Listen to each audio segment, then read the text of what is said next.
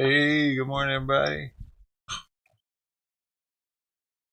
I guess time a little bit of dry food. Dude, he's threw up a bunch this morning. I tried giving him wet food with dry food, and apparently that wasn't a good idea because he threw up an entire meal.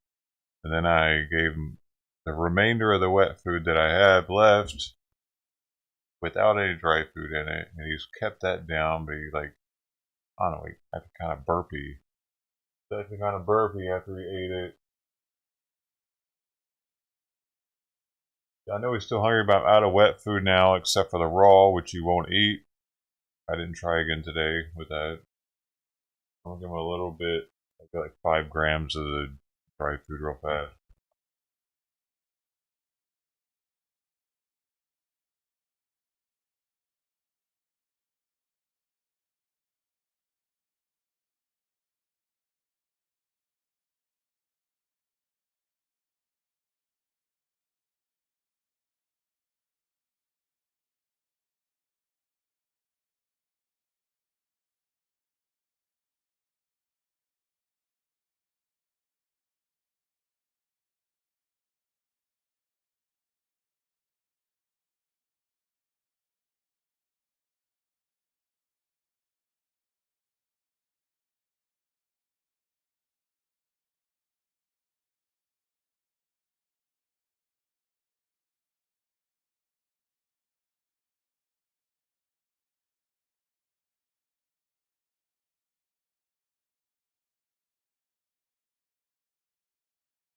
Oh,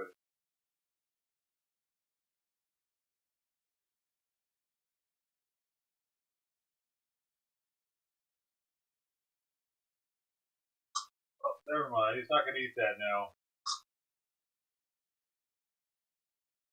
He can stand it, I can. I just won't eat it. Alright, well, I have to go to the pet store in an hour to get food.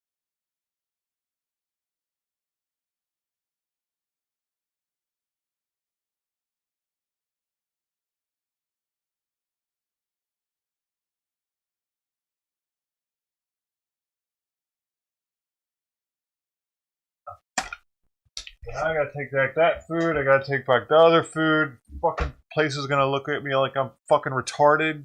Great.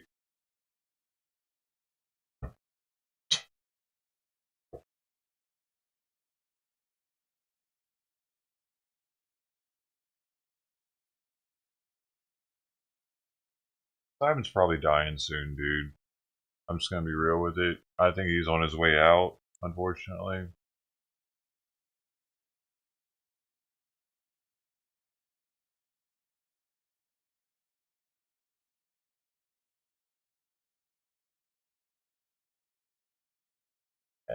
Third one here, 5,000 dough on that.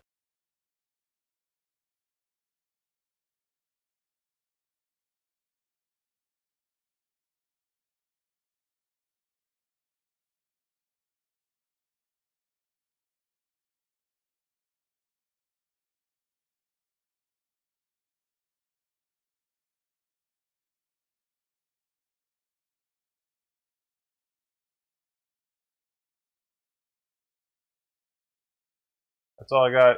Simon's probably dying. There you go. That's all I got. That's why he's the thumbnail. Probably on his way out for the next few months. I don't know how long it's going to take.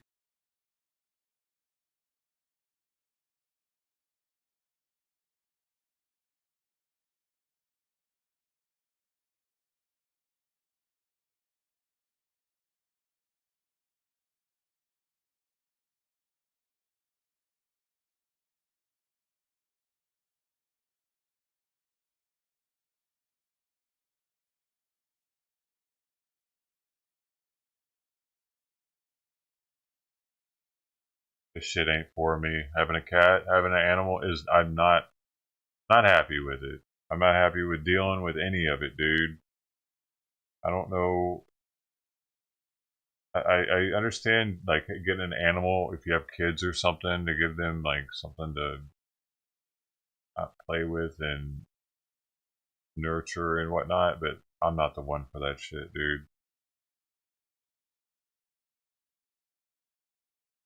Sucks. Everything about this shit sucks, dude. I don't. Having an animal sucks, dude.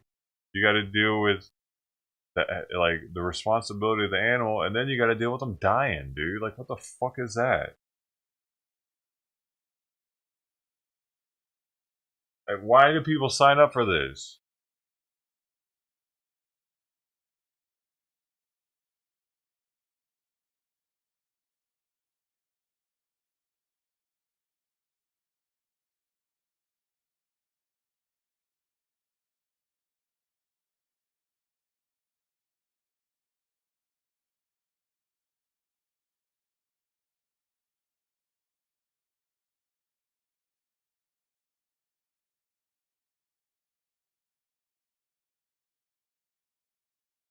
Like, I need somebody to share like this pain with, you know, kind of like this like responsibility, man. I think having a family pet is like that happens when you're by yourself with a pet. It's all your responsibility. You got to fix it. You got to figure it out. No one else is gonna help. Like it's it's frustrating and it's a lot to deal with.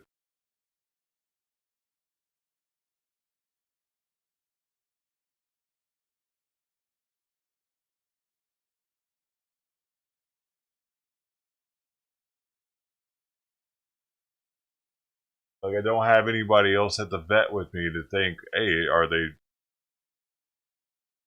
Should we get a second opinion? Like I don't like. I'm just like by myself on everything on it. sucks.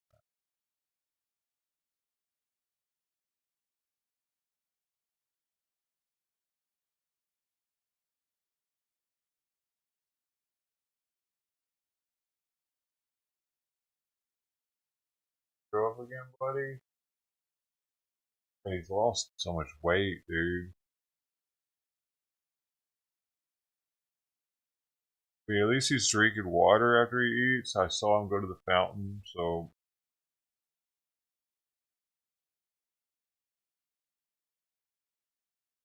I know he wants more, but I gotta wait till they open.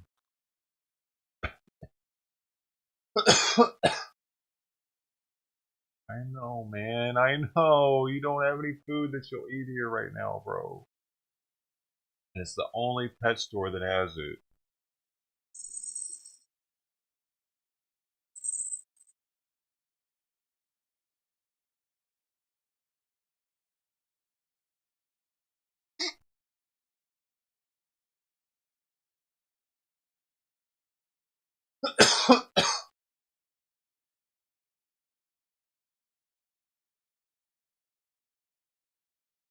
I'm wondering if he's like he's got have like thyroid thing is starting to act up. Maybe it's getting worse, and then maybe I could take him in and get him looked at, and they can be like, "Hey, we just got to give him this thyroid stuff, and bada bing, bada boom, he's better." But I don't. My like confidence isn't very high in that because I just keep taking it, and it just keeps being like, "Ah, no, feed him different food. Now you got different food, maybe." Have you tried giving the anti-nausea medication? It's like,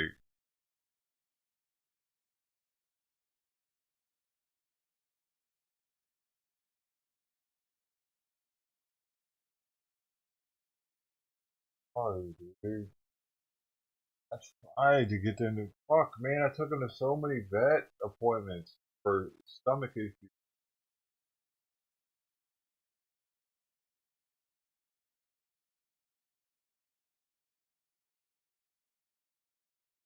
Cat specialists. I take him to cat specialists, dude. Like, these places don't even see other animals. All they see is cats. And still, I'm here. I try so hard, dude, to find what was wrong with him so it would be fixed, man. I took him to two different cat specialists, actually. That's all they looked at was cats.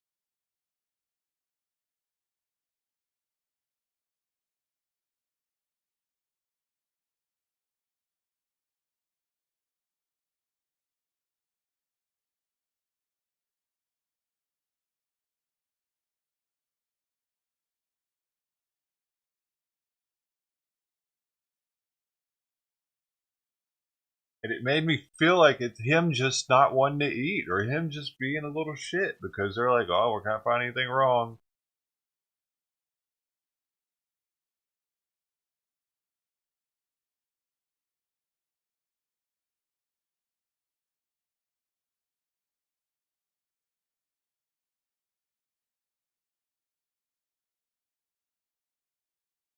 Sad he looks, man.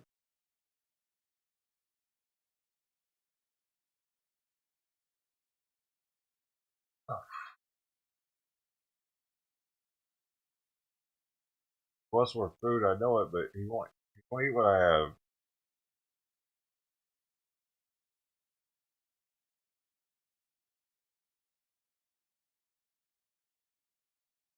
He'll eat the dude. He'll eat the fucking freeze dried food dry, but he won't eat it if water touches it.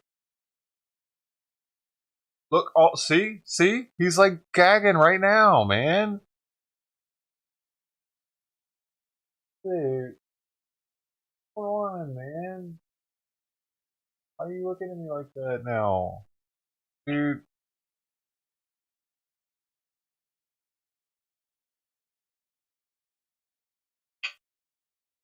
Fuck, what is that?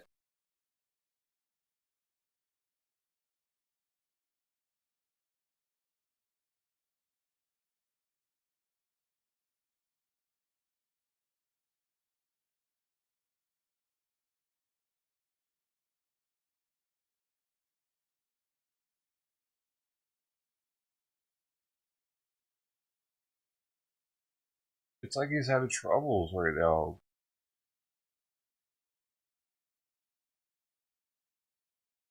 The way he's staring like that, dude, ain't right either.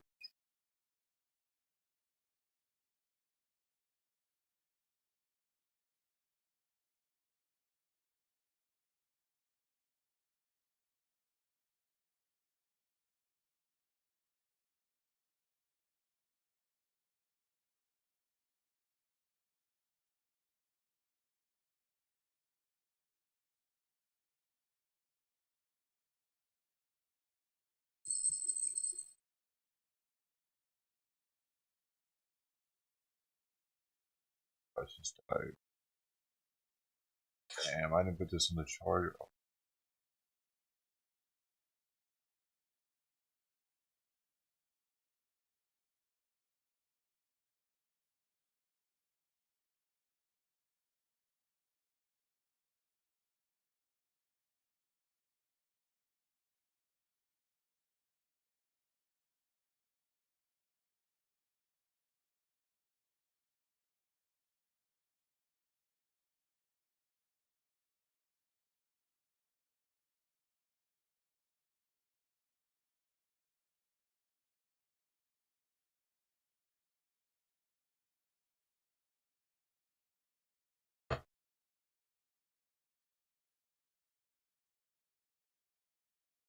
He starts something in his like digestive tract or something from when he ate that wrapper and threw it up.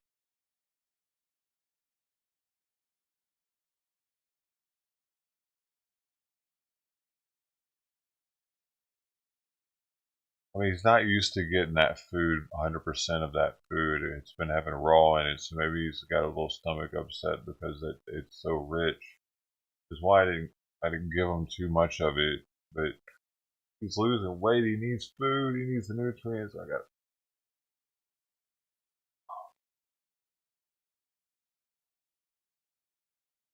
the poop still looks. I don't know. I don't know if it's starting to turn back to diarrhea or not, but it was definitely a little harder to find it in the box. So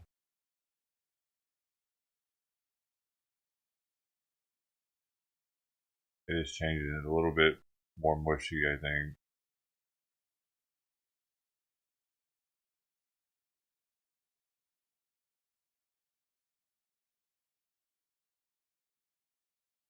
How would I deal with this if I had a job, dude? If I had a full-time job, how the fuck do people do this? I don't understand it, dude. Like, if I had a kid and I had to do with this, I don't know, dude. There's no way I could do that. How the fuck does anybody do that? How do you keep things alive when they're sick and have a job? More amazing. I would be so stressed out at work. I would be going off on everybody, dude. I would be like, "Fuck you, my cat's sick." I wouldn't be able to. I don't know. I don't know how you do it, dude. I'd be like, you know what I mean? Because like right now, I would be at work and worried sick, not knowing what to fucking do. Like, dude, I don't know how you do it, dude. I really don't. I don't. I don't know how the fucking world keeps moving with people able to deal with all this shit. It's crazy. It's amazing.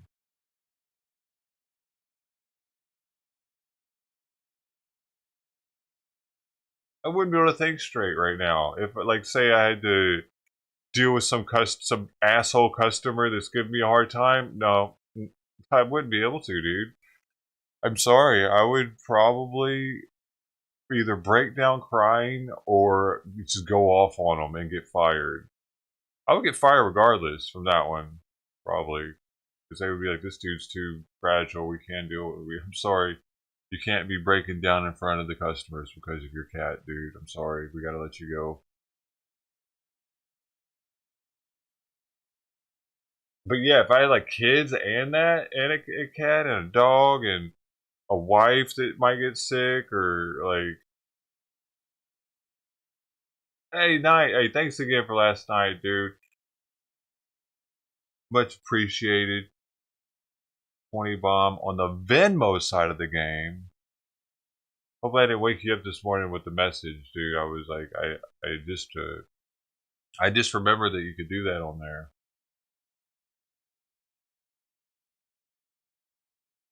Yeah, man. I should have. I was so fucked up last night. I should have had it trigger and go onto the thing. Event list. Oh, it didn't go in the credits or anything. Try to remember to do it today so it'll be on the credits at least today. Yep. Later, man. Oh, East Coast. Right on. That's right. Most of y'all are on the East Coast. Later, man. Have a good one. Be safe out there.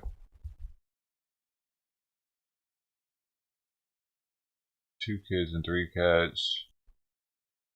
3 kids, a cat, dog. That's what you have? 3 kids, a cat, and a dog. And work. Yeah. Yeah, it's pretty crazy. Like looking back at what everything my parents had to deal with, especially my dad.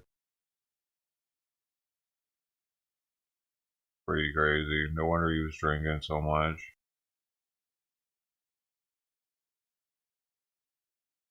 I mean, it probably wasn't even that much. It just seemed like a lot because I was a kid. Maybe.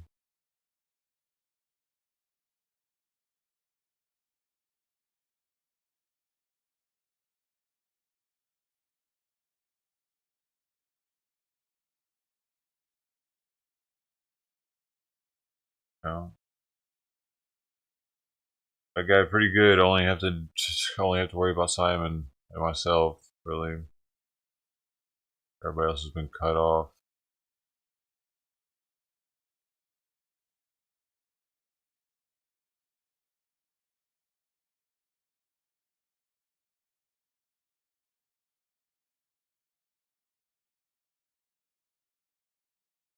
Oh no, where's he going?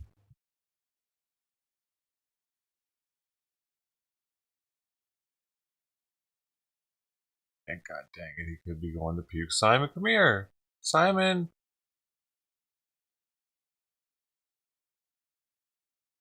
Oh, he's drinking more water. I think he's drinking more water.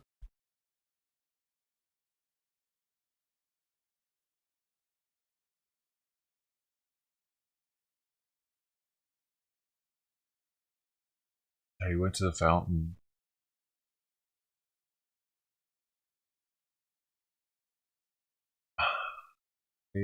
That's a good sign, right? That he's drinking water.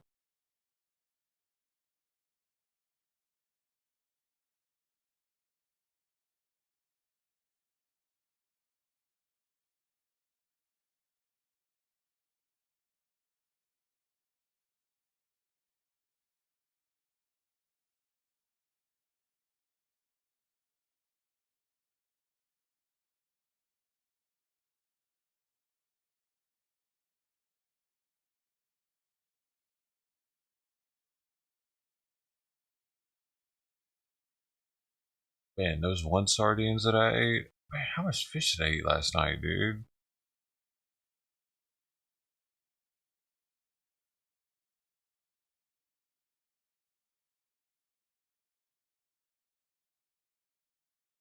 Man, I left one of them things up here.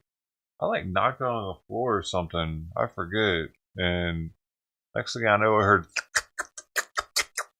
Simon was drinking the olive oil juice. I can't even remember which one it was. I think it was the one that had like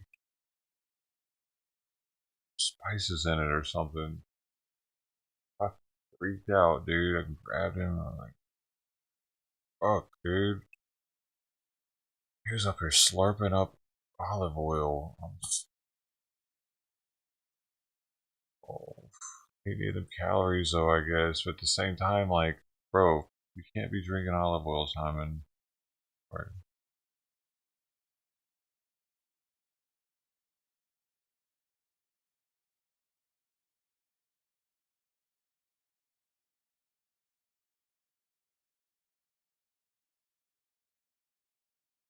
His neck is stiff too for some reason.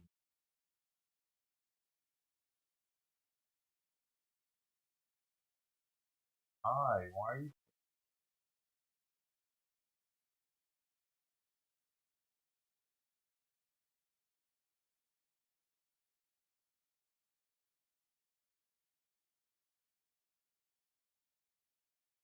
up too fast or something?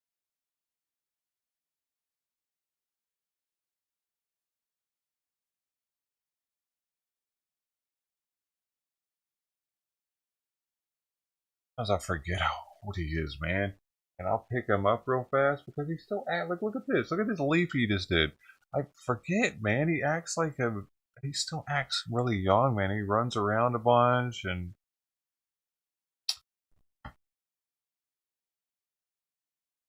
I really forget that he's like elderly. Still like times like this when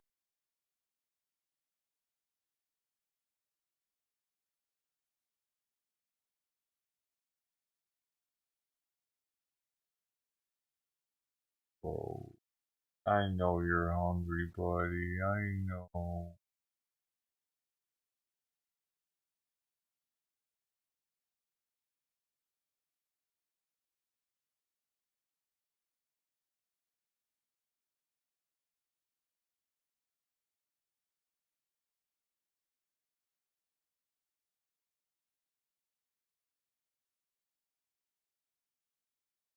Some different foods. Maybe I'll try putting a little bit of the raw in with it. It's just this food's so expensive, man. When he doesn't eat it, it really is hurting a little bit. The pocketbook, these cans are like $4 each, and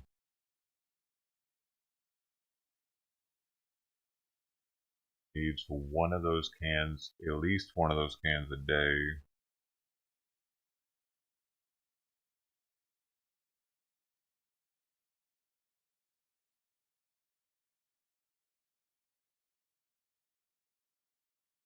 I gotta throw away half a can.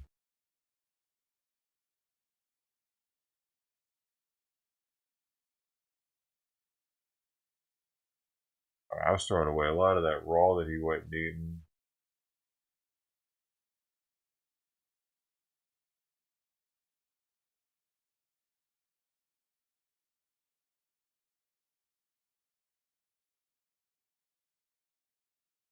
At least he's not throwing up now. I think he kept the food down. I have to go back there and look before I leave, get some more, but looks like it. Just numb some, man.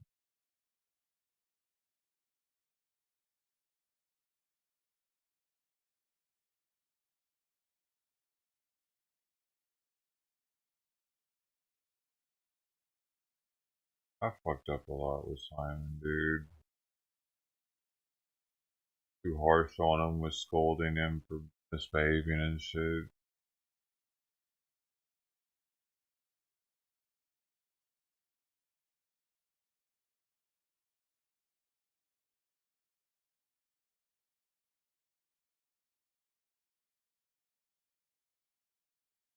Taking his whatever he's got, taking it out on him because it frustrates.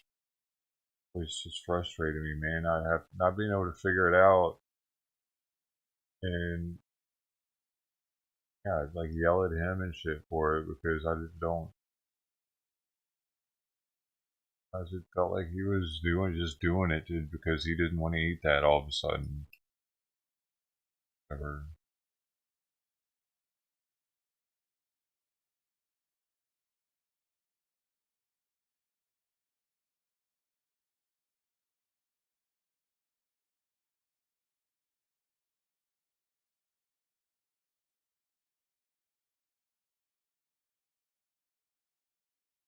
And now with all this weight he's losing and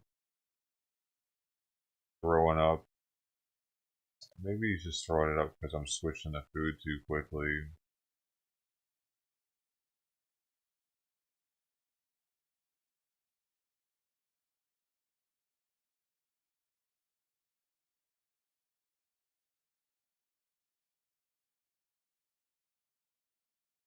Last night I got mad at him whenever I noticed that he was drinking the oil out of the can. I should be more understanding. Instead of yelling at him and scurrying him off.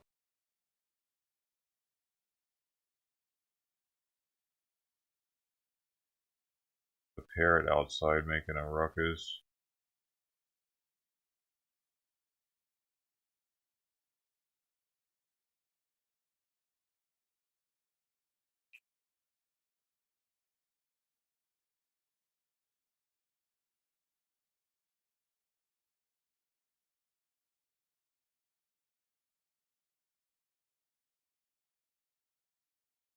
Like I treated him like he was supposed to be smarter than me because his species had existed on the planet longer than humans.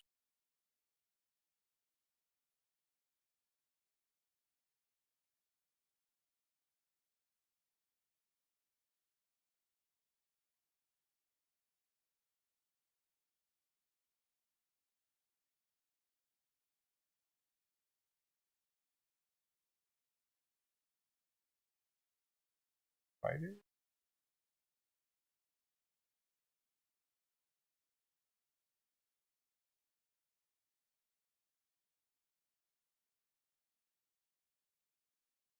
Now I gotta treat him much better to make up for all this bullshit he gets put up through all his life. Going with me. Dude, I'm a crazy dude. He still loves me. That's pretty. It's like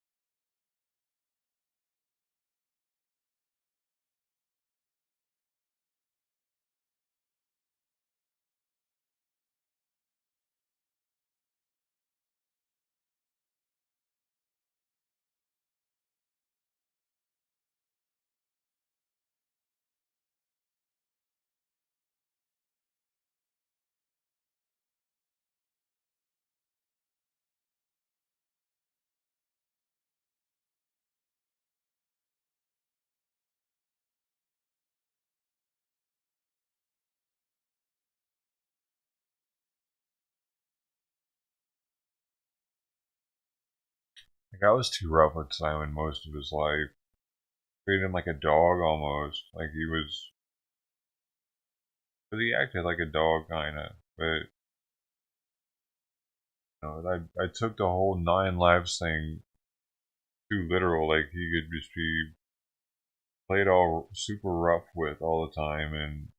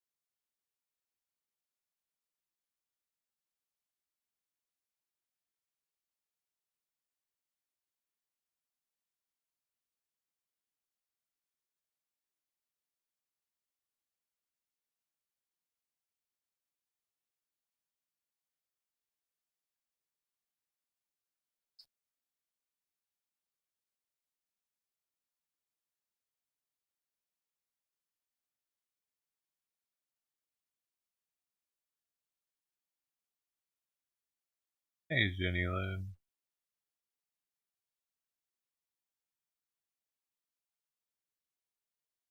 Simon's still here. He's just sick. I don't know. He's not eating right.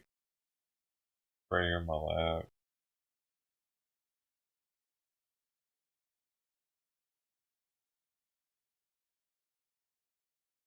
Growing up and decided not to eat the raw food anymore. Go to the pet store in a minute. They open at 10. Hey man, I almost popped my shoulder out. Socket. Wanted to. Felt like done that before. Well, not out of socket, but like does something. Told her to do that. I think it's because my muscles are disproportionate. Too many pull-ups, not enough something else. Not enough overhead presses or something. Oh, I'm just thinking about it because I don't know how much longer he's got.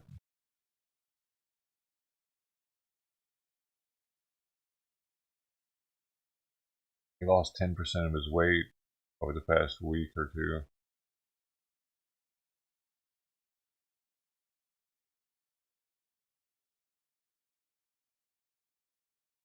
I mean, I'll take him in again. I think he's coming up on a point. I don't know if he is or not, but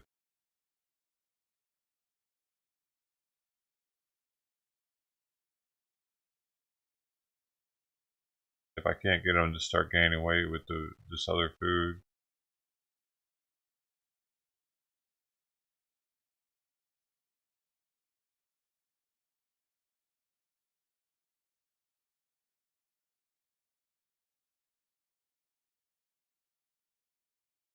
oh, it's so weird because I'm gaining weight like quicker than I ever have in my life. Like I'm packing on fat from the drinking. I think stomach fat.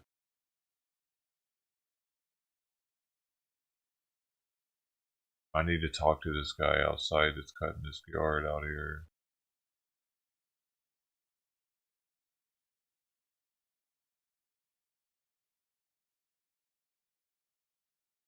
He cutting hours? Hopefully.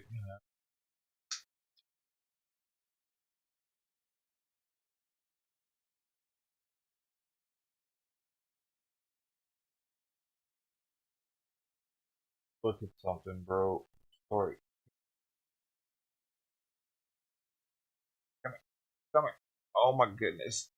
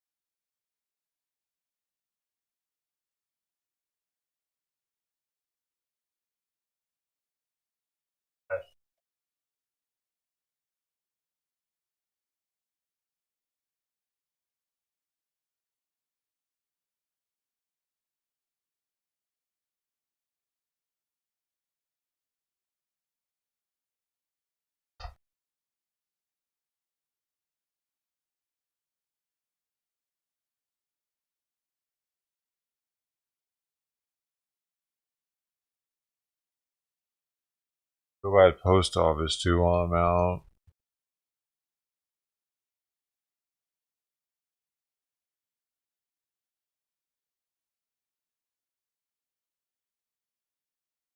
I don't know.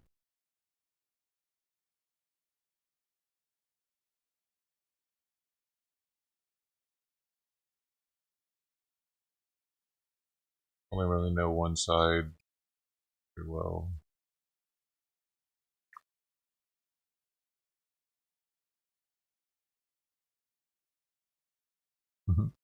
It's funny, I thought Simon was a girl when I first found him, Chili.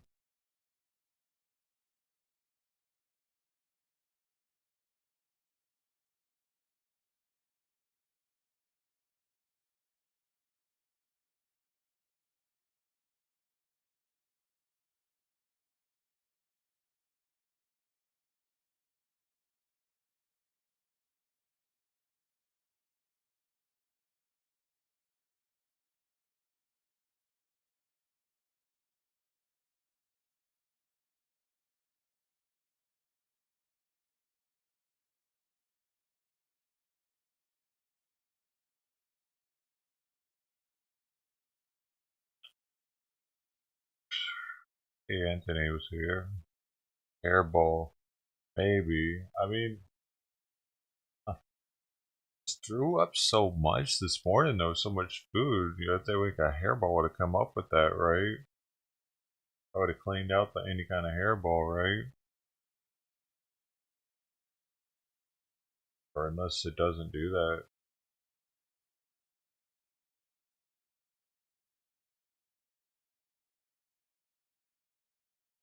I caught him rubbing his ass on the floor twice over the past couple of weeks too.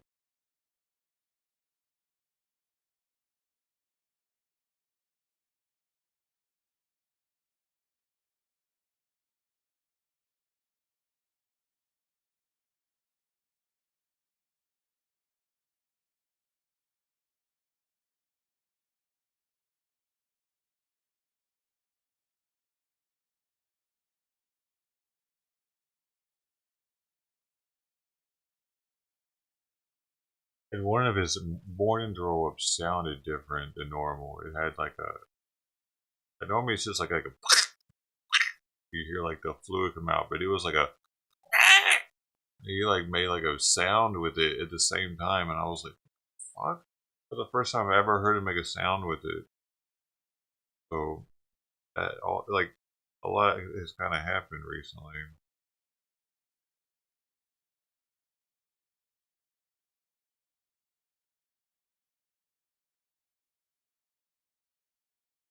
I don't think I'm gonna return that stuff today either. I don't feel like going through it yet. Maybe I should, but probably should go. I don't know. I keep thinking maybe he'll eat it again or something. If I incorporate just maybe less of it in with the cooked food, I'll try that.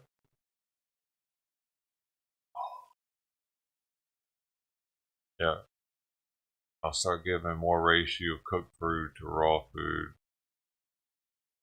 Try that.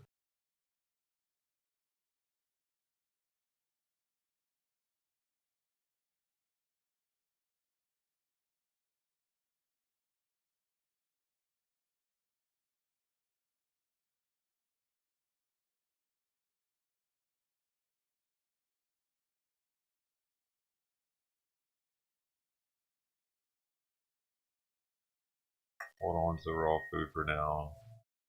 Hold on to the dry food for now. Give it a little bit more time.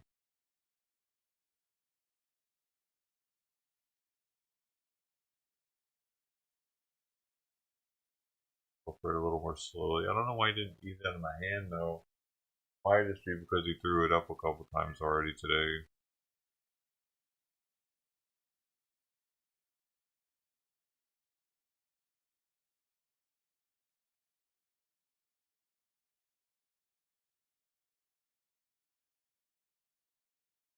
He doesn't like the texture.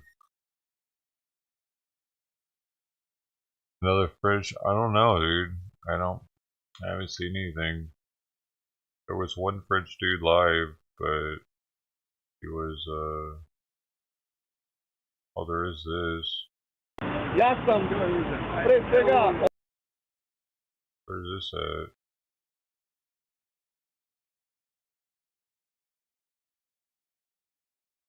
I was like in Russia, dude. Never mind.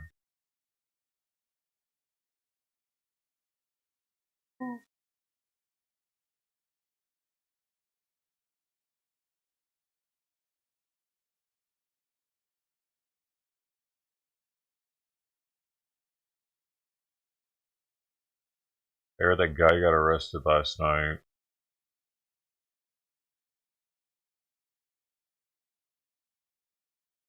That was protesting outside the house.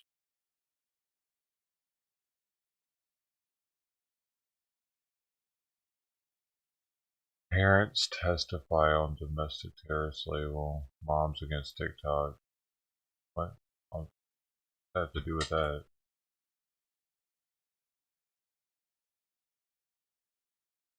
I don't see anything compared. Like it's wild, dude. Paris, just everyone stayed at home today.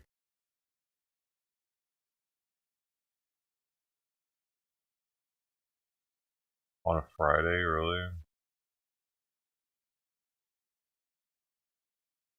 I could feel that.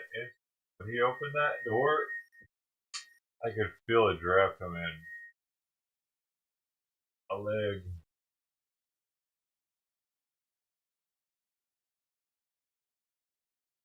I don't see anything, just. When I say anything, I mean I don't see any live streams that are remotely entertaining. Just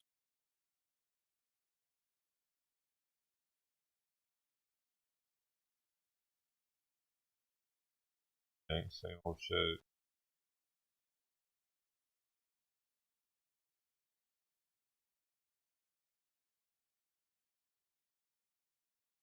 Biden's going to address the Canadian Parliament.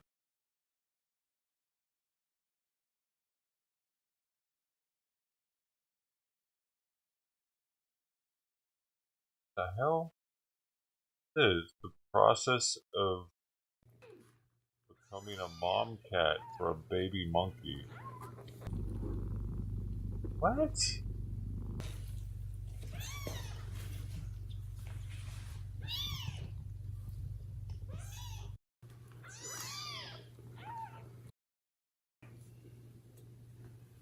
Whoa, dude, this cat is probably like, what the?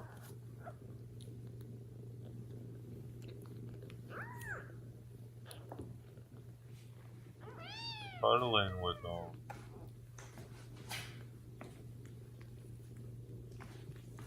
Does not look amused.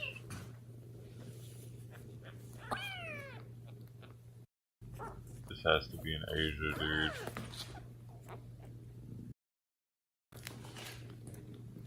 I feel like this is torturing Mama Cat right now.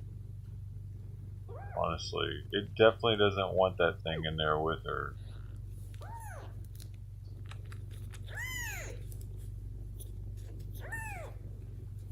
Right? Like, why would you do that to your cat? Make it hang out with a monkey with its kitten litter.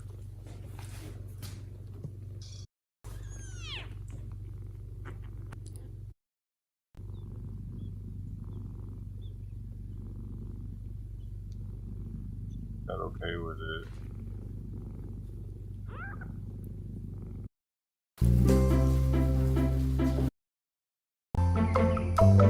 What?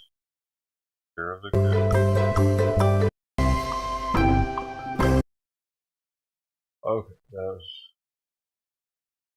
interesting. Wasn't privy to that world. You watched him. Why did they get? I don't think the stream's up anymore. Why did they arrest him just for being out there? Because he said he wouldn't leave. Well, I mean, yeah, you can't like. I don't know why he thought that he could be so loud out there.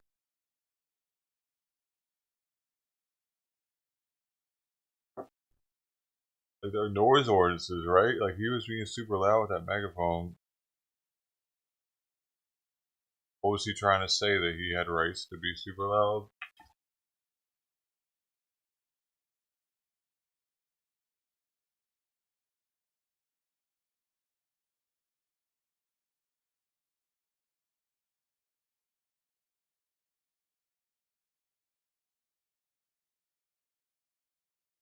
Is that what he was doing? Alright, what time is it? I got 10 minutes. Alright, I could probably go ahead and knock this out real fast. I don't know if I should leave this on and just be back fast. All I'm gonna do is go to the pet store and pick up some cans.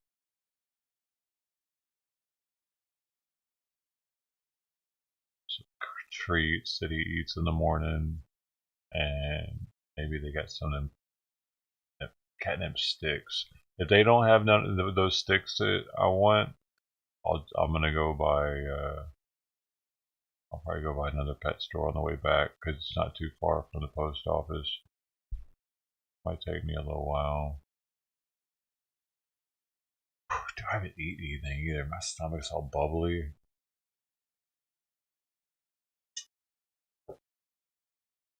I took a ginger pill this morning, man. I don't know what the heck I was doing last night, man.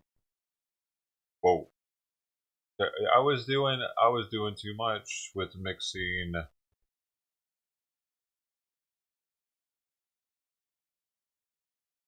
what the Glenlivet Still with a Jack Daniels single barrel strength, and then I went to the fucking Fortaleza Raspadado or whatever tequila.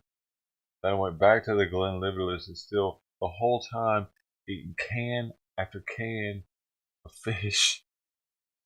And I woke up tasting ginger from the ginger sardine. You know, buddy, I'm about to leave, man.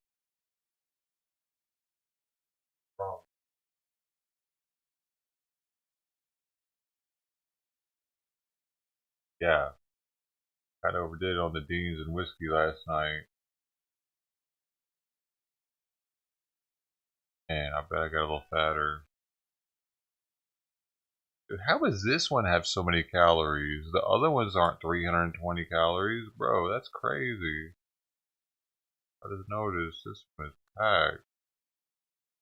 Most of them have like 100, 150.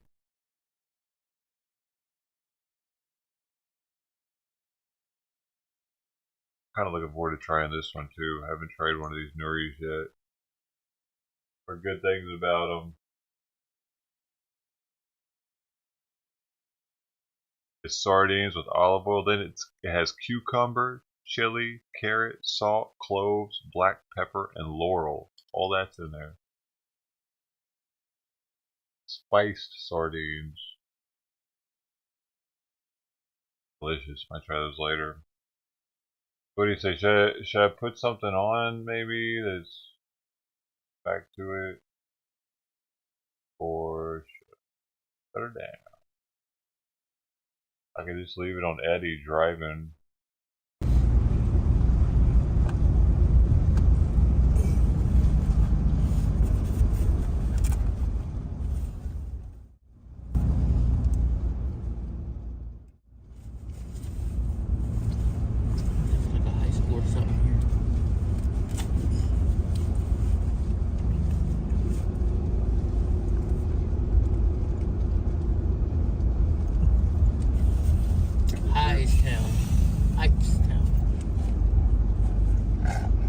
Still be up though. He might end it. It's a AA MCO.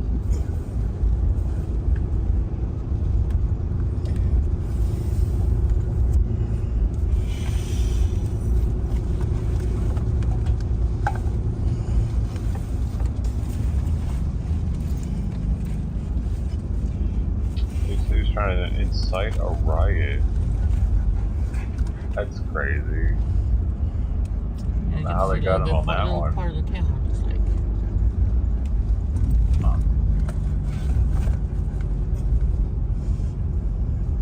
Weird.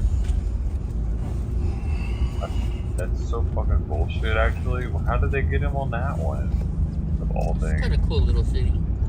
Oh, yeah, you would think this is Main Street? This one should be Main Street. How are you supposed to protest? Hightstown Diner. Old school. In 1,000 feet, use the right lane to turn right on Franklin Street. Am I still searching for French? I don't know if you guys can see the spire and the church with a clock on it. It's pretty neat on the right. Are there any?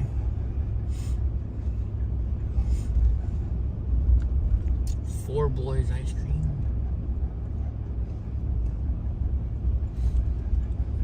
French are taking a day off, I think. This is a real interesting little town. Turn right on Franklin Street. Kind of cool, but nothing's handicap accessible. I couldn't get anywhere around this town. Oh, look at that. I was just looking at all the entrances to all these stores right here, and all the stores had a bump going up into them. Bigger than my big scooter.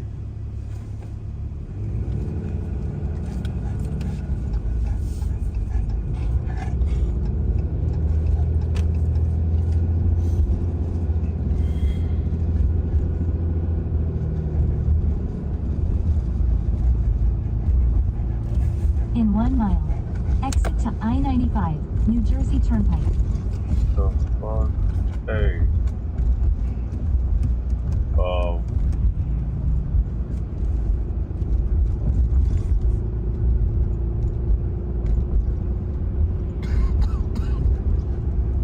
Whoa, dude, I'm fucking tripping out. Look at this shit. Hey. Mucus in her nostrils, and this was hiding. But I just pulled it out partially, and now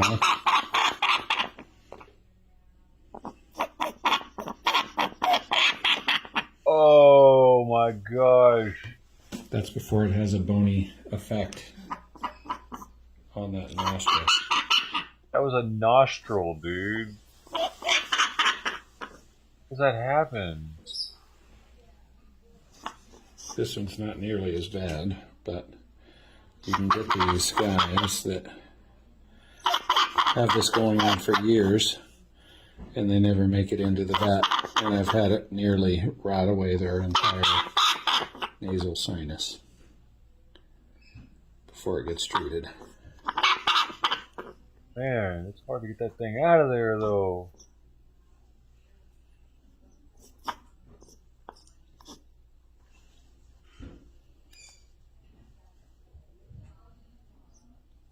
Oh, yeah!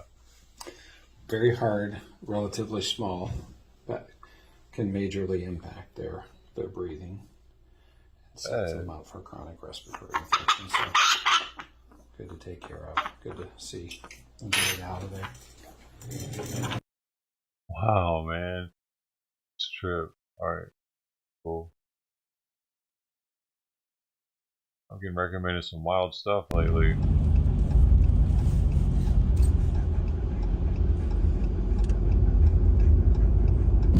A link? Alright, which one? Where is it? Oh, when there is some. Okay. I appreciate you, Get man. another fucking one of those tickets or what? Oh, ma'am. Isabel. Thank you for your service. I couldn't find any though. I looked far and wide. Nothing was happening. There is. Yep, we're gonna get another one of these tickets. Thanks for coming all the way In from 1,000 Paris. feet, use the right lane to keep right. Then keep left. Hang out. That's pretty cool. Or wait, you might not be in Paris. You could be in France.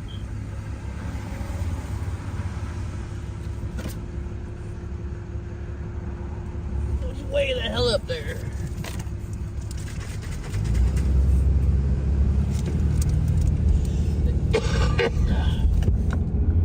So, I guess I should go Keep ahead. right to I-95 North. Out of the New way Jersey while it's Turnpike early, toward New maybe York less City. traffic or something. Yeah, big guy, we're in New Keep left to Jersey. cars only. We're in New Jersey. I'm gonna leave Eddie up, alright? Is that cool? I'm gonna leave Eddie up. Keep He's left to cool. cars He's only. chill. Here's his link right here. You go. Yeah, or something.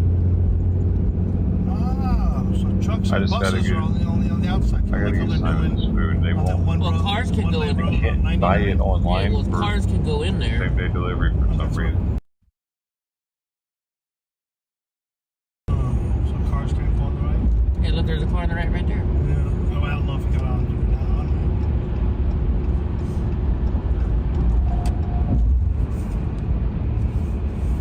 Continue straight for 20 minutes to exit 10, I-287 North, State Route 440 North toward Metuchen, Perth, and Boyd. Oh my god. Luckily I live pretty close to everything, so it shouldn't take me too long.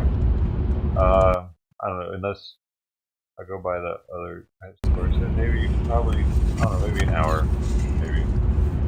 Probably not, but.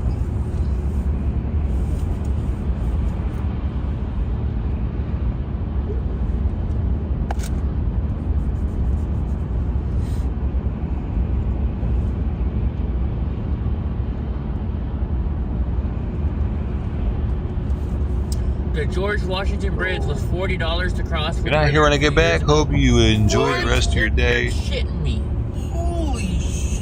$40 to cross the George Washington Bridge. Wow. What? See, they don't play.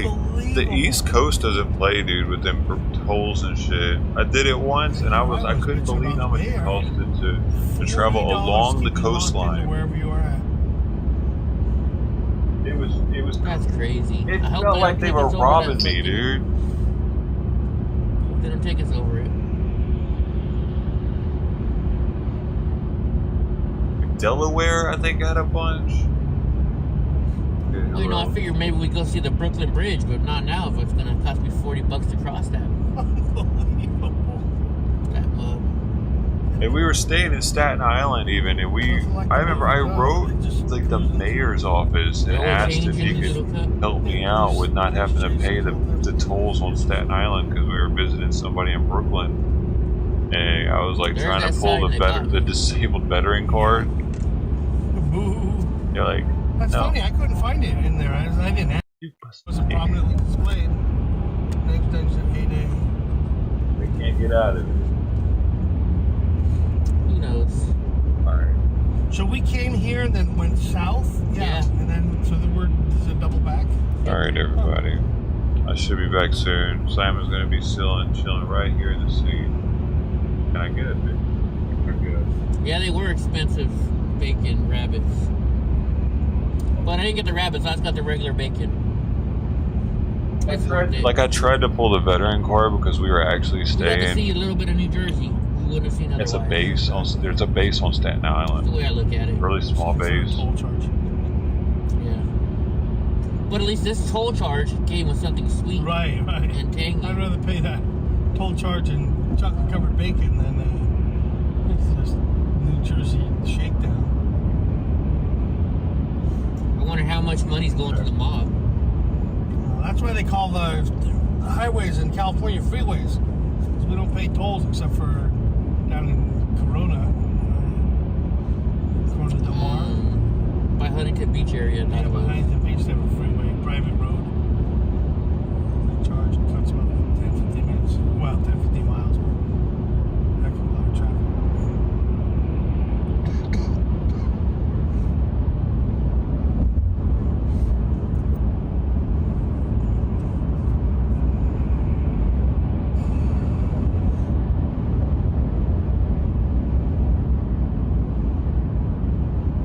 Well, so far I paid a $12 toll charge. I paid a $9 toll charge. Another, I think it's like $30 so far. I paid a Driving toll. 3 hours. Insane. Yeah.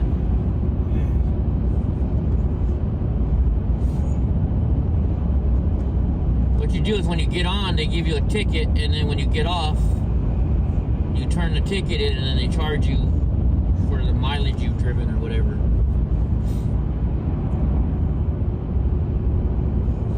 I'm not sure exactly how it works. How's that? Simon's watching.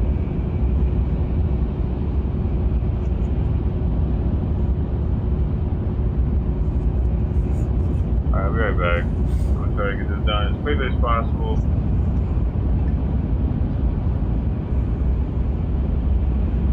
Thanks, everybody.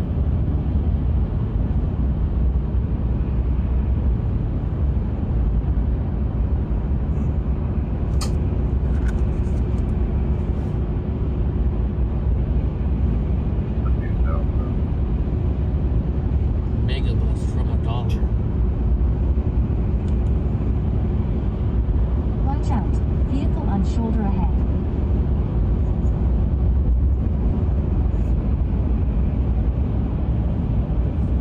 Friendly's ice cream.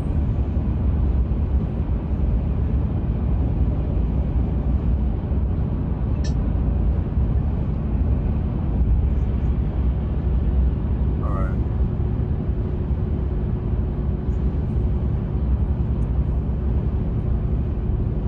Good. So I'll get a little hungry, but I don't want to get off the fucking freeway or get off the turnpike because then you got to pay freaking tolls again.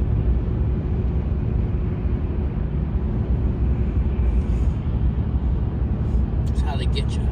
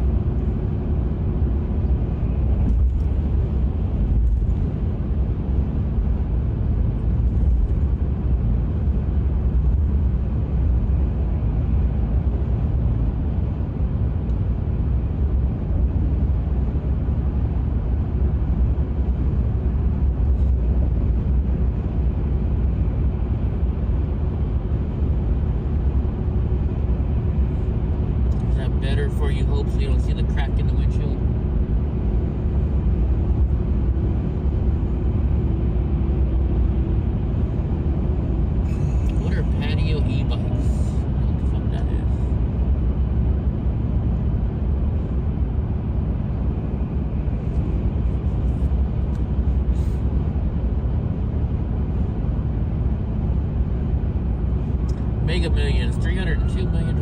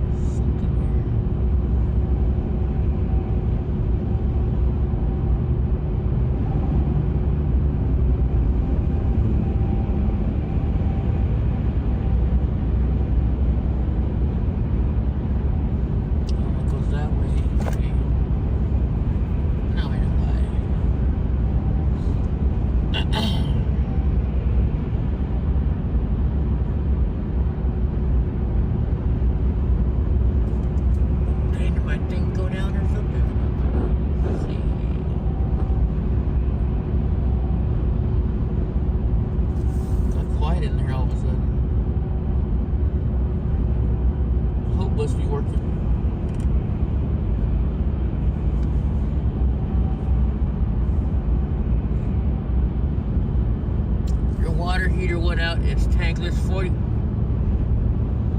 Hey, you know what, Genie? Bullshit. Too bad I'm not there, Genie. I could fix that thing in freaking an hour for a lot less. Don't believe them.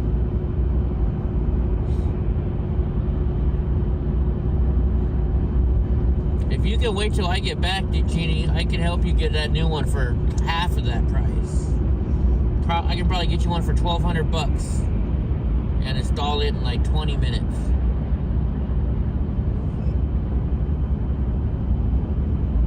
What's that, tools? $4,000 for a tankless water heater. It's BS.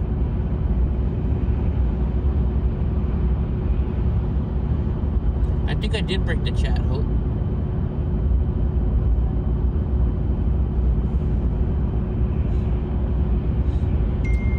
But yeah, Genie, I know you can't wait 2 weeks for a water heater, but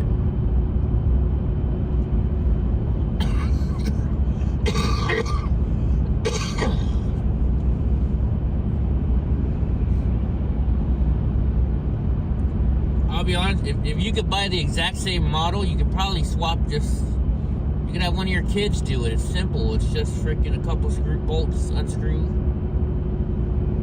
you unscrew a couple unions.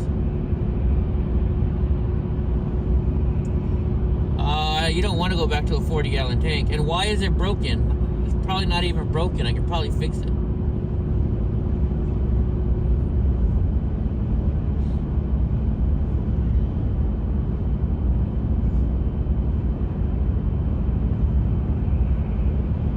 Oh, you got chocolate? Yeah, I got you chocolate at the chocolate store.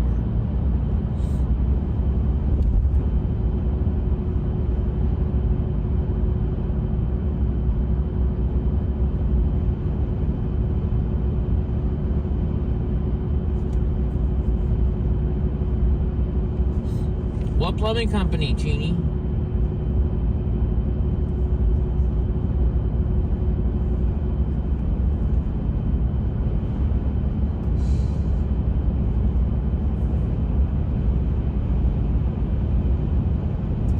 Nebraska land. Discover the difference. We're not even close to Nebraska.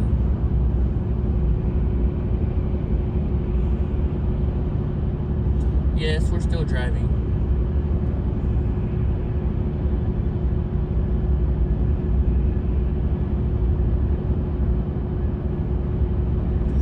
A1, no, I've never even heard of them. Like I said, if you can wait till I get back, I can have a water heater installed in an hour. Swapped out.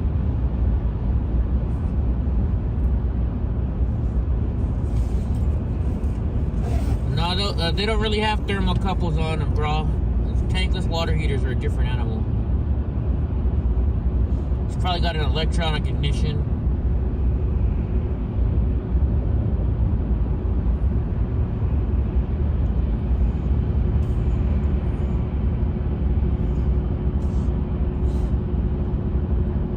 Yeah, I wouldn't use the first company that comes out, Jeannie. And like I said, if you can wait till I get back,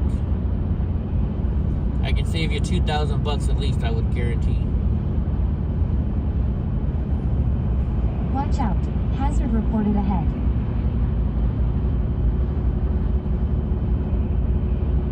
Oh yeah, they got motherboards, bro. They got a lot of stuff inside of them.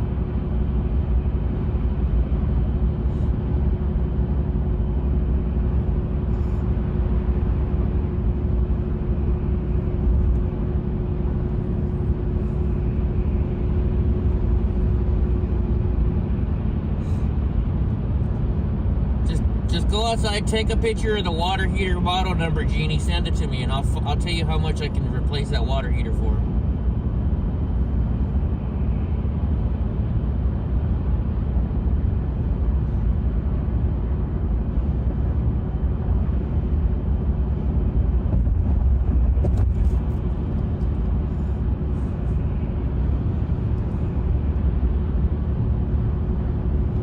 Ross says motherboard was $400 to be replaced.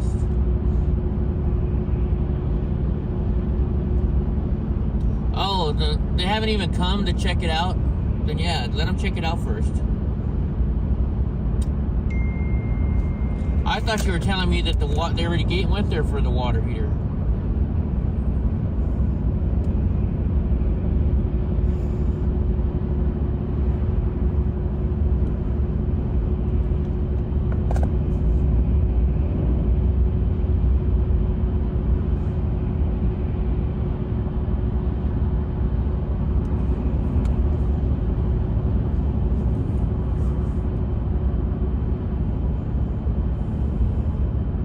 Gotcha. Well, okay, what is your water heater doing that you think it doesn't work?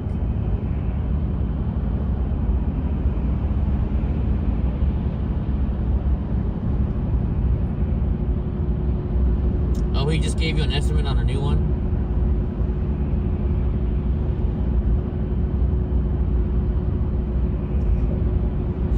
Tankless water heaters you don't have to replace them normally, you just have to replace a part on them.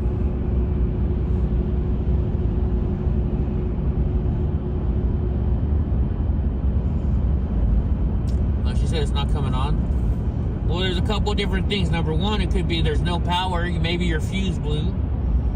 Number two, if it has a pilot, then maybe your pilot's out. Wind, right? Maybe you have an older pilot version.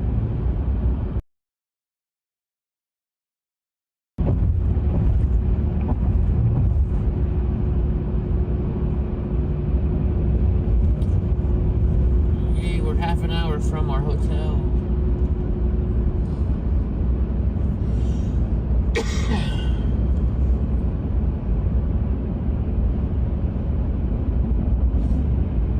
So after my hotel for a little bit, we're going to do a live show with Jeffrey Perrine. Somebody tried to stab him last night. And then he got arrested for it.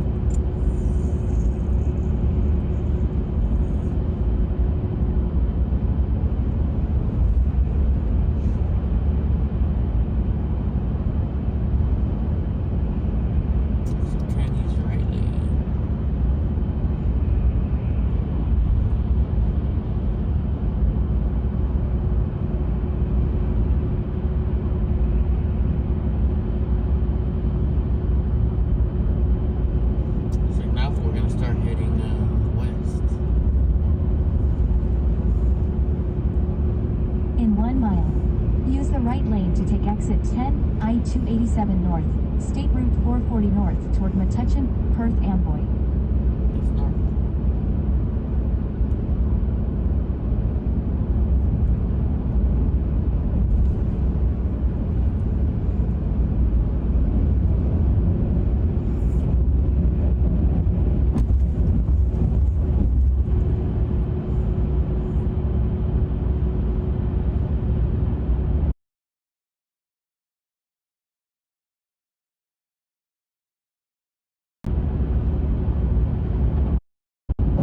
Oh, by the way, Gra and Hope, I reblocked that person last night just so you... We're gonna go to New York, but I got a hotel in New Jersey because it's cheaper. Exit right to exit 10, I-287 north, State Route 440 north toward Metuchen, Perth, Amboy. And actually tomorrow, PA Patriot Carol is gonna come up and visit us. We're gonna meet halfway or something like that. Something like that.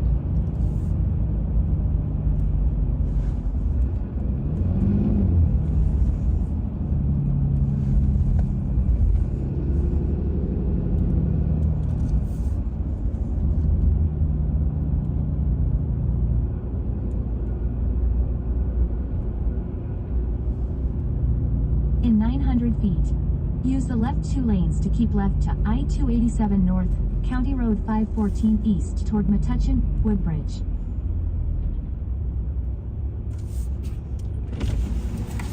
Keep left to I-287 north, County Road 514 east toward Metuchen, Woodbridge. See how much this one's gonna cost.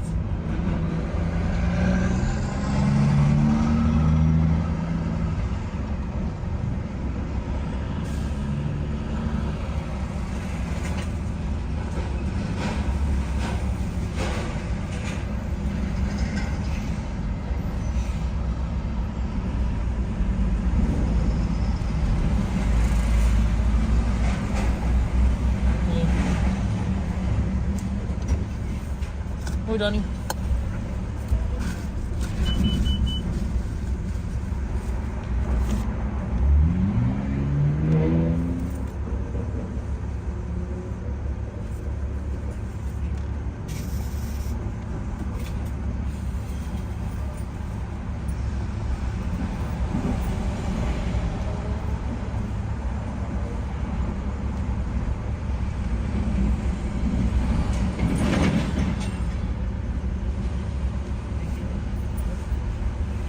Thank you.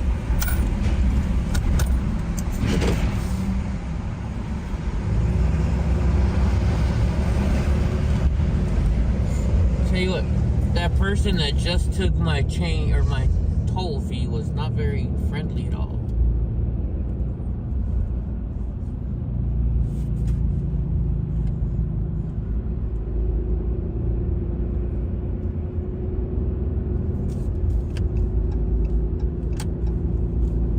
Not friendly. In 1,000 feet, Yeah, use the left lane to keep left. Then keep left. I wouldn't buy a new heater yet. Left to Just see what they I-287 say. north, County Road 514 east toward Metuchen, Woodbridge. Then use the right lane to keep left to I-287 north, I-95, New Jersey Turnpike. I mean, I gotta ride the New Jersey Turnpike again and pay more fucking fees? Use the right lane to keep left to I-287 north, I-95, New Jersey Turnpike. Then use the right lane to keep right to I-287 north.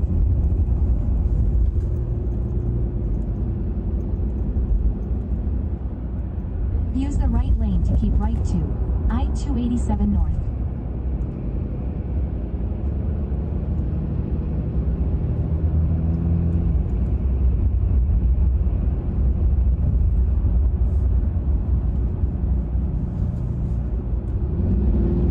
Is Biden in Canada right now? Please keep him. He could be your problem from now on.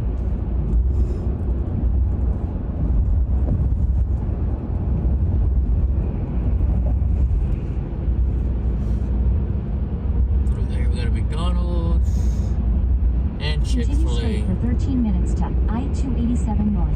I guess I'm getting Chick-fil-A again. Oh no, there's White Castle. Oh. Exit 1A. We're going to White Castle.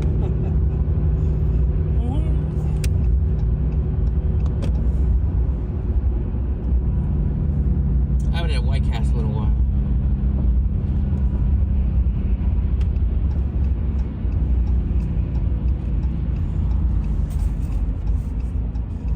Just gotta find out if it's right or left.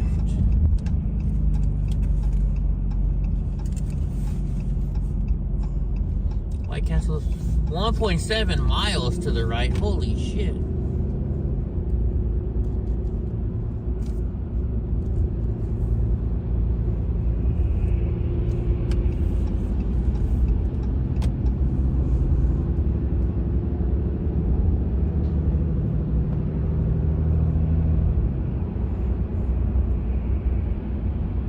I'm making you hungry, hot damn?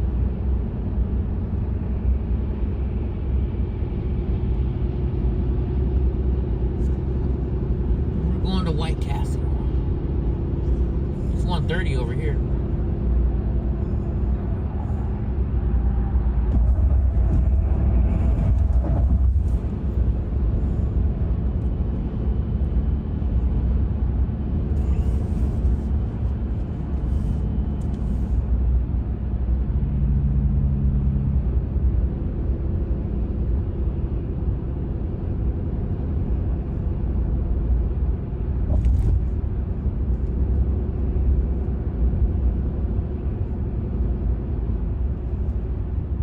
Oh, Shake Shack's alright. I like Steak and Shake better than Shake Shack.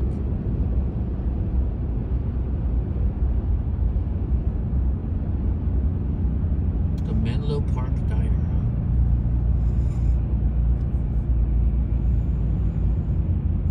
There's 71. Or I don't know if it's, yeah, there's 71. After we get lunch. It's on the right side of the road, too. Or unless if they don't go to the Speaking of Shake Shack, there's a Shake Shack right here. Shacky. But I don't want Shake Shack. I saw White Cheesecake Castle. Factory. We're not stopping to sit down for dinner.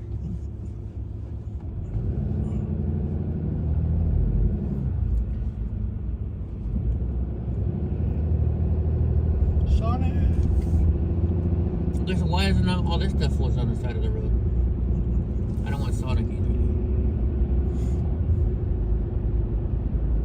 It says White Castle. There it is. On the other side.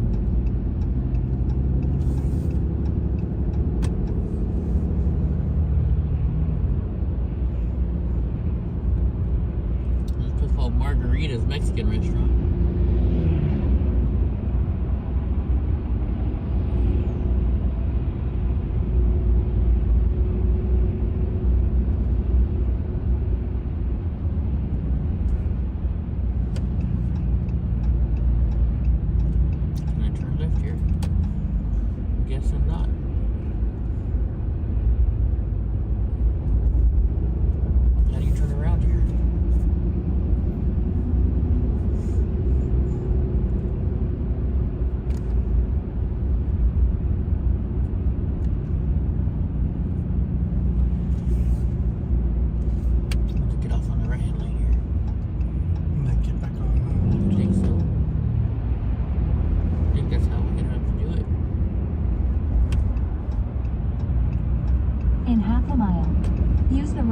to exit to Gill Lane.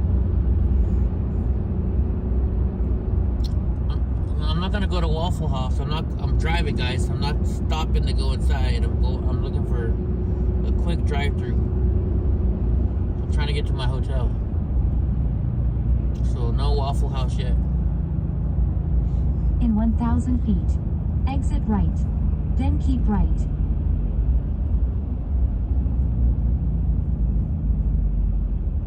Waffle House will be something I'll go to when we're at the hotel, you know? Look how far this guy went forward. He's already across the intersection.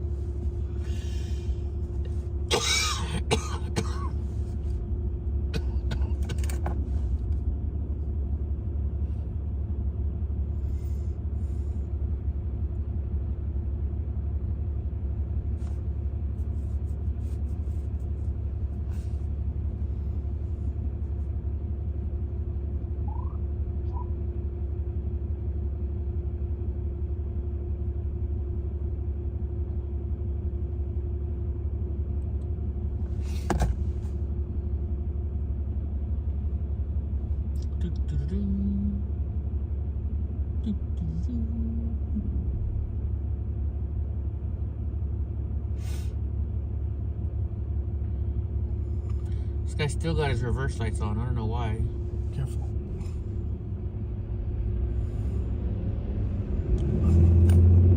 I've seen people, they hit the accelerator, slam it back in the car back. Use the right lane to exit right. Warn them. Then keep right to Gill Lane.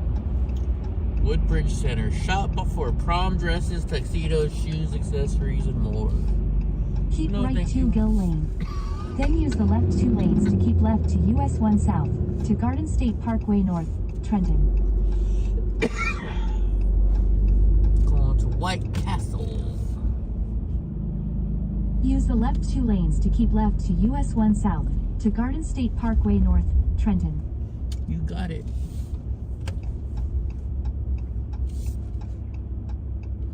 In 500 feet, use either lane to turn left on US 1 South.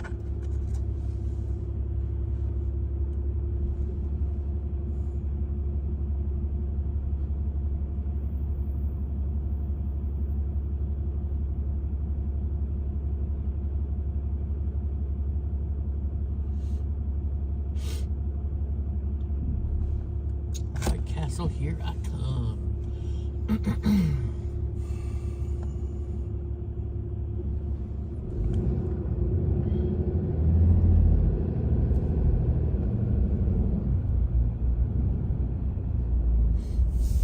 Turn left on US 1 South.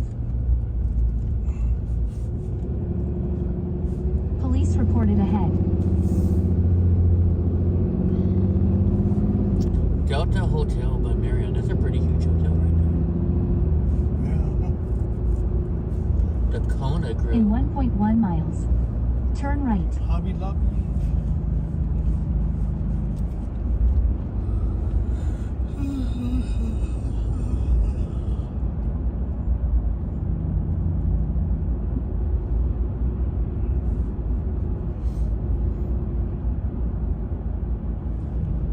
So there's a cop up here.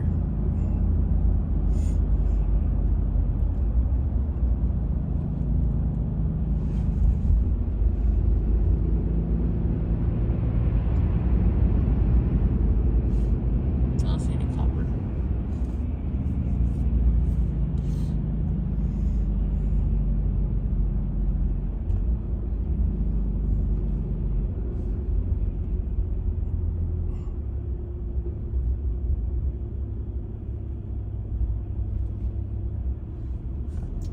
B&B group of companies.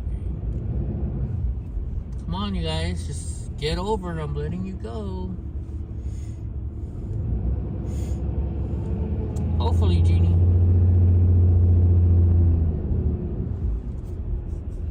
Hopefully.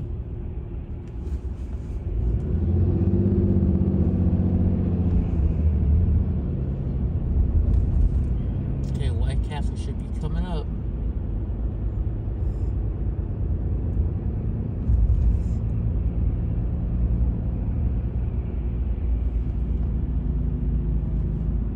In 1,000 feet, use the right lane to turn right. Then turn left.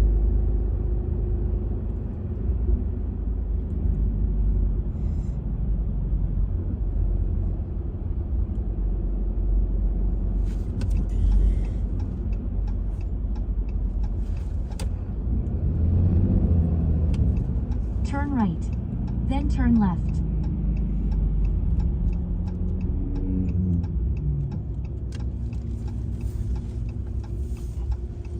We're here. We're Turn after that left. white car.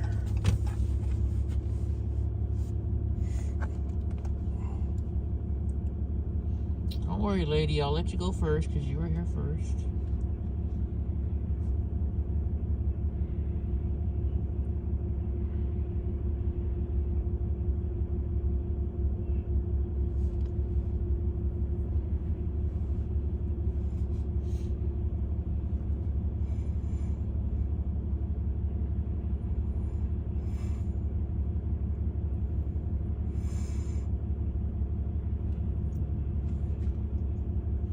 No, we're not gonna go all the way up to Boston. We're just gonna go up to New York.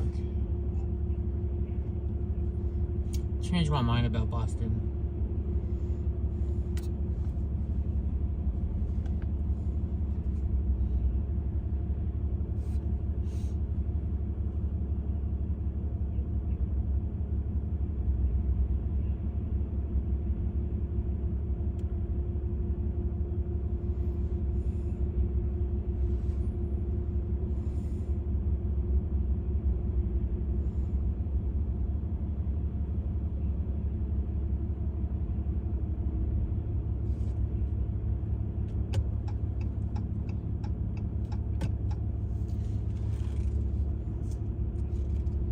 Hey lady, I'm not a dick. Turn left. Then turn left.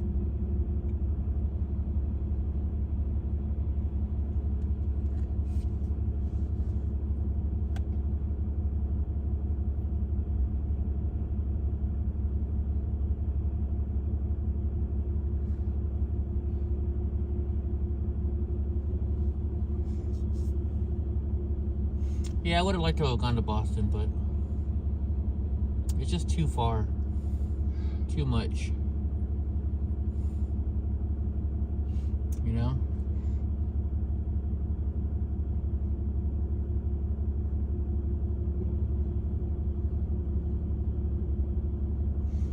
Too far and too much.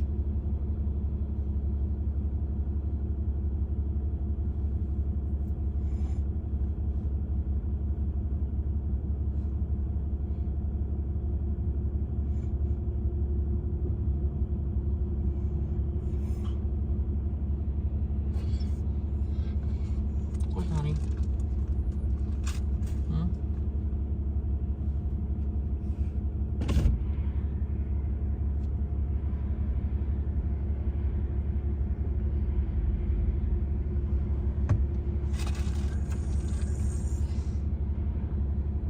Oh, really? No, Donnie.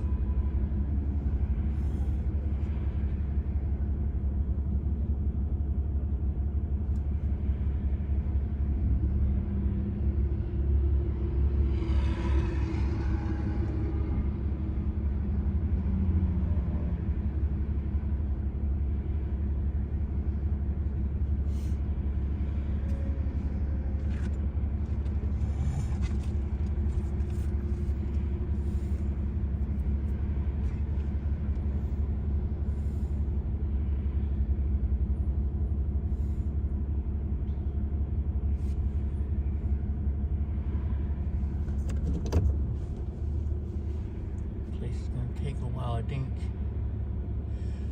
You're a retired plumber too, also am I, Firmus.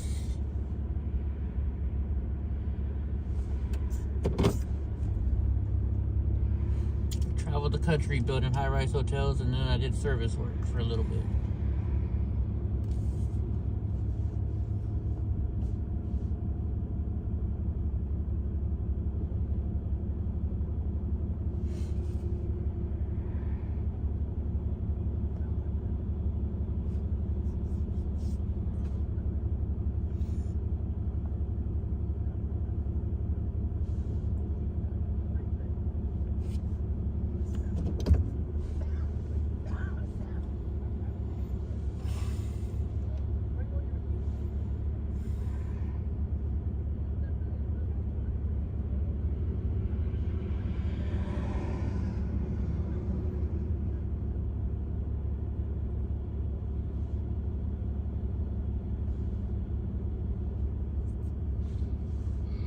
Probably something simple, Jeannie.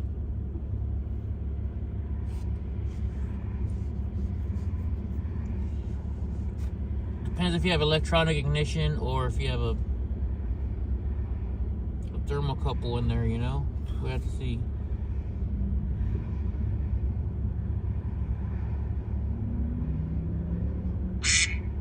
Unknown caller. I'm gonna mute you guys for a second. It's my doctor.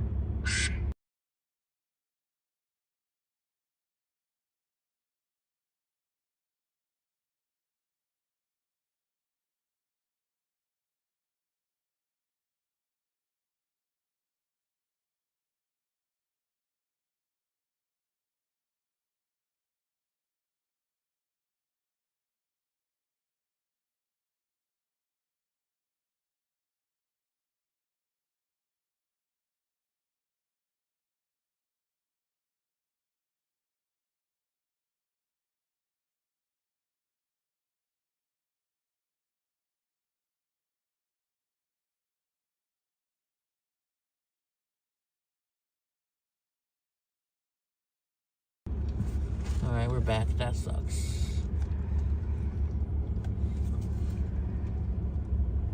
See, Jeannie, if 5K to replace it, that's BS. And here's the reason why. Because, you know, 5K to maybe install a new one. Because on tankless, you know, you have to add you have to up the gas line in most situations, you know. You have to do a different kind of a flue. But if you've already got a tankless there, I mean, if you could buy the exact same model or a similar model, I mean, it's pretty much plug and play. There shouldn't be an issue with it.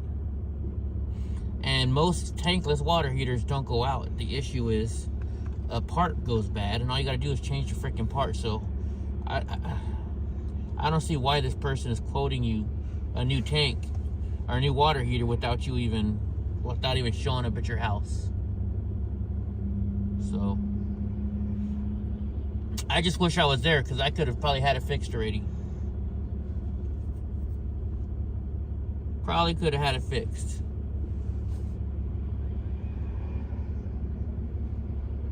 I mean, I could go to RV Cloud in Fresno, get you a brand new tankless, probably for, so you have a bigger house, I'd say like $1,400-1,500 out the door.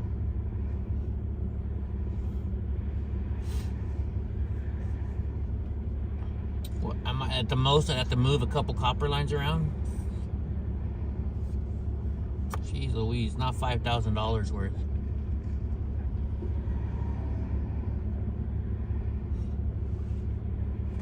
Yeah, I always got, see, what do I have right now?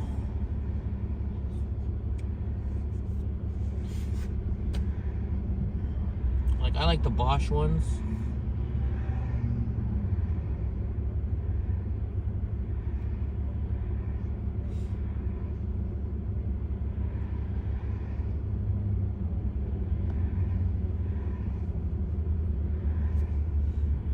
I used to be an A.O. Smith rep, but I don't know about A.O. Smith's tankless yet, if they even make them.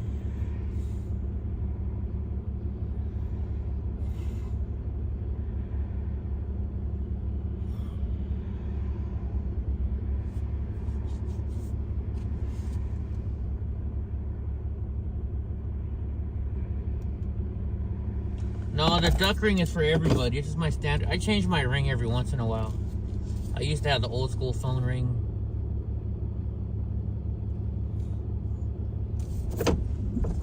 No, I just got a regular quacker for everybody.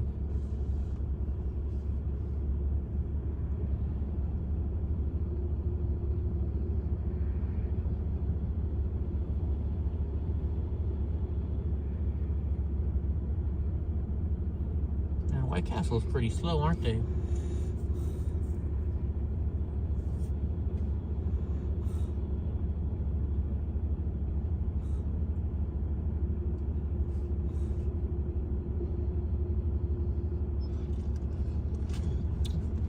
No, Donnie.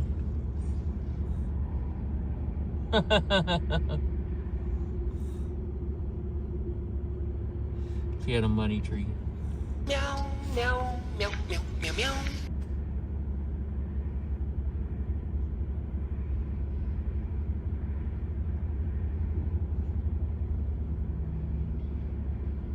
He's asleep.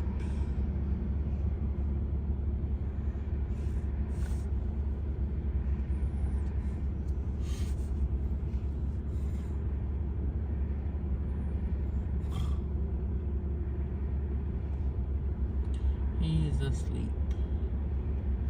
I'm gonna get a 10-pack.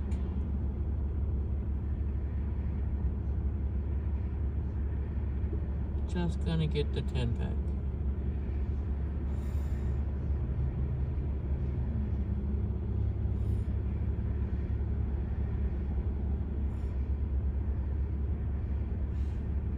He thinks you're his golden goose, that's right.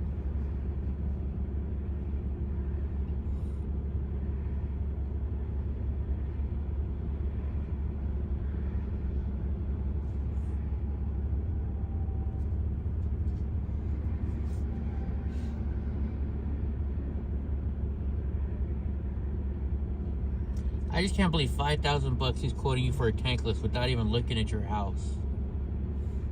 Wow.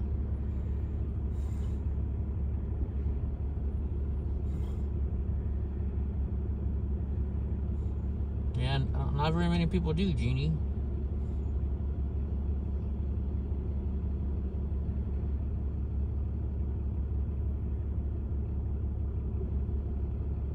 Not many people do.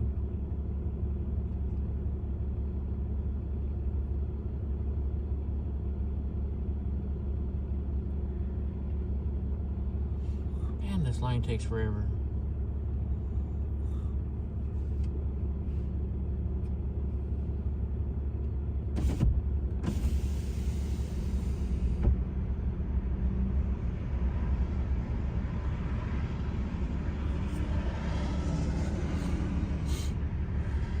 Oh, come on.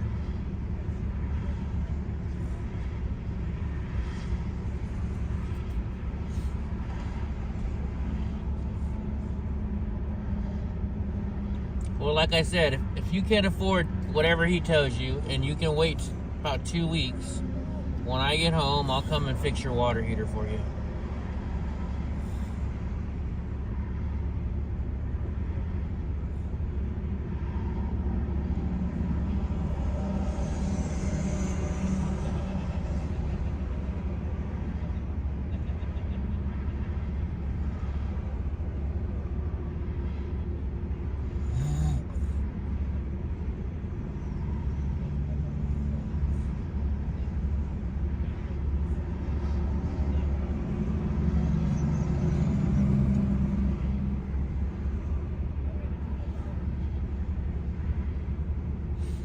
Come on, jeez, line. I'm hungry today, not tomorrow.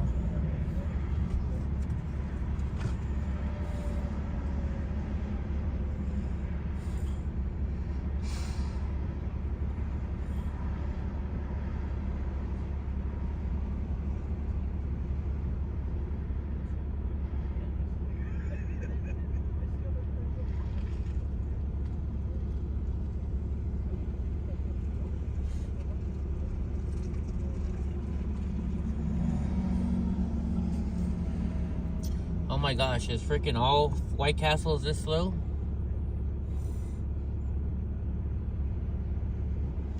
This person's leaving the line, it's so slow. Well, that's good for me.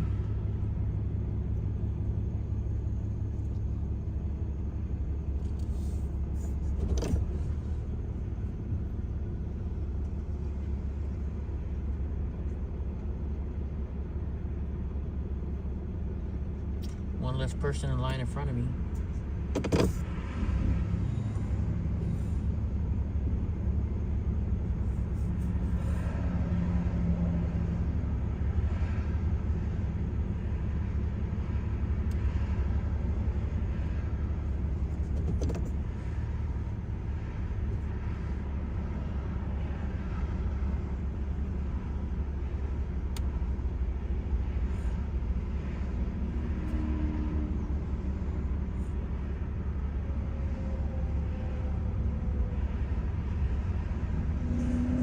Come on.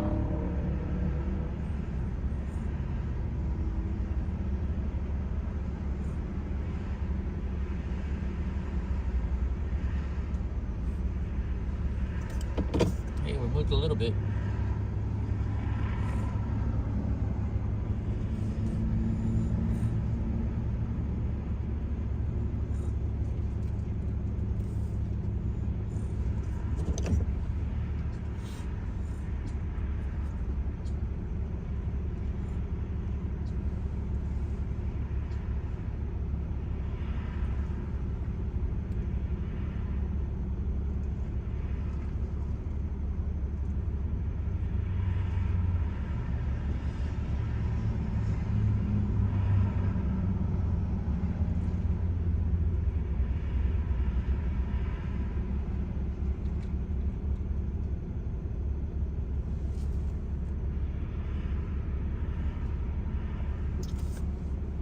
Walker should be eating in the drive-thru.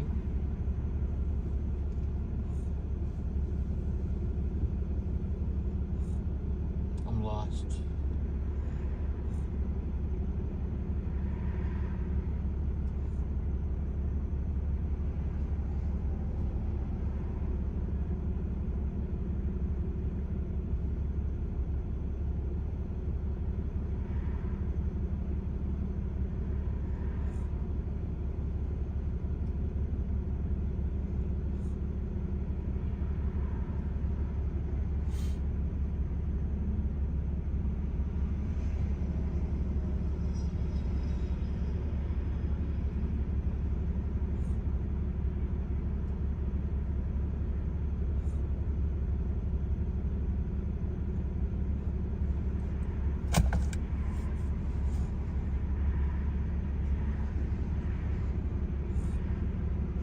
Sounds good, Jeannie.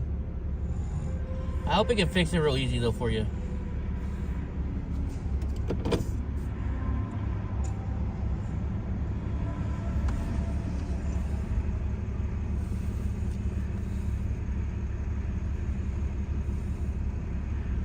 I gotta get no onions because Donnie can't have onions.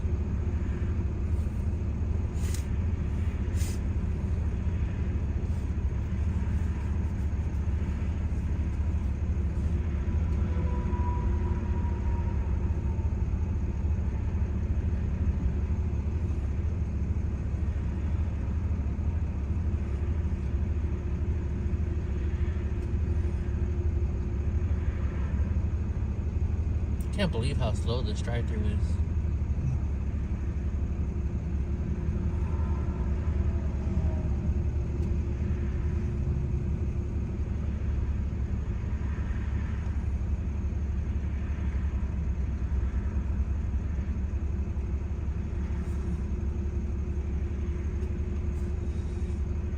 Well, we'll get Ginny taken care of, don't worry. Let's just hope she doesn't have to wait for me.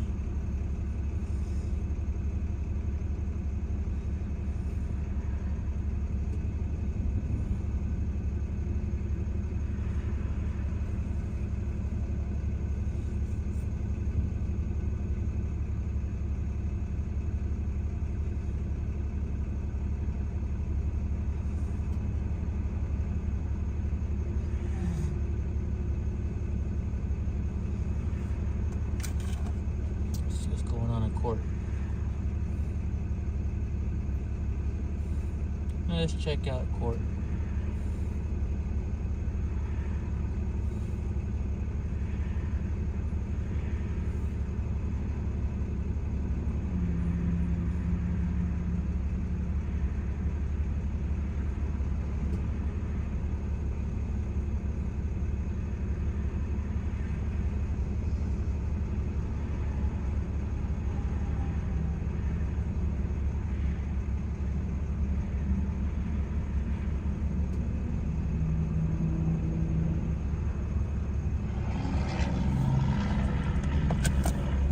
Pull up and I'm out of order.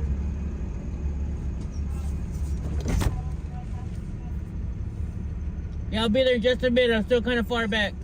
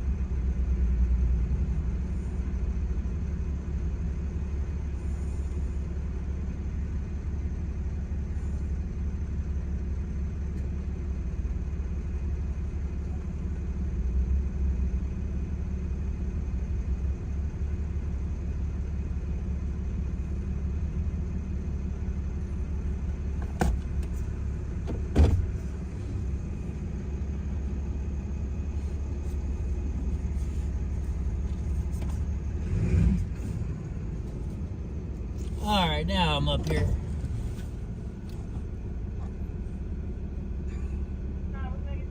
Yeah, can I get a 10 sack with cheese? No onions on those? No onions? Yes, ma'am. Yeah, can I try your Belgian waffle slider? Sorry, what was that? The Belgian waffle slider? Yeah. What kind? The waffle slider? Yes, by itself. Just one? Just one. Anything else? A mozzarella cheese stick. How many? 3 piece? A 3 piece? And then a large Sprite Courtesy water. and a courtesy water. Everybody?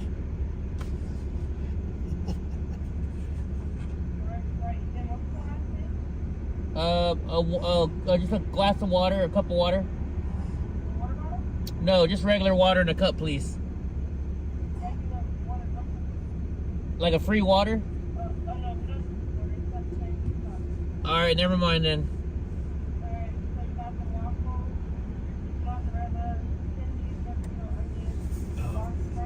That's correct.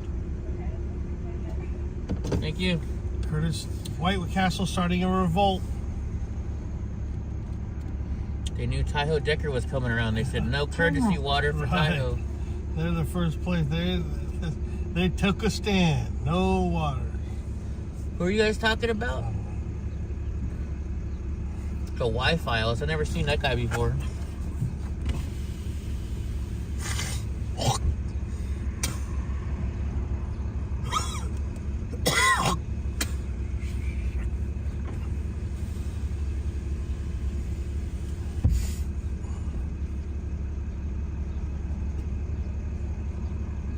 Are they trying to bring in Stuart Rhodes as a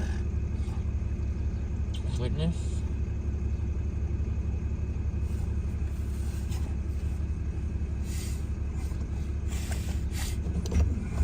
They said no free water, Brian. They said they'll give you the water for free, but you gotta buy the cup. Oh, 10-cent cup. I don't know what it was. They didn't say. I didn't ask. But we got plenty of water in here. Right. No courtesy water. Well, you got water in here. There's That's what I'm water. saying. I said they don't have courtesy water. No, they don't have courtesy water here. The revolt has started against me. So we're sick and tired of this Thai guy getting free. And I was just turning it slowly. Turning of the screw. Just turning it and turning it.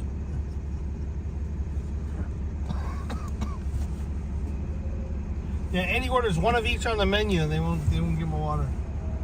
I don't order one of each. That's, yeah, a good order.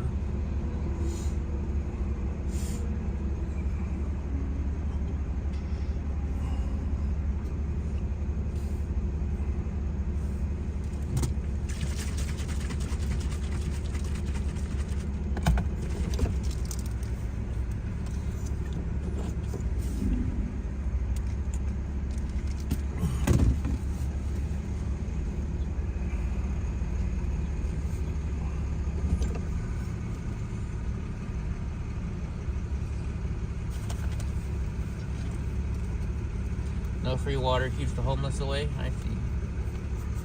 I wanted to take Apple Pay. I should use my card. I got some burgers. I got no onions just cause you can't have them, Donnie. So you can have burgers.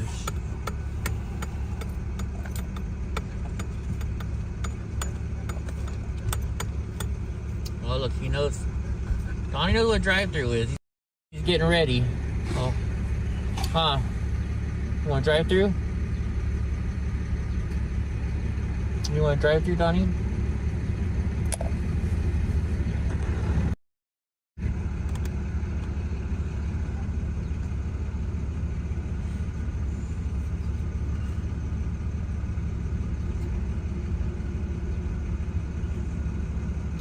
Well, we did buy food, but they're still not giving us a free water.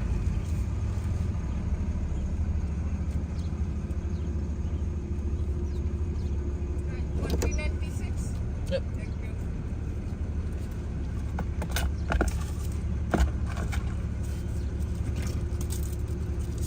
Donnie looks ready for a nap. He's had a nap the whole way here.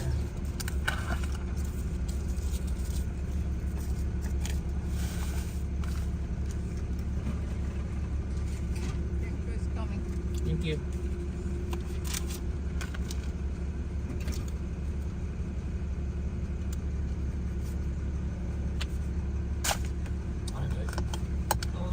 I think we're gonna. There's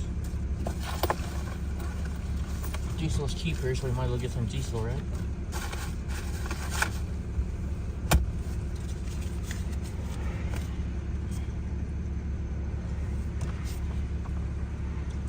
Hey, they're hiring here if you guys want to go to work for them.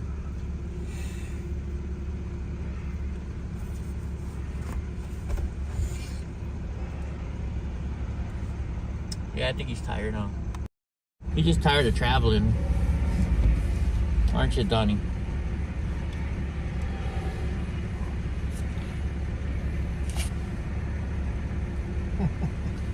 We had a WWF super match while you were downstairs this morning. Oh, really? Trying to keep him occupied. Watch how fast he jumps up when this bag comes in this truck. Huh. Now I should test the soda out.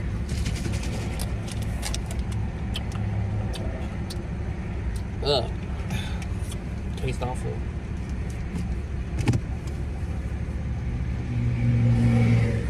Yeah, you've been hitting a lot of zeros on those Sprite sodas. That's huh? why I always get the bottle Sprite. Huh. But you can't from fast food places. Yeah. You sure they're looking for the young and beautiful and you don't qualify? I definitely don't qualify. Monster. Donnie would qualify though.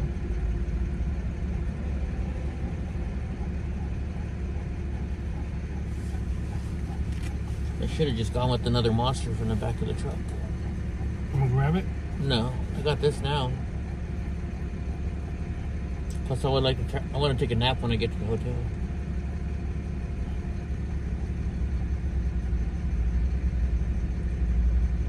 Man, I thought Carl's Jr. faster drive-through was slow. This is the slowest I've ever sat drive-through before. And no free water. They should give us free fuel. Right? Well, they're from Minnesota. They're probably liberal. I'd be like, hey, I'm ruining the environment here. Got my truck running forever. And it's diesel, too. Oh, no.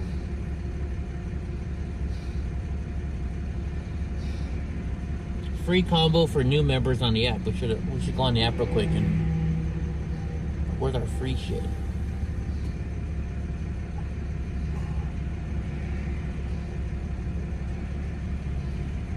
Right?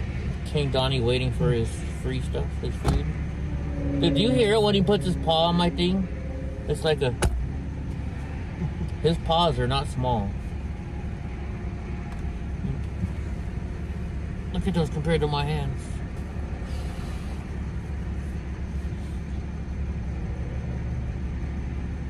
Jeez Louise.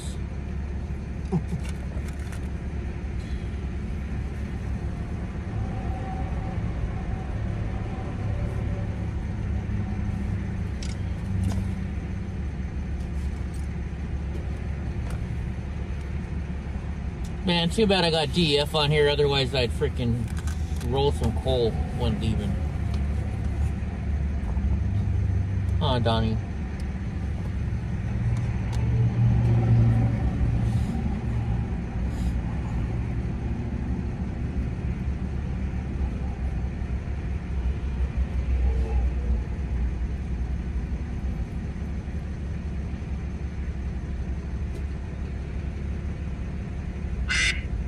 Unknown caller. Scammer call. I don't feel like fucking with them today. Big company failing like a long-term count. I don't feel like messing with them today.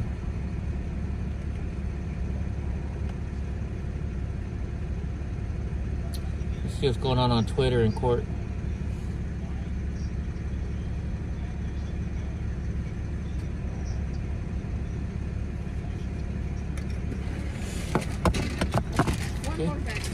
Alright, thank you.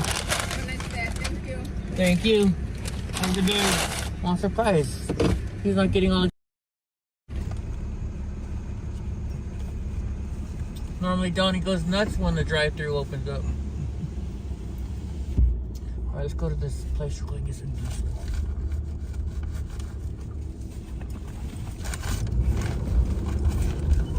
You've arrived at your destination.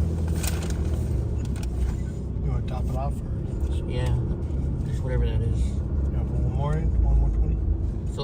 like a in half a quarter tank. of I a don't know. mile. Use the right lane to exit to Menlo Park Drive.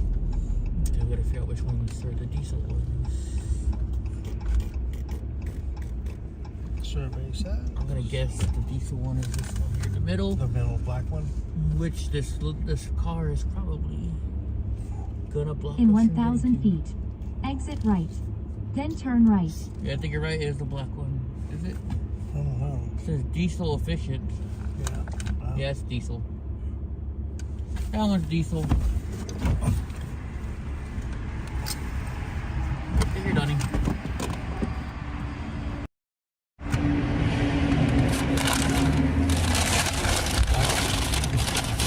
Let's see what this thing is like. Those are sliders. Sliders. Sliders.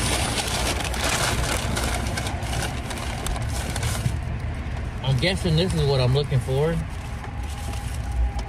Comes with syrup.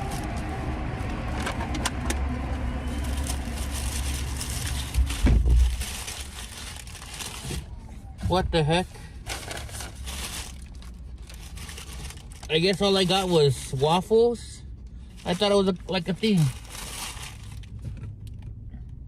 I don't want none. I don't know what this guy wants.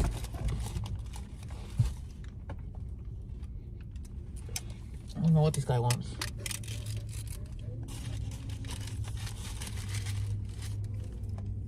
Wait a minute, in New Jersey, do you have to pump your own gas?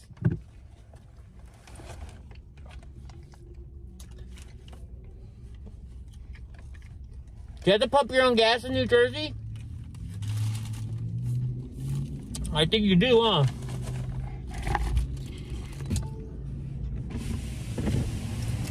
Do they pump their gas in New Jersey?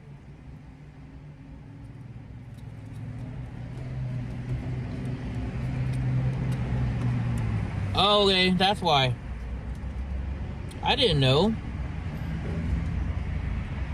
There you go.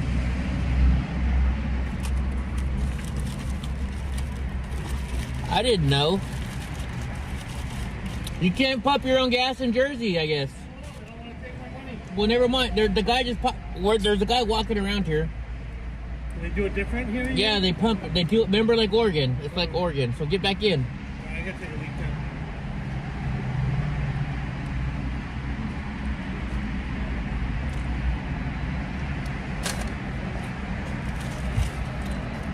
This guy's pumping his own gas, though. How is he pumping his own I gas? don't know, man. I think I have to buy tokens. There's two dudes, one dude running. It's a little Mexican dude running around. Weird. I don't know what's going I on. thought he getting a bag for money. See that guy in the red hoodie? Ask him. They won't talk to me. I mean, they will, but...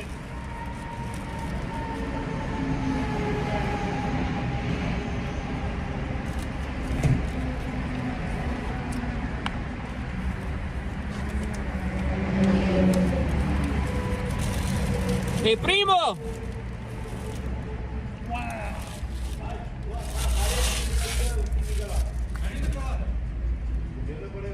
Hey, primo! I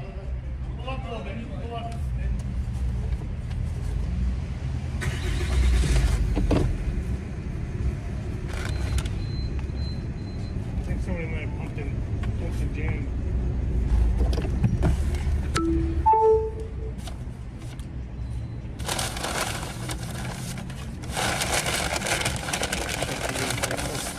Okay.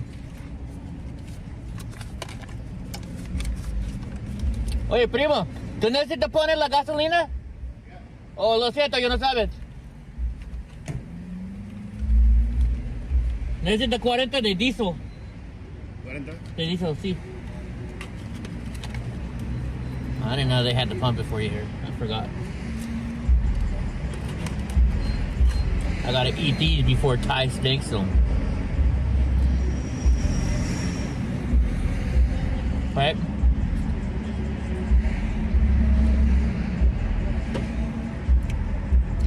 I'm paying for the food, so I buy whatever I want.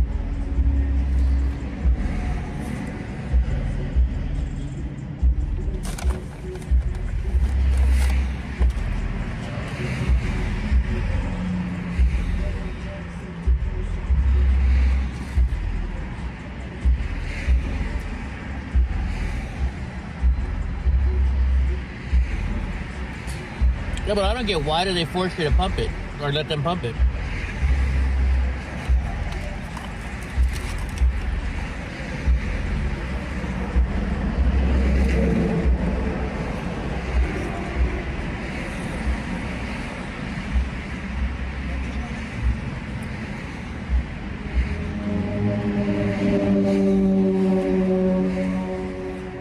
You normally like the sauce. I guess he doesn't like marinara sauce, huh? Aw, man.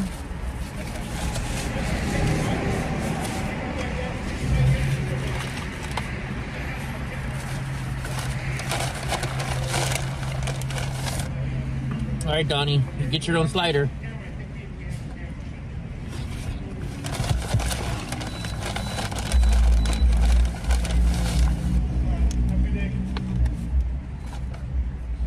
What happened, Ty? I don't know. He thought the guy might have pumped gas and left, or it could have been credit card. I was like, what?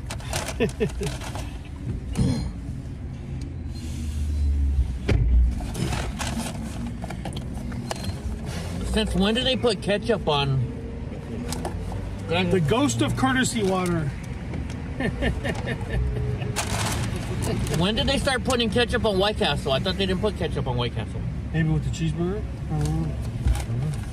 Look at Donnie. It's like, dude, what about me? Ow, son of a gun. I gave him one already. What do you mean, what about him? What? He had his own already. Oh, Donnie just... What the heck? Oh, Snooki's in here? What's up, Snooki's? There's some White Castle right there.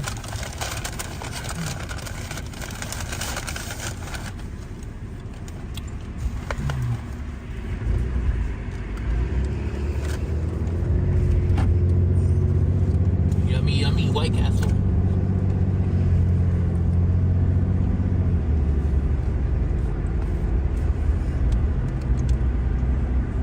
I don't know why you're staring me down, dude. I already gave you a whole bunch of stuff. Dude, look what I found in my... What the hell?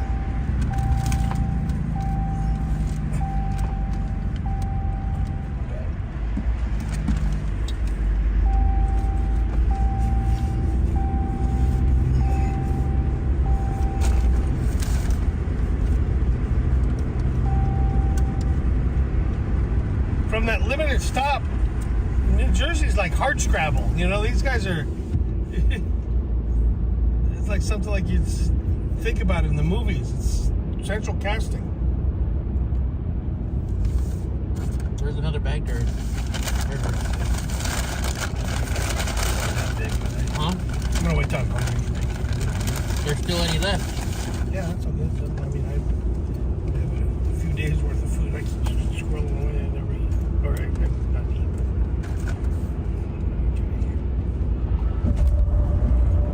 I'm fine right now. I'm just hungry. Modify my tactics. There he goes, Donnie.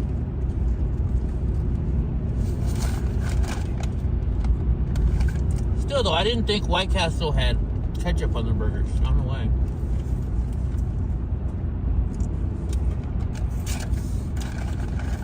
Could be wrong.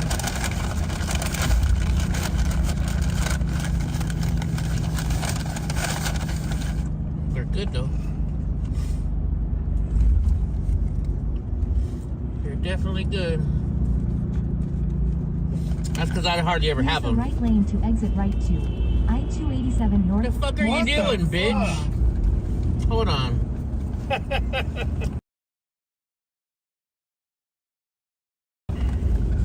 Like I said, hardscrabble, New Jersey. This is a big example. These little freaks. Like, she tried to hit me on the way out. Yeah. I think it's a girl. We're gonna find out.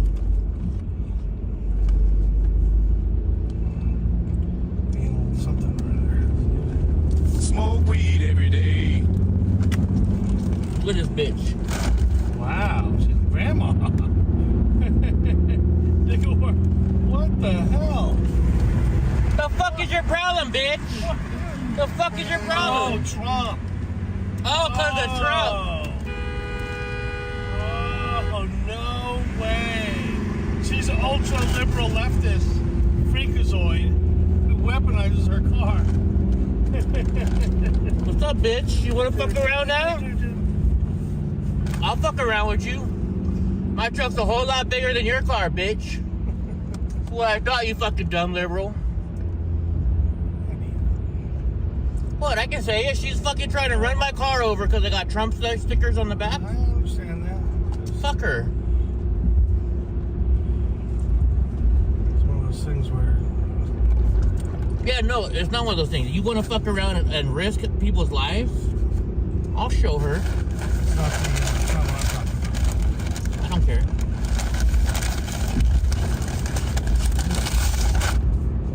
I'm Eddie. Everybody knows how I am. I don't take shit from nobody.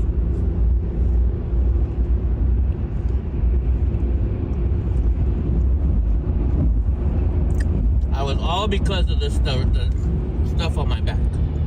I'm the one who said it. So Well, I think you're right, because I didn't cut her off. I'm sure. I'm 100% positive of it. I'm just saying, if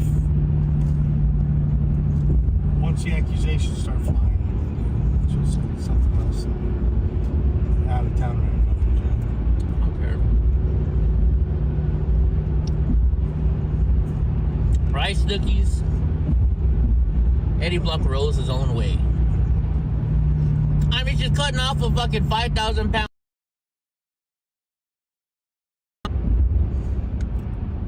Well, I had it on video, so if we would have hit her, it would have all been. Well, the first time. Yeah, the first time, right. I mean, it's one thing what we do is assault with a deadly. You know, you have to speak the right words. You have to say, "I want to place her under citizen's arrest," and that's you know, so you're doing things I lawfully. want to fucking smack her. Well.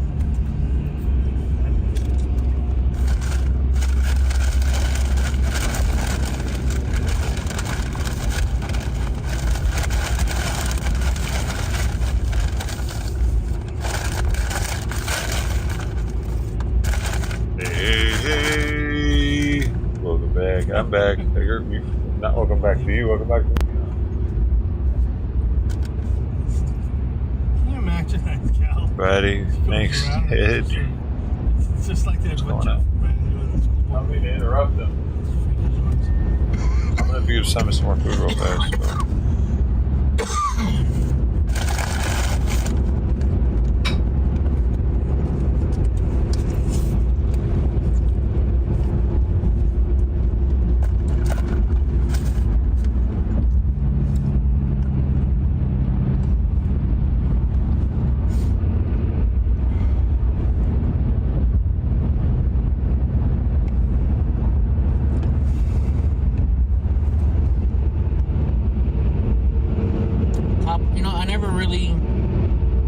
I guess the Popeye's chicken sandwich is pretty good. Yeah, it is.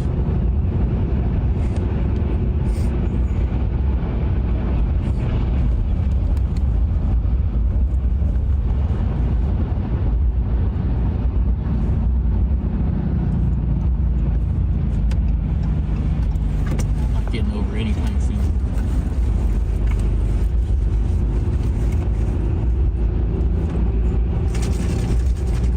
Cake for lunch.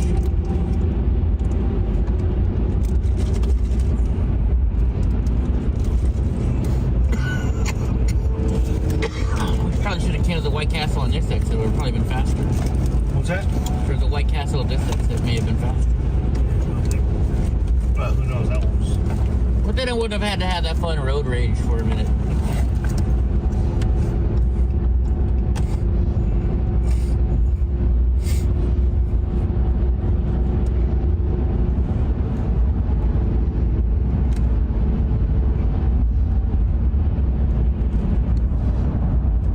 You guys got to see a little fun.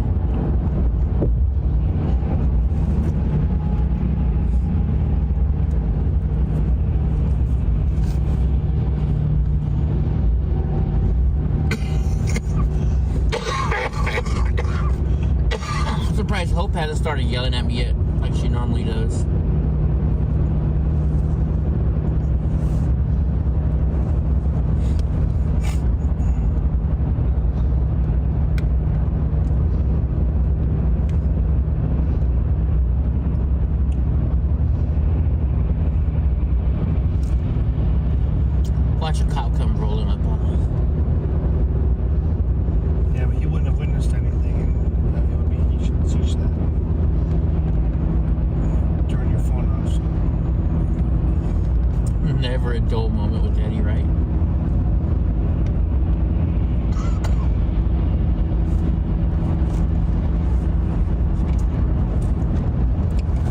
told the judge in court the other day, I don't start it, I just finish it.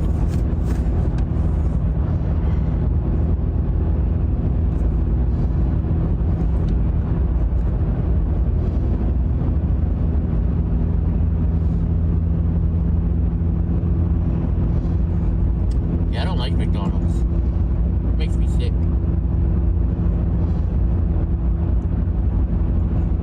Police reported ahead.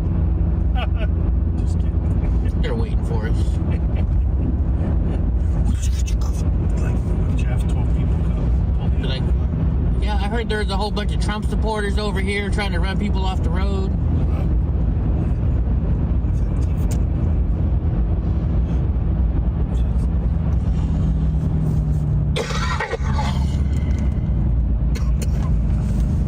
Or you never know, maybe she was an Antifa watching the show and lives in New Jersey, or maybe she's. Yeah, that sucks. They lost her front wheel or something, perhaps. Oh, yeah. Or maybe an accident because there's another car up here. Oh, he had a Trump sticker on this person trying to run along. Watch out.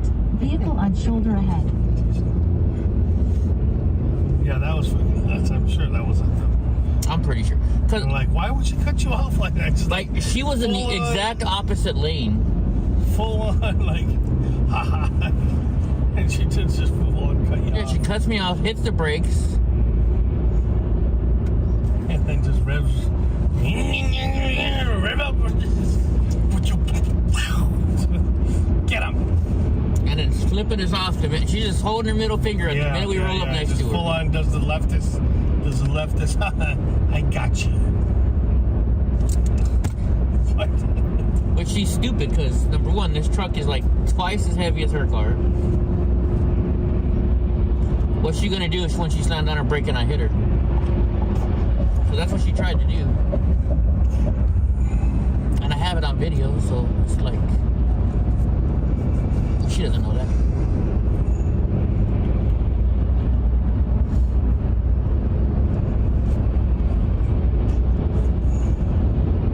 What if that was like she did fully just track your ass down, you know? Somebody watching the show. It's happened before. It's happened we before. were in Lancaster for so long. Yeah, it could have been. If you're watching, hey bitch, fuck yourself.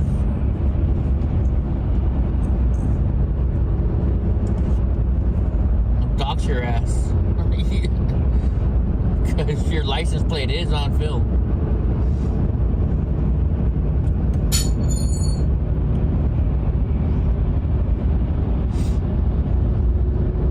Well, you know, this would be perfect if I was still in court. Hey, Judge, see what you want to know what I'm talking about, Judge? Look at this. They watch my video and they come find me, Judge. I'm not joking.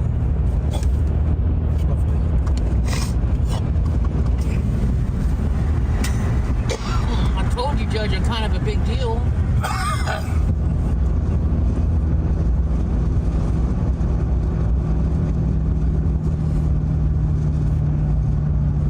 Is your scooter still on? Yeah. Still on.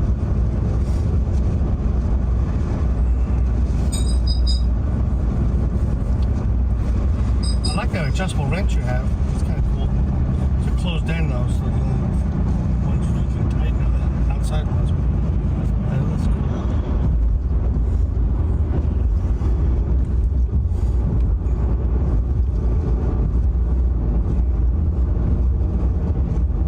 New Brunswick.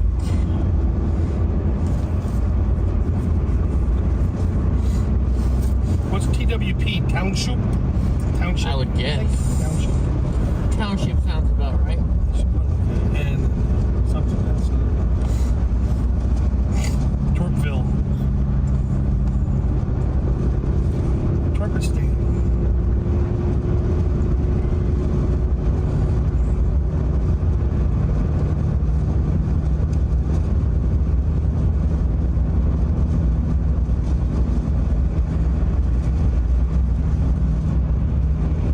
Yeah, I don't know if we're gonna stop in Patterson. We'll see. I doubt it, to be honest with you.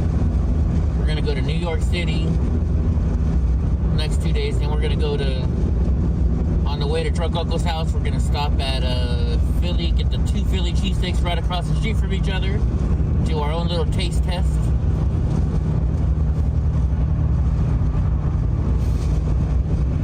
let Donnie choose. Oh no, he can't have them because there's onions on there.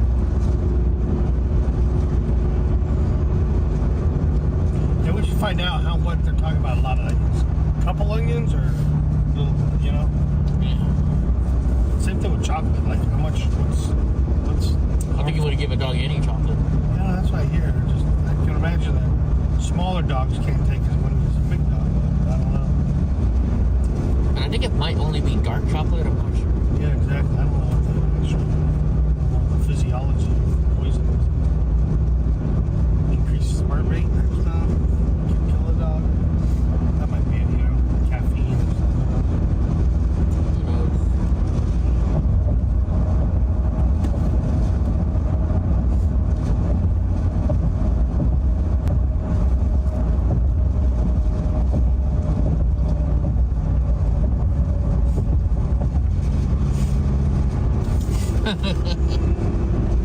I don't know if my insurance would cover my scooter if it got stolen from the truck. As long as it was attached like that, it would. Really? Yeah. I got full coverage. Opening day. Yeah, I don't know. 13 I mean, you know, I'm sure they have cars. They might have dealt with the insurance company in a decade, 2 decades probably. So, yeah, it's changed since then. They might have riders on it. You know? Dude, do they have a Toys R Us here? I just saw a Toys R Us truck. In 1 mile, use the right 3 lanes to continue on I-287 north. Like a trailer would be an example where it would be covered because it was attached to somehow.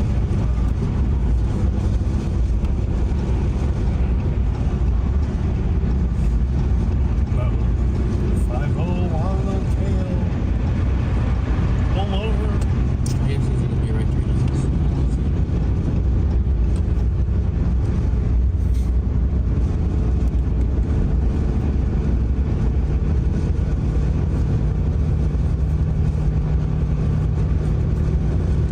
How did mommy die, Daddy? She tried to take out a Trump supporter and they kicked her ass. And he ran over her. Or did she flipped her car up on an embankment?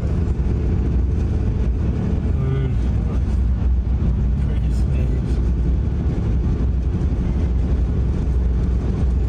Continue on Started all from I-287 north. participation trophies or whatever, you know that.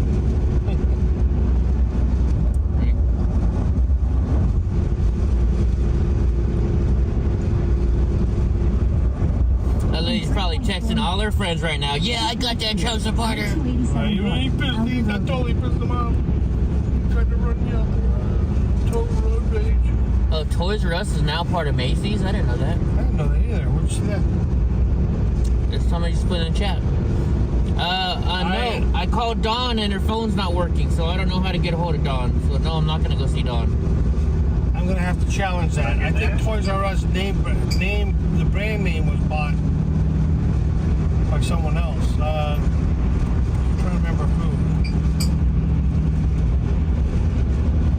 Maybe they bought it and then sold it to Macy's. Yeah, maybe. Yeah. Gobbling that up. I think they were bought by like a pop-up store or something weird. I don't think I'll go through Scranton, Pennsylvania. We're in New Jersey right now, guys. Brian says, no, you're wrong. It's Macy's. My bad.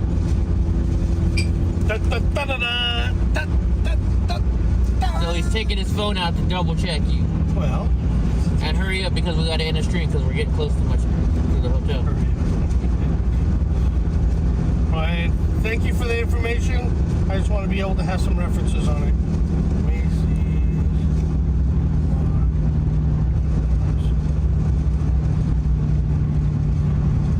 How do you do that backwards R?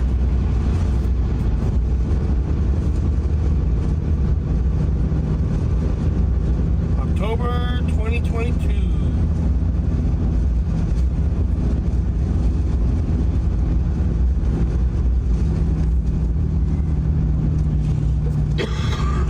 No, the old Toys R Us isn't back, but the new Toys R Us has potential to bring back some of the old magic, both for Toys R Us and Macy's.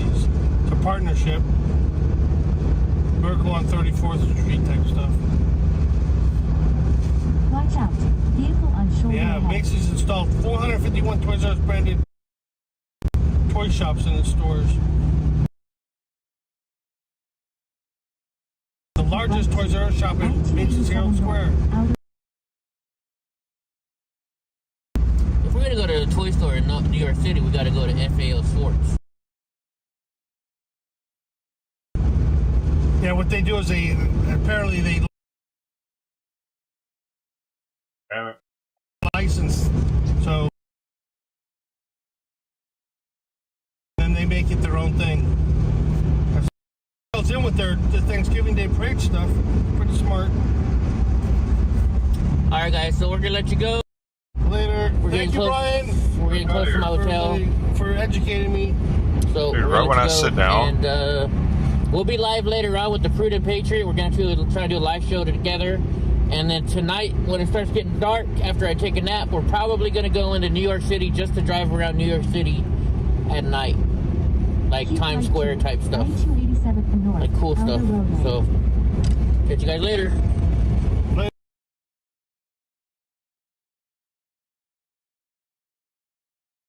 Bye.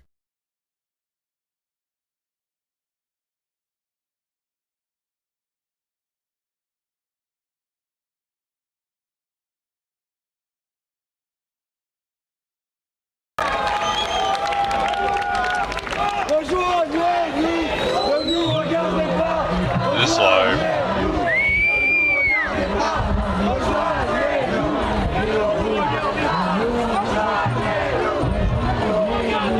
I don't think it's live.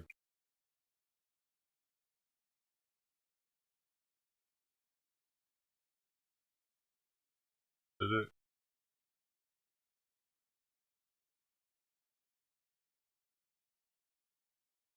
I couldn't rewind it. That's what I didn't like about it. Probably not live.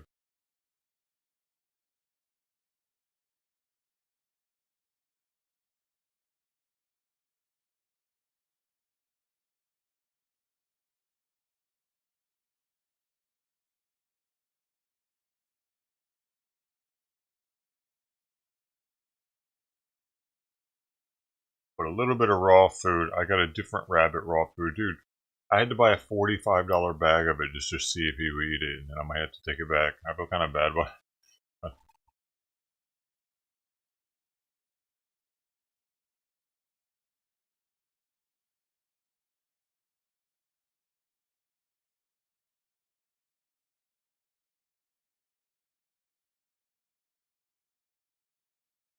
Happening?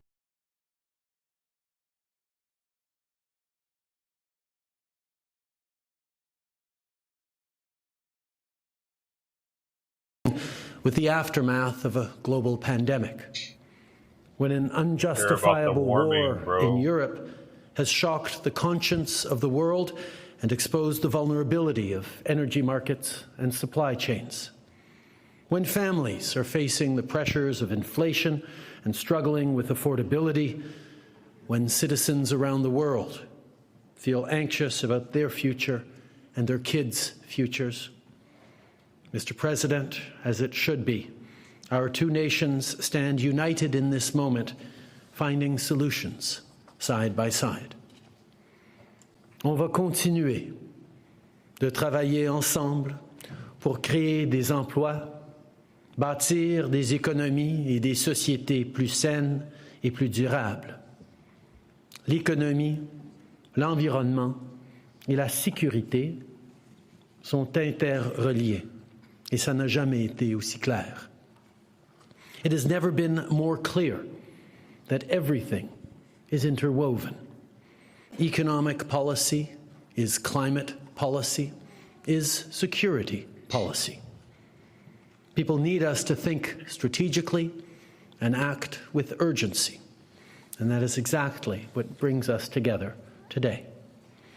Mr. President, throughout our history, Canada and the United States, as friends and allies, have faced many challenges together. Pandemics, recessions, wars.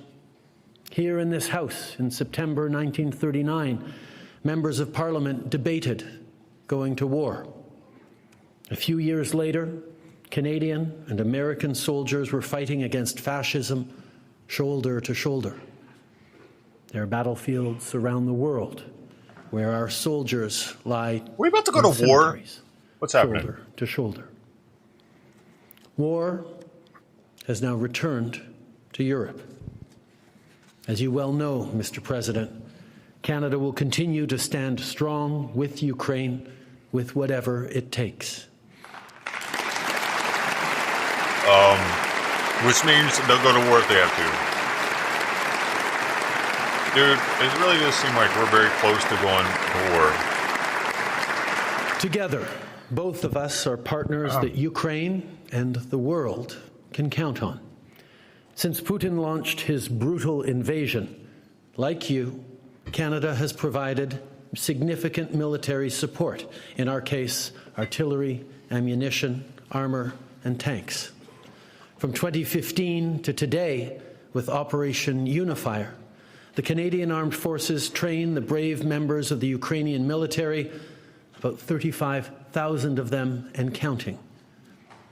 With partners and allies, we've both used sanctions and punitive economic measures to continue to deplete the Kremlin's war chest. And after a terrifying spring, a violent summer and fall, and an exhausting winter, Ukraine still stands.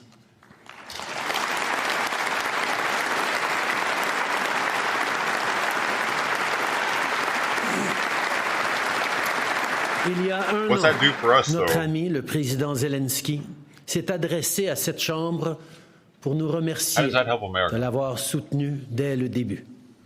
Aujourd'hui, Monsieur le Président, ensemble, on réitère notre message pour le président Zelensky et pour les Ukrainiens. On reste à vos côtés.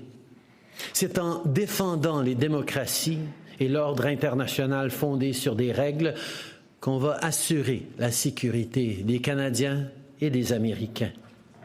Vladimir Poutine a sous-estimé la détermination de l'Europe et des alliés de l'OTAN. Il a sous-estimé la force et le courage des Ukrainiens et leur volonté de défendre leur langue, leur culture, leur patrie. Mr. President, today I want to introduce you to Natalia, who I met just last week. Natalia arrived in Canada from Ukraine more than 10 years ago. Give us a wave, Natalia. Yes.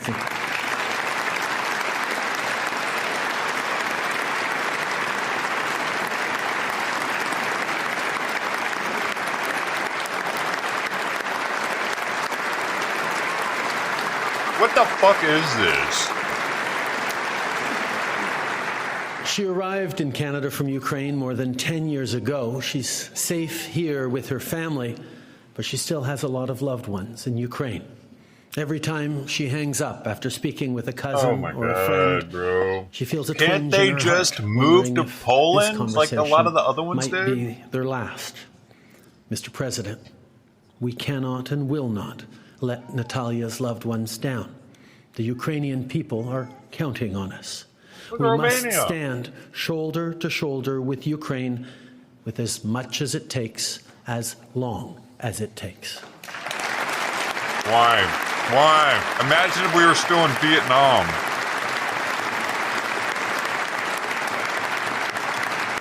But I bring up Natalia now not just because of what's happening over in Ukraine as we speak, but also because she's key to what we're building here today and tomorrow. Vous savez, j'ai rencontré Natalia en Nouvelle-Écosse la semaine passée, où elle vit actuellement près de Bridgewater, une petite ville de 9000 personnes. Depuis plus de 50 ans, l'usine de pneus Michelin à Bridgewater est une des plus performantes du monde. C'est grâce à la force des travailleurs que Michelin vient d'annoncer des investissements majeurs pour moderniser ses installations afin de répondre à la demande croissante de véhicules électriques. De bons emplois stables, comme ceux qu'on trouve dans cette usine, comptent vraiment pour Natalia et sa famille. Ils comptent aussi pour nos petites et grandes communautés. When I was there in Nova Scotia meeting with Natalia and others, I met third-generation tire workers at that Michelin plant. And because of the work that we're doing together and investments we're making for the future, that community will have jobs for generations more to come. And that doesn't just impact them in Bridgewater. It means there will continue to be vans delivering food to grocery stores in California and trucks delivering medical supplies to hospitals in Pennsylvania that roll on tires made in Nova Scotia, as it should be.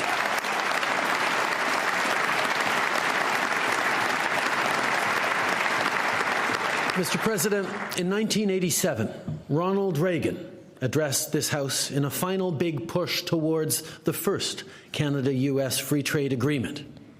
He pointed out that the US-Canadian border was a meeting place rather than a dividing line. More than 30 years later, our border is no longer just the place where we meet each other. It's the place where we will meet the moment. It's a place where we will meet the future. A future not only with good jobs, but good, stable careers for generations to come. See, we're also joined today by steel workers from Dofasco in Hamilton. One of them is Neil. Why don't you stand up, Neil?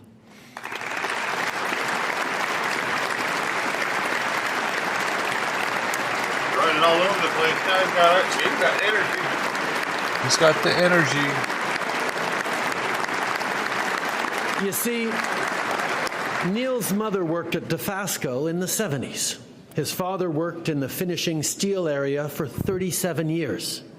Now, with the investments we've made to help Dofasco phase out coal-fired steelmaking in favor of electric arc, Neil's kids and grandkids and great-grandkids will be able to choose careers making the clean steel the world needs to build EVs, buildings, and bridges. Clean steel will be the backbone for manufacturing in the future, and workers like Neil, from generations past to generations future, will continue to be at the heart of the economy we're building for the middle class.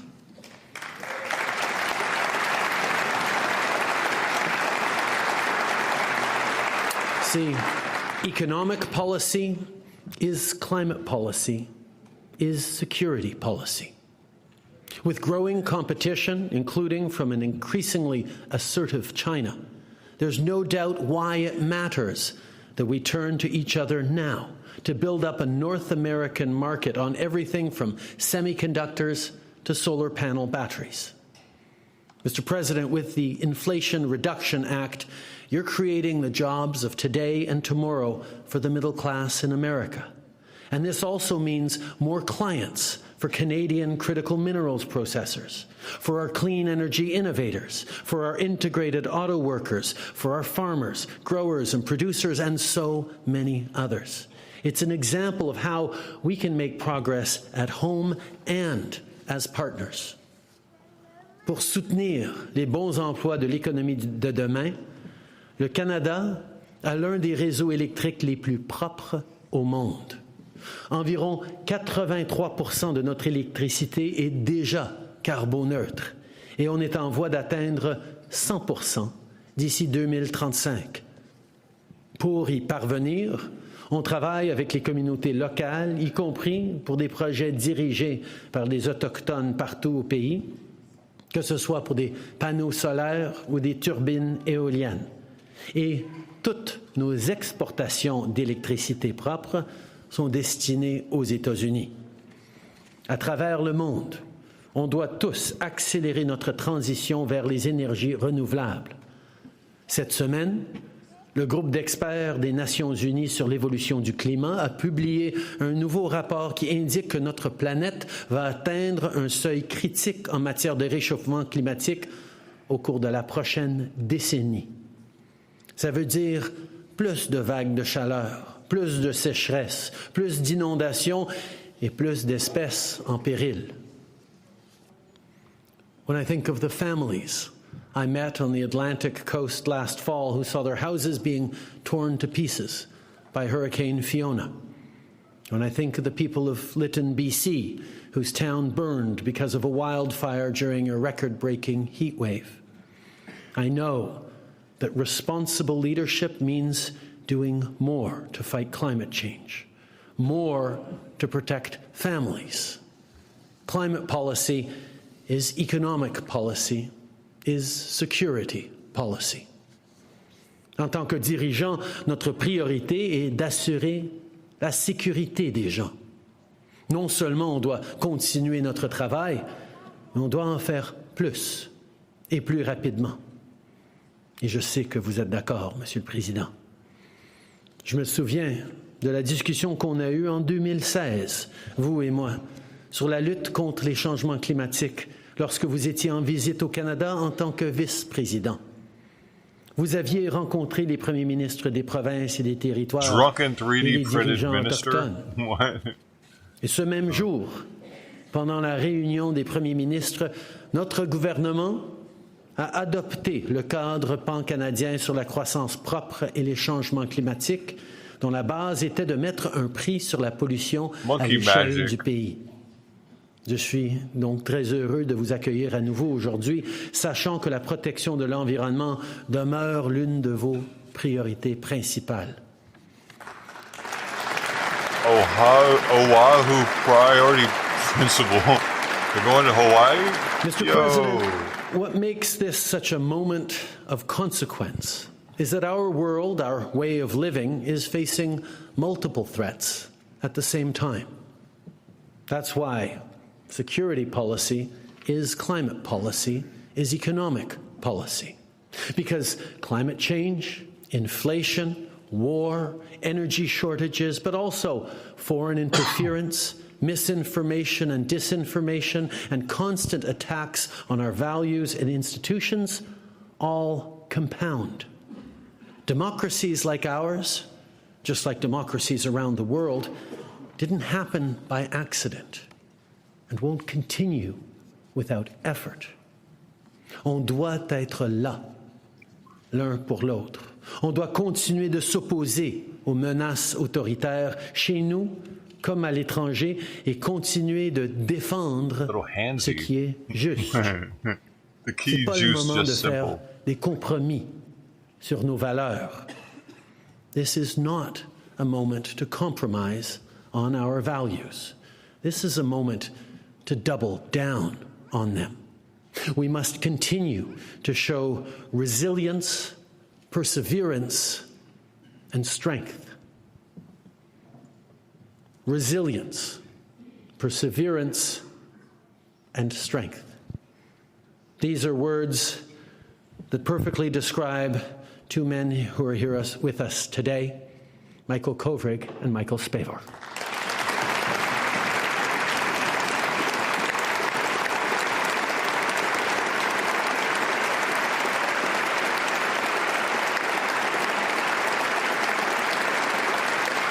Oh, they're outside.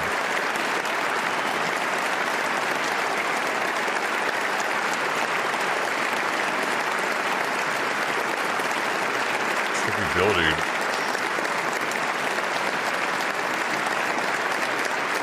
How long do you have to clap? Is there a timer? Are they looking at the timer? Mr. President, who the hell did he the just wink plane at? Transporting the two Michaels kids in the room? landed on Canadian soil after more than 1,000 days of arbitrary detention in China. Canadians proved that resilience, perseverance, and strength are more than just lofty ideals. They're commitments that drive our actions and shape our character. Canada got the two Michaels home, and we did it the right way. Not just by respecting the rule of law, but by anchoring ourselves to it. When under great pressure to undermine our commitment to our agreements and treaties and to the rule of law, we did not capitulate. We did not abandon our values. We doubled down, and we rallied our allies against arbitrary detention, and through that, with your support and your leadership, Mr. President, the rule of law prevailed, and the Michaels came home. That little eyebrow thing he just did right there kind of looked like he wasn't appreciative of America, didn't it? He was like, well, they didn't help me quick enough. There's some kind of thing there. He should have been ear to ear. Thank you. You know what I mean? He was a little fucking Avec shitheady. nos alliés et nos partenaires, les Canadiens et les Américains doivent rester une source d'inspiration pour le reste du monde, mais surtout, on doit poursuivre notre travail. Chaque jour, on doit faire les efforts nécessaires pour bâtir un avenir meilleur pour les gens comme Neil et Natalia et pour leurs enfants et leurs petits-enfants. We must and we will meet this moment. Mr. President, in your most recent powerful State of the Union, you encouraged the American people to stay optimistic, hopeful, and forward-looking. Okay. Well, this is a vision that Canadians share too. So let's keep working hard. He says it, but he doesn't together, give much of a reason let's to believe continue it. to build a better future for our people. Welcome to Canada, my friend. Ladies and gentlemen, the President of the United States of America, Joe Biden. Of the world! Woo! America.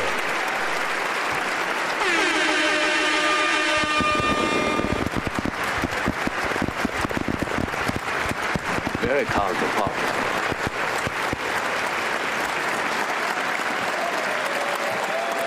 Good afternoon. Thank you. Good afternoon. Bonjour, Canada.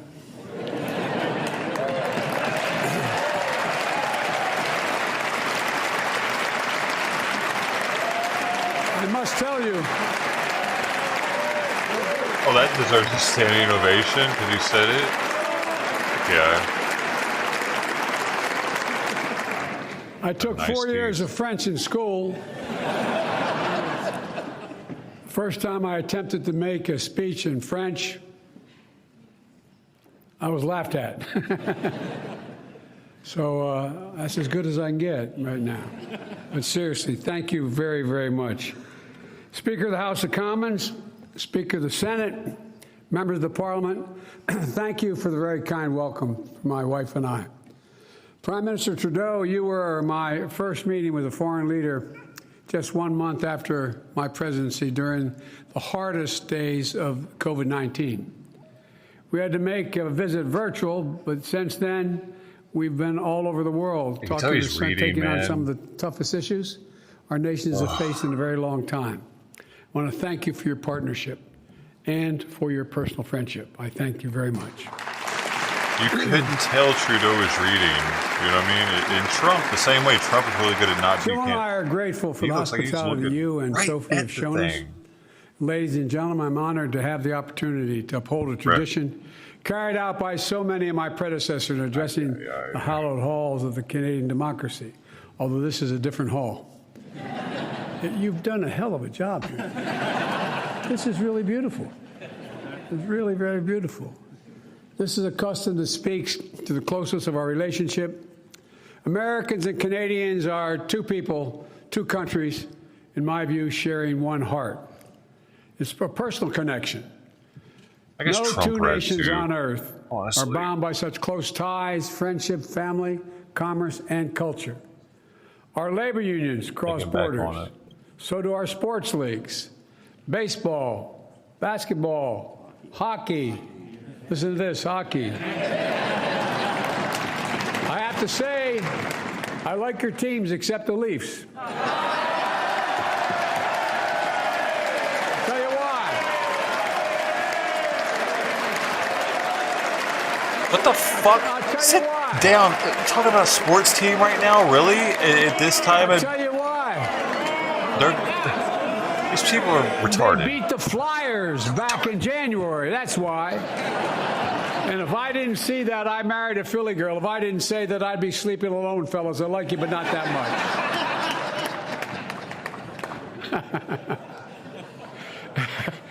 it can be easy to take a partnership between Canada and the United States as a given.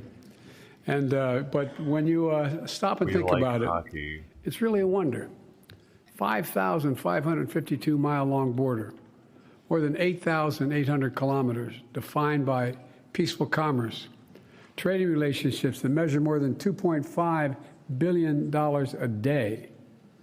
Every day, hundreds of thousands of people cross the borders going in north and south to work or just to visit, knowing they'll find a warm welcome on the other side of the border. Americans love Canadians, and that's not hyperbole. It's a data-driven fact. Earlier this week, the Gallup poll did a new poll showing American opinions on different countries in the world. This is a fact. Canada ranked at the very top. 88% favorable rating among Americans. Well, yeah, it's a lot better in the southern border. You'd say that, huh? They're not fucking flooded with people and give us a hard time. I take credit for that 1 point. Good neighbor. Canada's a good neighbor, man. I suspect every politician in this room would do a hell of a lot to get those kind of numbers. But there's a reason for it. The same fundamental aspirations reverberate across both our nations, from the Atlantic to the Pacific, to live in freedom. Not just freedom, but live in freedom with dignity, to relentlessly pursue the possibilities of tomorrow, to leave our children and our grandchildren a future that's better because of our efforts, the people in this room and a similar room in the United States. President Kennedy said, and when he spoke here in 1961, and I quote, he said, "Ours is the unity of equal and independent nations, co-tenants of the same continent, heirs of the same legacy, and fully sovereign associates in the same historic endeavor, to preserve freedom for ourselves and for all who wish it, Through more than a century of that historic endeavor, Canada and the United States have had each other's backs.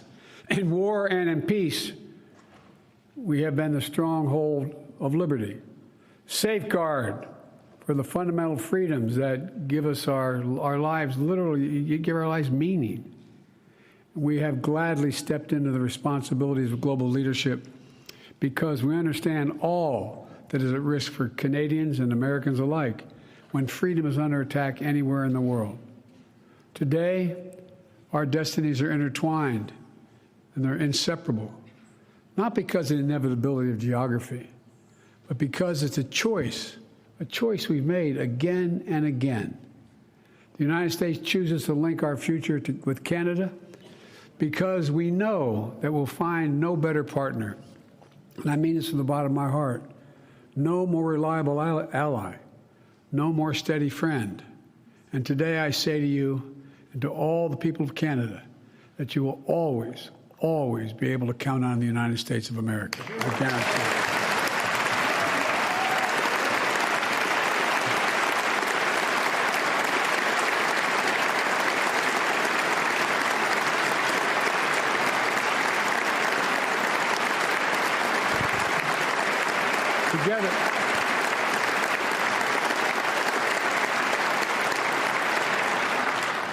Together, we have built a partnership that is an incredible advantage to both our nations.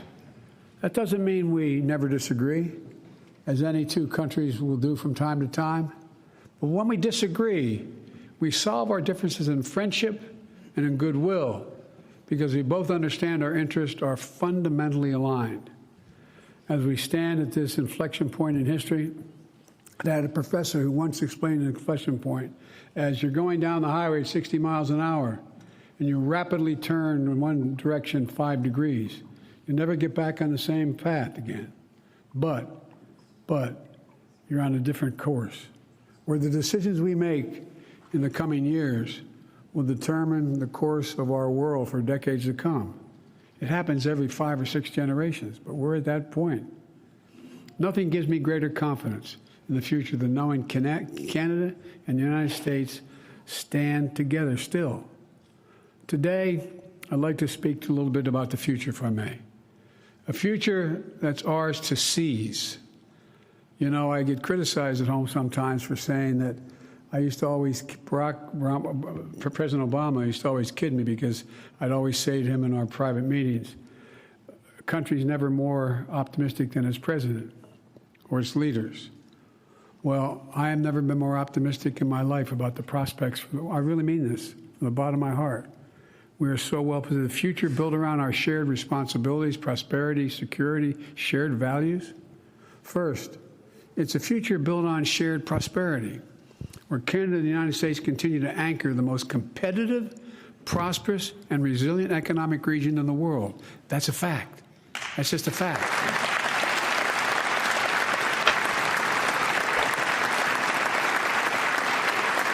Where our supply chains are secure and reliable from end to end because we're creating the value at every step right here in North America. We're mining for critical minerals, to manufacturing, packaging the most advanced semiconductors in the world, to producing electric vehicles and clean energy technology together. A future where we understand that economic success is not in conflict with the rights and dignity of workers or meeting our responsibilities addressing the climate crisis, but rather those things depend on us doing that. Depend on us doing that. Actually. Since becoming president, I've been laser focused on rebuilding the U.S. economy from the bottom up and the middle out. Not a whole lot trickled down from the top down on my dad's kitchen table. And by the way, when the middle class does well, the wealthy do very well. No one gets hurt.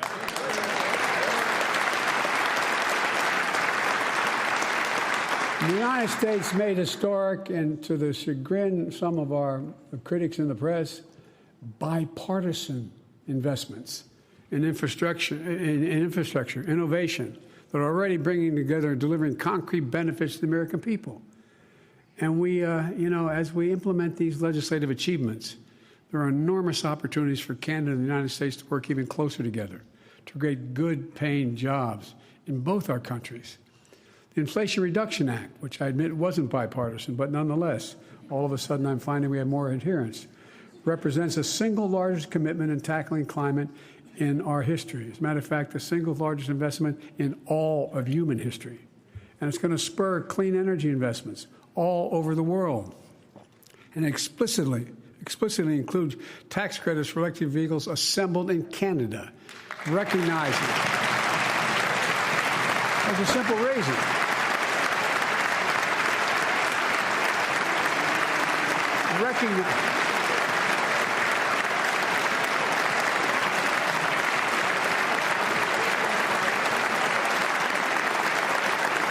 Recognizing how interconnected our auto industries are and our workers are. I am the most pro-union president America's ever had. No. And I speak to a hell of a lot of Canadian union members. Look, this is a model for future cooperation, with both our nations investing at home to increase the strength of our industrial basis, making sure the products manufactured in North America are not only manufactured, but they're the best in the world. You know, we're going to amplify our shared commitment, climate action, while growing our economies. If I could just stop for just a second and say, you know, when I announced for president, I was always known as one of those kind of green Democrats, and Republicans used to be the same in my place. Well, guess what? I didn't announce my environmental plan, and I was getting beat up. Why is Biden all of a sudden changing? Well, the reason is I brought all the unions together. I brought them into the White House, not a joke, because they all said we're going to lose our jobs. And I pointed out, guess what?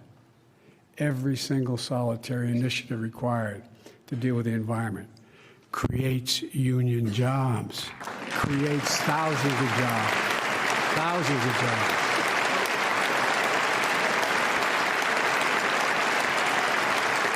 For example,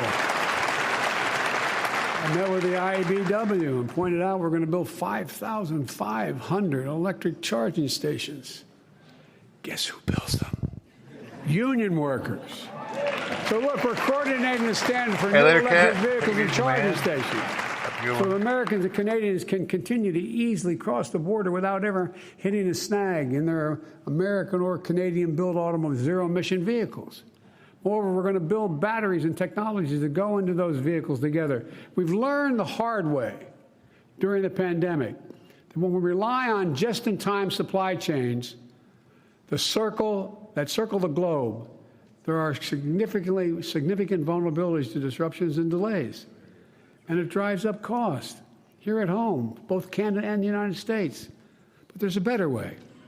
Our nations are blessed with incredible natural resources. Canada in particular has large quantities of critical minerals that are essential for our clean energy future, for the world's clean energy future. And I believe we have an incredible opportunity to work together so Canada and the United States can source and supply here in North America everything we need for reliable and resilient supply chains. Folks,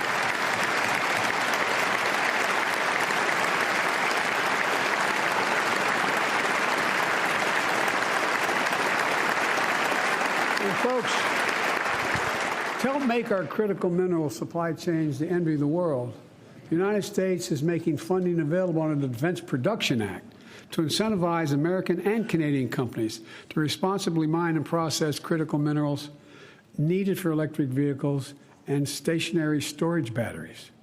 We're also building integrated supply chains for our semiconductors, a critical computer chip that I might note was invented in America, and then we lost control of it. We not only control it, we lost producing them and the power of so much of our daily lives.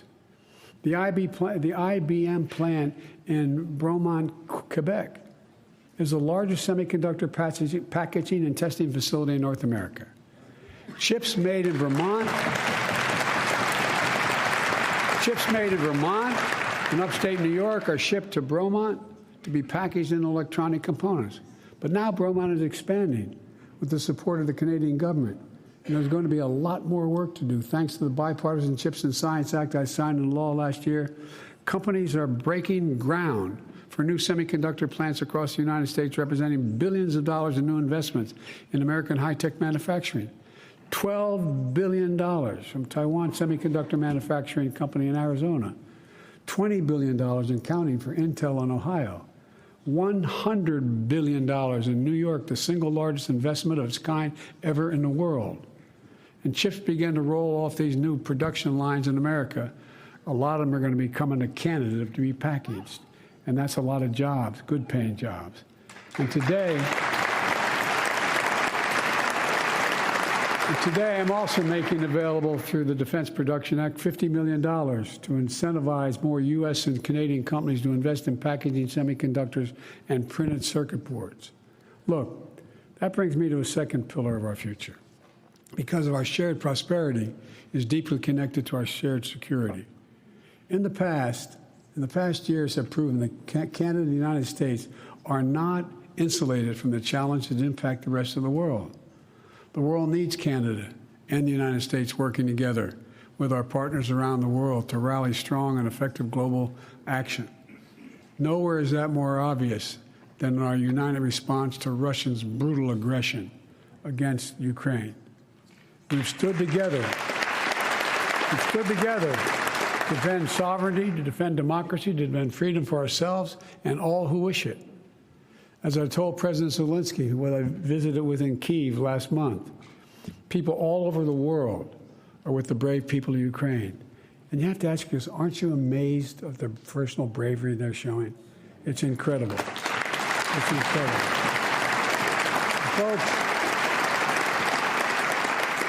I know there's a large Ukrainian diaspora here in Canada, not just the lovely lady we were all introduced to a moment ago, who feel the same way. Canada and the United States, together with a coalition of 50 nations we've jointly worked to put together, are making sure that Ukraine can defend itself. We're supplying air defense systems, artillery systems, ammunition, armored vehicles, tanks, and so much more. Tens of billions of dollars so far. Together with our G7 partners, we're imposing significant cost on Russia as well, denying Russia critical inputs to its war machine. We're independently holding Russia accountable for the war crimes and crimes against humanity that Russia is committing and continues to commit as I speak today. and Canada and America alike have opened their arms to Ukrainian refugees. Our people know well the high price of freedom. Our peace tower, your peace tower, stands testament to the sacrifices of more than 60,000 brave Canadians who perished in World War I, forever making this nation the champion of liberty. In the words of a Canadian poet, Lieutenant Colonel John McCree, still call to us from Flanders Field, echoing their charge through the ages. And I quote it, to you from failing hands, we throw the torch, to you to hold it high. So today, let's once more affirm that we're going to keep that torch of liberty burning brightly and support the Ukrainian people. We'll not waver.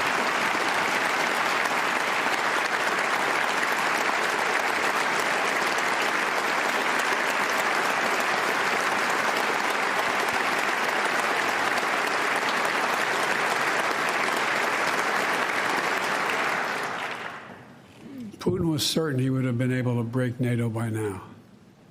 He was certain of that. But guess what? His lust for land and power has failed us far. The Ukrainian people love of their country is going to prevail. In the face of President Putin's aggression against Ukraine, Canada and the United States are also making clear our commitment to our NATO allies. We'll keep our alliance strong and united. We'll defend every inch of NATO territory. An attack against one is an attack against all.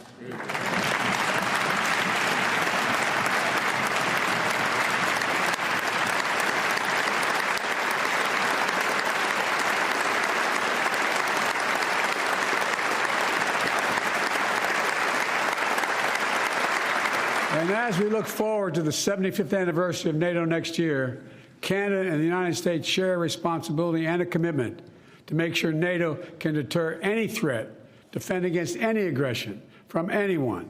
That's the bedrock of the security of both our nations. Canada and the United States are not only partners in transatlantic security, we are Pacific nations as well. Earlier this month, we held our first U.S.-Canadian Indo-Pacific dialogue to deepen our cooperation in the vital region to promote an Indo-Pacific that is free and open, prosperous and secure. We're also an Arctic nation. We both recognize the critical importance of this region to our collective security and the interest of other nations all of a sudden in the Arctic. We're working in close coordination to steward and protect the northernmost reaches of our world. And we are American nations, deeply invested in ensuring that the Western Hemisphere is peaceful, prosperous, democratic, and secure. And that starts with our commitment to defending our people and our own sovereign territory. NORAD is the only binational military command in the world. NORAD is the only binational military command in the world. Yet another way in which our partnership is exceptional. It is an incredible symbol of the faith we have in one another and the trust we place in each other's capabilities. Soon, NORAD will have a new next-generation over-the-horizon radars to enhance our early warning capacity, upgraded undersea surveillance systems, modernized infrastructure that is necessary to host the most advanced aircraft. And I'm looking forward to continuing to work in close partnership with Canada as we deliver on these needs so that our people can continue to rest soundly, knowing NORAD is in the watch. Folks,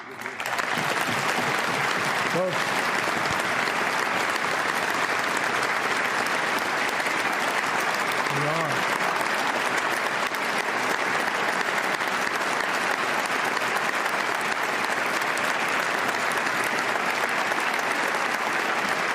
We're also coordinating closely to take on the human security challenges throughout the region. We're working in partnership with the people of Haiti to try to find ways to provide security, humanitarian assistance, and to help strengthen Haiti's stability.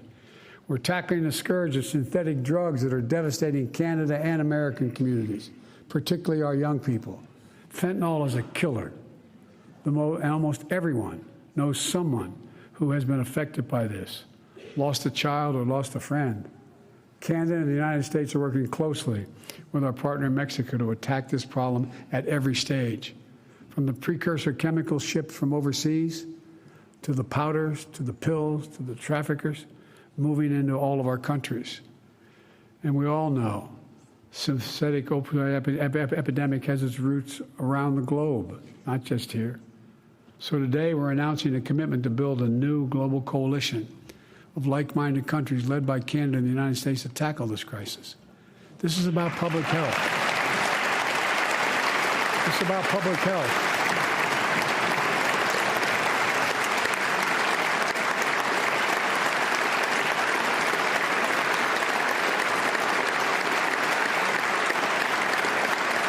It's about public health, our economic futures, our national security.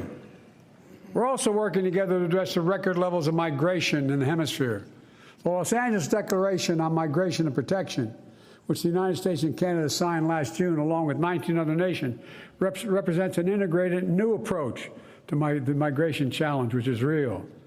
One that unites humane policies that both secure borders and support people. In the United States, we're expanding legal pathways for migration to seek safety and on a humanitarian basis, while discouraging unlawful migration that feeds exploitation and human trafficking. So today, I applaud China for stepping up. I applaud Canada. You can tell what I'm thinking about China. I won't get into that yet. I applaud Canada for stepping up with similar programs, opening new legal pathways for 1,500 migrants to come to Canada from countries in the Western Hemisphere. At the same time, the United States and Canada will work together to discourage unlawful border crossings and fully implement the updated Safe Third Country Agreement.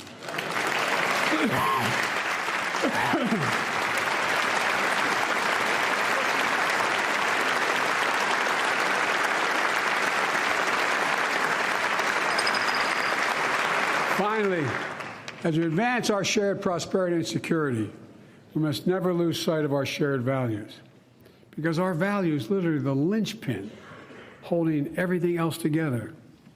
Welcoming refugees and seeking asylum seekers is a part of who Canadians and Americans are. In fact, the United States recently launched a new private sponsorship program for refugees. We call it Welcome Corps, which draws on Canadians' decades of leadership in refugee resettlement, where both countries build upon the nation-to-nation relationship with Native Americans and First Nations. We have both been influenced and strengthened by the contributions of generations of immigrants. We believe to our core that every single person deserves to live in dignity, safety, and rise as high as their dreams can carry them. We strive to defend human rights, to advance equality and gender equality, to pursue justice and uphold the rule of law. I want to note the outstanding work Canada has done to build a coalition of nearly 70 countries endorsing the Declaration Against Arbitrary Detention and State-to-State Relations.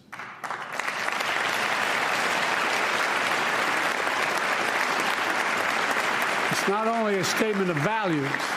Our citizens are not bargaining chips. They're not diplomatic leverage. They're human beings with lives and families that must be respected. And I'm very glad to see the two Michaels, Michael Starvo and Michael Clovering. They're safely back to their families after more than 1,000 days. Never heard of them. 1,000 days in detention. If my mother were here, she'd say, God bless you both. Thank you for joining us today, and thank you for having the opportunity to meet you earlier. You know, the incredible diversity that defines each of our nations is our strength. And the Prime Minister Trudeau and I know this is a belief that you and I share. We both build administrations that look like America and look like Canada. Like that to I'm very proud. Manipulate people. I'm very proud that my mother was both here. of us have cabinets that are 50% women for the first time in history. Yeah, about that, actually. Even if you don't agree, guys, I'd stand up. Yeah, we need to fix that. 50%, that's too much.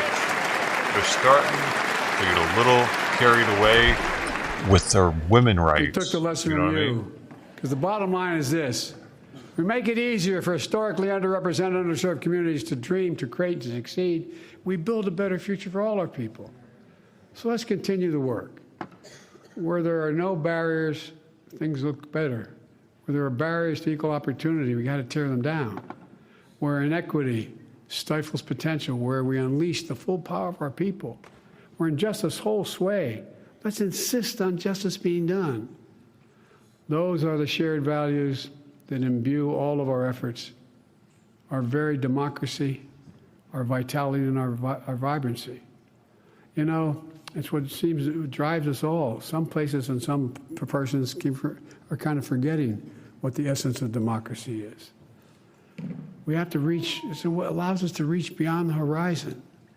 Let me close with this. The year after President Kennedy spoke in Canada's Parliament, he delivered a famous speech at Rice University, issuing a challenge for Americans to go to the moon in a decade's time. And you remember what he said? You probably do, because we had to learn it when we were in school. We choose to go to the moon in this decade and do other things not because it's easy, but because they are hard. Because that challenge is one that we are willing to accept, one that we're unwilling to postpone, and one which we will win. That speech tapped into something deep in America's character, something powerful, a belief that we can do big things. If you hold a second, just think about it. Turn on the television the last 2 years, whether it's in your country or mine. After 2 years of COVID, people began to wonder, can we still do big things? Big things. We sure in hell can. That confidence, I believe it with every fiber in my being, that confidence can make the most audacious dreams reality. In less than 7 years after Kennedy's speech, the entire world watched humanity lift its first footprints on those further shores. It inspired a generation and spurred much of the technology advancement we now enriches our daily lives. Today, our world once more stands at the cusp of breakthroughs and possibilities that have never before even been dreamt of. And Canada and the United States are leading and will continue to lead the way. In just a few days,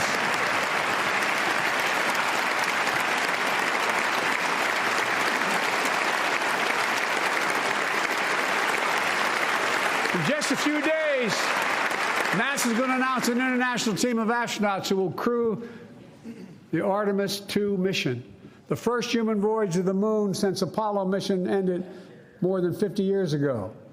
Will consist of 3 Americans and 1 Canadian.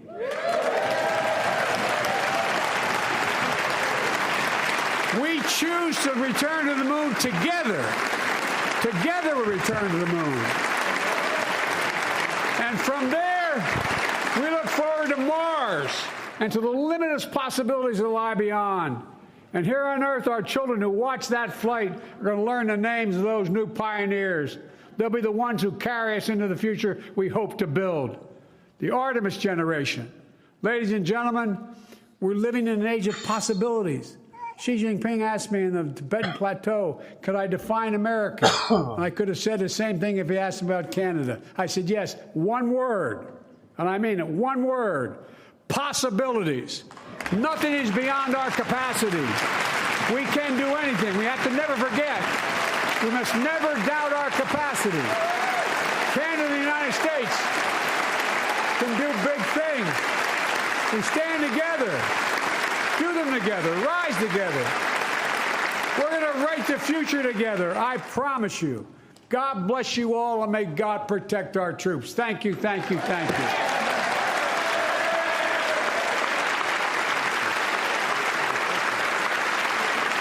It's not the same as it used to be, dude. It was a huge deal, us being able to get to the moon, you know? It's not the same now, dude. We've already been there. And who gives a shit about fucking Mars, dude? You seen Total Recall?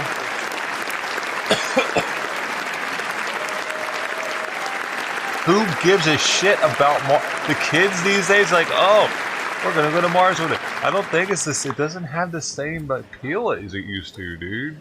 Thank you, Mr. President. They fucking dropped the ball. Now with I invite the space Honorable George travel. Fury, Speaker of the Senate, to say a few words.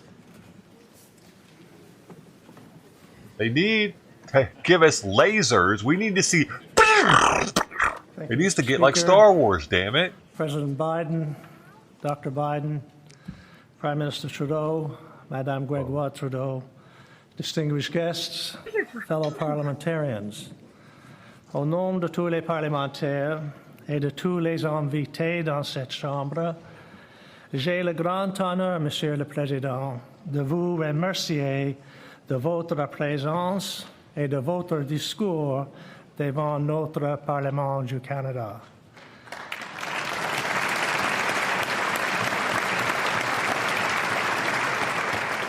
It is an honor to have you with us here in our Parliament.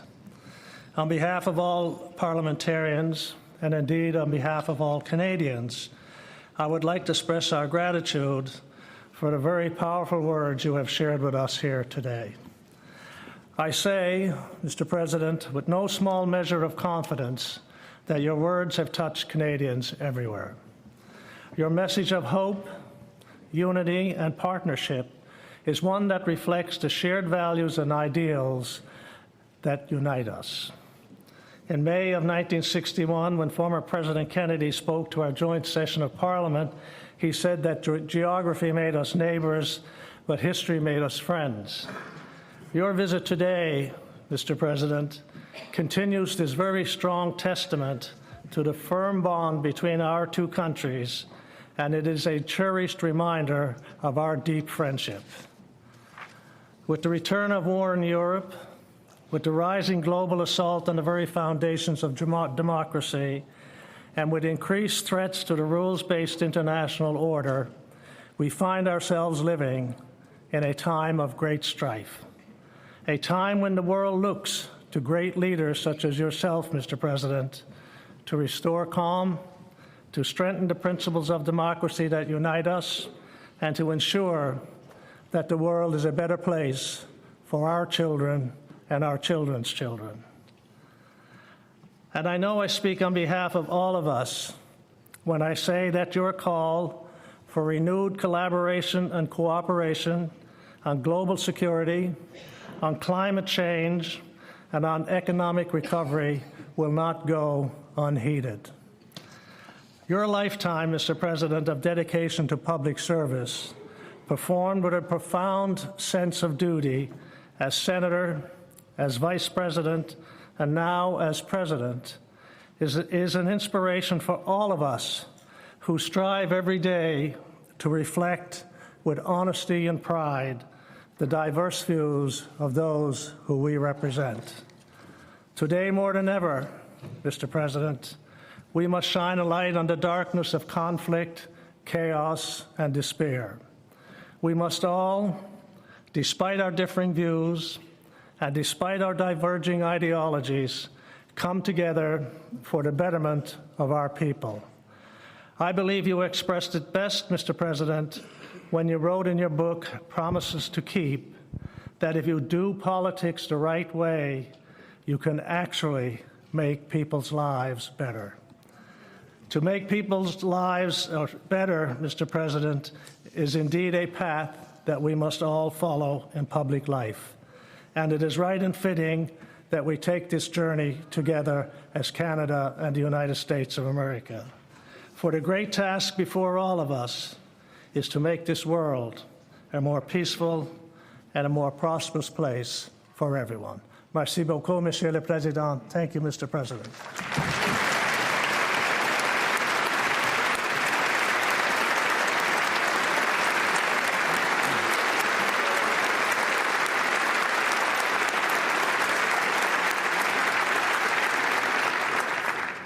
Thank you, Mr. Speaker.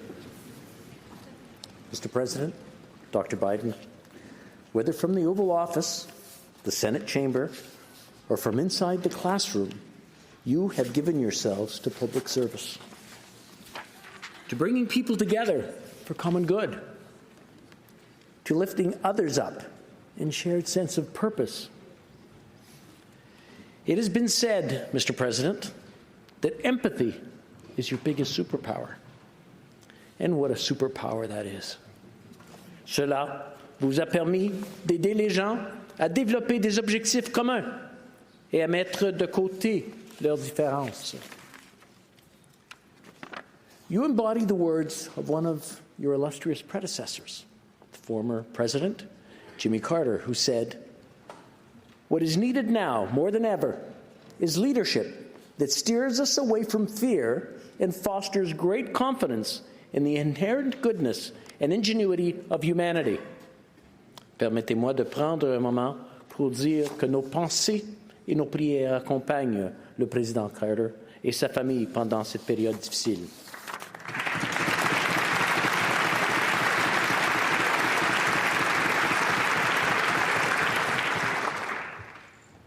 I'll wait till the translation's done. Mr. President, Dr. Biden, you have both shown that to the world that devotion to family and country are not mutually exclusive. The events of your lives, some heartbreakingly tragic, stand testament to how a life of dedication to family nourishes and strengthens us so that we may better serve others. Indeed, Mr. President, you have shown through example and deed the transformative power of leadership from the heart. For this, we thank you very much. Merci d'être ici aujourd'hui. Thank you for being with us today. His wife's a doctor, dumbass. Mr. Knight, if you can't just shut the fuck up, go away.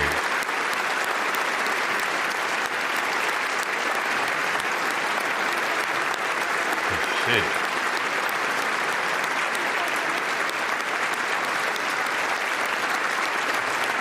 Dude, you come in just fucking...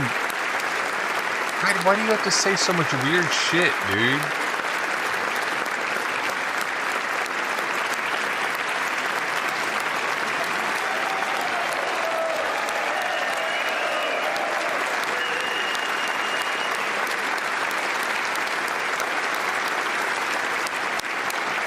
Thank you very much. That was a wonderful speech. That was wonderful. Thank you. Thank you. Well, that wraps up the time in front of the Canadian Parliament, but that is not going to wrap up this live stream because we are now expecting the President and the Prime Minister to make their way out to... Oh, they took it down. There is a live shot up. Let me find it now since it was on that channel, but they are expected to have now a post-Canadian Parliament press conference. Take some questions from the media, speak a little bit more directly to the media as opposed to the representatives of the Canadian government. It was up on that. Get into the I see where they moved it. One moment. We'll make sure that you all stay safe. I was always pissing people off, I could tell, dude.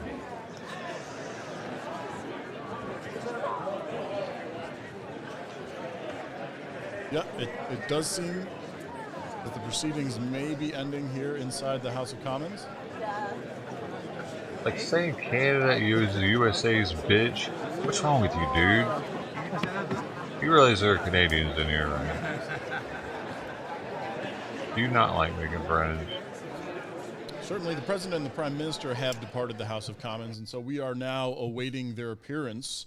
Yeah, nothing's really happening, dude. I'm seeing the protests and they're weak. A pair of dual podiums that have been set up. They're weak, man. A picture that I did have earlier, as I mentioned. I'm looking for it to come back up on my it's monitor. Nothing like until yesterday. that time, it's just a couple people standing around. But we are anticipating a press conference from the Prime Minister of Canada, Justin Trudeau, and the President of the United States, Joseph Biden.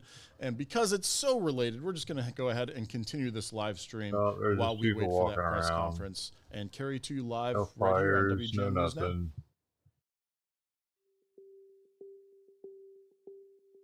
Oh, national football match. Interesting.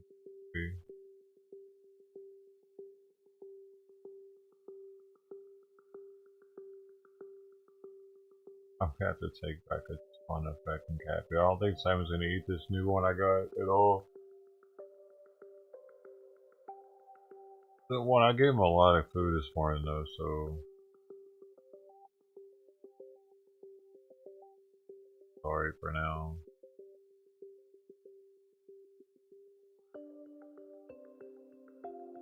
Oh, really? Oh, shit. Maybe that's where everybody is.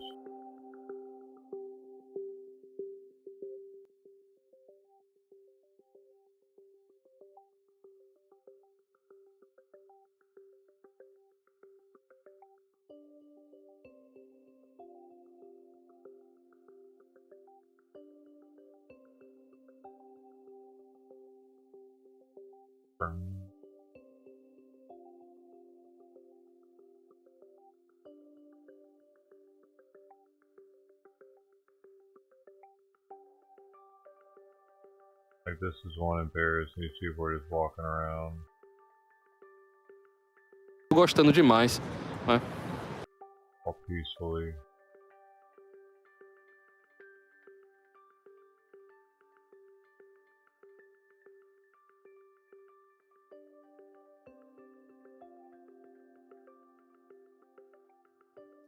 There are the podiums, as I mentioned. So we do have the right camera shot here. Now we're just simply waiting for the president and the prime minister. This is the oddest news presentation. It feels like a live stream.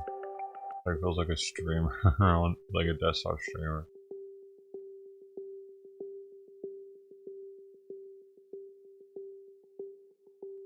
Tripping out, man.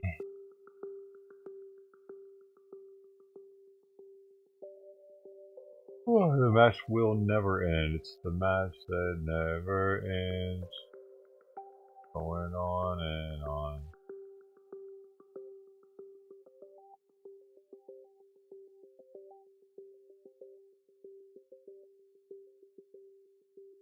Damn, man, look at this shit. This is a place in Long Beach. I live in Long Beach. And this is how much this place wants. A 1-bedroom available on the 1st of it won't even be available next month. Gotta wait. Oh, and no pets. Yo, no pets. $23.50, dude. Out of their minds for a 1-bedroom. And I mean, this is about right, probably. Gas and refuse. And they're making them pay $200 a month for gas and refuse, no matter what. That's pretty trippy. For the summertime, this would go down dramatically, dude. For me, they're making them do so. Dude, that's fucked up. They're way overcharging. It's $2,500 for a 1-bedroom.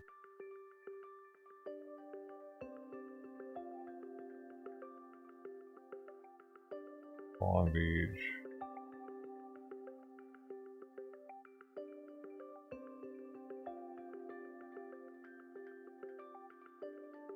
Beach ain't playing anymore.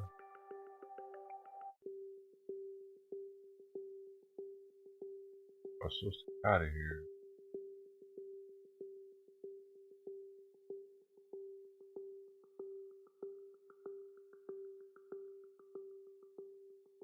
Later, girlie.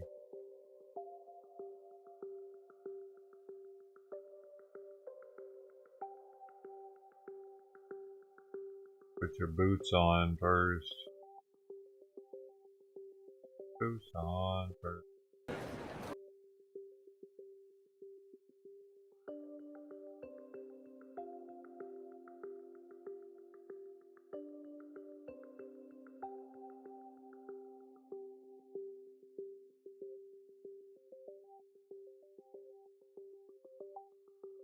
French waitings. What?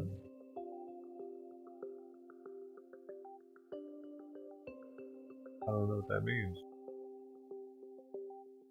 French are waiting for me. I'm ready.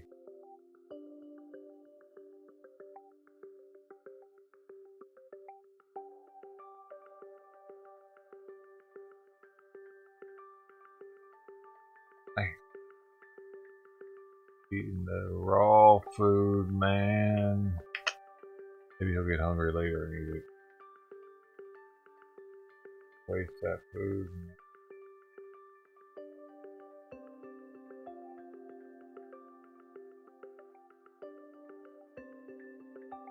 Oh my gosh.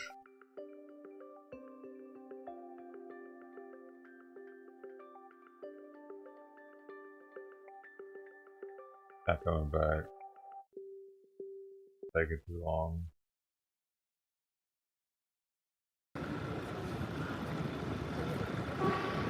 Music was putting me to sleep too.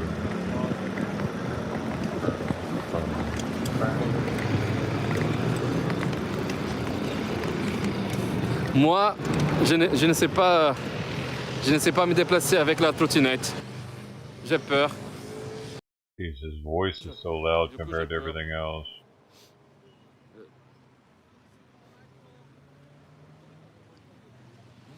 Dès que ça bouge trop, ça me commence à me faire du mal.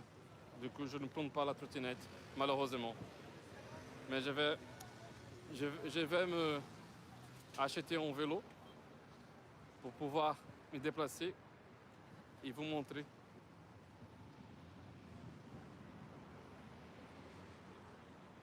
Où est cuisine française? Il faut bien montrer ela ao Brasil. Gente, eu estou aqui na dúvida o que é que faço. Vocês que estão aí, vocês acham que eu devo ir para onde? Carmen. Ed, quase chegando nos 30k o canal. Pois é, tá muito bacana, né? Muito bacana. N'hésitez pas, si vous êtes là, et... Monterey, milligrams of sodium. Cut it in half. But again, the flavor was good. I took one more bite. And once again, more tortilla than filling. But again, the filling was good. So we opened up the other side of the breakfast wrap to show you, the people, what's inside. And like I said earlier, you're getting more tortilla than filling. And there might be just a couple teaspoons of filling, compared to a whole lot of tortilla. That's some bullshit. They're always like that. After microwaving for 1 minute and 45 seconds, our El Monterey breakfast wrap with eggs, potatoes, cheese sauce, and sausage is ready. Carefully remove it from the paper towel so you don't rip the tortilla. And once again, we cut it in half so you, the people, can see what's inside. Here's what the inside looks like. It looks like there might be just a little bit more filling. Yeah. So into my old pie hole, and down the gullet it went. The breakfast wrap with sausage tasted much better. It's still a lot of burrito, like a lot of good bread. Enough to take another bite. And as you can tell, the second bite, there's no more filling. Now let's take a look at the filling. This time we just mashed the tortilla to force the filling out. At most, that might be a teaspoon of filling. Not very substantial. That's pretty watery that's a tablespoon. I'm not sure if that's a cheese sauce. This guy doesn't know his spoon wet. sizes, homie. And the filling on its own was okay, but not a whole lot of filling. You can make these better and cheaper at home. Okay, maybe it is only a teaspoon, dude. It looks I guess these smaller. El Monterey breakfast wraps serve their purpose if you're in a hurry. For these being extra large and not having a whole lot of filling, I'd hate to see the regular size. I would definitely pass on buying these again. I'd make them at home, wrap them in saran wrap, and freeze them. They'll be better, cheaper, and more delicious. Thank you all very much for watching, and I'll see you soon. Is he leaving? Minutes, je serai en direct. A plus. Tchau, tchau, muito obrigado. Paris ain't doing shit tonight.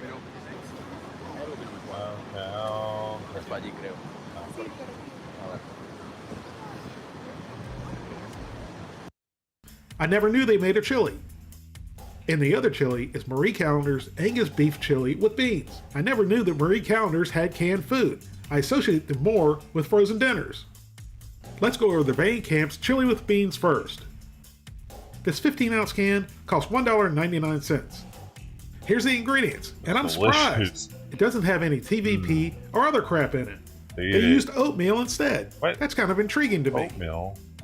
Oatmeal. Interesting. Yeah. The serving size is the whole can, which has 410 calories, 24 grams of total fat, 1 gram of trans fat, 30 milligrams of cholesterol, 1,020 milligrams of sodium. An ounce can costs $2.78. Marie Callender's Angus beef chili is hearty, delicious, and packed with 25 grams of protein per serving. This prepared meal is filled with hearty and satisfying flavors. How does it have that much protein? There's no TVP or other crap in it. Is that another good one for you? The serving size is the whole 8 grams to get these chilies out of the. It smelled pretty good as soon as I opened up the can. And it's got like a muddy color to it. I don't know. It's kind of a strange color, but the important thing is how it tastes.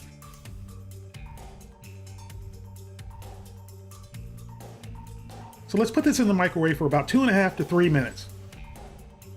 Now let's get the Marie Callender's out of the can into the bowl and heat it up. Oh, no, this one also has a brown muddy color to it, but it did smell good, just like the Van Camp's. You mind like a homeless person.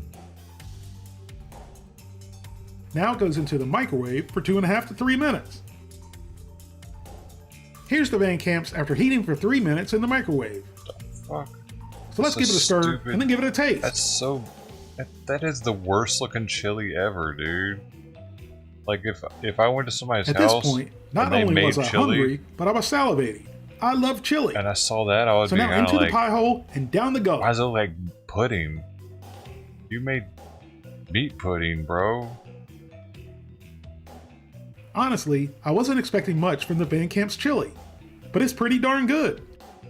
Good enough to have a second bite. What is it supposed to look like? This chili had more meat in it than it did beans, which is surprising. Maybe. And it also had a really nice flavor and spice Orange to it. grease. That's Earlier, I mentioned it had oatmeal in it, and you don't even know what's in there. Oh, they mix it with the meat, probably. Now here's the Marie Callender's after microwaving for 3 minutes, okay, and I'm not really sure what happened to it. That As looks you can more see, like it chili. did a lot of spitting and spattering, unlike the Van Camp's. That is weird that it cooked For both cans of chili, I heated them up exactly the same way. One didn't make a mess, and one did make a mess.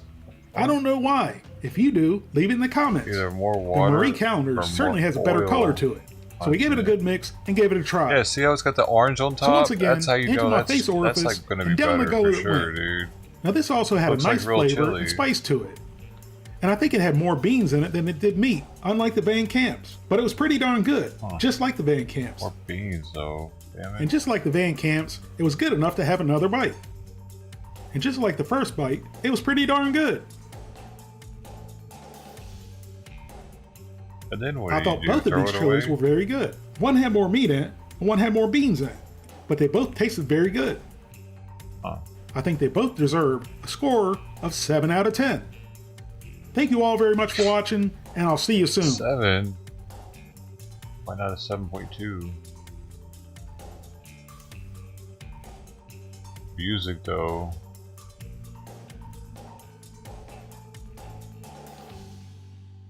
Minor is, but frozen pot roast.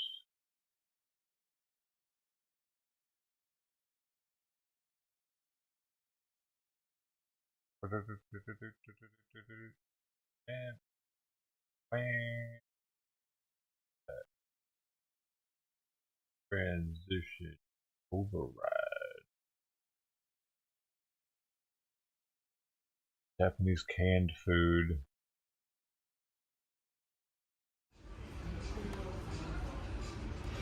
Got here. You're gonna get 10 Japanese canned food.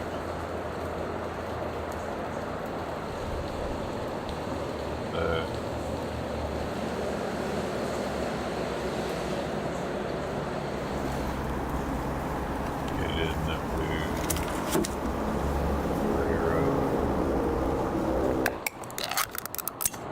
Ooh, little patties.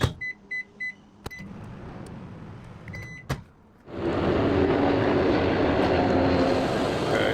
Oh, okay. Little syrupy patty with a can. Savory pancake. What made of what? I'm not reading this fast enough. Cabbage and batter.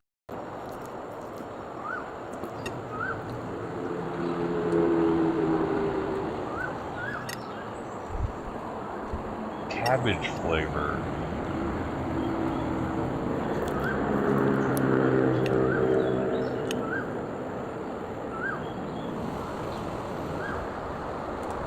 What's that?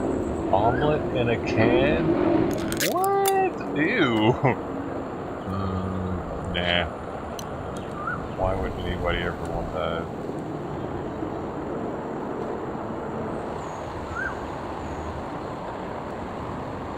A savory flavor? What do you mean? It doesn't taste like an egg? It tastes like fish. Octopus balls, bro. Bro, sauced up ones with that. Oops. Well, I gotta use the spoon on the canned version. Ginger flavor. God, they're so soft. What the heck is that? Oh, it has a piece of octopus inside of it. I thought it was a toy or something. Maybe inside the octopus ball. Alright. Ooh! The heck is it? Did it say already? I got distracted. It's premium meat.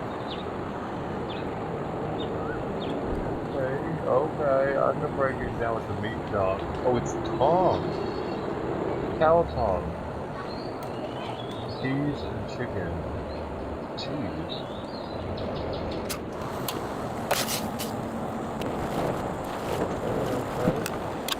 Her microwave smells like shit. What? That looks disgusting now. What is it? Got vegetables in there for?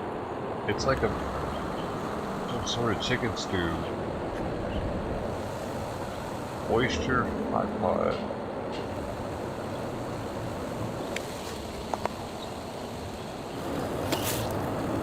Why do they have so many of these types of foods there, man?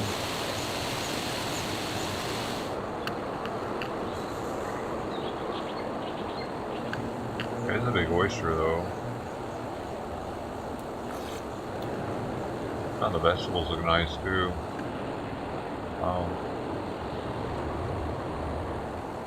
It's just such a small portion. The spoon barely fits. You can just open it and eat better. What is that? Maggots?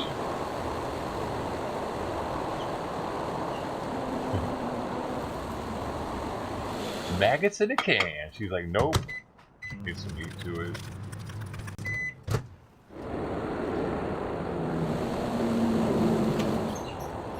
Don't knock maggots in a can till you try it. Japanese version is something special.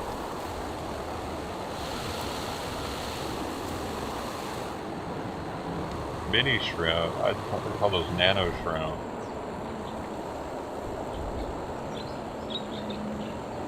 Oof, I bet this is... Whoa.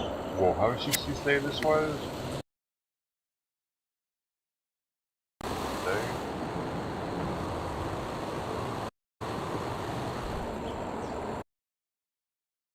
$4.60.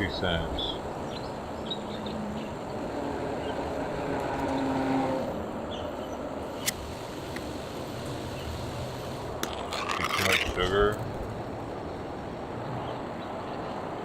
Maybe. Might be gaining weight, that's why she's not showing herself that often. She can't get enough canned food.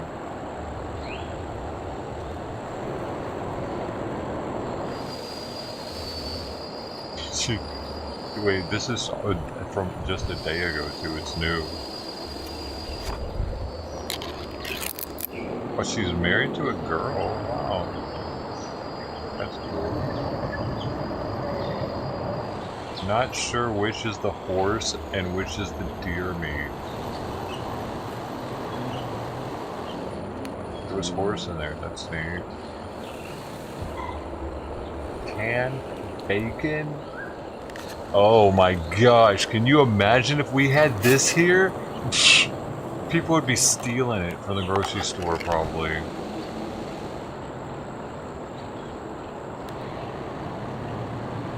Canned bacon chunks and some sauce like that? Oh my gosh. What are they doing? Should have never showed us that.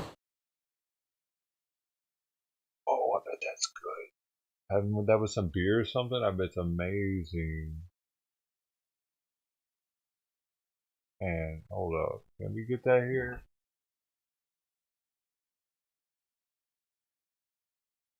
Hand bacon. No, not that kind. Different. Screw it, I'm just gonna get this and survive off of bacon. I don't need. Oh, there it is right there.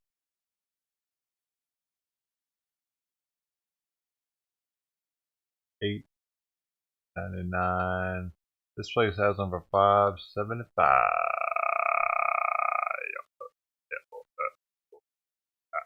Oh, it's honey mustard. I wonder if they have different flavors of it. Here's another one. Pork. It's just Miyazaki Prefecture stew of cubes. Oh, dude, you can get this stuff here, man.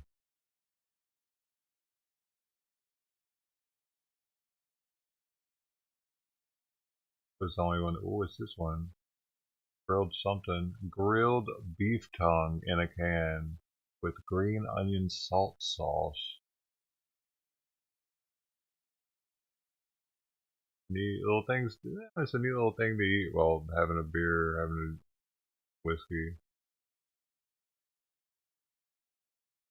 I bet all these are pretty good. One. Yellowtail. Ooh, yellowtail one too. That's a bigger can. Like 3 times the size of that other can. Dude, this place has a bunch of different stuff here. They got the Japanese sardines. Oh shoot, are these actually sardines from Japan that don't have a sauce on them? Because oh no, they're seasoned. For some reason, it's impossible to find sardines from Japan that don't have some sort of sauce on them.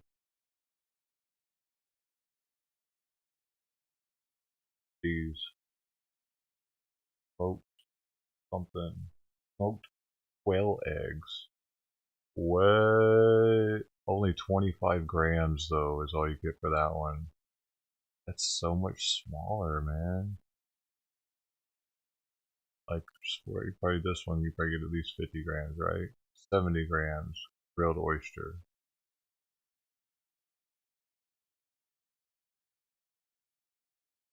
Octopus, 120 grams.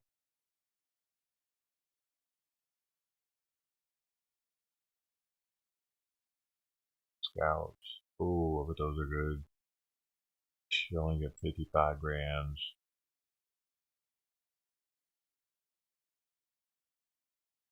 I don't like sardines in water. Probably don't either. Dry. Are these all in water? Or were those in water? Freaking heard of this place. It's all Japanese stuff.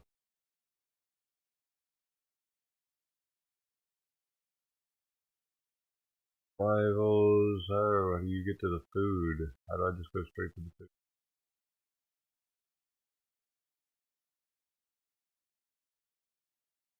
Beverages. Yeah, I thought. Okay, let's see if they got candy. Snack food. Let's see the. That's it, dude. I'll trip. Where is this? Where are the cookies? Have the cookies?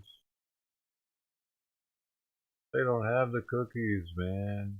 Got a ton of the canned stuff. What is this? Dog food? Doggy mine, chicken fillet, soft rib. Yeah. Dog treats.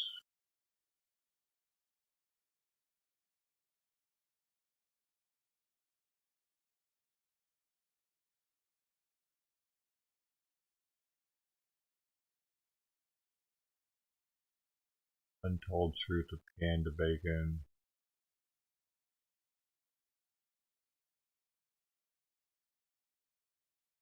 How to can bacon.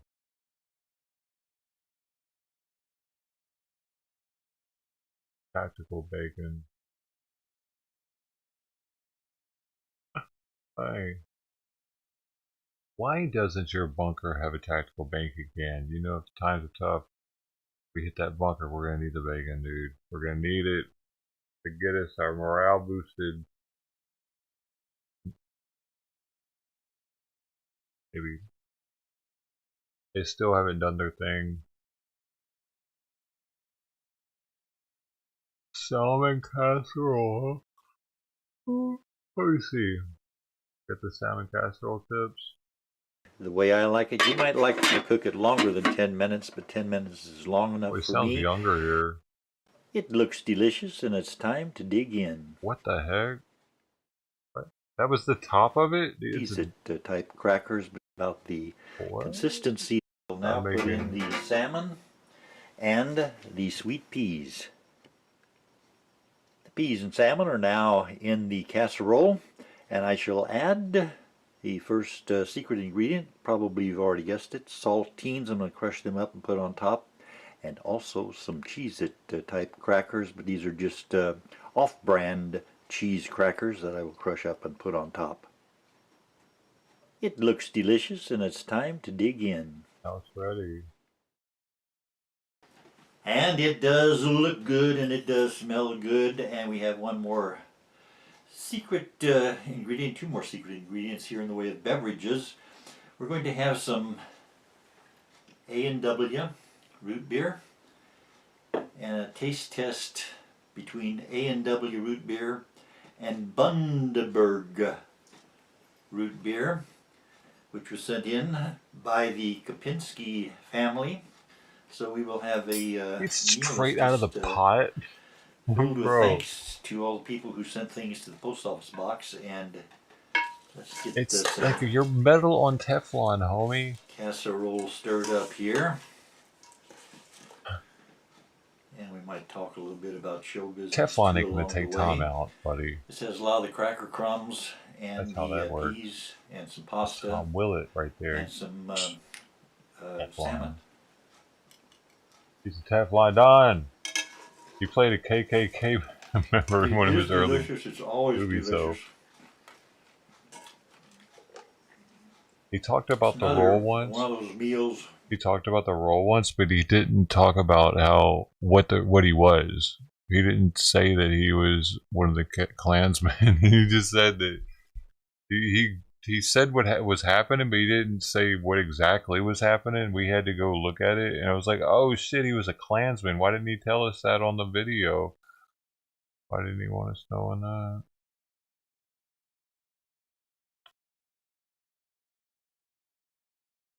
Smoked mussels, you're a fan of that? Normalcy in April. I want to see what he thinks about the Bundaberg versus the regular. Because I've had this. That might be better than the A&W. It's more complex.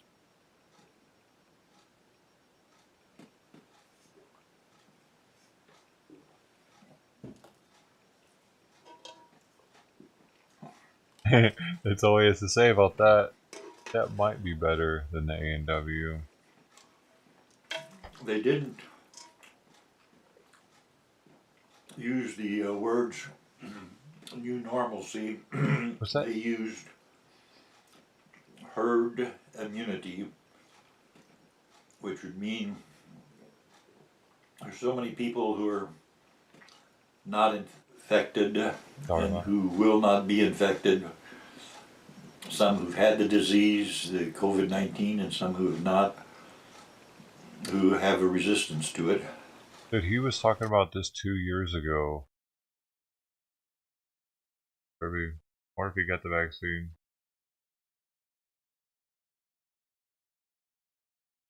Neighbors now have a dog, by the way, that keeps barking. I can hear it right now barking through the headphones.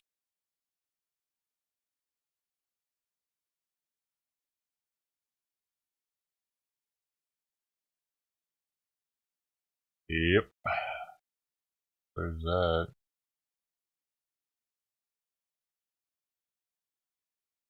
It hurts him to eat.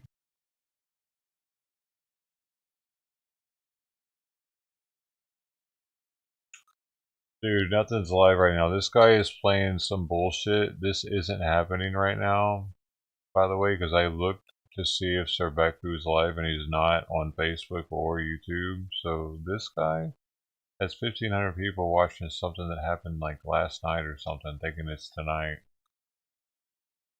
This shit's annoying.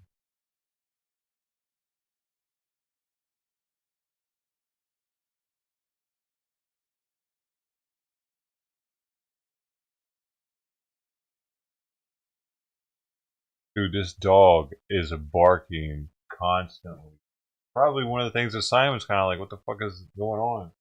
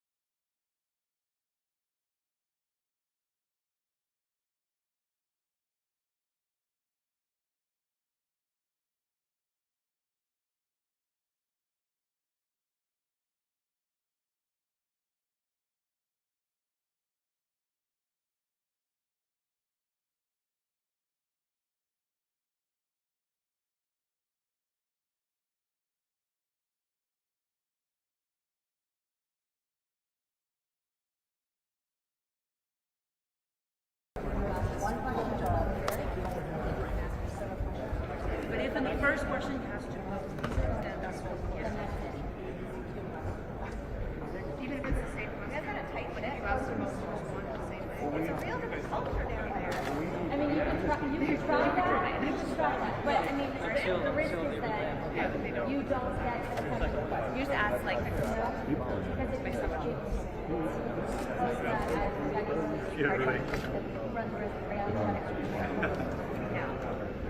I don't know, man. Biden's just come on any second now. It's the only thing that's happening.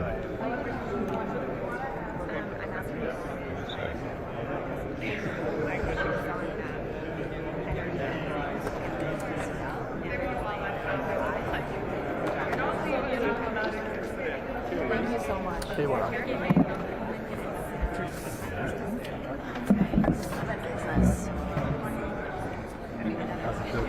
Boring day. It's been great all day. Friday, boring Friday. So you guys don't morning out.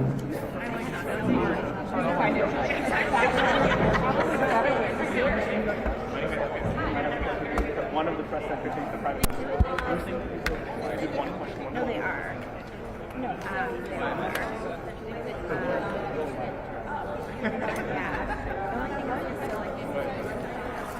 But for us, president, they just call or we tell them it's so fun. But in the corner, you would get follow-up or a question to the other league. Like there's two questions. Okay. I know.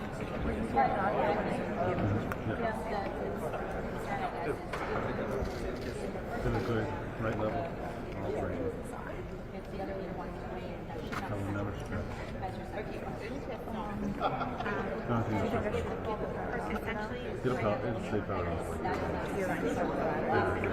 Like if I didn't have headphones on, dude, it would be, I would hear constant dog barking pretty much.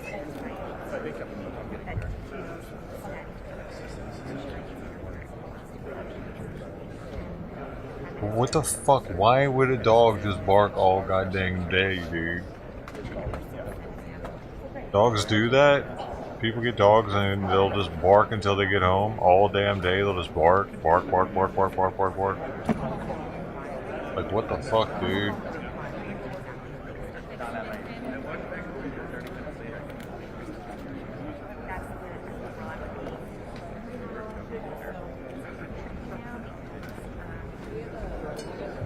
Got me thinking about moving out, that's for sure. I already had enough reasons.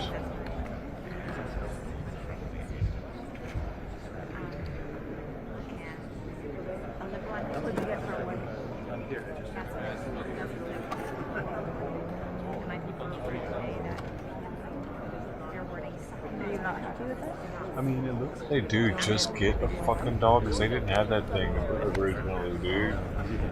Well, if you think it looks cool, I'm just asking if it's all dolphins. This one? I don't know who I got. I got 3.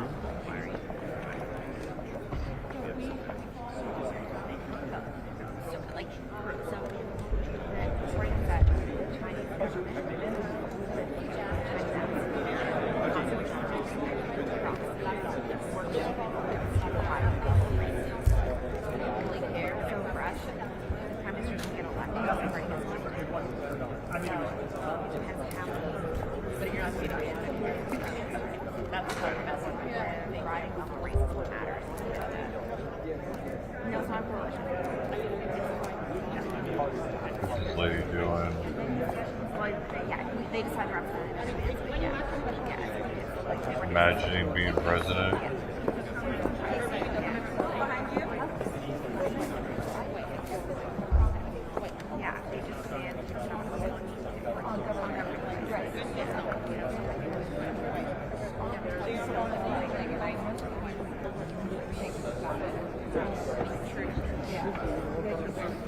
Let's do it this way. Get off.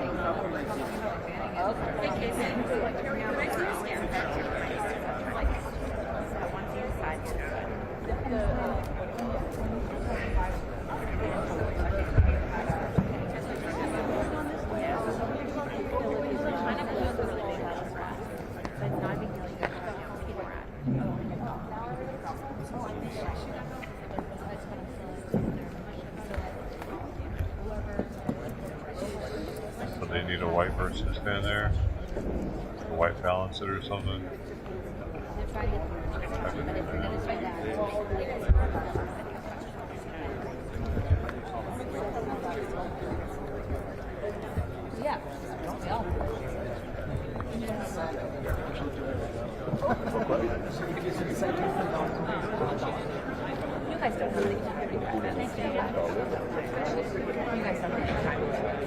No, we're just ahead of Wow. She didn't get anything yet.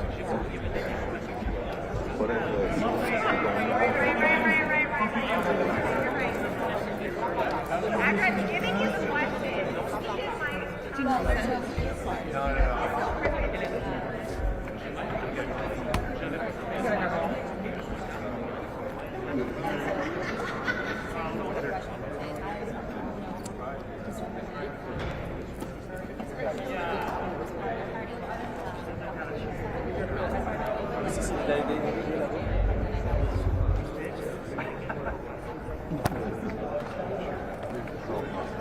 want me to go put it over there?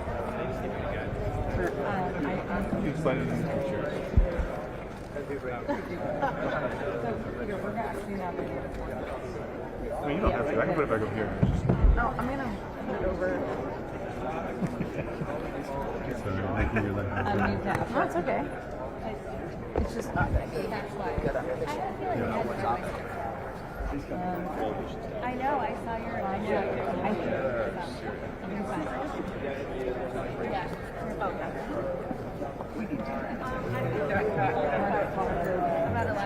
No, he said that.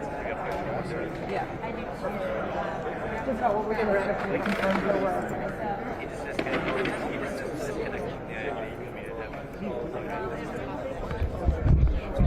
Hey, Brett.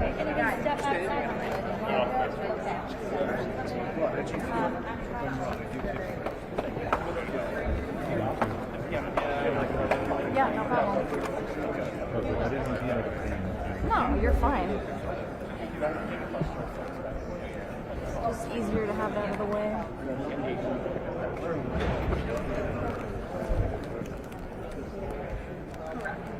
Yo, Kelly coming through with the €1. Hey, yeah. Chat look all nice and colorful. Sir.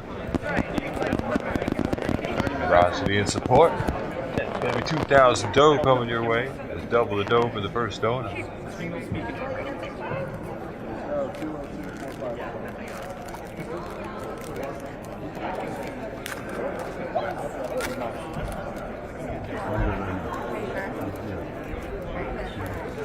mean, if you want to finish off a little piece, I'm not going to say no. Not that. Hold that. I'll clear it off. I don't know why it didn't trigger. Maybe it had to be. It didn't trigger. It should have triggered the screen. Very nice. Thank you. Our hands are not started yet, so you're actually going to choose and you're going to see it. How are you? Good. How's everything? Pretty good. It's coming along. Good. Awesome. How about that? Pretty good. It's not going good. Yeah? It should still be on the credits. Thank you, my bridal ceremony. Thank you for batting people out of the way.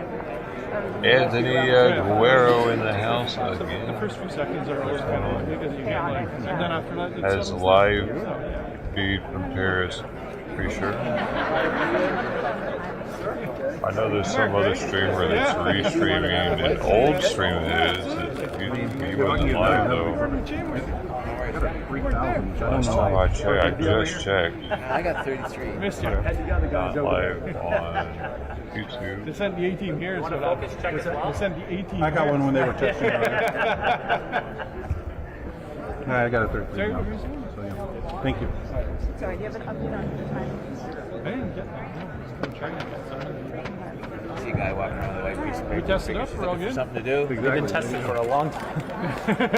Bring the work. Been good for a while. No doubt.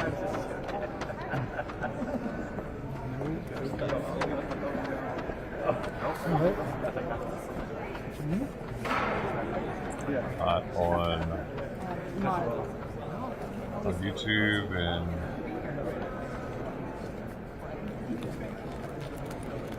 he says right here, look, he's not live today. He says right here, no live stream today. 8:35 p.m. Resting for tonight, going live tomorrow. That person that's restreaming that, he's a fucking liar, dude. He's confusing people. He's making 1,500 people think that there's rioting going on tonight when there's not. Doing shit like that should be against TOS.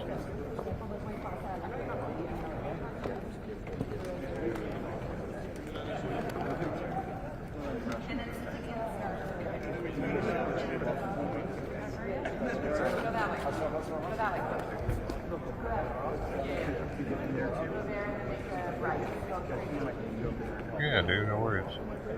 Thanks for trying to, or thanks for letting me know you thought somebody was live.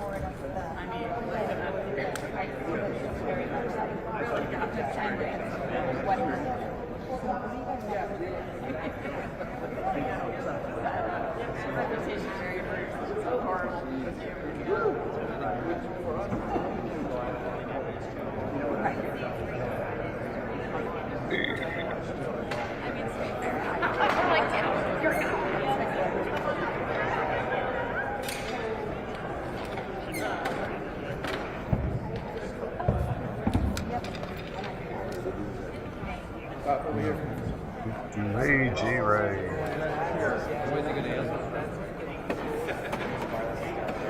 Sorry, I didn't mean to sound like I was like not appreciative of you letting me know. I am appreciative. It's just it's upsetting that dude's doing that.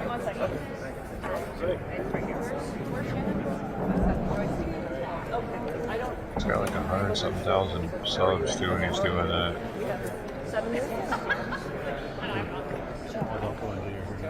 See that? Yeah. So there's 4 seats right here for the questioners, and then there's 7 others. Okay. So which one are they? Yeah. 1, 2, 3, 4, 5, 6, 7, 8, 9, 10. 1, 2, 3, 4, 5, 6, 7, 8, 9, 10. So there's 4 back. These are reserved for the questioners. Okay. And then there's 7 total. Okay. 4 back here. And okay. 3 over there. Got it. So Jordan is getting a question. You guys are getting a question. That's why I need to just keep it chill. Okay. Great. How are you? Put stuff on my table. Don't trip. No. Don't trip. These 4 seats, excuse me. These 4 seats are taken for the people asking questions on this. Give me 1 second. This is our press conference. Behind me, on the back row.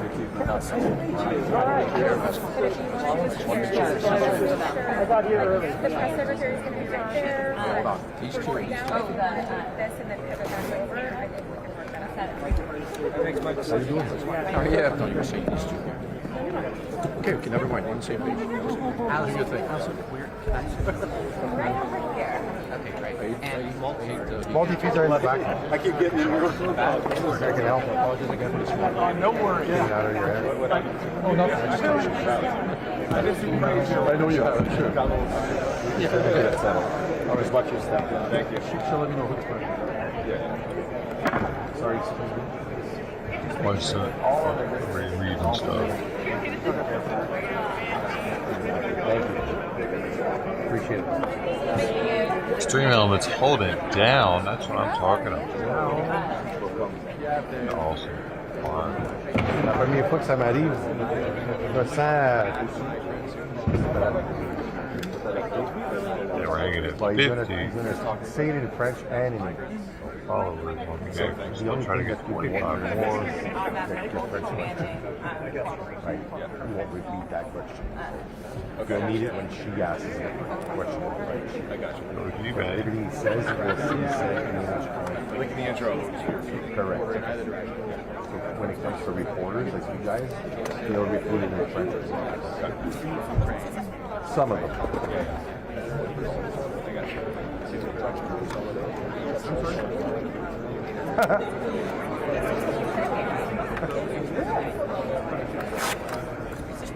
Oh, we're probably coming through with an extra $1.50 topping it off. Ladies and gentlemen, €1.50. I think that's more than $1 actually. Alright. Thank you, sir, for your generosity. Does he have a long enough line? Oh, Yeah. okay. You're just going to stay back there? You're just going to stay back there? I think 1.5 is $1.61 American, so it's 11 and the euro must have lost a lot over. Anybody in your shot? Just this boat. Yeah, dang. No. I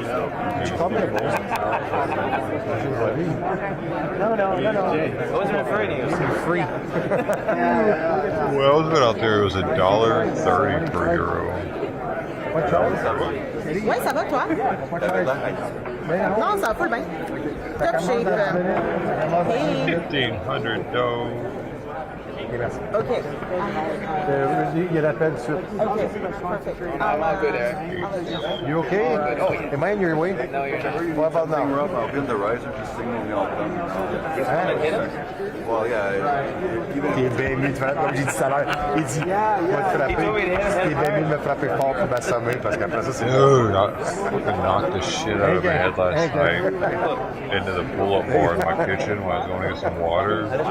Qu'arrive avec ça? I can't even shake my head right now for 2 days. It's so...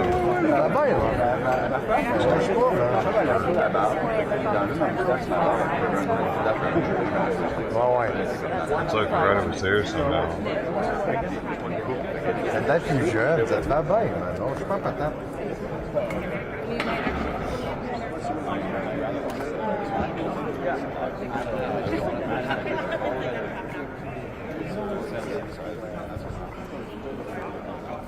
don't know why it's not triggering the alert box though for the donos. We had a. Why? Okay. Ok, merci. Ça, dans le passage. Ouais, je sais. Dans le passage du freight. T'as d'autres chaises dans le freight. À côté. Ouais, toi, ça va être toi ici. Puis, tu vas avoir la première question. C'est moi qui ai la première question. Ben, la première, excuse-moi. Première question. Première, deuxième, ouais. Je vais passer comme en avant de toi. On va aller pogner la question. Parfait. Je vais m'assurer de ne pas te donner un coup. Tu vois? I think there's actually No, it's fine. C'est ta question en français. J'ai une question en français, je vais avoir besoin de traduction. Moi, je pense que c'est comme en espagnol. Mais pas attention à Thanks for mentioning it, but yes, I would. Curious, the microphone, absolutely, yes, he's going to boom you. Yeah, I'm going to boom you. So I sit there? Yeah. Okay, that's good. Okay, that's good. So how we're going to do this is you ask a question, tell me. How are you? Hello,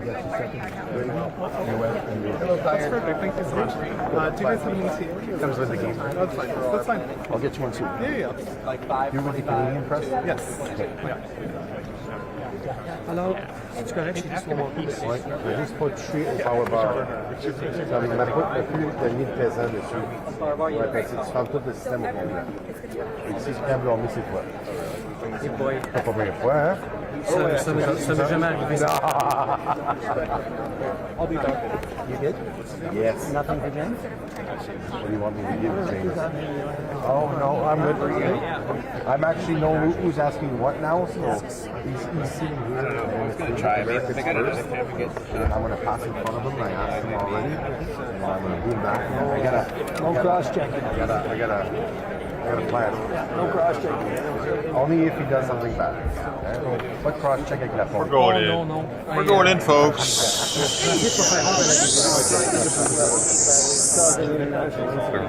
I did that before. I didn't like it.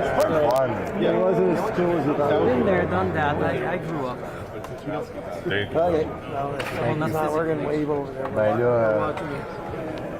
what are you going to do? You know what you should give me though? You know what you should give me though is the wireless mic. Can you get it? The spare one that he has. I can put it in my pocket. Can you ask him? Mention it to him. See if this one goes out, then I have a backup. Are you hearing anything in the mountain? There shouldn't be anything right now. Okay. Yeah. No, we killed it. Do you need a check or? You want to have Jimmy? Just a quick sound check. 1 2. Sound check 1 2. Verification. Sound check 1 2. Mic level 1 2. Checking and testing 1 2 3 4 5. Checking and testing 1 2 3 4 5. Check 1 2. Check mic level 1 2 3 4 5. Okay. Thanks, Jimmy. You gotta be careful with that one.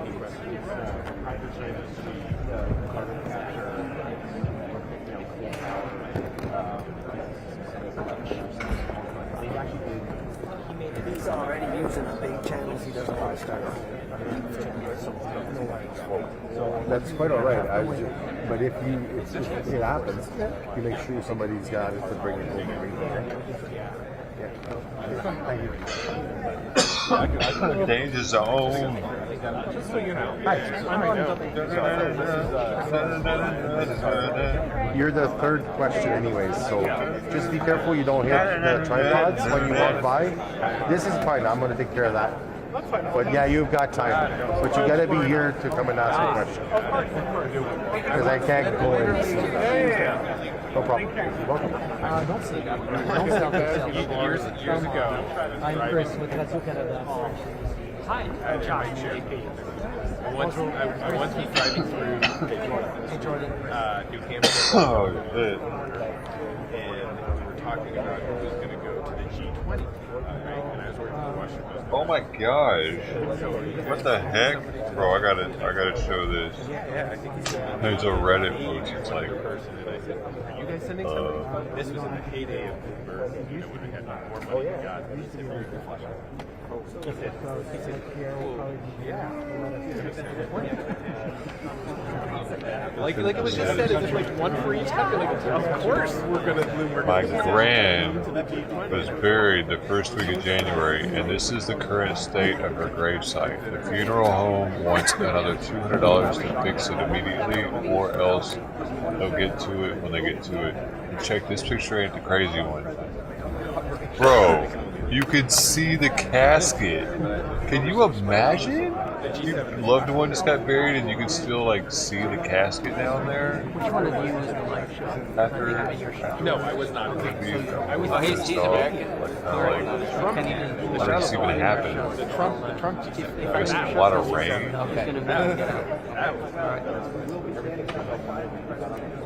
Je pense que si tu restes assis debout en avant de ta chaise, tu montes quasiment debout. Yes. Au moins le food, tu seras pas d'accord. She like, did they get out? Maybe they were still alive. Maybe they're wandering around somewhere. It doesn't help with the closure situation, does it? Are you sure they're still in there? Now we need to take them back out and load. I used to come.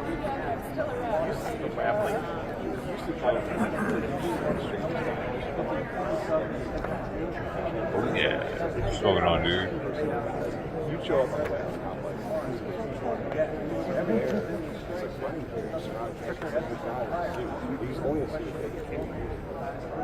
Wait, wasn't somebody just yesterday or something saying they were Welsh? Welsh. Yeah. It's just like, oh, there's Peter. There's Ron Barra. And they're on the Welsh Whiskey Company.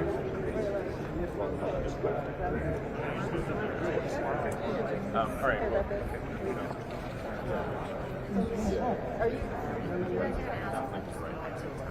Oh, yeah. It's the answers that matter.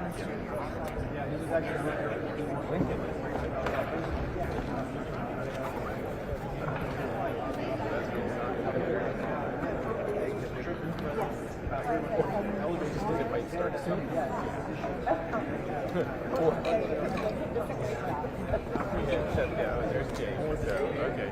That's the song that's starting.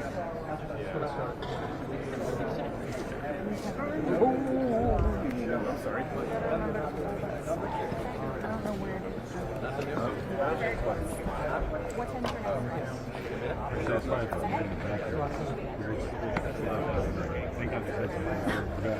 Hey guys, very close. You can always ask.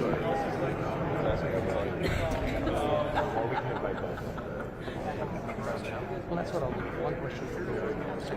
Guys, we're almost there. We're almost there. Whoever has those seats to ask questions, please. And building security.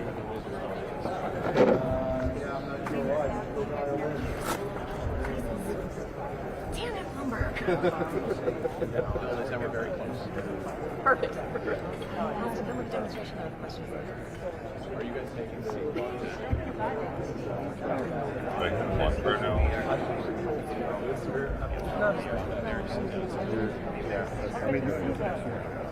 What's happening?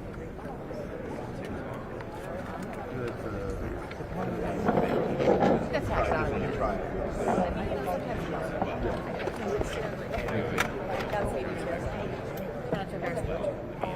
Too late. So you're asking the question on the US side, yeah?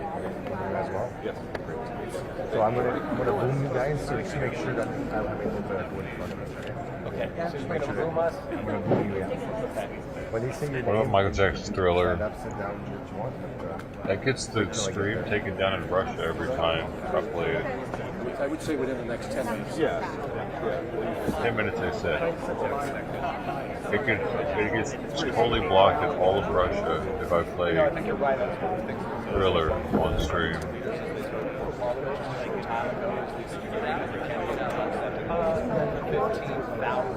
migrants, obviously, the U.S. does. The U.S. has, I think, an ability to find people here. And both countries are pushing one another and try to come to try to do more to stop migration crossing the highway direction through these, not through ports of entry, but the entries to the other country. There is no actual crossing.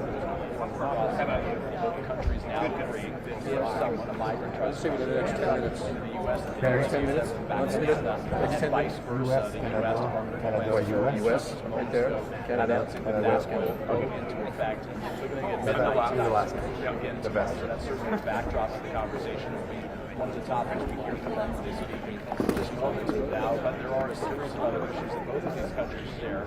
Certainly as it relates to China, but the press here in Canada, one of their frustrations is Chinese interference in Canadian elections and in their political system, something that is often familiar to a lot of Americans, I suspect, as well. The modernization of NORAD, given the Chinese sale over Canadian land and across the United States, was going to shut down the Atlantic Ocean and efforts to try to crack down on offensive crossing into either of their countries that will force their ties to go. What the heck? Hey, yo, look at this picture of Arnold Schwarzenegger. Homie, 1979 Arnold at yacht party. Among other energy projects, while just a matter of days ago announcing that in Alaska, the justifies would allow for drilling the Canadian survey. And he was in his prime there, dude. Yo, pop, pop.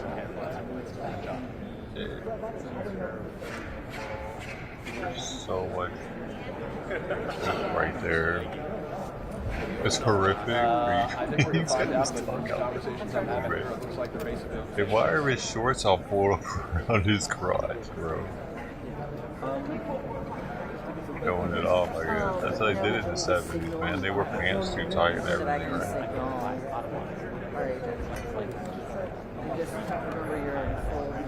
Right, we're gonna low cross, slither, cross. I'm not gonna like. Oh. Oh my god. Yep. Look at this. It says it's taken in a mosque, one of the holiest places in Istanbul. Thought I was able to make a new friend when she's about to poop. I just, in case you're squeamish.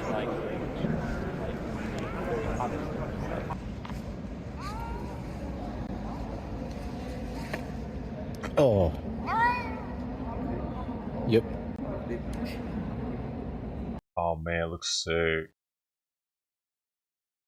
Damn, because it came out really juicy at the end there. Right there, that kind of like flopped out, but then that is juiced up. Damn. Like they treat the cats in Turkey like royalty, from what I understand. Like they're everywhere, all over the city, and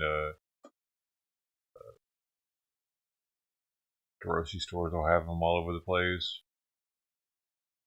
Man, that one looks sick though. I think they got a lot of sick cats from the streets too. Get those people out of there. While avoiding Air Force One, President Biden ordering U.S. retaliation. Pentagon describes as precision strikes by F-15s on sites used by interfering with Islam, Iran's Islamic Revolutionary Guard, including the U.S. defense officials, buildings housing behind aviation assets, and vehicles used by those groups.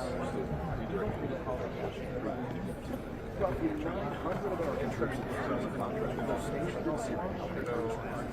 The fight against ISIS was an organized demise in Iraq, including 78 attacks on bases housing 78 attacks on bases housing coalition troops in Iraq and Syria over the last 2 years. Many of the U.S. Central Command sites fired down by Iran or Iranian-backed groups. And just hours after the retaliated, as long as you don't get yourself in front and don't hit the stands in the back of it.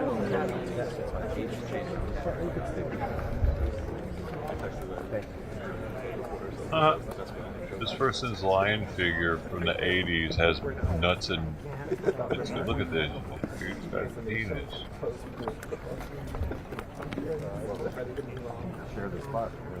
They wouldn't have that nowadays. Why is that?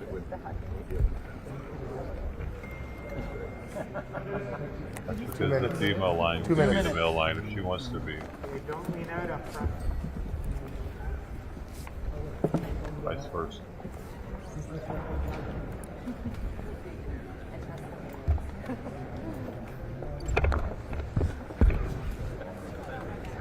Sorry.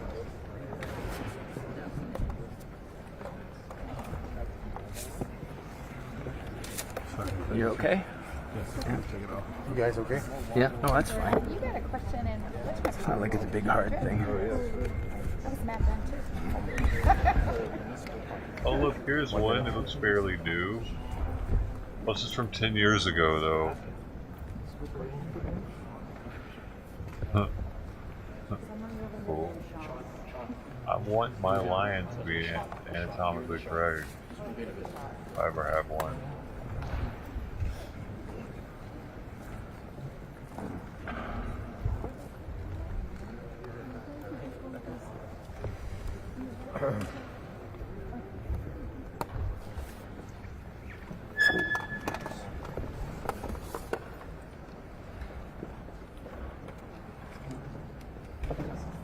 Oh, we must be close. Everybody had to shut up.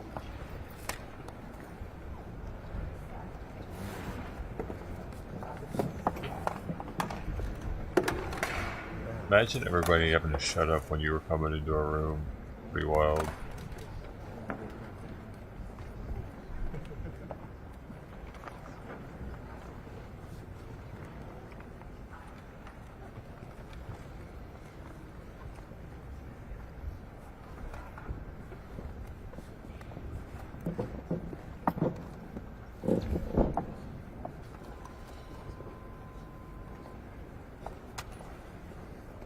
What in the hell is happening? Why is there this long-ass red carpet? Where's the paparazzi at? Oh, they're here. They're sitting down here. Sit there.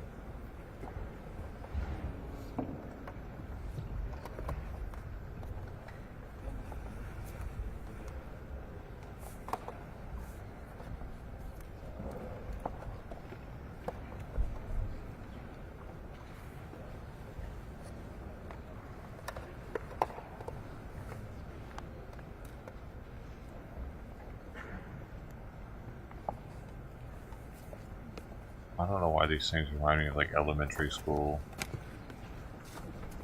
How the people get so quiet.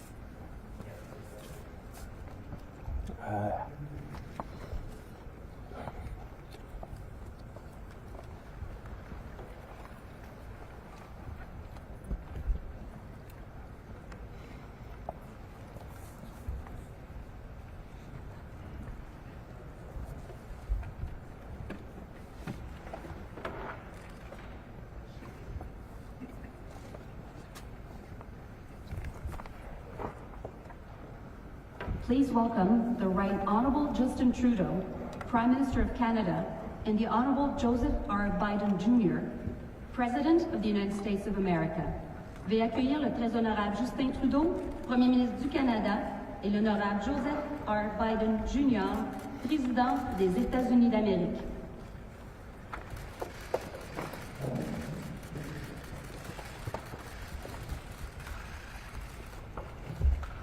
They're not in step. Fuck Biden.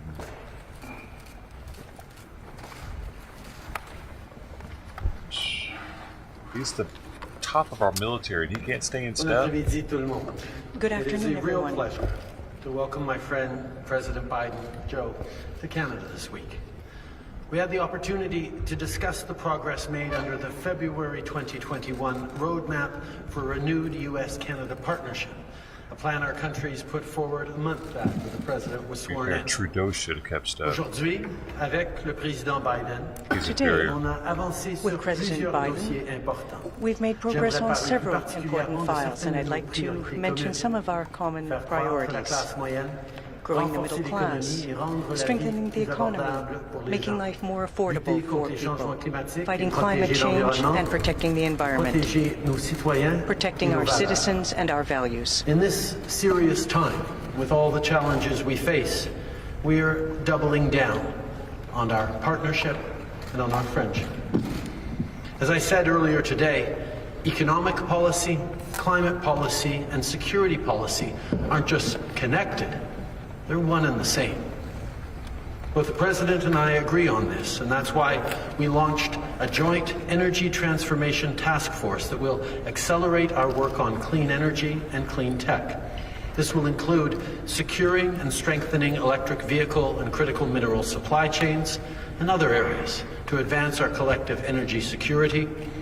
Of course, an integrated approach means creating good middle-class jobs for workers on both sides of the border, and it will make our collective economic growth stronger and more resilient. Securing and developing critical minerals supply chains is essential to making things like batteries, computers, phones, and semiconductors.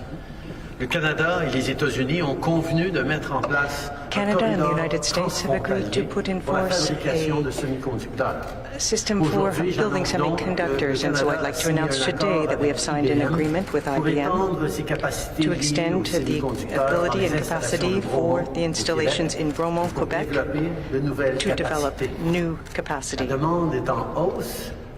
Demand is on the rise, as is competition. Canada's investment in semiconductors, which will be up to $250 million, will make it possible to enhance the competitivity of the North American economy, create jobs for the middle class, and to draw on Canadian talent in addition to reducing pollution. In addition to cutting pollution and fighting climate change, the President and I also worked on protecting more nature as well. Canada and the U.S. share the longest land border in the world. We share 3 oceans and the Great Lakes.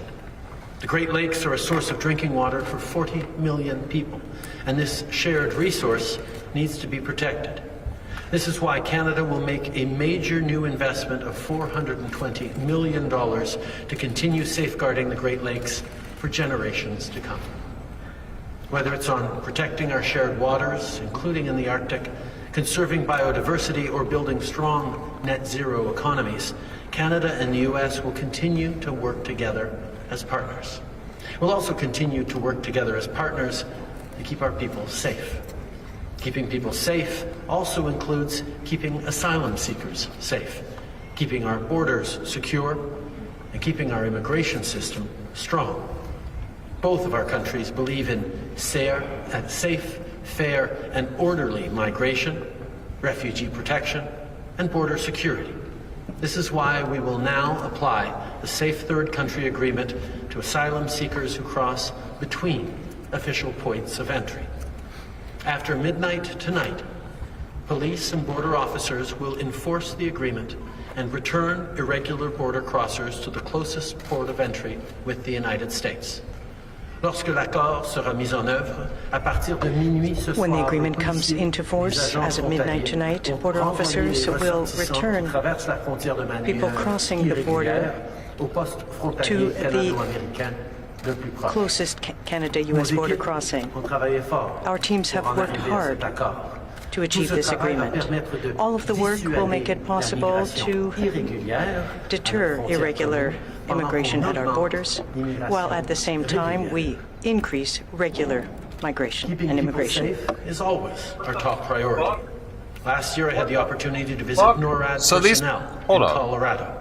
Hold up. So these people are going to try to go through our country to get to theirs, which is what they're doing. We already know that. So what he's saying is they're going to turn them back around and give them back to us. How is this a fucking good thing for us? Can't you fucking take some of them, asshole? Why can't you take some? Plays a central role in detecting, deterring, and defending against aerospace threats to our shared continent. NORAD has protected North America for over 60 years, what just happened? And we're continuing our work is that to what he meet just the said, evolving though? security challenges we face today. Canada is making major investments to modernize surveillance systems, And on top of that, we will invest to modernize and build new infrastructure to support the arrival of our 88 new F-35 fighter jets, so that, most importantly, we can support our men and women in uniform who keep us safe. This bolsters Canada's defence abilities for the coming decades. Of course, protecting our countries also means continuing our work to make our borders more secure and keep people safe.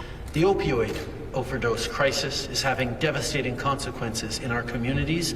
We're going to disrupt the cross-border movement of chemicals used in the illegal production of fentanyl. Canada and the United States will build a global coalition against synthetic drugs. We must stop the traffic of synthetic opioids while at the same time focusing on a public health response.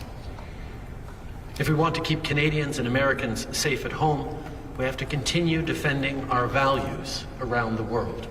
Values like democracy, the rule of law, and respect for the international rules-based order.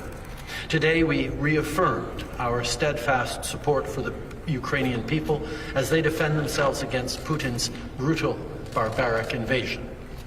We also talked about other parts of the world that are experiencing difficulties, like Haiti. As I said, Canada will keep Haiti in the heart of the solution for resolving this crisis. Today I'm announcing that Canada will invest an additional $100 million to provide better police support to the National Police Force in Haiti.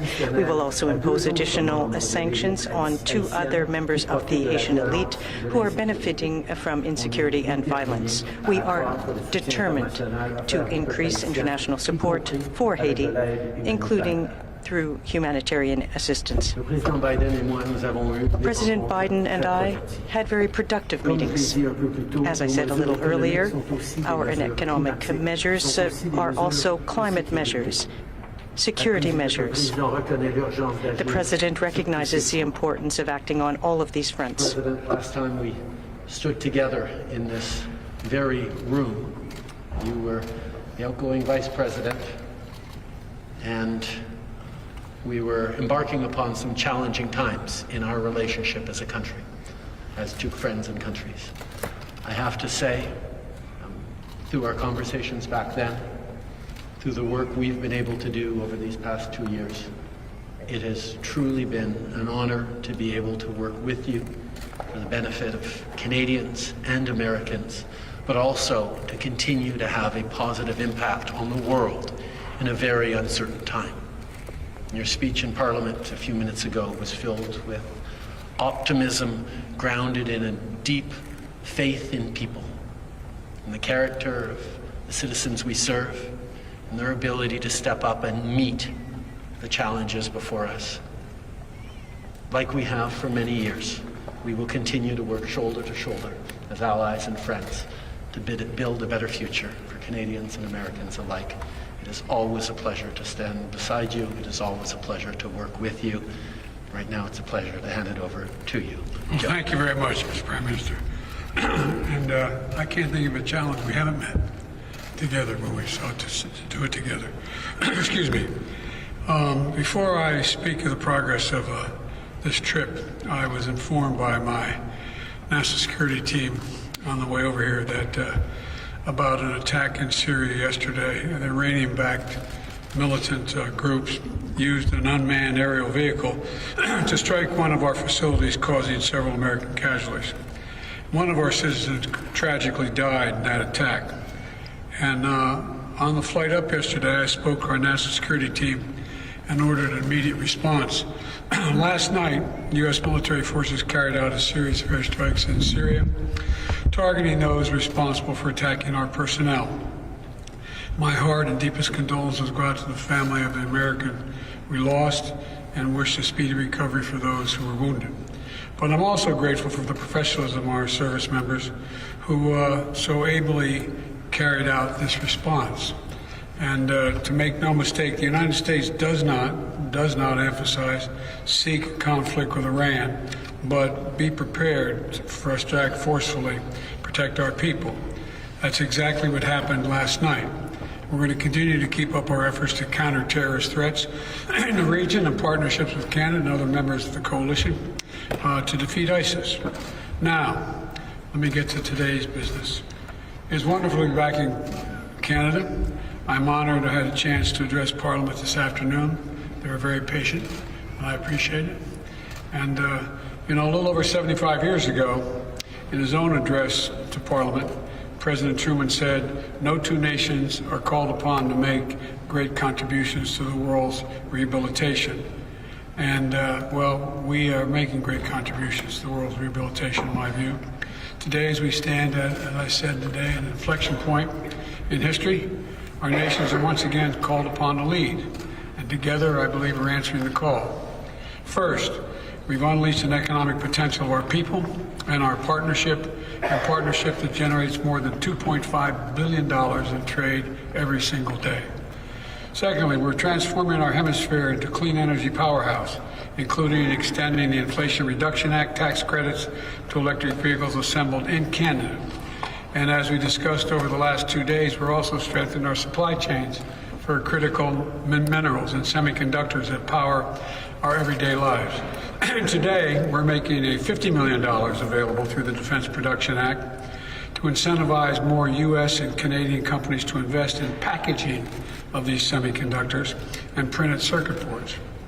I also want to emphasize what I said earlier in Parliament, that Canada and the United States always will have each other's backs. And we see this through NORAD as we work to modernize the world's only, and emphasize it again, the only binational military command. There's none other in the world. And we see it through NATO, where we're ensuring that we can meet any threat. And over the last year, we've seen it through our strong and unified support for the brave people of Ukraine, to which the Prime Minister spoke so masterfully today in Parliament, and stepping up to provide critical humanitarian aid as well as security assistance, and for Canada's embrace of Ukrainian refugees. And as we head to the second year of Russia's brutal invasion, our unity is not going to break. We're going to keep the pressure on Putin through our historic sanctions and tariffs, and we're going to continue to provide Ukraine with training, equipment, humanitarian assistance it needs, and to defend itself against Russian aggression. And finally, as we deepen the global cooperation, we're also exploring our regional collaboration. As we discussed today, we're doubling down on our work to disrupt synthetic drugs, which have claimed too many American and Canadian lives. By bolstering our work together in the North American Drug Dialogue with Mexico, and building on a new global coalition against synthetic opioids, we're working to get these killer drugs like fentanyl out of our communities. And together, under the Los Angeles Declaration on Migration and Protection, and the Prime Minister has already spoken to, we're also making good on our commitment to address the historic levels of migration in our hemisphere. Since we created dedicated pathways in the United States, the number of migrants arriving on our southern border has dropped precipitously. And I commend Canada for stepping up with a similar program, opening new legal pathways for up to 15,000 migrants to come to Canada from countries in the Western Hemisphere. Mr. Prime Minister, Canada and the United States has always been partners in progress. And today, we're once again called to lead. I know that the United States can count on Canada to be our friend, doing the hard work, doing the historic work, doing the work that matters, and doing it together. I truly believe we're going to make some great contributions, and I am optimistic about the future. And that's not hyperbole. I'm optimistic. I really am. We're going to make a better future for the people of Canada, the American people, and in consequence for the whole hemisphere and around the world. Thank you. Thank you, Mr. President. Prime Minister, we'll be taking 2 questions from the American delegation, 2 questions from the Canadian delegation. 1 question, 1 follow-up. Mr. President, first question over to you. All right. I guess the first person I'm calling on is Josh. Josh. Thank you, Mr. President. 2 questions, 1 for each of you. Mr. President, you talked today about the security and economic partnership with Canada. President Xi just went to Russia and expanded China's economic commitment with that country. Why do you think many leading countries are choosing to form competing partnerships, and what does that mean for the world? Prime Minister Trudeau. Sorry. Canada recently banned TikTok on government devices. Knowing what you know, are you comfortable with the idea of your children or family members using TikTok? Thank you. I respond to the question first. Well, first of all, look, in 10 years, Russia and China have had 40 meetings. 40 meetings. And I disagree with the basic premise of your question. We have significantly expanded our alliances. I haven't seen that happen with China and or Russia or anybody else in the world. We're in a situation in the United States where NATO is stronger.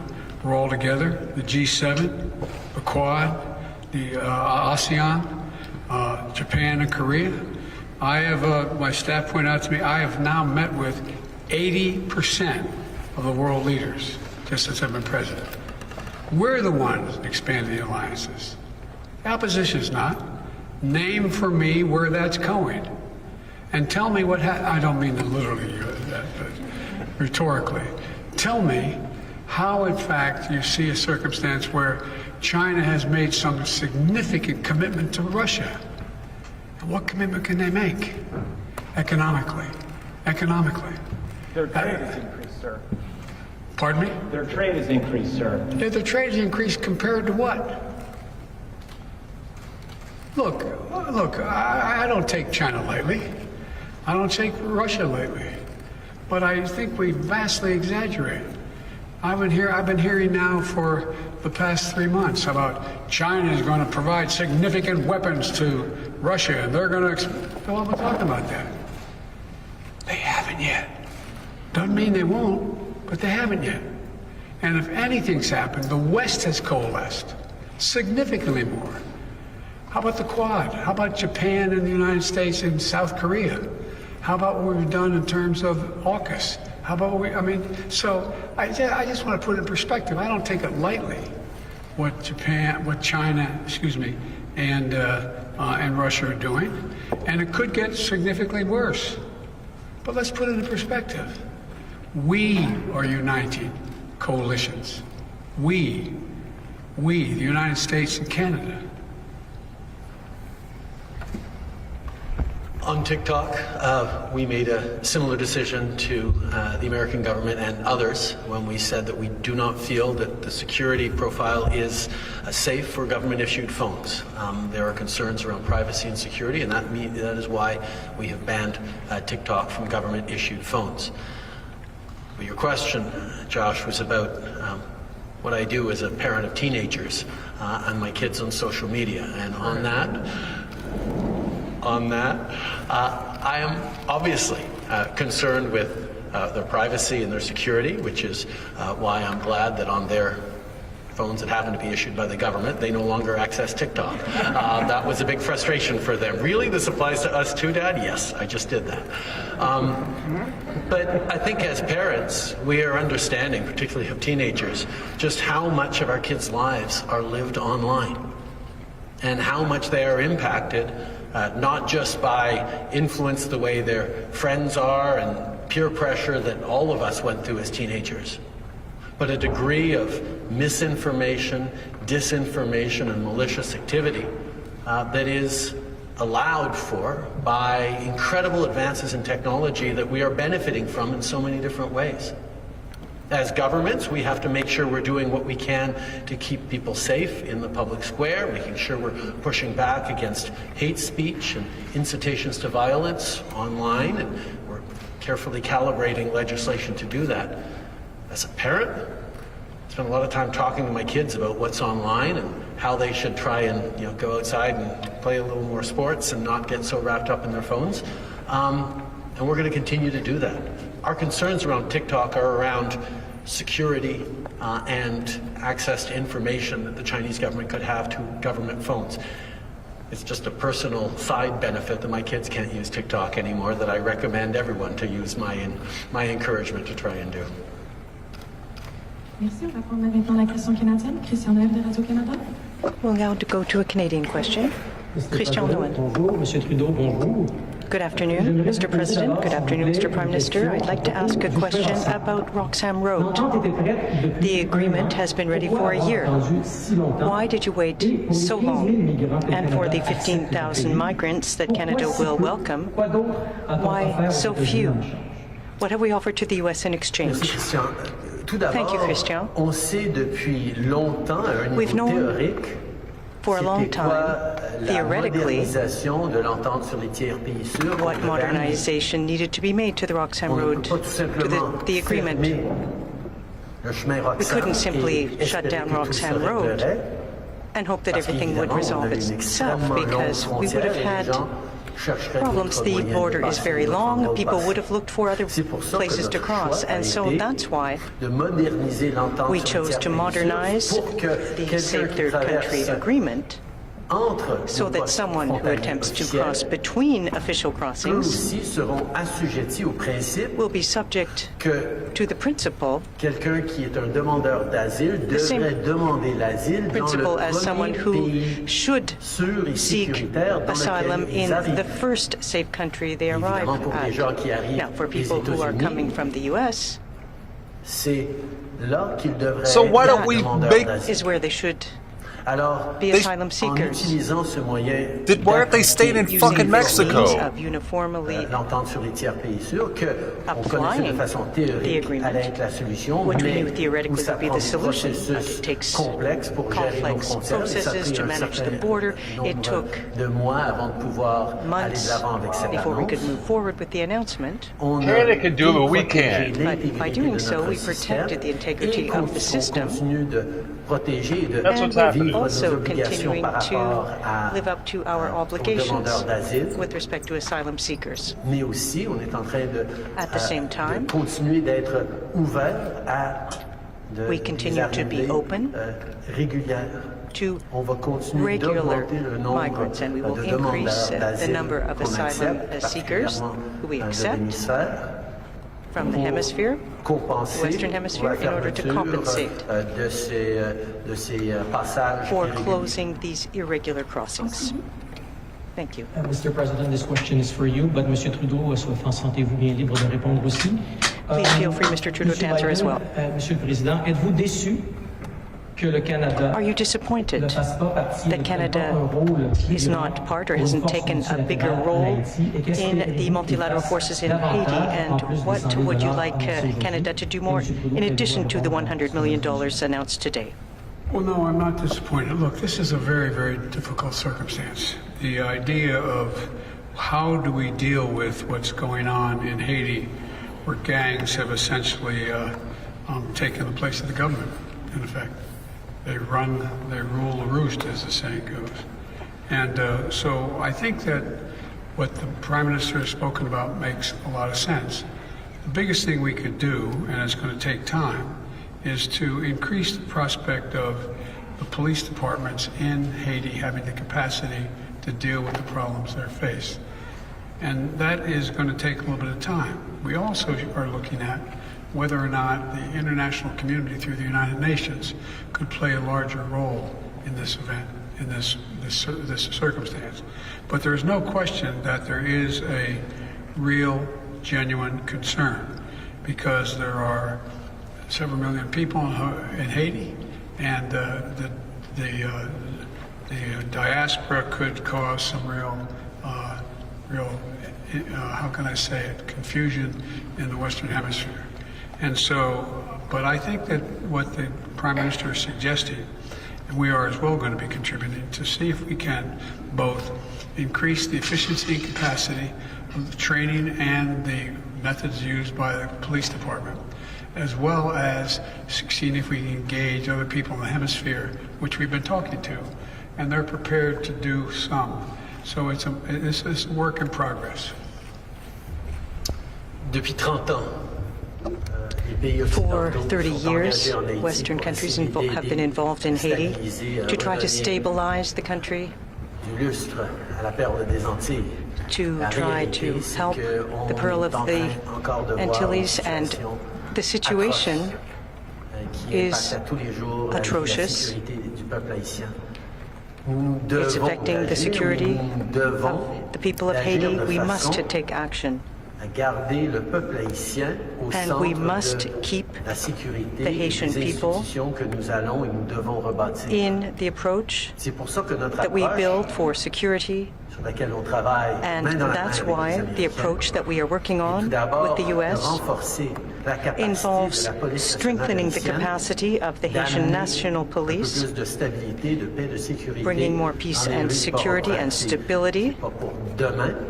This won't happen tomorrow. It will, of course, be a long process, but we will be there to support the capacity of the police in Haiti, the national police. At the same time, part of the insecurity and instability in Haiti is because of the Haitian elite, who have for too long benefited from the misery of the Haitian people.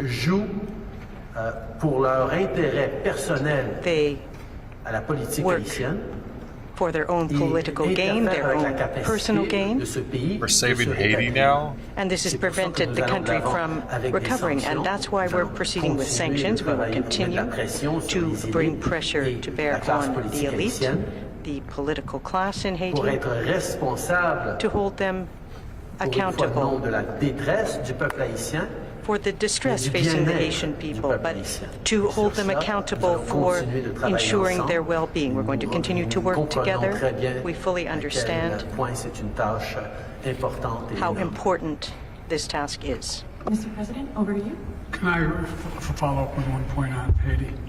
And that is that any decision about military force, which it's often raised, we think would have to be done in consultation with the United Nations and with the Haitian government. And so that is not off the table, but that is not in play at the moment. I'm sorry. Over to you for the question, Mr. President.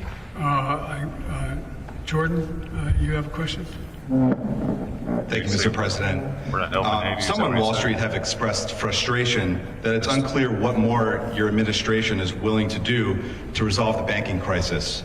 The markets have remained in turmoil. So how confident are you that the problem is contained? And if it spreads, what measures, such as guarantee more deposits, are you willing or not willing to take? First of all, have you ever known Wall Street not in consternation? Number one. Look, I think we've done a pretty damn good job. People's savings are secure, and even those beyond the $250,000, the FDIC is guaranteed them that the American taxpayer is not going to have to pay a penny. The banks are in pretty good shape. What's going on in Europe isn't a direct consequence of what's happening in the United States. And what we would do is, if we find that there's more instability than appears, we'd be in a position to have the FDIC use the power it has to guarantee those loans above 250 like they did already. And so I think it's going to take a little while for things to just calm down, but I don't see anything that's on the horizon that's about to explode. But I do understand there's an unease about this, and these mid-sized banks have to be able to survive, and I think they'll be able to do that. And Mr. Prime Minister, the U.S. has included Canada in electric vehicle subsidies, as you've discussed, that were included in the Inflation Reduction Act. But the IRA also raises some competitiveness concerns and challenges for Canada. President Biden supports Buy American provisions very strongly, and that has historically led to some trade tensions. So are you planning to announce anything in your budget to keep up, so to speak? And are you asking the U.S. government for exceptions to the Buy American provisions in other areas?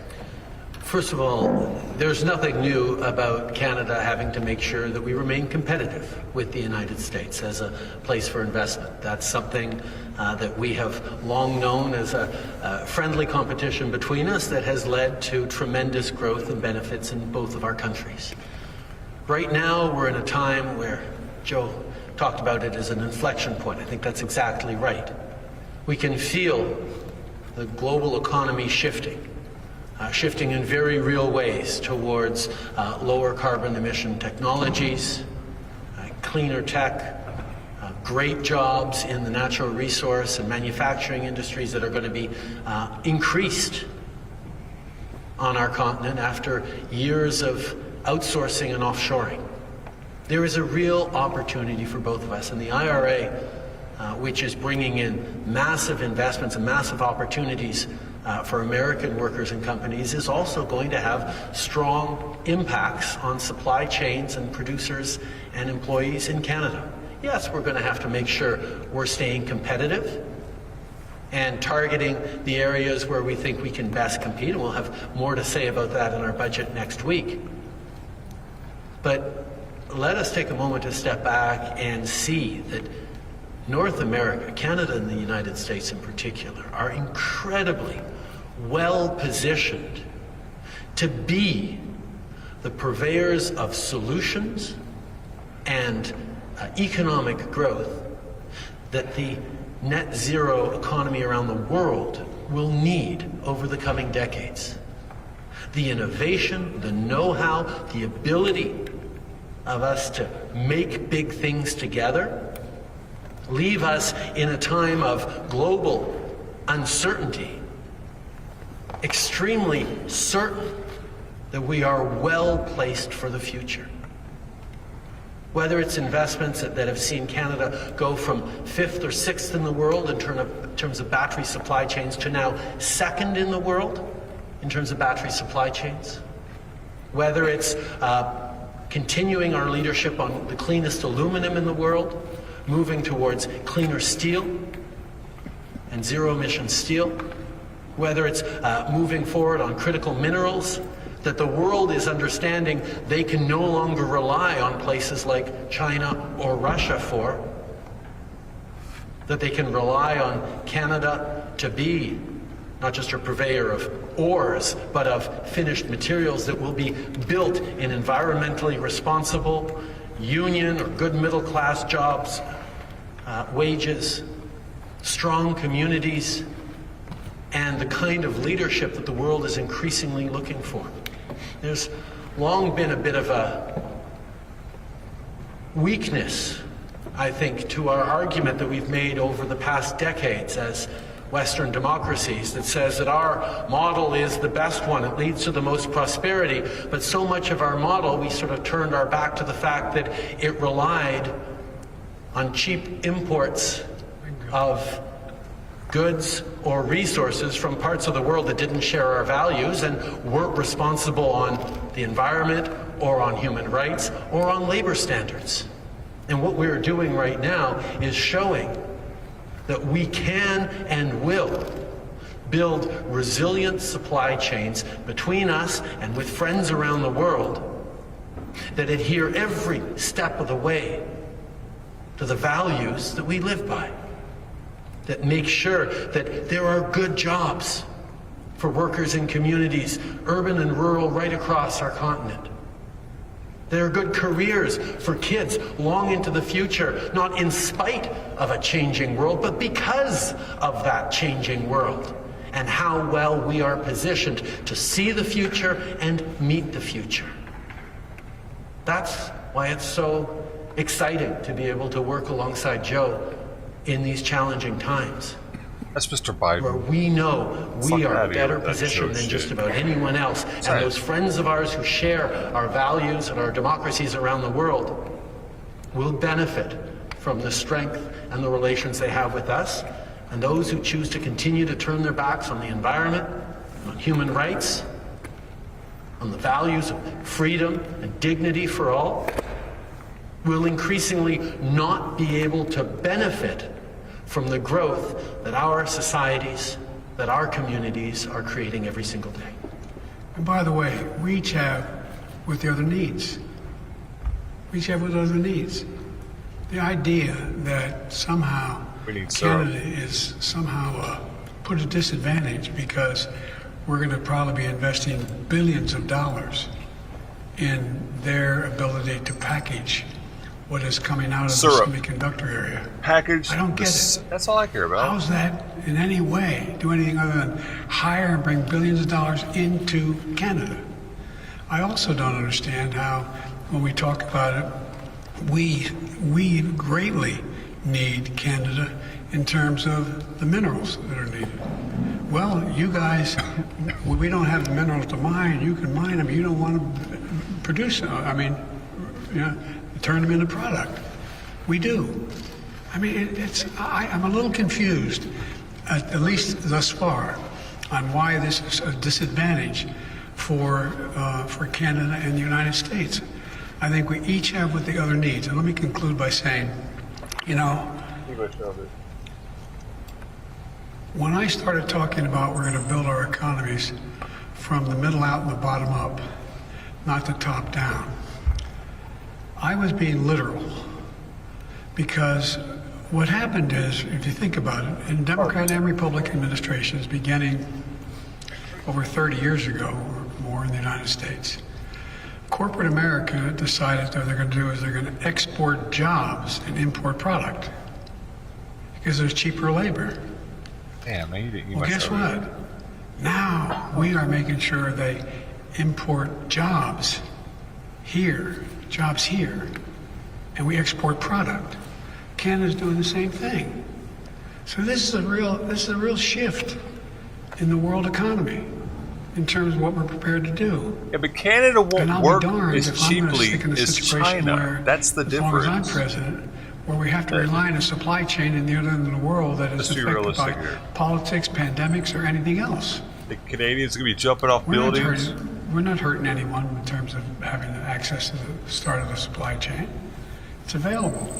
But again, I predict to you, you're going to see after we're both out of office, both China out of the game in terms of many of the product they're producing, and the United States and Canada pretty solid economically situated for the future in terms of also bringing back manufacturing jobs. Sorry. And they're telling me I'm talking too long because we got to go to dinner. Thank you. On va prendre maintenant dernière question. We'll take one last question. My first question is for the Prime Minister, but Mr. President, feel free to weigh in before my follow-up. Prime Minister, we know that you've appointed a special rapporteur, but with what we've learned about Han Dong's communication with the Chinese Consular General, do you believe he advocated for the delayed release of the two Michaels? First of all, Han gave a strong speech in the House that I recommend people listen to, and we fully accept that he is stepping away from the Liberal caucus in order to vigorously contest these allegations. But I do want to take a step back and point out that foreign interference, interference by authoritarian governments like China, Russia, Iran, and others, is a very real challenge to our democracies and is absolutely unacceptable. It's why over the past number of years, the President and I have had many conversations about this, and indeed will continue to work together with our democratic allies around the world to keep our institutions and our democracies safe from foreign interference. In 2018, when Canada hosted the G7 in Charlevoix, we actually created the G7 Rapid Response Mechanism to protect our democracies in cases of interference. And we will continue to work together to make sure we're doing everything necessary to protect our democracies, which by definition are more open and therefore more vulnerable to foreign actors trying to weigh in our politics, in our business, in our research institutions, and particularly impact on citizens themselves, which is why over the past years Canada, like our allies around the world, has given itself new, rigorous tools to counter foreign interference. And with the work that our expert rapporteur will do, with the work that our National Security Committee of Parliamentarians will be doing, and other institutions, we will continue to do everything necessary to keep Canadians safe. Nothing to add. Thank you. And Mr. President, when you took office, you canceled the Keystone XL pipeline. This week, your government delayed the environmental assessment to reroute Enbridge Line 5. And at the same time, you're approving oil drilling in Alaska. So what's your response to people who say it's hypocritical to stymie Canadian energy projects while allowing your own? First of all, I don't think it is, but I'll be very brief. The difficult decision was on what we do with the Willow project in Alaska. And my strong inclination was to disapprove of it across the board. But the advice I got from counsel was that if that were the case, I may very well lose in court and lose that case in court to the oil company, and then not be able to do what I really want to do beyond that, and that is conserve significant amounts of Alaskan sea and land forever. I was able to see to it that we literally able to conserve millions of acres, not a few, millions of acres of sea and land forever, so it cannot be used in the future. I am banking on, we'll find out, that the oil company is going to say that's not going to be challenged, and they're going to go with 3 sites, and the energy that's going to be produced there, estimated, would account to 1% of the total production of oil in the world. And so I thought it was the better gamble and a hell of a trade-off to have the Arctic Ocean, the Bering Sea, and so many other places off limits forever now. I think we put more land in conservation than any administration since Teddy Roosevelt. I'm not positive of that, but I think that's true. So why are you delaying Enbridge then? Thank you all. This is what concludes today's press conference. C'est ce qui mène vers la conférence de presse d'aujourd'hui. Thank you.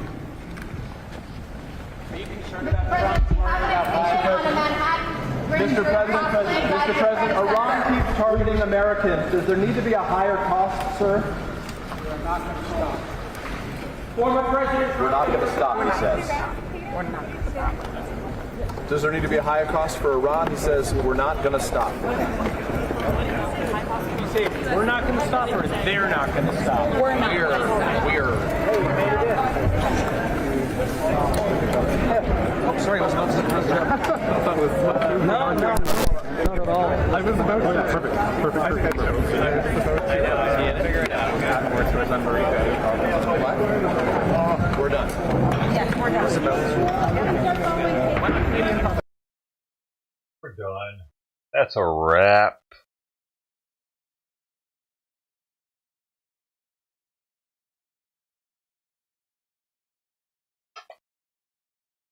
This is game. What do we have here, huh? Ooh, loosey goosey.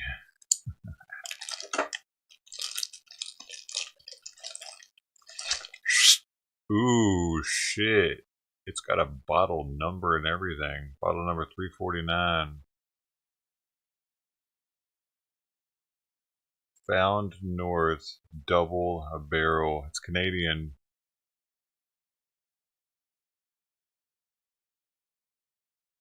Cask strength rye whiskey. It's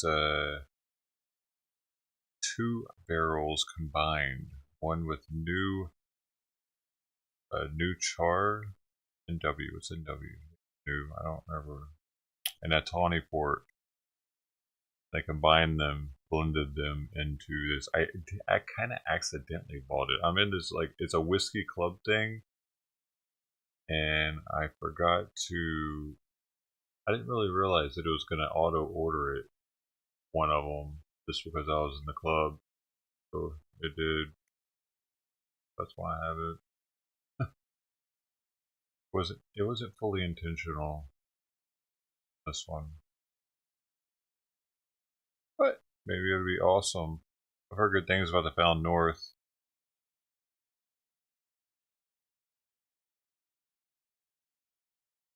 Wow.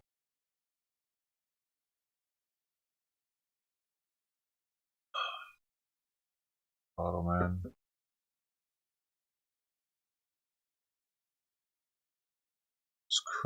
The labels are crooked though, bro. So that.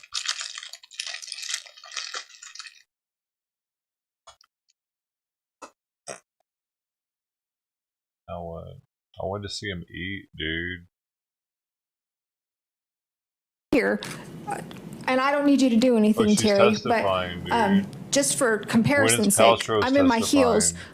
We're about she the still same there? height, about 5'5" with heels. It's roughly. Oh, tell me I'm taller, please. Okay, so we've got Mr. Sanderson that's about 5'5" that comes in back of you, and you said that you felt something huge. What was your word behind just you? a big body. A big body. All right. And was it just the front of his body that touched the back of your body? I couldn't see in the back of my head. Sure. But I felt a body press against my back. She said There was no grabbing, like nobody that he didn't like grab your waist or grab your arms. No, not at all. No. Nothing like that. Nothing. Okay. All right. So skis slide between, you kind of freeze, you end up, maybe your skis kind of cross, you end up going down. Would you agree that Mr. Sanderson fell to the ground and then you fell on top? I don't know if it was simultaneous. I don't remember. But you didn't fall and hit the ground, correct? I don't remember exactly where It's a I hit. skier incident where the but guy I got fell super over. All right. hurt. And with Mr. Sanderson. It's right, like and a Mr. Sanderson fell and hit the ground. Yes. He says she slammed into him and he's suing the shit out of her. And she countersued for $1. But is she saying that he slammed into her, actually? And All right. it So groaned a little bit, like he liked it. going back That's what I here, heard. you guys are on the ground. Where is she in, though? Now you realize, right? You're not saying to the jury that this was in any way, shape, or form a sexual assault. I am not saying that. I'm just saying what went through my mind for a split second when it was happening. All right, great. So you're down on the ground, and then you started yelling at him. I don't remember if I started yelling at him while I was on the ground. I remember pushing away because I was very upset, and it was still very strange to me what had happened. And I pushed down the hill, and I turned around, and I said, and I yelled at him. Okay. Did you scream before you went down? I don't think so. He didn't need it.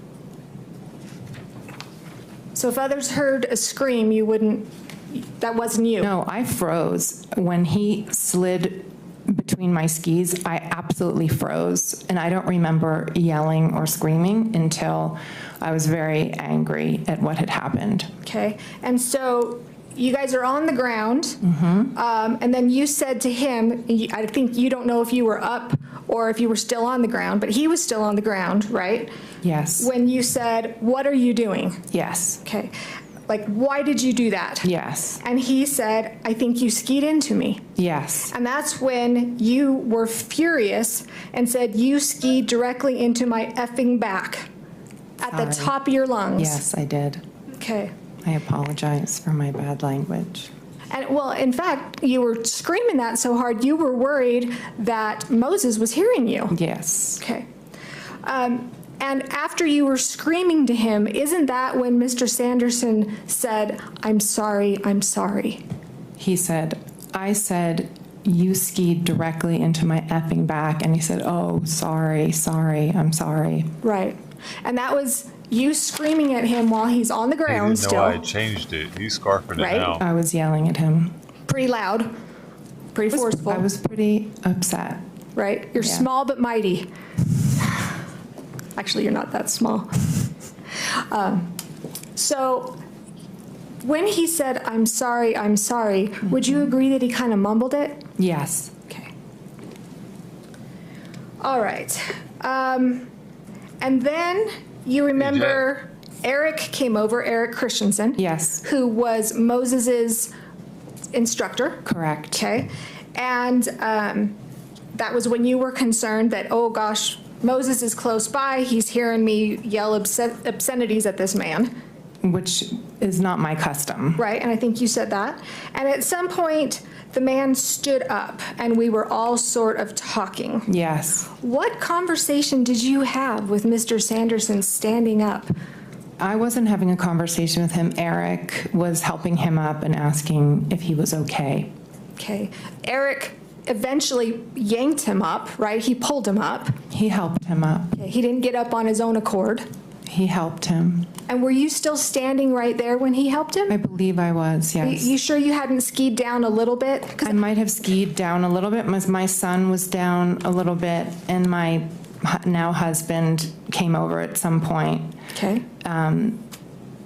I remember moving away from Mr. Sanderson after he collided into me and we hit the ground. Okay. And do you remember, we heard from Craig Ramon, he was the first individual who testified. Do you remember him coming to the scene? I do not. You don't remember him at all? No. You don't remember him being there or asking you, are you okay? I do not. Okay. You don't remember him asking Terry if he was okay? I don't recall. Okay. All right. And then I think what you've said is Eric told you, I'm going to handle this. And that's what I think you've said people do. They handle things for you. I don't believe I said that. You've never said that? I believe what I said was in the acting world, that's a world of representatives. So you have an agent who represents you. And so if they say, I'm going to provide information, you allow somebody to represent you. So when Eric, as an accredited Deer Valley ski instructor, said to me, I'll fill out the paperwork, he knew also that my daughter was at the bottom waiting for me to come for lunch or at the lunch place. And so Mr. Christensen handled it for you? Mr. Christensen stayed and filled out the report, made sure Mr. Sanderson was okay, and said to me, you can go ahead. Okay. How do you know that if you weren't there? Because he told me. Okay. That's what he told you? Yes. But you weren't there to see it? He told you you can leave. He wasn't there. I object to the form. I don't understand. Sustained. Go ahead with your questions. You weren't there when the paperwork or the exchange of information was given, fair? Fair. All right. And would you agree that Mr. Christensen did not see the incident, didn't see the collision? Correct. Okay. He just saw us right afterwards. Right. And in fact, nobody from Deer Valley saw the collision. Correct. Your kids didn't see the collision. That's right. Okay. The only person that, and you may not be aware of this, the only person who says that they saw the collision was Mr. Ramon. Yes. Okay. The way you answer that makes me think that you don't believe that he saw it. I did not believe his testimony. Do you believe that he saw the collision? No. I don't believe that he saw what he thinks he saw. Ms. Paltrow, why would he lie? This is a man... Goes to motive, Your Honor. But, perhaps that's not the right objection under the rules, so let me be quiet and withdraw my objection. Can you answer it? He said he was 40 feet away and colorblind. I don't know how he can be positive about what he saw, especially with how much he changed his story. Well, what does colorblind have to do with anything? My husband's colorblind. We tease him all the time that he can't tell red or green. But what does that have to do with not seeing who hit who? Well, if you have two people in ski gear with helmets on and you're 40 plus feet away, I'm not sure how you can discern who is who. Okay, well... And I can tell you that he didn't, because Mr. Sanderson categorically hit me on that ski slope, and that is the truth. And I'm sure that that's what you believe. I'm not saying... Because it's the truth. I'm not saying that. Let's get a question. So you and Mr. Sanderson, if you're almost 5'10", Terry's 5'5", pushing it. Your Honor, that's facts not in evidence. Counsel, you'll have an opportunity to redirect or to direct examine, so go ahead. If you two stood next to each other, do you think that somebody would confuse the two of you? I don't know. I'm telling you what happened. Okay. All right. So you're screaming at Terry, worried that Moses hears you. You admit that you were shaken up. Yes. Okay. You don't recall Mr. Ramon being there? I do not. Or asking you if you were okay? I do not. Did anybody ask you if you were okay? I remember Eric Christensen asking me if I was okay, and Brad, my now husband, asking me if I was okay. Okay, and when you talked to Brad, he was down further, right? Yes. Down with Moses. So none of that took place where my client was? He came over to me after the fall. Okay. And I just want to make sure you don't have any kind of medical training. No. Okay. You don't know what injuries Mr. Sanderson did or did not sustain in the accident? I do not. Okay. Are you aware now that you've sat here the last 3 days that he did sustain 4 broken ribs? Yes. Okay. Aware that he sustained a concussion? Yes. Okay. Are you aware that he had to be taken down on a toboggan? So we should be clear, like, does she know as a result of this testimony, or does she know personally? Would you clarify your question? Yeah, sure. How did you learn that he broke 4 ribs? Through all of this. Okay, and to make it clear, I don't want to find out anything that your lawyers told you. That's attorney-client privilege. We can't. So anytime I'm asking you, I don't want you to tell me what your lawyers have told you. Okay. Through the court proceedings, is that fair? That's fair. All right. You learned that Mr. Sanderson broke 4 ribs. Yes. Okay, and that he sustained a concussion. Correct. Okay. That he was taken down on a toboggan. Yes. Did you learn of that day? No. Did you inquire? What is your name again? Sorry. Kristen? Yes. Sorry, I was going to say Kristen. It's all right. I think you have to keep in mind when you're the victim of a crash, right, your psychology is not necessarily thinking about the person who perpetrated it. Okay. So the answer to my question is no, you did not inquire. I did not. Okay. Did you ever ask, hey, how was that guy that ran into the back of me? Is he okay? Did you ever ask anybody from Deer Valley about that? I did not, because at the time I did not know that he had sustained injuries like that. I thought it was very minor on the day. And you didn't stick around long enough to find that out? I stuck around long enough for him to say he was okay, to stand up, that he told Mr. Christensen he was okay. And when he was helped up by Mr. Christensen, again, you weren't right there. You were down a ways. Just a few feet down, yes. Okay. Could you tell if Mr. Sanderson was still dazed or unsteady on his feet? I could not. I don't know. Okay. And again, you didn't leave your name, address, contact information. You didn't fill out any paperwork in connection with this accident. Eric did on my behalf. Right, but I'm asking about you personally. Well, it has been asked and answered. Sustained. Okay.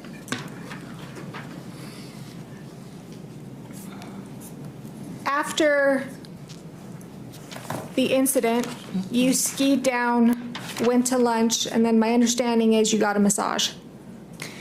So after the accident, I met all the rest of the kids at lunch. We all gathered, we had lunch, and I still felt very shaky, and my knee was bothering me, my back was bothering me, so I decided to go in early and get a massage. Okay.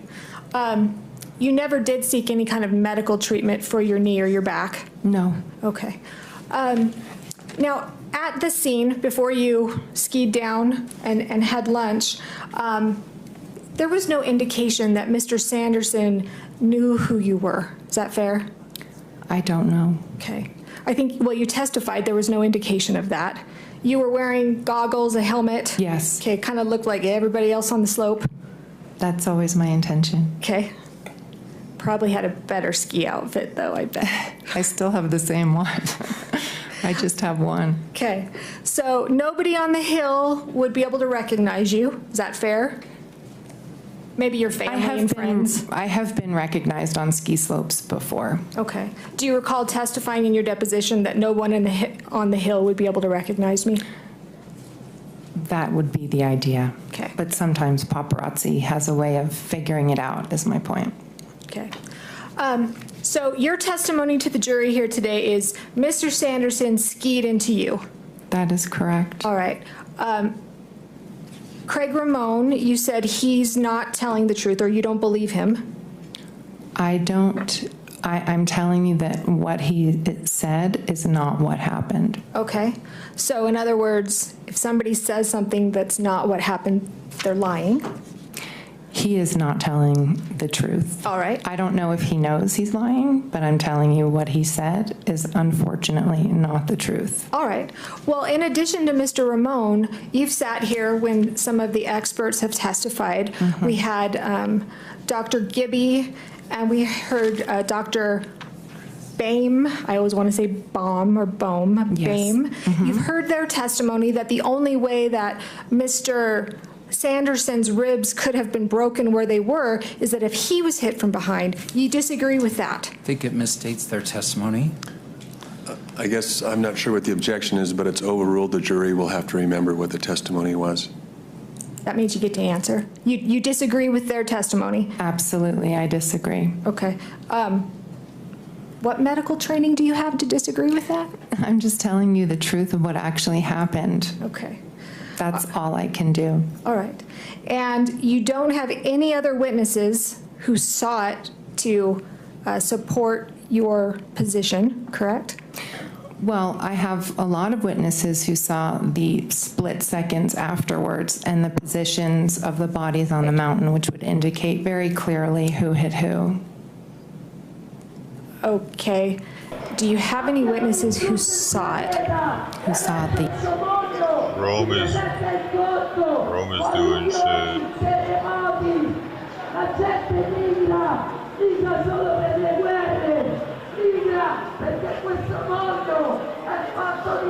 Anarchist.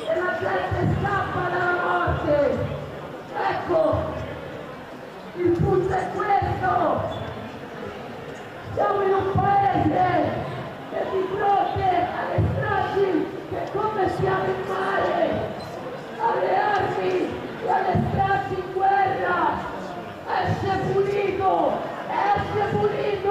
per una ragione, esce punito perché è un paese di ignavi, è un paese di gente che non prende posizione, è un paese di gente vigliaccia a cui gli basta fare l'aperitivo e pagare il cazzo di affitto per passare al mese prossimo. Non è vita, questa è morte, noi siamo contro la morte, siamo per la vita. Viva la vita! Abbasso la morte! Viva la vita! Abbasso la morte! Viva la vita! Abbasso la morte!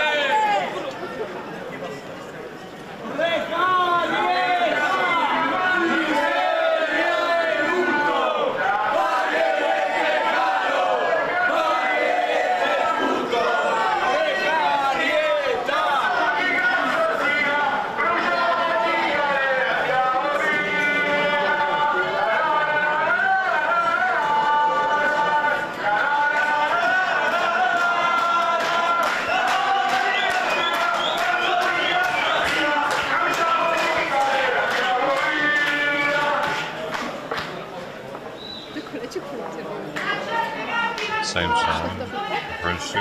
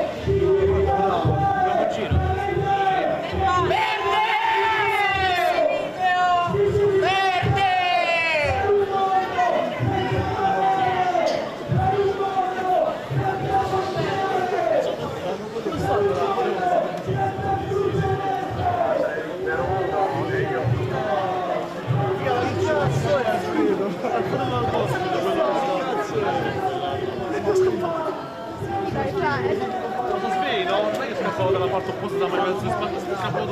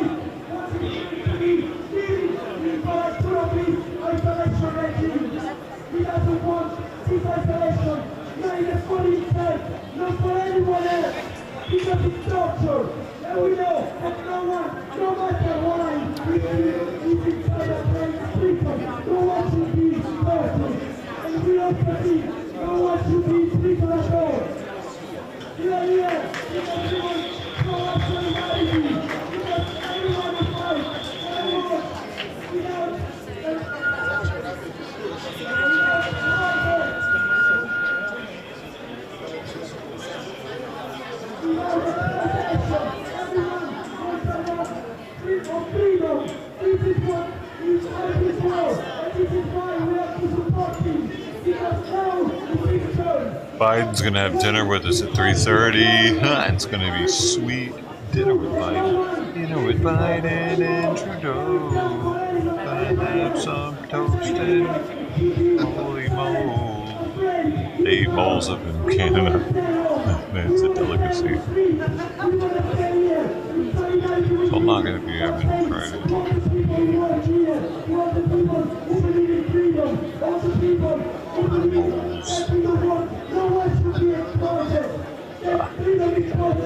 Cook 'em right.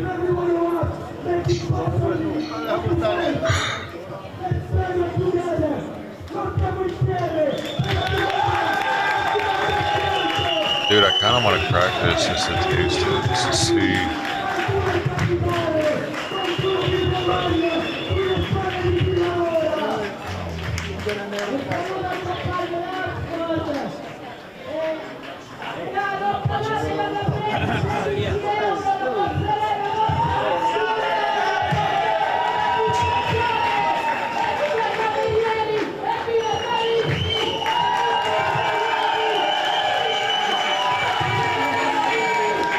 See the blonde.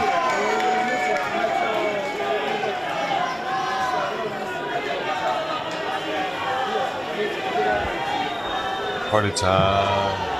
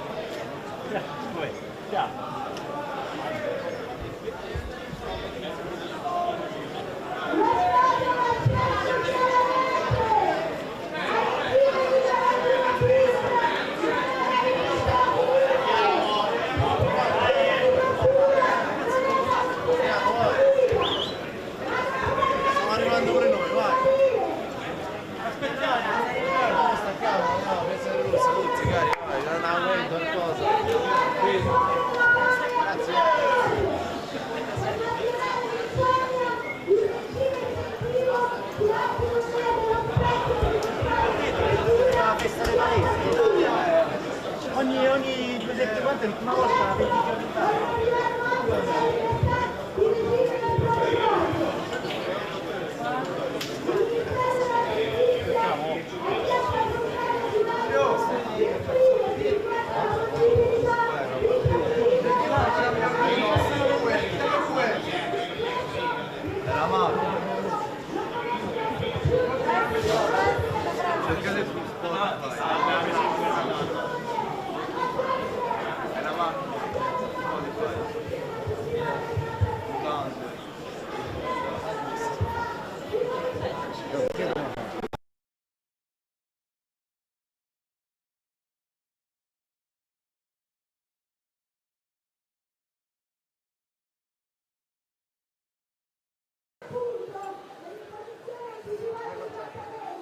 Ma dove devo andare?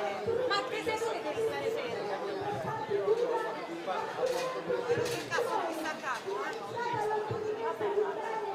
Che senso c'ha?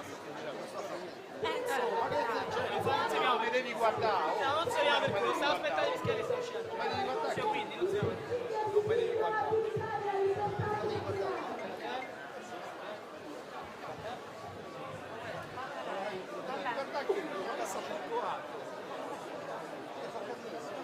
No, stavo andando con lei.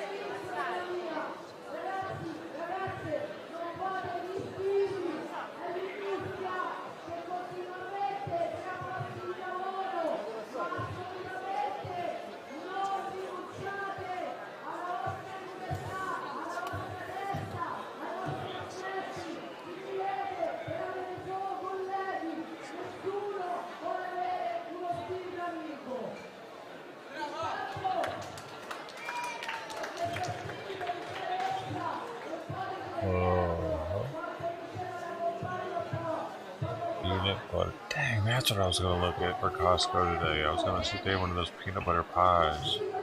Forgot to check.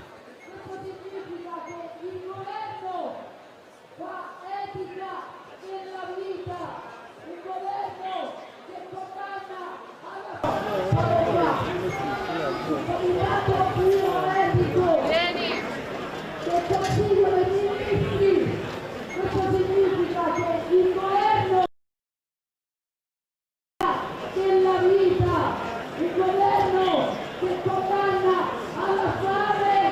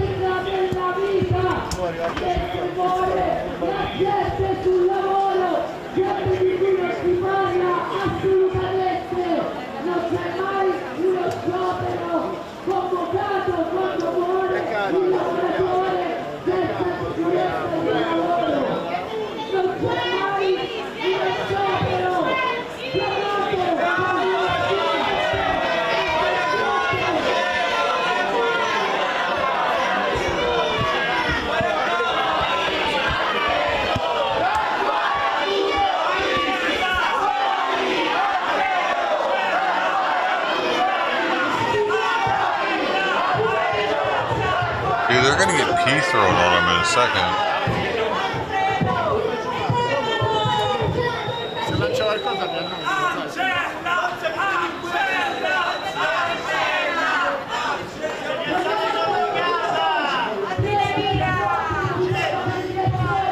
It's so cramped in there. All they have to do is go.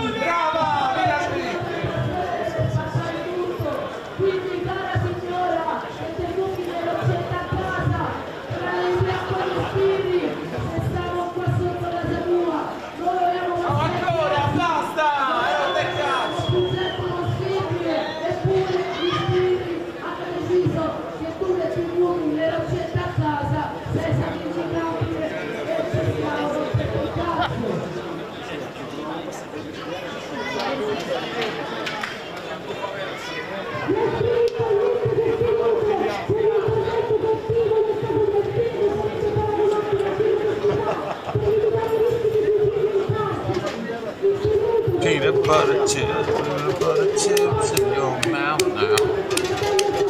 Are they in your mouth?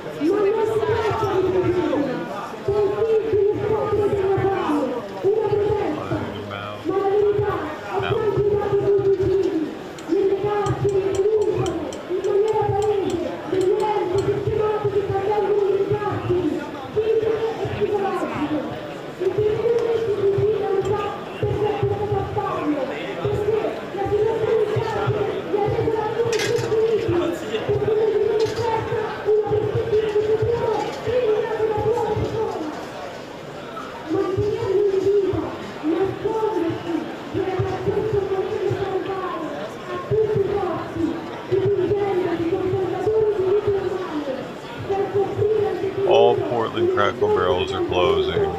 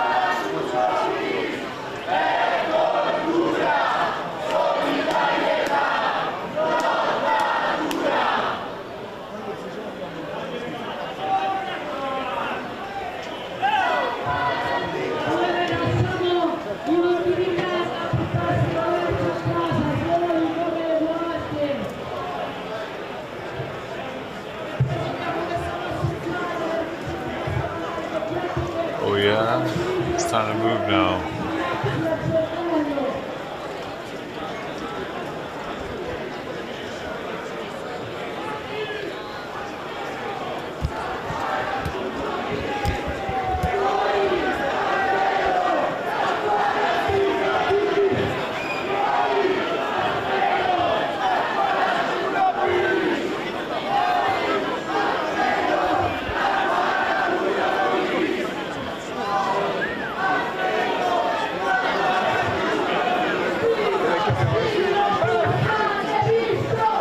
I'm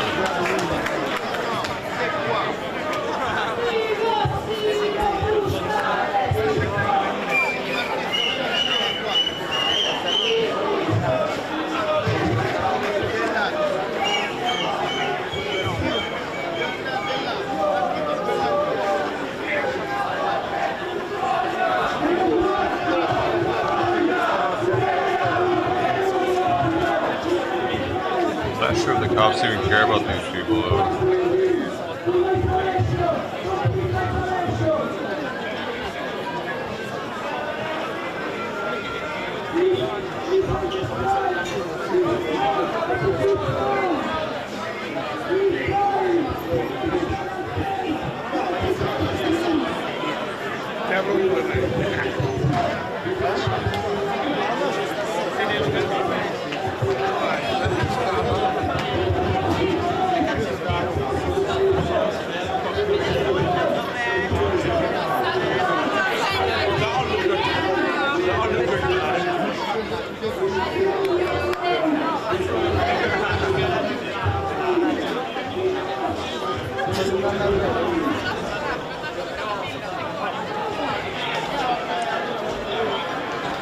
Biden, where are you? Come save me now. I did everyone now. It's true.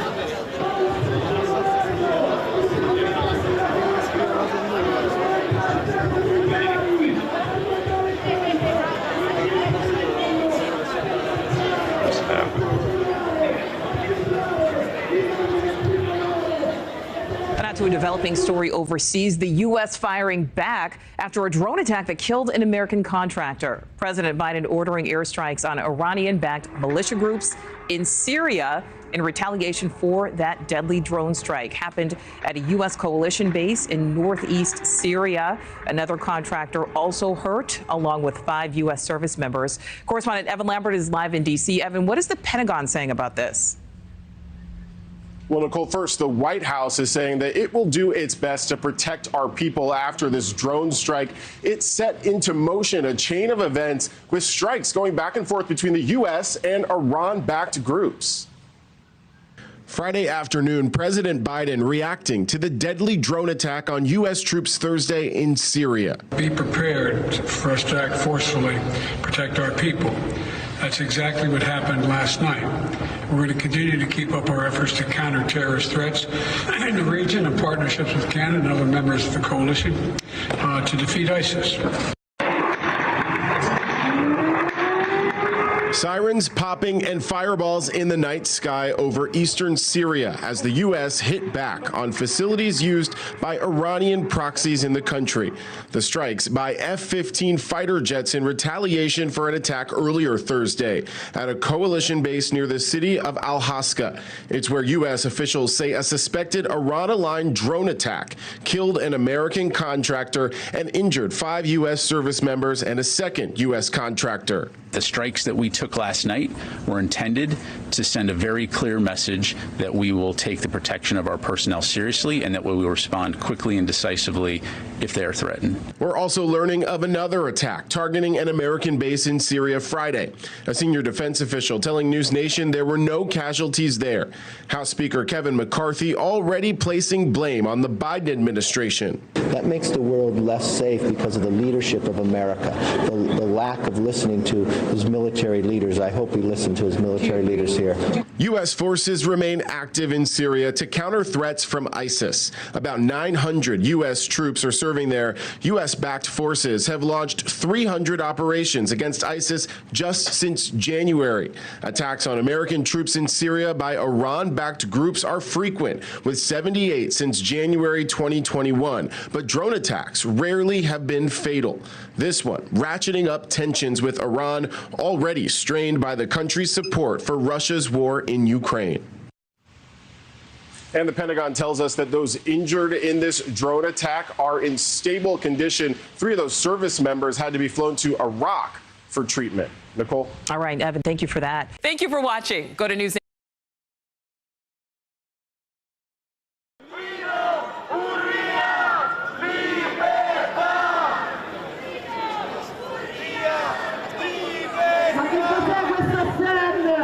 Por cose danno uranio impoverito gratis. Non lo so, andiamoci a rivolgere a chi dà droga gratis qui a Trastevere. Proviamo. Andiamo.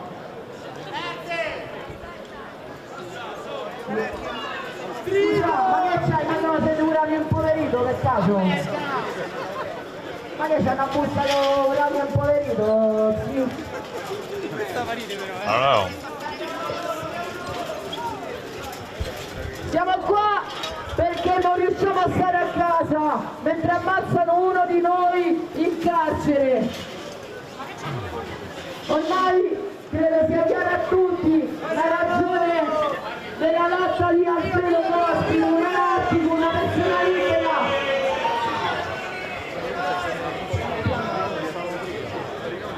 Cioè comunque cambia parrucchiere, l'ha fatto la sfumatura male, guarda. Ora possono.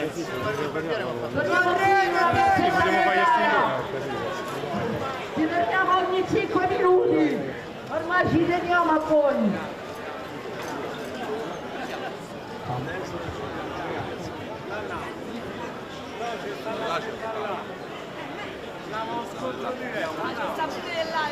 Frido, Urria, libertà! Frido, Urria, libertà!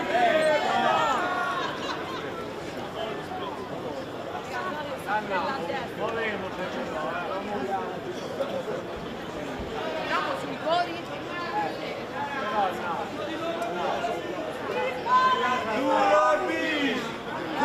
Tortura, solidarietà!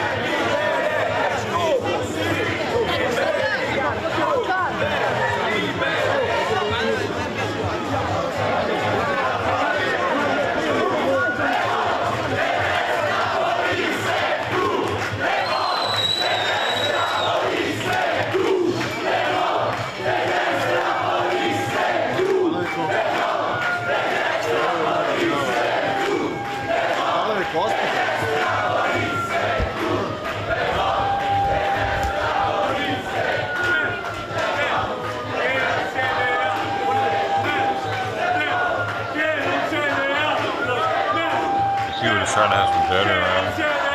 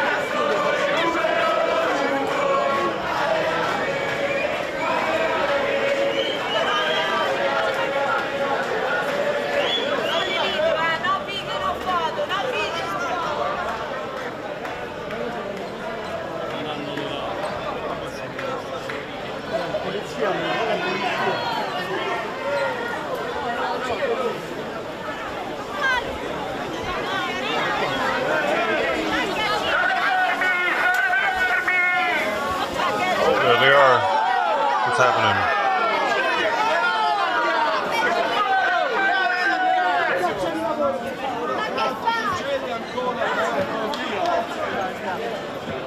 Ce n'è sempre una qua, cazzo, cosa vogliono? Avete paura della passeggiata?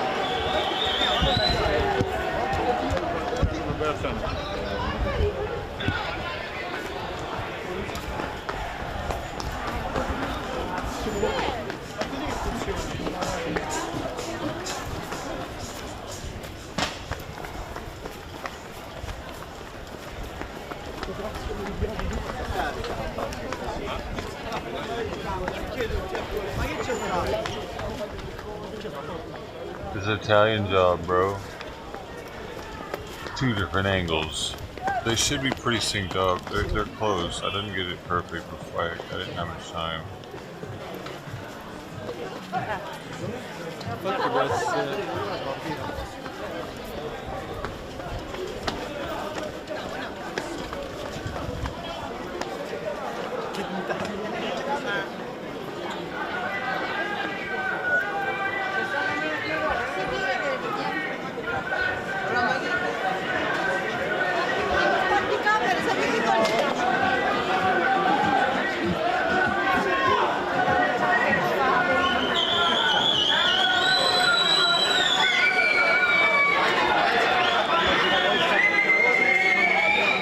It's still a little fast.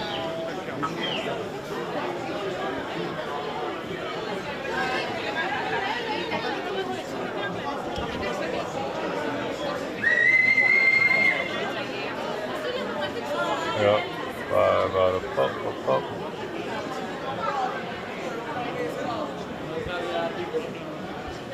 Still a little bit. Pop. That's a lot better.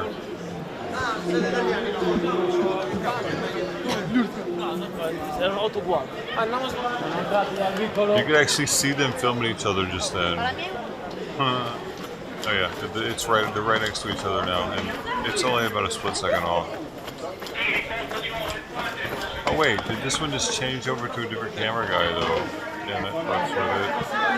That fucks with it, doesn't it? Oh,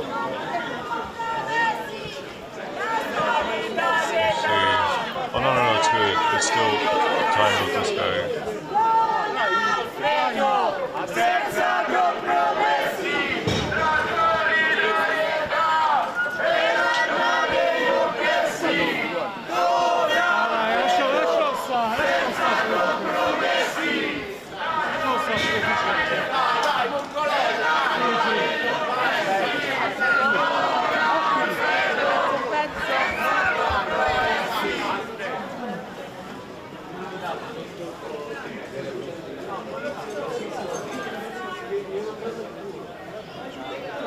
Il 41 bis è tortura!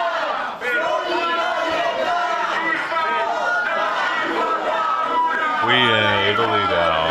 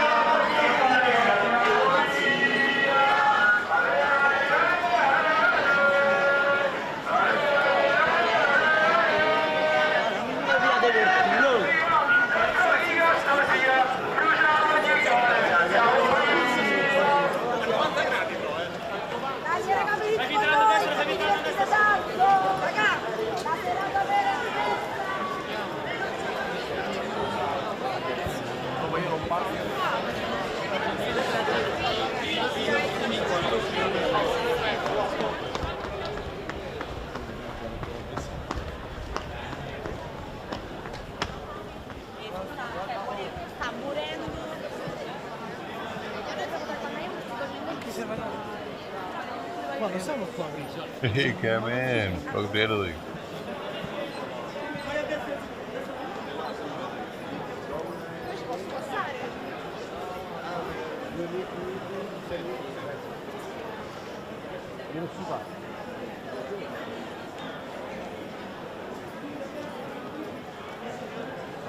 How you doing, man?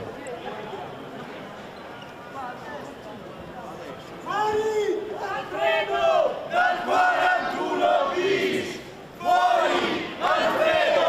Dal 41 bis! Fuori! Alfredo! Dal 41 bis! Fuori! Alfredo! Dal 41 bis! Per quelli che ci guardano, continuare a restare sempre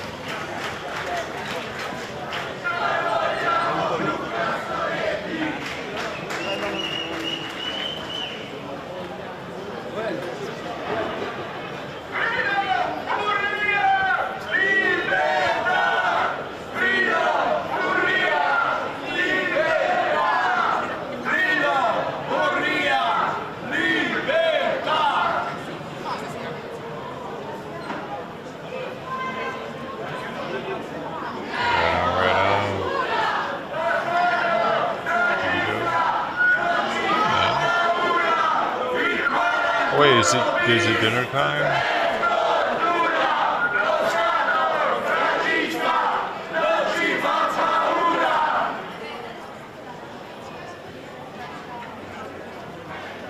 Soon. It's presidential dinner time. Finite ragazzi, basta! Basta, dai, su! Basta tempo per di sera!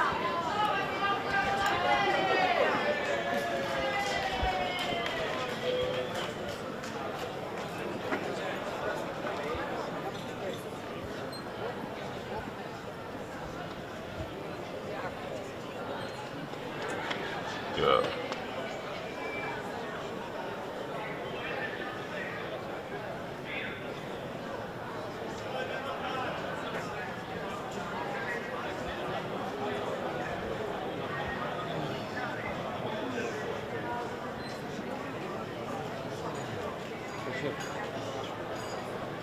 Fuck.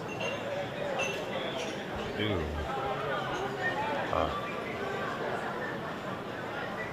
Oh my gosh, Amazon, other retailers revamped free shipping. They revamped it.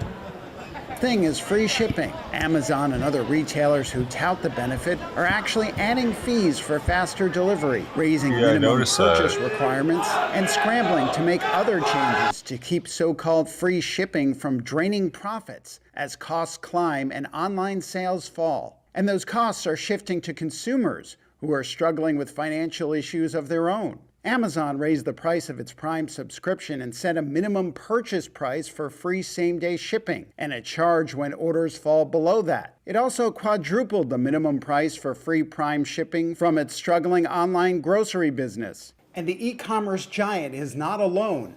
Popular apparel chains like Zara, Abercrombie & Fitch, and Foot Locker are drawing the line at losing money on a service consumers have come to expect. Kelly Eisen, the owner of Einstein Pets in Atlanta, told Reuters she ended free shipping last year on purchases of some items and switched to flat rate shipping. It is an open secret that most retailers raise product prices to subsidize free shipping. Still, product inflation and soaring shipping costs are making the service unsustainable as the prospect of recession threatens to wallop already flagging online spending.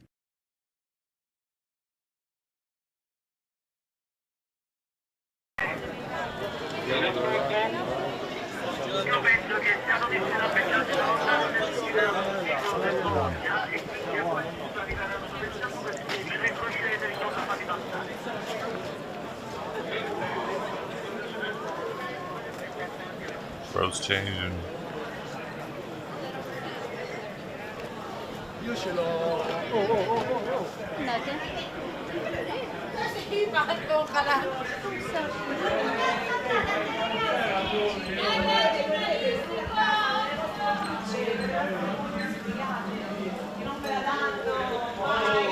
Gucci?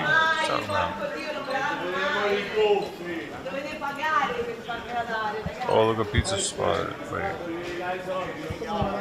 Dude, so many of the restaurants are like that. Outdoor thing. Super small looking restaurant.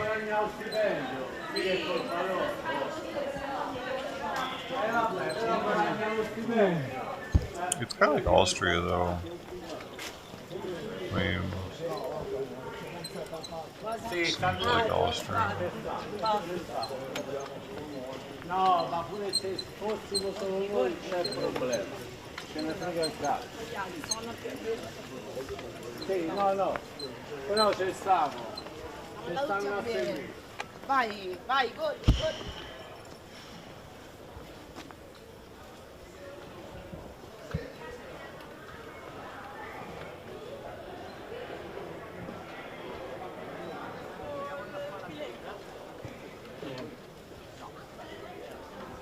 Look at the cars. That's a cool Jeep.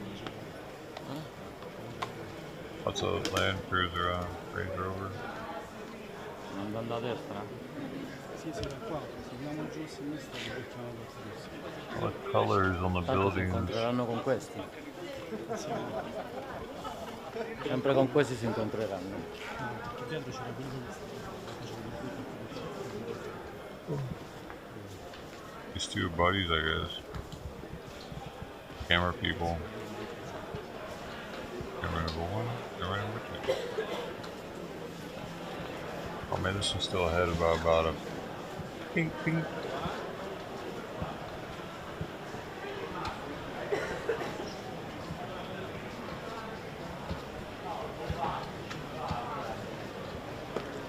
Oh, they flanked those dudes. Look at that. One on each side.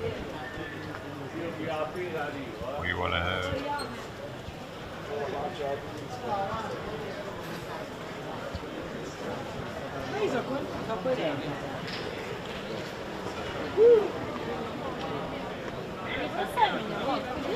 I'm still there. Why are there people? English. Yo. How you doing? What are you staying at? What's going on tonight? In English areas. You know. Whoa. The cops get there and you go blue screen on me, boss? Come on now.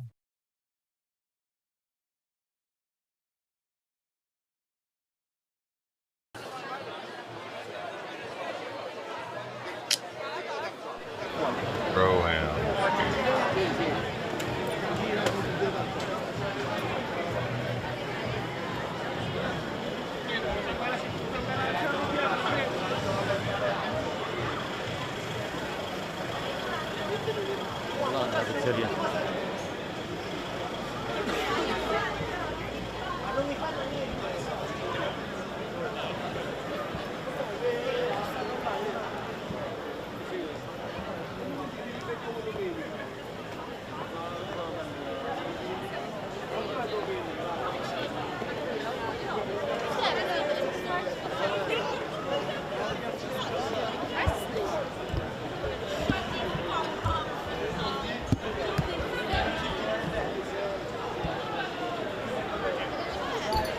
right, but this is Italy, Rome, Italy. Finita.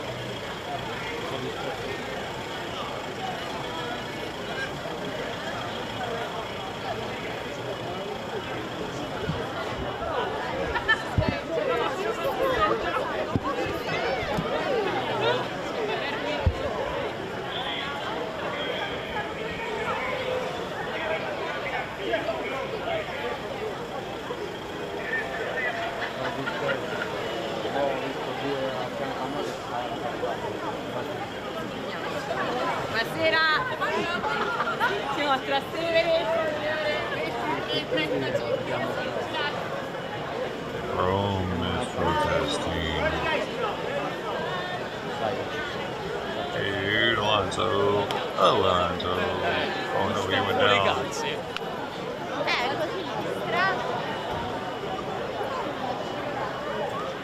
That shit was the right place, too.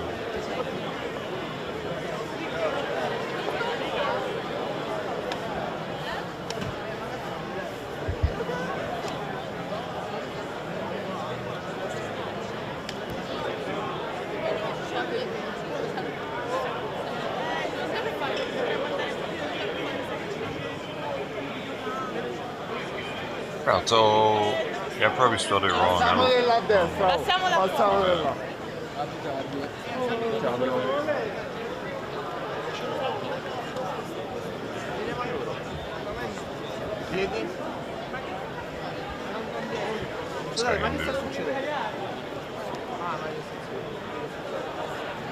Grazie, buona serata.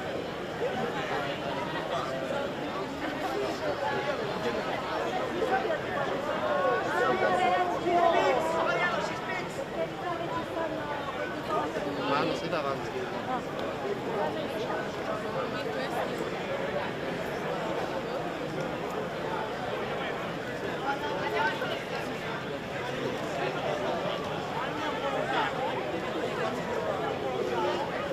Is that Tom?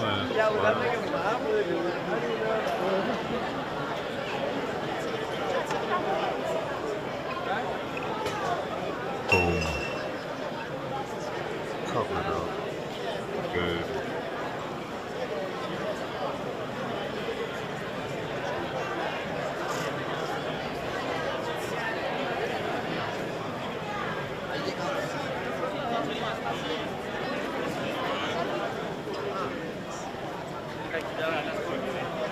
Okay.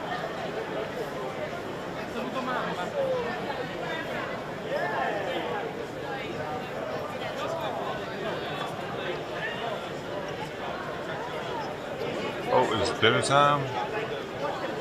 Dinner time at the finance.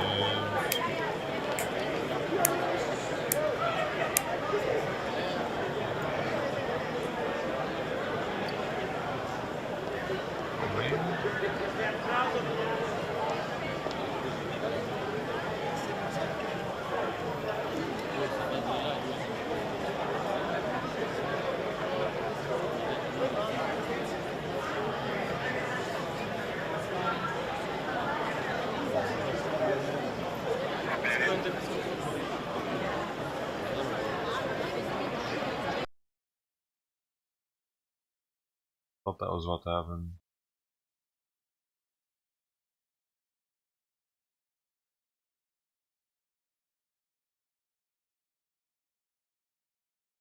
She's still up there. Does that also take into account that fact?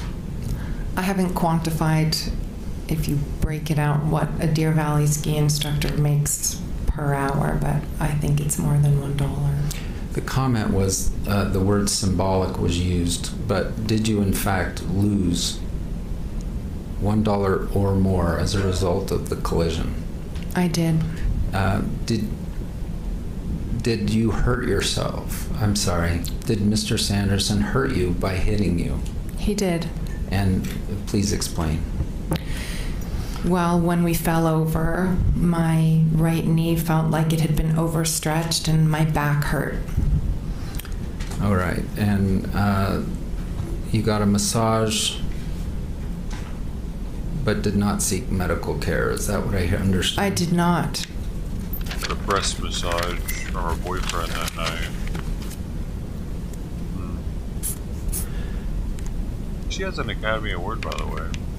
Eric Christensen's going to testify on Monday. He's going to say words to the effect that he heard and turned. 1999. She hasn't got another one Ramon since. similarly said that, didn't he? Crazy? I believe he did.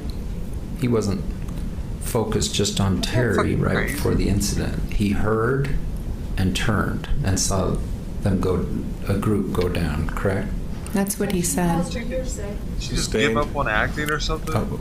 We'll let the jury remember. And it's for the oddest then. movie. Like, I just looked it up and I'm like... Strike that question as that wasn't even a question.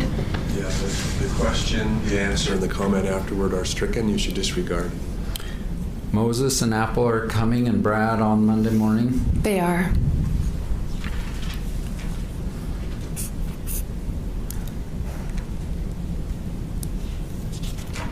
She was?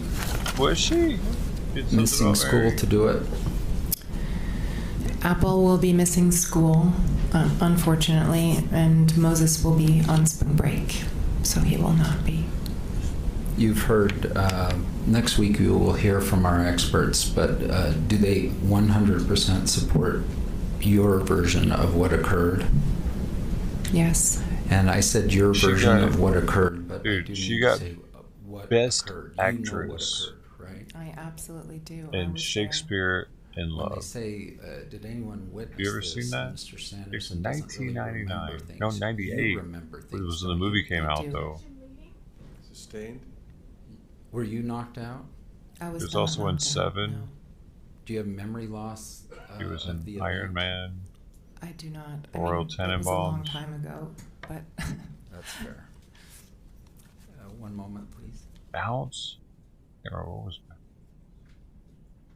Bounce? Ben Affleck. Probably saw it. The Talented Mr. Ripley. Who was that with? Oh, that was with Matt Damon and Jude Law.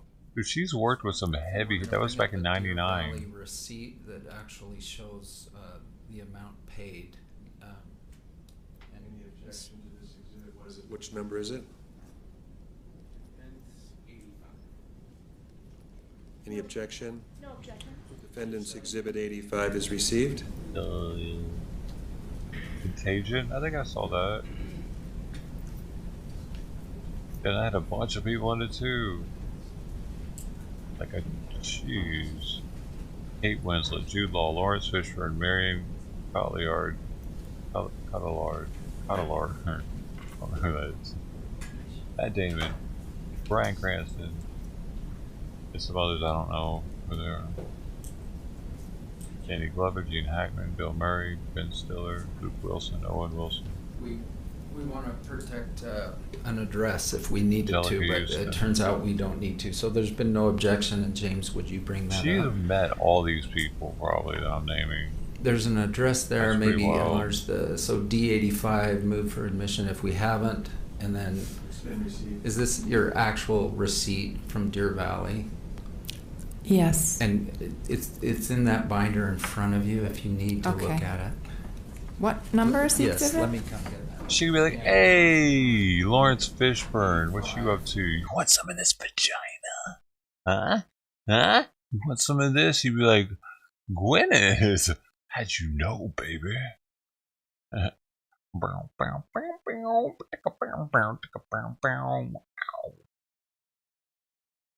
now what? Oh, listen to this guy bitch about something for a second.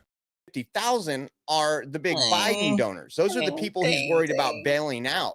That Those beard, big, though, those impressive. nonprofits and those 501c3s are those non-government organizations with millions of dollars to try to shove climate change down your throat. Dude, if you Listen to missed it, I won a bear on Agnes's show last States. night. We're gonna have a And, Agnes bear. It's gonna go along with what the we would do is Barbara. if we find that This stuff. there's Barbara more made. instability than appears, we'd be in a position to have the FDIC use the power it has to guarantee those loans. It's a above ninja bear, 250, supposedly. like they How's did that? What already. makes it a ninja bear? And so And it has really long eyelashes, so it's pretty sexy. That pretty cool. And it went to a good cause anyway. Help out somebody that wants some Pop-Tarts or whatever, whatever they're gonna have out there.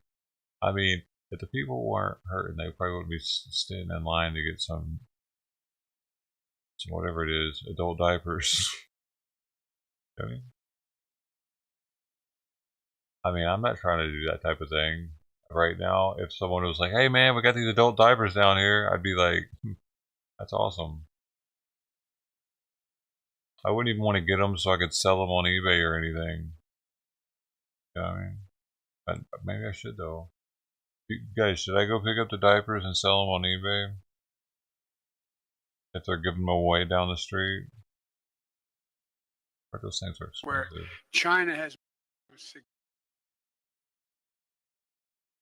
Alright, well now what? Enough of Oreo, that didn't last long. I didn't realize you'd be watching the same thing I've already seen. And just sitting there. Wanting her bitch. I'm tempted to open this bottle. It's like a special one though.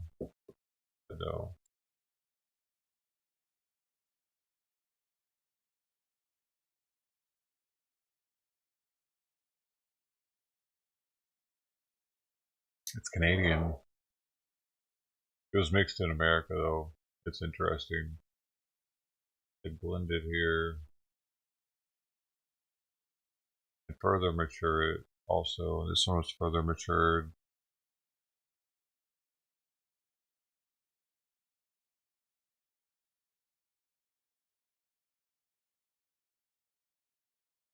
I didn't really mean to buy it. This one particularly. I'm in a whiskey club and it was sent. I didn't realize it. But if it's amazing, then I won't mind it. So we'll see.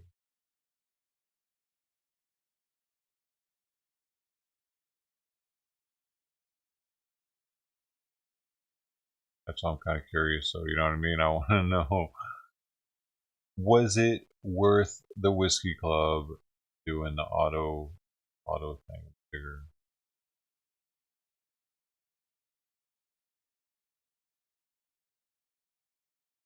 I'm waiting on Biden to have dinner, dude. I think that'd be kind of interesting. Lamb stomach. Would you like to eat some lamb stomach?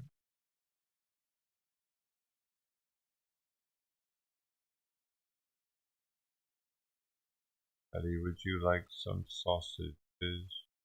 Patty, would you like some sausages? Patty, would you like some sausages? Sausage, sausage. Patty, sausages.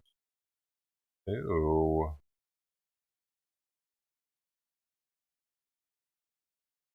Dude, look at the inside of this thing.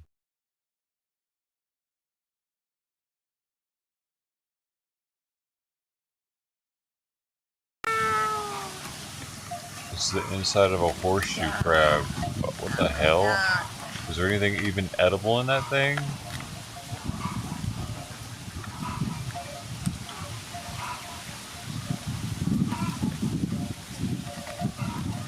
What? Like eggs. That fucking thing looks like something out of Aliens, dude.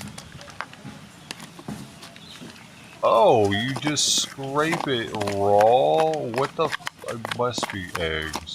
Horseshoe crab salad. Salad sauce. Corn peanut. Dry chili.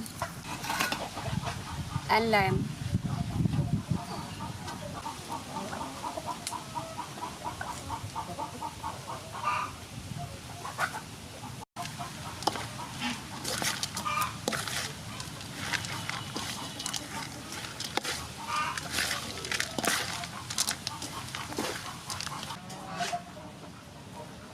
Dude, no, did those round things really just come out of there?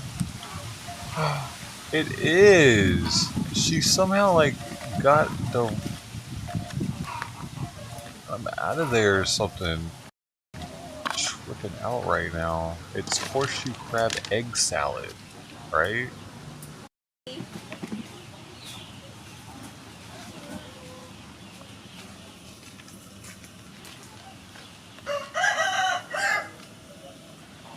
The chicken wants some.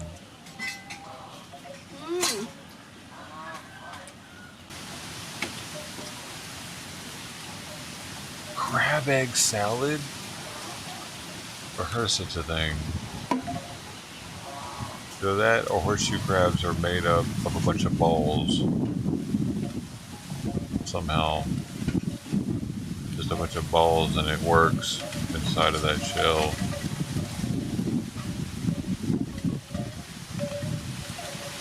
Strutting, dog. Mr. back there looking for something. Yummy. What's a yummy recipe today? And it is very amazing that I have made this recipe for you. And I hope you would like and enjoy the recipe. See you in the next recipe. Bye bye. Loved it. What is this? Hey. Bro.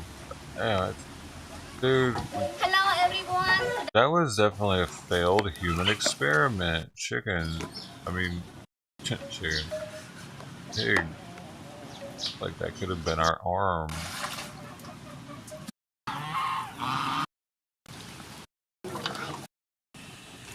Put it in your mouth. Whoa.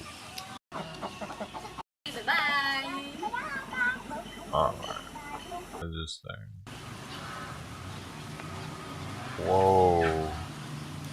That's how you do it. Hello everyone. So what?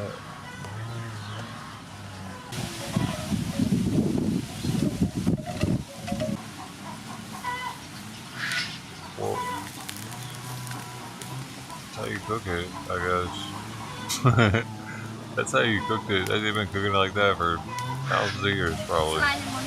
Just throw the whole damn thing on there. Well, they gutted it first, but... Oh, but that smells good. Oh, but this is pretty good.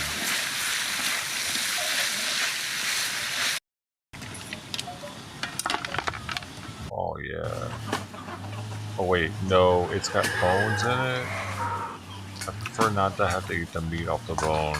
Oh, so you swallow that. No, it's pretty good, probably.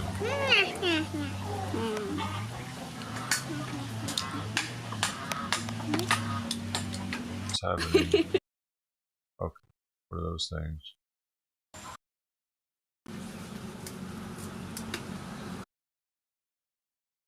Would be sick. Which part?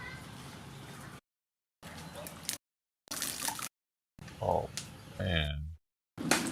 Then I clean sticky rice. Sticky rice.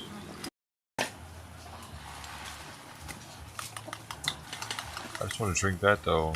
I don't need it any other way.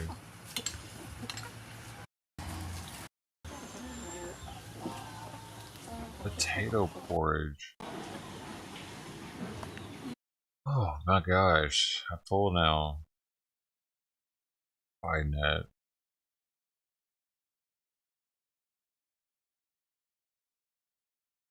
Man, I wish someone would eat it.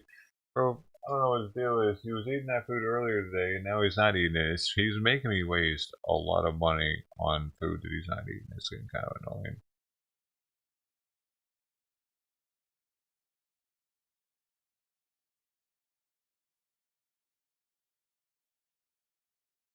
Banged the shit out of my head last night, right there. Right where the thing, right where this wants to sit at. Perfectly where this goes, and it's irritating it.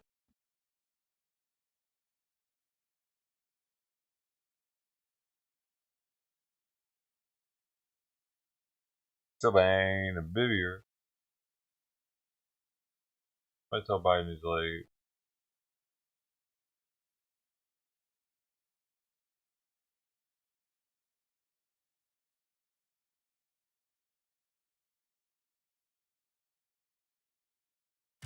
Hey everybody, welcome back to the Wolf Pit with another episode of What Are We Eating? Homemade Salisbury steak and gravy is the quintessential old-fashioned comfort food in my opinion. Homemade, hand-formed hamburger steaks with just the right amount of egg and bread in the oven.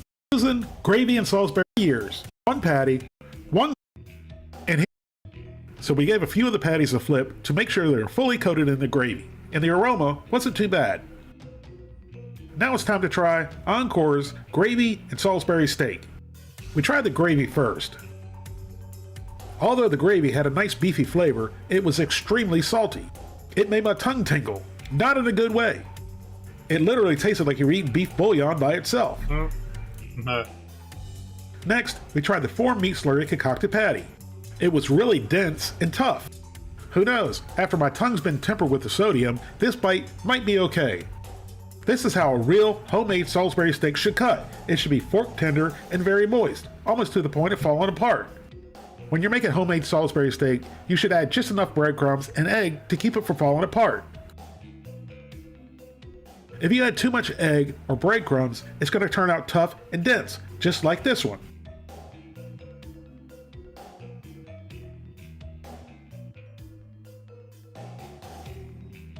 So into my old pie hole, and down the gullet it went. Wow, and I really mean wow. I thought it being overly salty was the bad part. That was until I put the Salisbury steak in my mouth and started to chew. And I'm pretty sure that this is the same Salisbury steak that traumatized us when it was served for lunch in public schools. Mrs. Wolfpit said I was exaggerating. It couldn't be that bad. Although I disagree, I asked her to try a piece. To my dismay, Mrs. Wolfpit liked it. When she told me she liked it, it made me very happy. That she doesn't cook. I was at a loss for words. In my opinion, this is one of the most atrocious meals that I've tried. The gravy did taste like beef. However, it was so salty that it tingled my tongue. I'm not exaggerating. The Salisbury steak itself had no flavor. It felt like you were chewing on a piece of cardboard.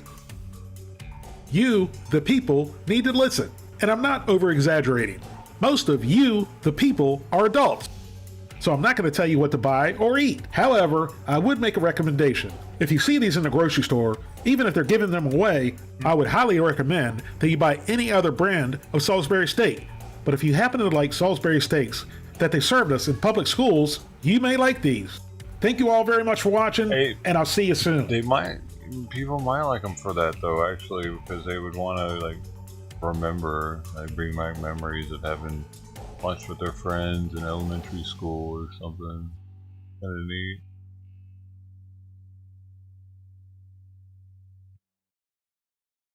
Oh, man. Fighting's really taking too long. I've been too lowered. We're up to something.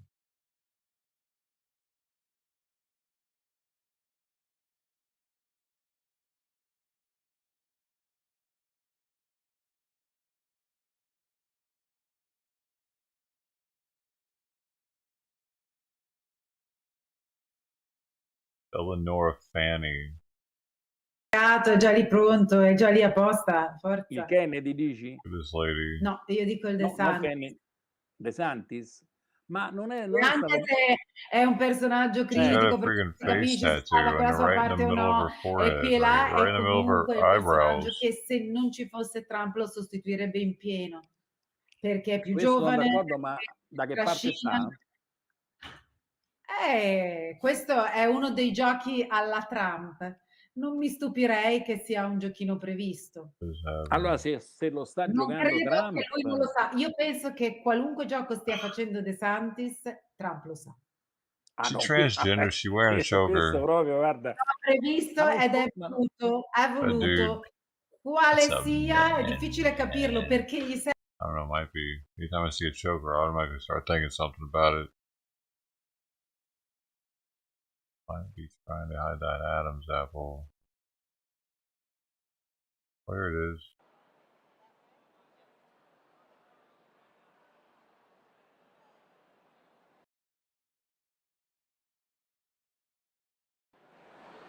Wait, we're in Canada now. Look at that. That's where they're in.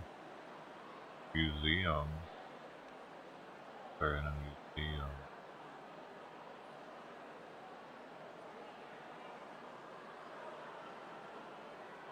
Expecting that.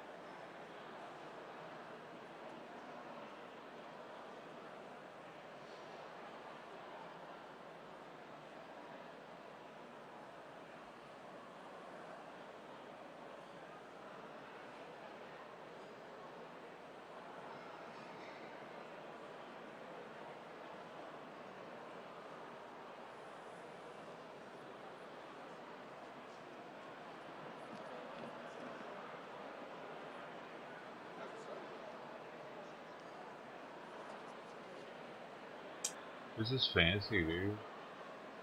I gotta eat something.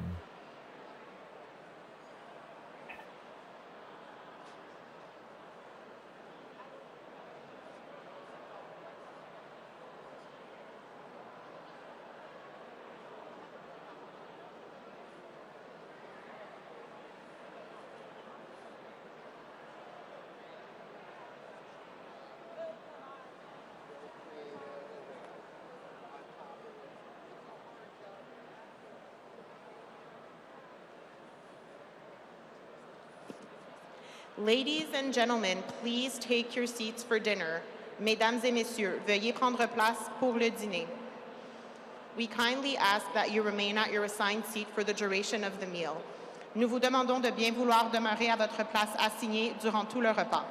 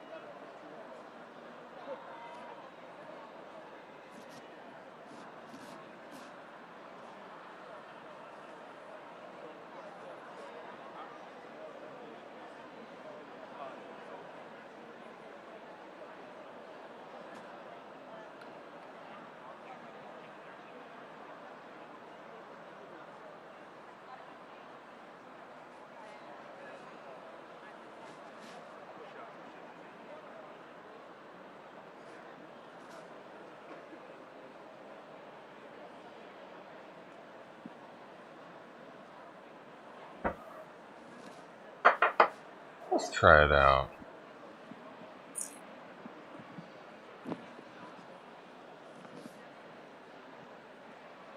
Ooh. Ladies and Fancy. gentlemen, Full please time. take your seats for dinner. We kindly ask that you remain at your assigned seat for the duration of the meal. Mesdames et messieurs, veuillez prendre place pour le dîner.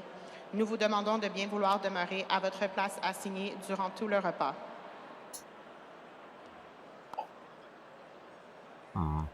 It doesn't have a real cork. That's interesting. Plastic cork. Why would they do that?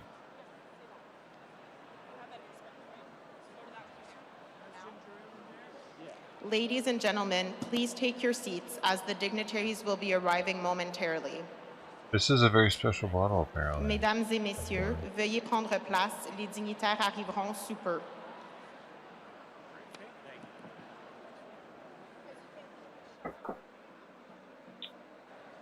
Pour out of there.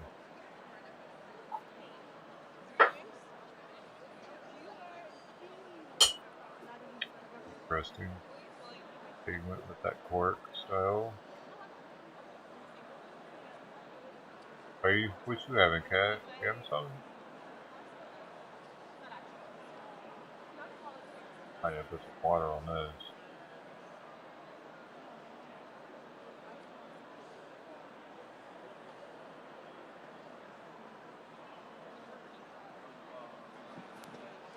Ladies and gentlemen, please take your seats as the dignitaries will be arriving momentarily. Mesdames et messieurs, veuillez prendre place. Les dignitaires arriveront sous peu.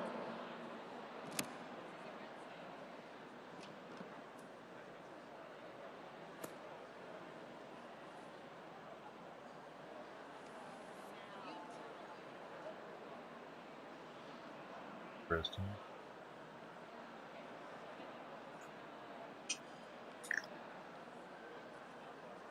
The hands? Oh. But they said big hands, though. Like Grimoire. Female, right?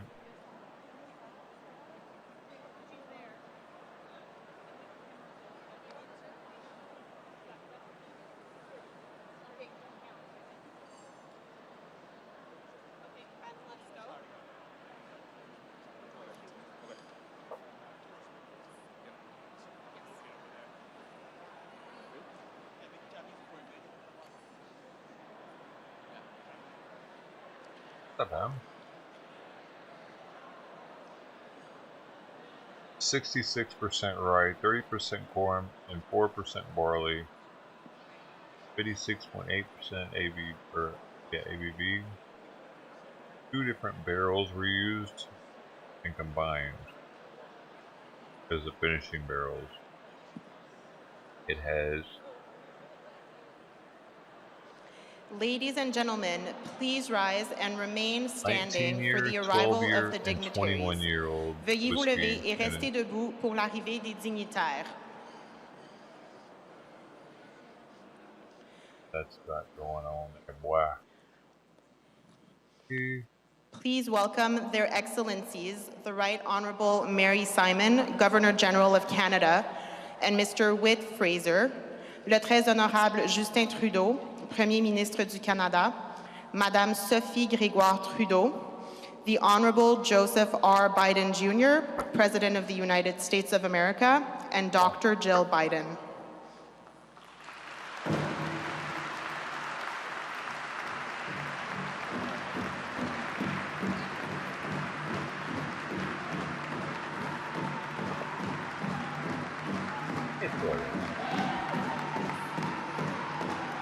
Go, Native American.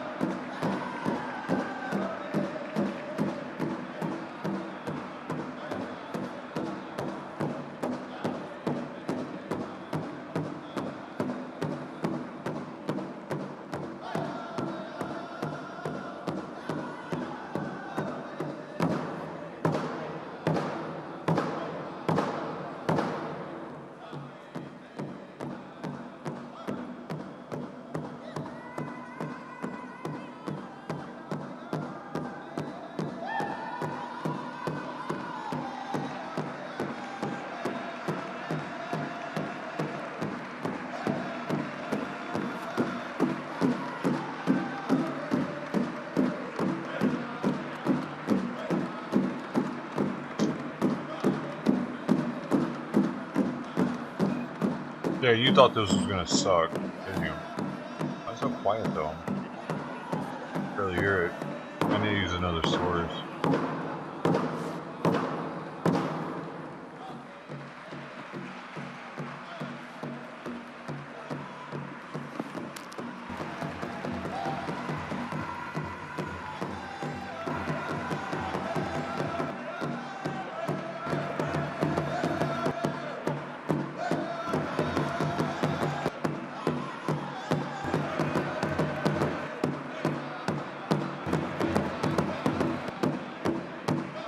That version's better with the doubling, isn't it?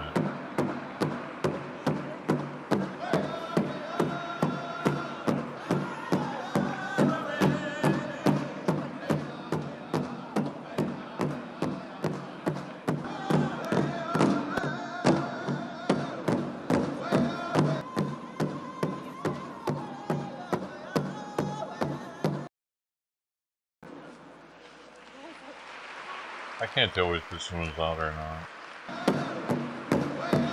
It is now.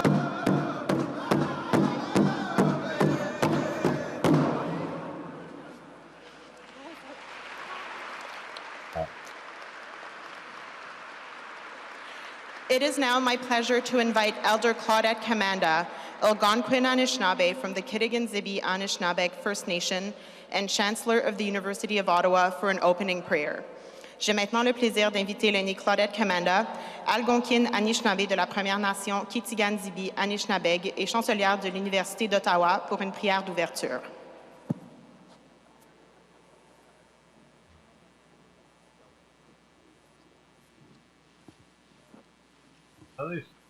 Kakina. Bonjour tout le monde. Hello everyone. Ladies and gentlemen, distinguished guests, leaders, welcome. President Joe Biden, First Lady Dr. Jill Biden, welcome. President Biden. Buzzing everywhere.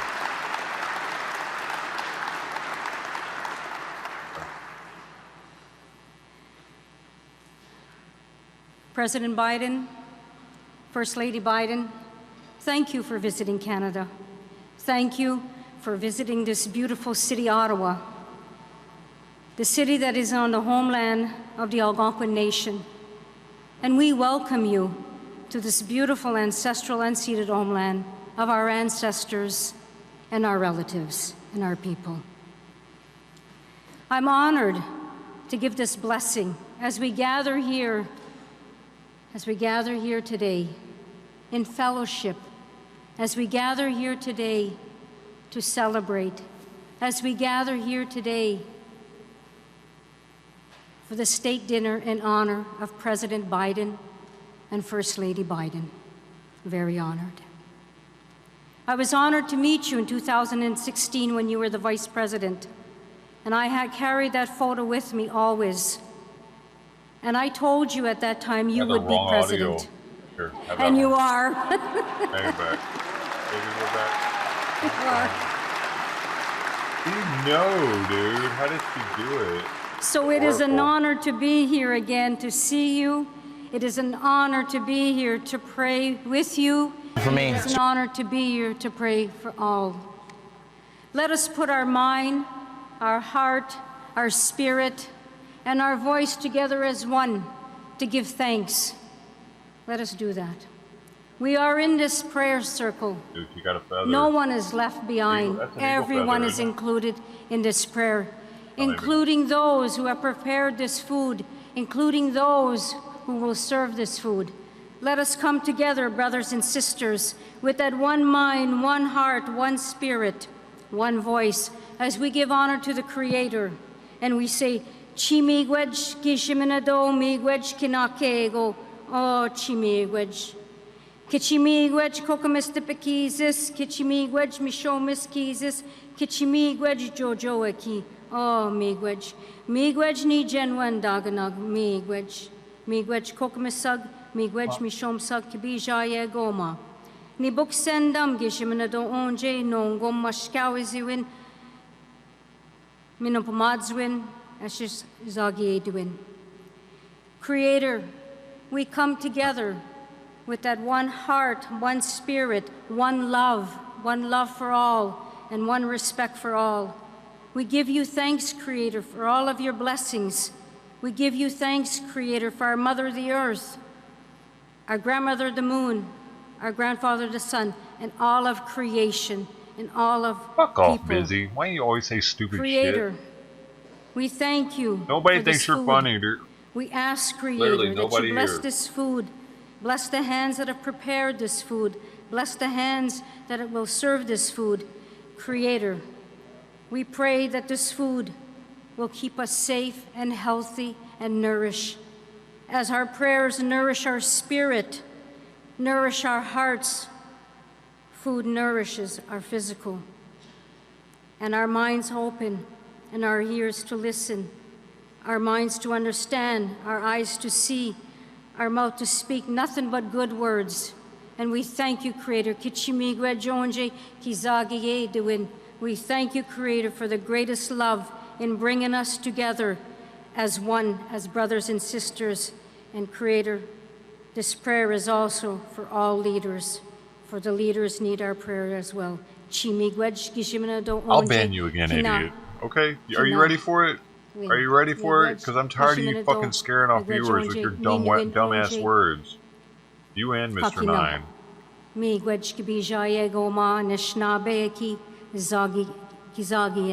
I love you all. Thank you. Enjoy. Miigwech. Thank you, Elder Commander. Take a break? Why can't you? No, don't take a fucking break. Why don't you stop saying stupid shit? I don't give a shit how long you go in between saying stupid shit. The next time you come here and say stupid shit, I'm just gonna do it again. I would How about like that? to invite I'll Alan fucking break Doyle and come to back and say perform stupid Dream shit of again, Home. thinking your break J'aimerais maintenant time inviter made it Alan okay. Doyle à chanter Dream of Home. You're always pissing people off, man.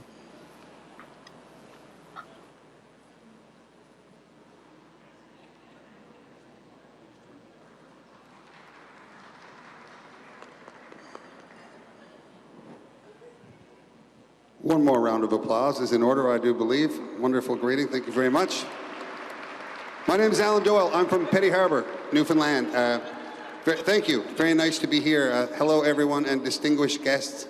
I'm from a little fishing town in Newfoundland, in the province of Newfoundland, Labrador, called Petty Harbour. It's a very Irish-settled part of Newfoundland, where I'm from, and it's customary when there's a community supper or something to sing a song for a toast and a welcome. So with humility and gratitude to our visitors from all over the world, especially in America here tonight, I offer this as a welcome and a toast for all of us. Well, I have wandered far too long. My weary bones are heavy spent. Now won't you lay me down to rest on a pillow fit for a journey's end, where my own father plowed the ground, and he set a table poor but proud. Oh, in the house where I was born, let my sleep be safe and warm, and in my heart so sadly sweet the dream of home. The dream of home. I don't understand why this is happening. It touches my soul, too soft, too fleet. Weird. When far o'er the sea or land I roam, through all my days in foreign lands, through all my dark and distant nights, pictures of you were so close at hand, and thoughts of you would fill my mind. And though my passage has been long and stayed, my first affections never fade. And though my course has been oft confused, my way has always led to you. And in my heart, so sadly sweet, the dream of home, the dream of home. It's a little weird. It touches my soul, too soft to fleet. When far o'er the sea or land I roam. Now when my story is all but told, sure let the final chapter tell of victories in lands of gold and how the mighty villains fell. But if I could How the fucking long is this song, motherfucker? One final chorus It's holding us hostage right now. sing. Everybody in there. Well, I'd lift a cup with all my friends. Okay, and I'd that's a cheer. great song. We Is it made over it now? Here, cheers. It's over. again. Cheers. We did it. We made it through the fucker. Thank you. All right. And in my heart, just one more No, chorus. not quite. It's going to be Not amazing. fucking And quite. in my Really? heart, so sadly sweet. This guy really the just did that. dream of home. The dream of home. It touches What a my moron. soul, too Oh my soft God. to fleet. When far o'er the sea or land I roam, it touches my soul, too soft to fleet. When far o'er the sea or land I roam. Just ended it there. Thank you very it much, was everybody. the perfect ending spot. Welcome to our special Cheers guest. and hey, all right, awesome Thank drinking you, song. Alan Doyle, for your He was performance. like, no, you're gonna Merci, listen Alan to the Doyle, pour cette chorus performance. because Ladies that's what and I was gentlemen, paid to do. Or It is my what? honor I to don't introduce the Prime Minister of Canada, the know. Right Will Honorable Justin sing Trudeau. the whole thing Mesdames et messieurs, for j'ai the le plaisir president. de vous It's his présenter le favorite Premier song. ministre du Canada, le très honorable Justin Trudeau. I'm glad I only got one of these. I'm not really fond of it. It's Big Rich interesting, Claudette but for that beautiful prayer. Mr. President, Joe, thanks for coming to visit, neighbor. Dr. Biden, Jill, thank you for being here as well. I know Sophie had a great time showing you around today. You know, over the years at various summits and meetings, we've had a lot of meals and a lot of working conversations. But it's truly special to host you here at home in Canada. Et mes chers amis et d'autres invités, merci d'être tous ici en grande forme pour recevoir nos amis américains. hey, you said your animal's name? Joe, Etta one James, thing that after the everybody singer? has learned That's about cool. you is that you're a proud Irish American. You celebrate your roots, and that's so important to do. Whether one's a Bangladeshi American or Bolivian Canadian or any heritage, this diversity makes our countries and our communities stronger, better, and more resilient. And it's good to be loud about it, too, because the diversity of our origins may not always be obvious on first glance. For instance, the Canadian Americans or American Canadians in our midst tonight. You don't always know how someone will spell the word color.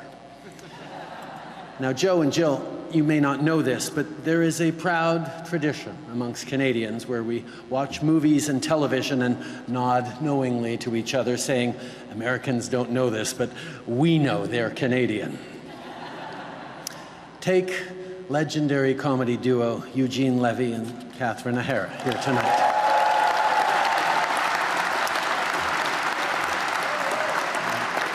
They've been in dozens of American movies, playing American folk singers, American parents, American dog breeders. Catherine, you've created absolutely iconic characters like, well, Kevin's mom and Moira Rose.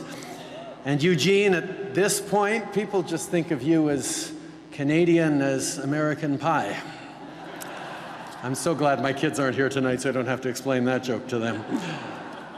But Catherine and Eugene, like so many of the people here tonight, wave the Canadian flag at home, in the US, and some from even further away. I'm particularly pleased to be here at the Canada Aviation and Space Museum to be able to honor the accomplishments of Canadians in space. As Joe pointed out this afternoon, the coming years We'll certainly be marking the fact I'm drinking Canadian whiskey right now, by the way. As part of the Artemis II mission, and I look forward to that display. This was distilled in Canada.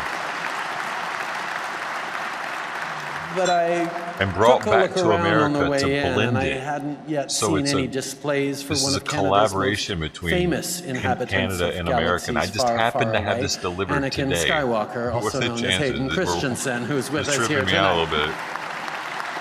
Like, you know what I mean? I'm having this drink is perfect. And I could go on, this. but I think the habit of ours that we have as Canadians is really about pointing out how seamless the closeness between our two countries really is. Beaucoup de gens sont réunis ici ce soir, que ce soit du milieu des arts, de la politique, des affaires, des médias ou de la fonction publique. That's why I had to crack it. Vous contribuez tous like the perfect à l'économie occasion. dynamique et à la When riche else am I gonna culture have qu'on a en commun. Aucun pays Dude, we're about to go to du war with Canada, baby. You entretient know what I mean? Fuck des it. liens aussi Together, forts et brothers. aussi nombreux Together. With que nos us. deux pays. This Both is of our countries are built what I on a cracked strong foundation of democracy, tonight. We found out of we were opportunity, of a belief that super hope buddies. and hard work will build a better future. Our two countries share the longest peaceful border on earth, as long as you don't talk about hockey, although as a Habs fan, I really appreciated your Toronto comments this afternoon. Our border is almost 9,000 kilometers in length. Okay, a little less than 6,000 miles. Because, right, we don't share the metric system, but we do share so much else. From the northern reaches of Alaska and Yukon, which share beautiful landscapes and rich indigenous cultures, to the Atlantic shores where hardworking fishers in Atlantic provinces and states source the kind of high-quality fish and seafood we're enjoying for our appetizer tonight.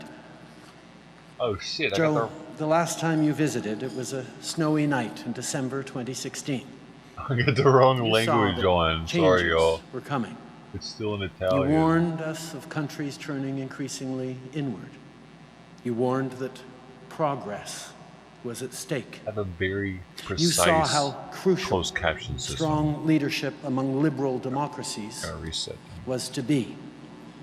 And as your term as vice president was coming to a Precisely close, wrong half the time. you talked about how the world would start looking to Canada and to Canadians to stand strong in the face of disruption. Well, I want you to know that Canadians have been working really hard. Let me tell you about the progress we've been making. We forged ahead in the fight against climate change here at home and on the international stage. We've safeguarded reproductive rights in our country, providing funding for women's health around the world.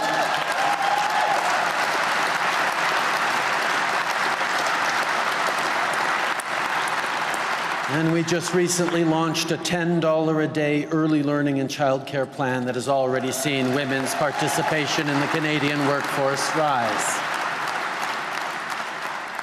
We have walked the path of reconciliation. In July, the Pope came to Canada to apologize. Chief Wilton Littlechild, I appreciate Canada. glad to see you here Dude. tonight, Willie.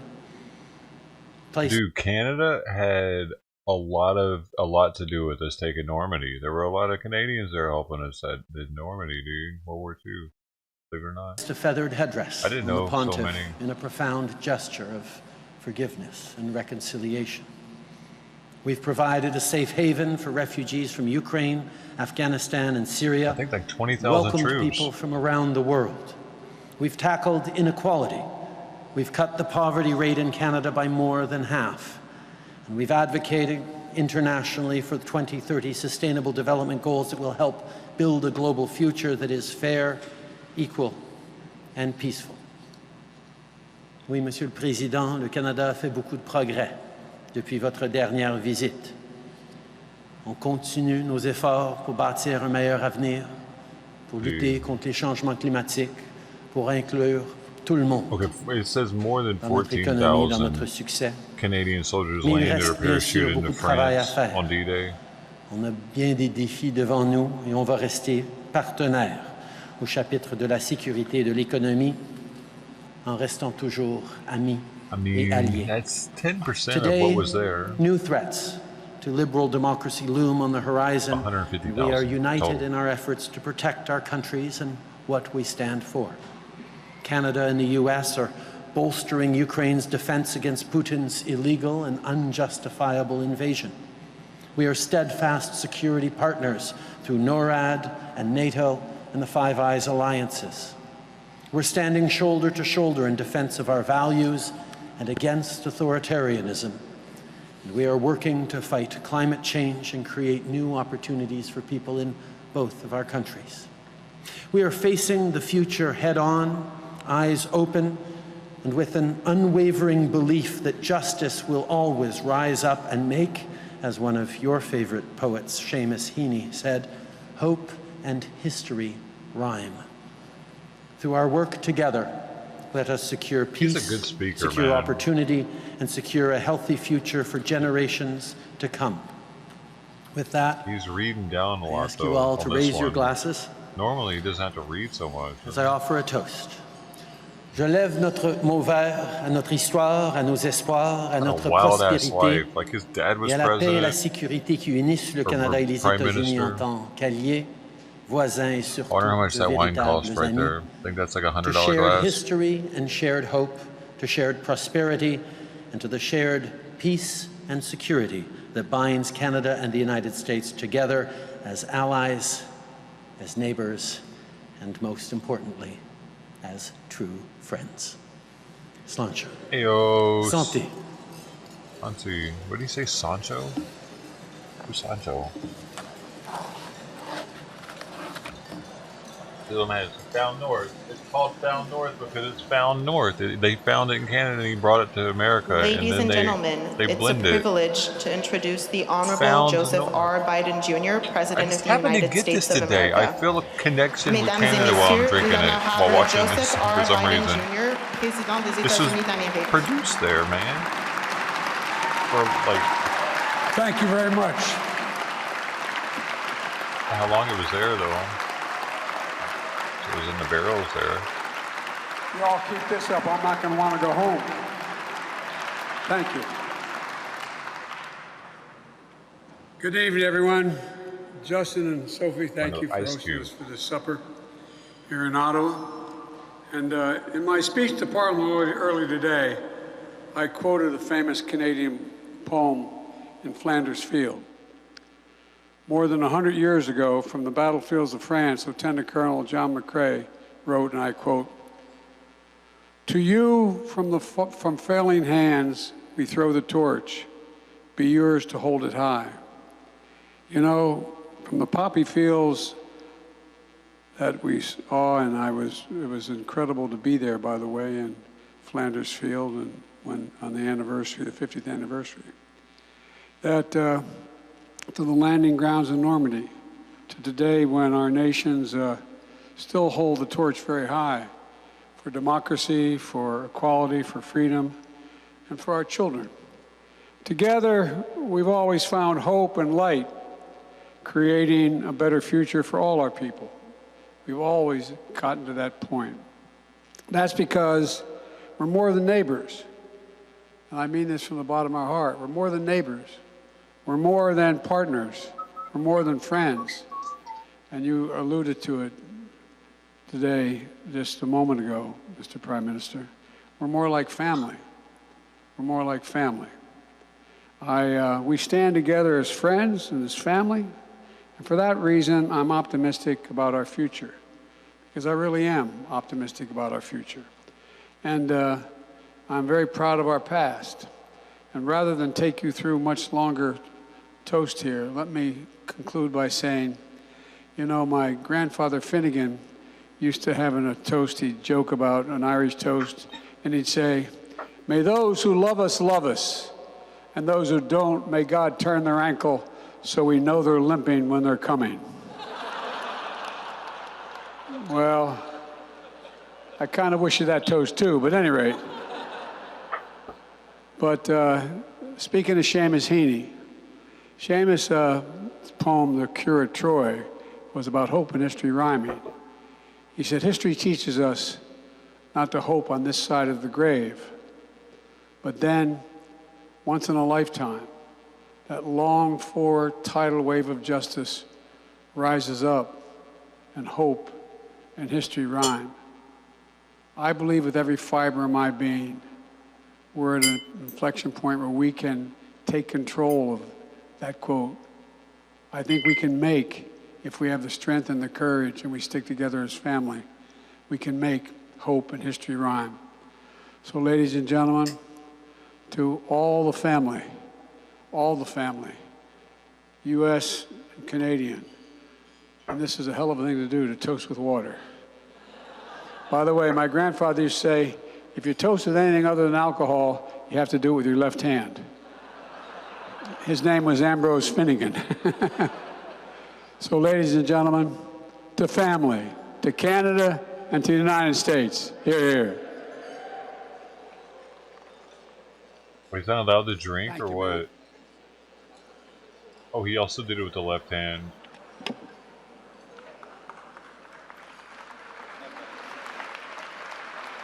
He has health issues, he can't have alcohol, or he never has drank his entire life. I would like to thank the Right Honorable Justin Trudeau and the Honorable Joseph R. Biden Jr. for their remarks. I now invite you all to enjoy your meal and have a good evening. Je remercie le très honorable Justin Trudeau et l'honorable Joseph R. Biden Jr. pour leurs remarques. Je vous invite maintenant à profiter du repas et de votre soirée.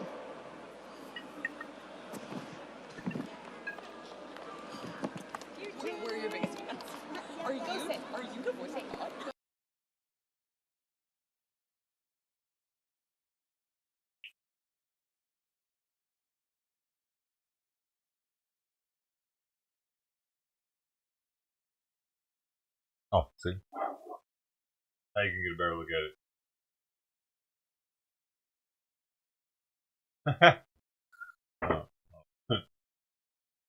So much better, huh?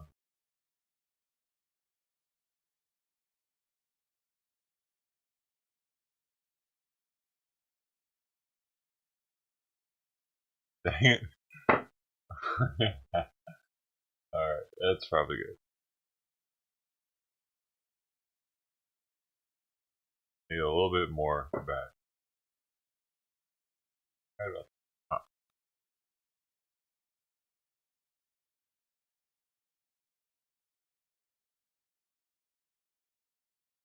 Jeez.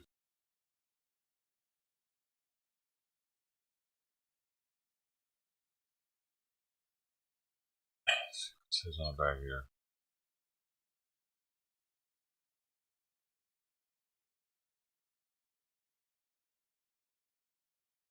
It doesn't say Canada anywhere on here though.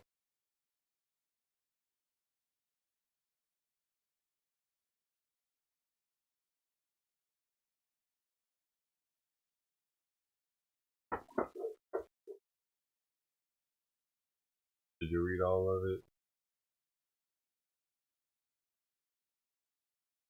So they took all of these, like, this is interesting. It's a trip how they did this. Okay, so here's how this works. They took some 19-year-old rye, 12-year-old rye, and some 21-year-old corn. But what about the 4% barley? Where did that come from?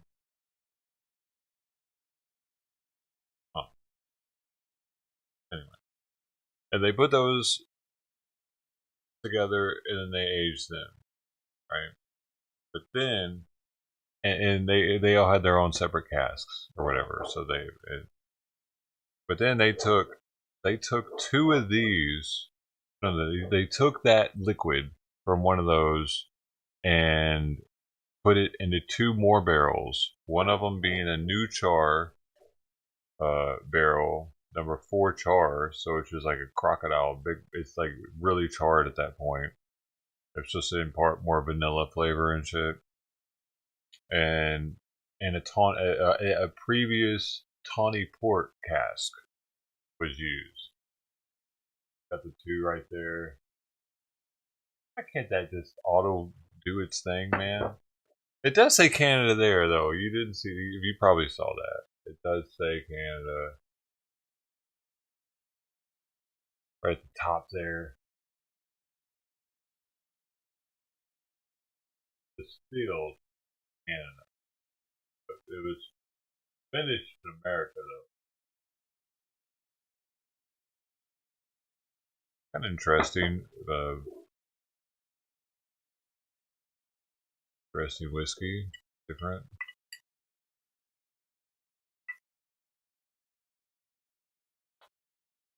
Right? That's what I was thinking, too.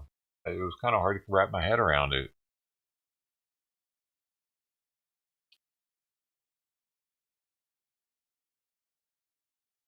It reminds me of the holidays, man. Honestly, it's got this holiday spice kind of vibe to it. It makes me think of Christmas time.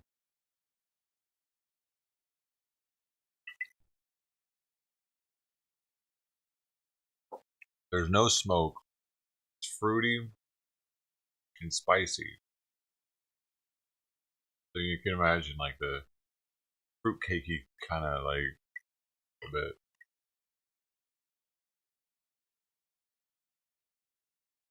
I think that has a lot to do with the vanilla of the 4 char, that heavy char. With that tawny port, that's going to impart a lot of fruit, probably grapey flavors. So I'm guessing like wine flavors, and I'm catching that.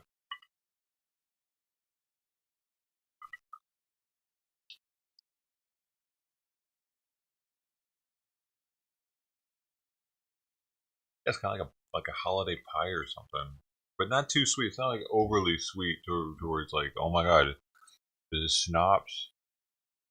Like that sweetness is there. Oh man, we ain't got the X-Men over here. That's very kind of you. I don't know if I'm really good at it though.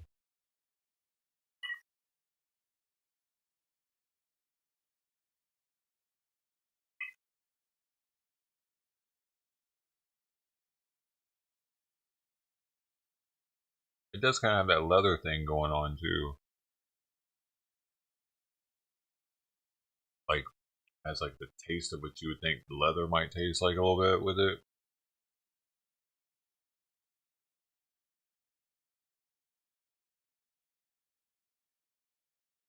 It's not bad though.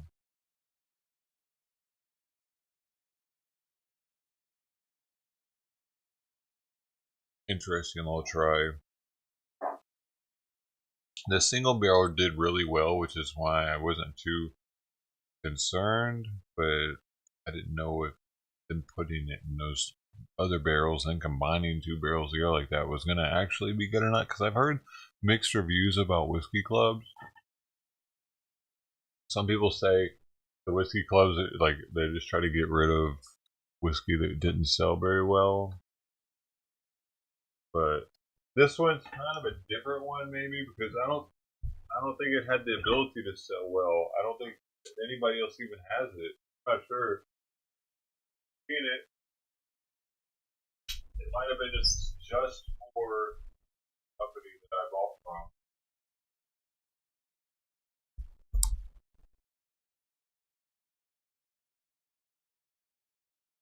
It's the first time I've ever had anything like this, even. Something that, I mean, I had a pick. Wait, did I though? I don't even think, no. I don't know if the Bevmo one, if the Jack Daniels is actually picked by Bevmo or not. It might be. If it is, then that's the first pick I got. Specifically for, like this company, this online retailer here. One thing about California that's interesting is we have the ability to get alcohol shipped to our house. And this one was just sitting outside right now. Nobody signed for it or anything. It was just out there, chilling. Somebody could just walking by and been like, yoink. I was really concerned about that. It's just, why didn't they leave the tequila the other day, man? It was a different delivery service, so.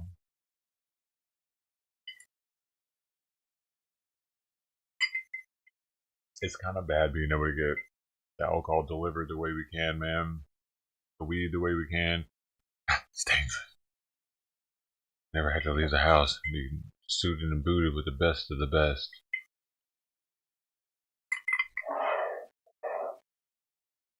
you're just joining, welcome to the stream. Happy Friday, TGIF to you, motherfucker. You know what I'm saying? Bringing up some Canadian whiskey right now. Most people don't think shit about Canadian whiskey. They don't think twice about it in the drinking world. Oftentimes, the whiskey world, whiskey connoisseurs turn their nose up to it.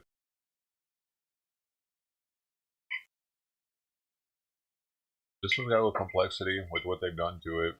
It's got complexity. It's like more like a bourbon. Yep.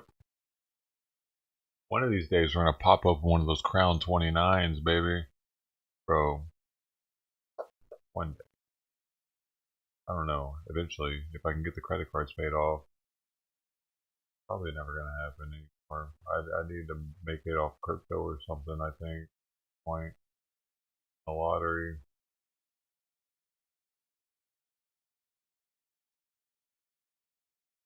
BTC going back up anyway? I'm curious. Nope, 27.4. It guts me a little bit. When I see BTC start climbing like crazy like it's been, it fucking pisses me off, dude. Because I'm like, did I miss it? Did I screw up? Because I told myself when I lost everything that I was going to get it when it came back down and we're going to make it all back easily. Just make sure you get back in it. And now I'm like, did I fuck up? Did I just fuck up? Did I miss it? Is that it? Now I'm going to be in debt for the rest of my life? Possibly. Man, it's doubled since December. Almost. Not quite, but working on it. Now it'll probably come back down again to like 20, right?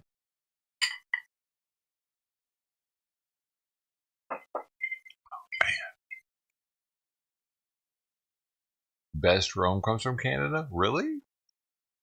Weird. Are you sure about that? The best rum doesn't come from the Caribbean? I would think. The Caribbean nations. Who's he got on? Who's he got on today? Let's see. Simcast has. Who is Ethan Van Shiver?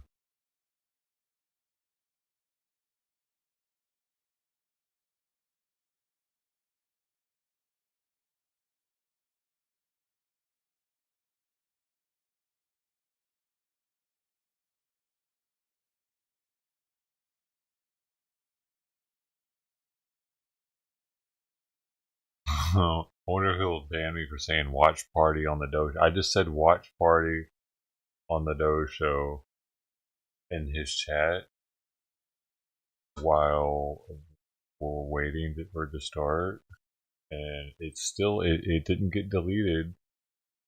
Okay, am I gonna be the first person that starts doing watch parties for Tim Pool and get away with it and make a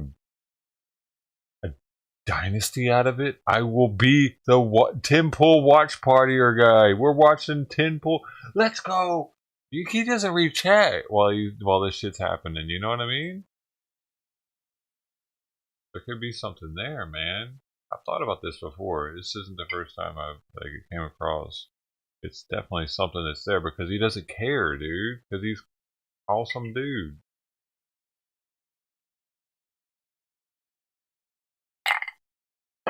Oh shit! I gotta take this off. Could happen. Pimples.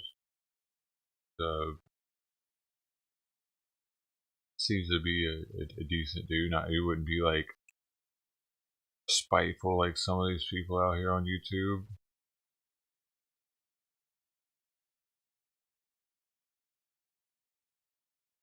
Of course, I'm not gonna like spam it and get all crazy with it, but I don't know if anybody else is doing it though. And I've been watching him pretty consistently when he comes on because I'm interested in it. I appreciate the show. I appreciate the banter, the back and forth, and sometimes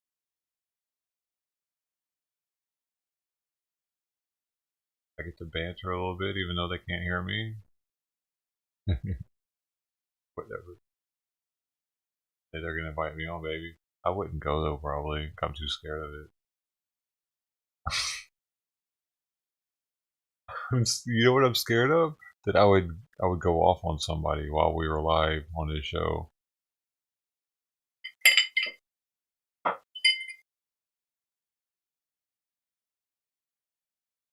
I'm scared myself.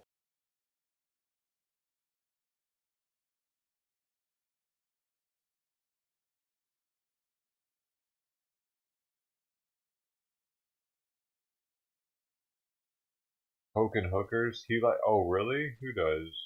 Simcast? On the Epstein list? Who is? What do you believe, Golden? What happened? I forget what I said.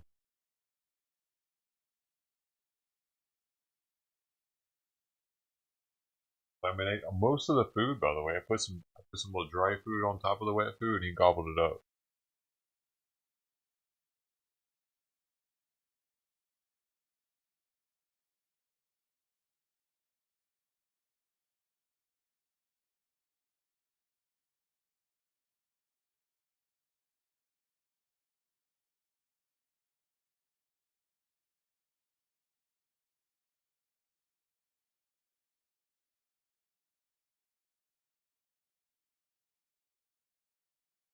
Really need to go check his litter box. Has it diarrhea?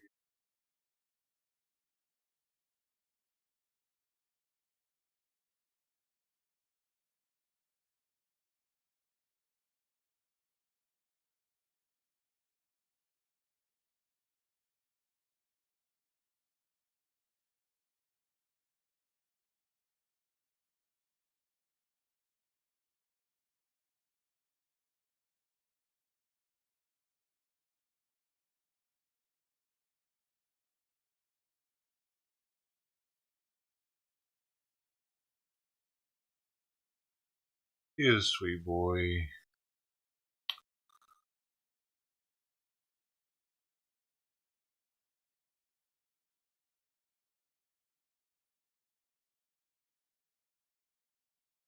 Dude, I just realized how strong this actually is. I'm feeling it's 56.8%. Holy shit. No wonder I'm feeling it. So that 48%. Most Americans are used to 40%. Right? Most everything's 40%. Unless it's flavored, then it's 35%.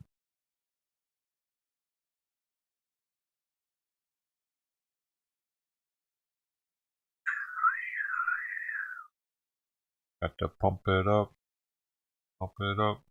I do kind of want another one. I do kind of want another one, though, to kind of give it the full-on flavor review. You know? This cork is, like, I don't know, man. I'll show you. For one, it doesn't sound right. But look, like, it's this type of cork. Why would they use that type? It's not even real. It's like rubber or something, you know? Even got a notch in it right there. Why would they do that? Cheaper? Or, I mean, you can probably store longer with one of these, actually. One thing about these that's ideal is it stores better. You don't have to worry about the cork deteriorating. So maybe that's it. People are just going away from corks. This is probably more expensive than cork, honestly, now that I think about it. And you don't need a cork for whiskey. I bet this is more expensive. Because it keeps it so you don't have to worry about the cork deteriorating. You can have this sit on its side in a warehouse and not have to worry about it. But if that were made out of cork material, you know what I mean? That might even still, though. Like, that might even react with alcohol still. Because one time I got some vodka, a pint of vodka, around the corner from the Dub Show in downtown LA. I was with my girlfriend. She was a black chick. Not that that matters, but we were alcoholics as fuck at the time because we had to have some vodka to get through this thing. So we went. It was too expensive or whatever in the show, a Dub Show. It's like they had lowriders and Ice Cube performed. We saw Ice Cube there. But the pint that I got from the liquor store, it was like one of them like cheap brands like Taka or Pop Off, you know the ones. So we get in the alley. There's some alley right there around the corner from the convention center. I think is where it was at. And we're drinking. Like I took a swig of it, dude. And I'm like, what the fuck? It tasted, dude. It tasted like plastic chemicals or something. Like it was straight. Somehow the vodka had been up on that shelf so long that it had leached plastic terpenes into the vodka, and I could taste them. And I passed it to her, and I was like, "Yo, check this out. It doesn't taste right." We ended up drinking it anyway, but she said that it also tasted really bad. Both of us were just like, "What? How is that even possible?" I don't know if it's because it was a really old bottle, and maybe they've changed the formula of plastic so it doesn't do that anymore. Who knows what the fuck I did to myself by drinking that? But I'm just thinking, I wonder if this cork has that same ability, if it's on its side to start leaching like that, because I didn't know before that it was possible. It was so nasty, dude. It tasted like it was spiced with plastic chemicals. If that makes any sense. Because it was kind of spicy, kind of like a rye vodka. Man, those are back in the days when I would go hang out. Dude, I'd have to go hang out at the library because who she lived with and who I lived with because of that. But I was sleeping on the couch.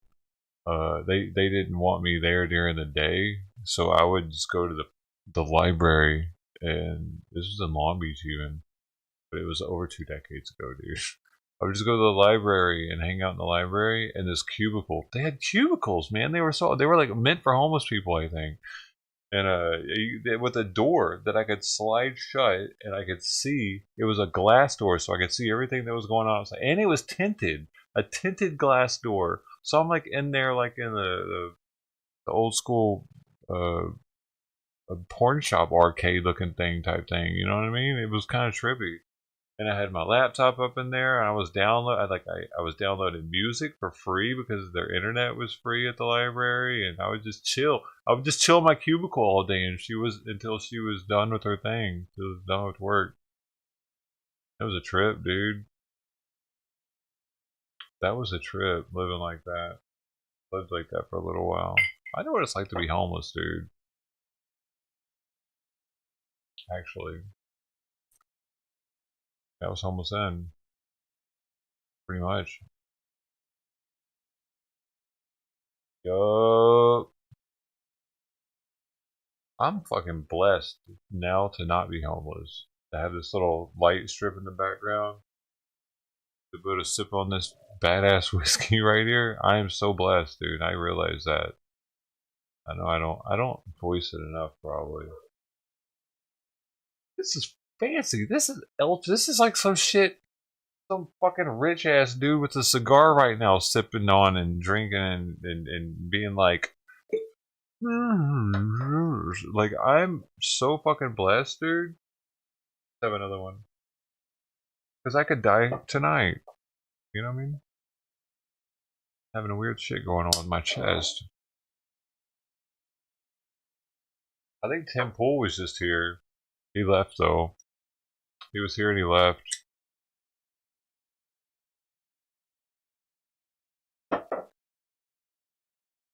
That's fast.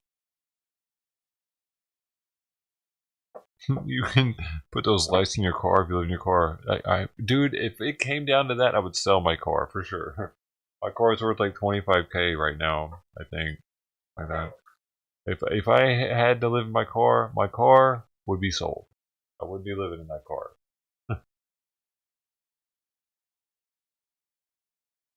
No, sir. I would just ruin it, dude. I would so ruin it living in it. Oh my god, it would be fucking trash in no time. Then it wouldn't be worth shit. I mean, it'd still be worth something, but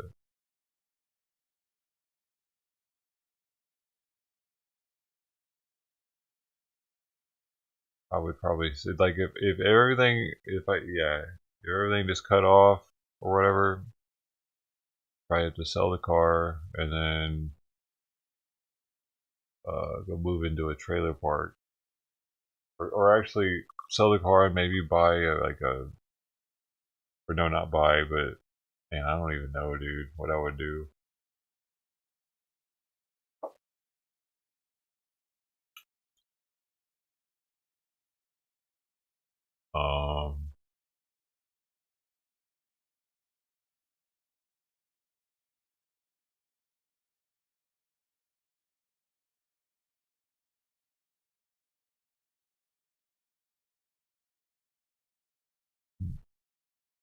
Maybe I would finally reach back out to that person that's trying to do a talent call on me for Hollywood.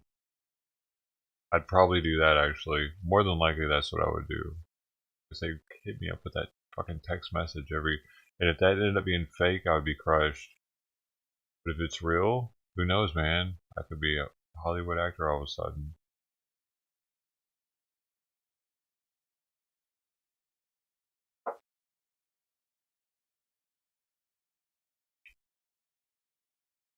Oh, the dent. What are you talking about? That's part of making. That'd probably make it 30,000, because I'll show the people the video of the cops shooting the car, and they'll be able to show their friends that this is how I got the dent. We got some big news. Democrats seem very desperate to stop the banning of TikTok. His audio sounds like which shit. Why seems is that? likely. I don't know if likely is the right word. Plausible, possible, feasible. But we'll see, because we're now starting to see some pretty serious resistance. But along with the cultural manipulation, there's data privacy concerns, though I think the cultural manipulation is the most important. Now, in terms of what we are doing to win this culture war, it goes beyond just whinging on the internet. First, if you caught the Culture War podcast earlier today, I am joining a lawsuit against California for censorship. And this could get big. Minds.com is also a party to this lawsuit.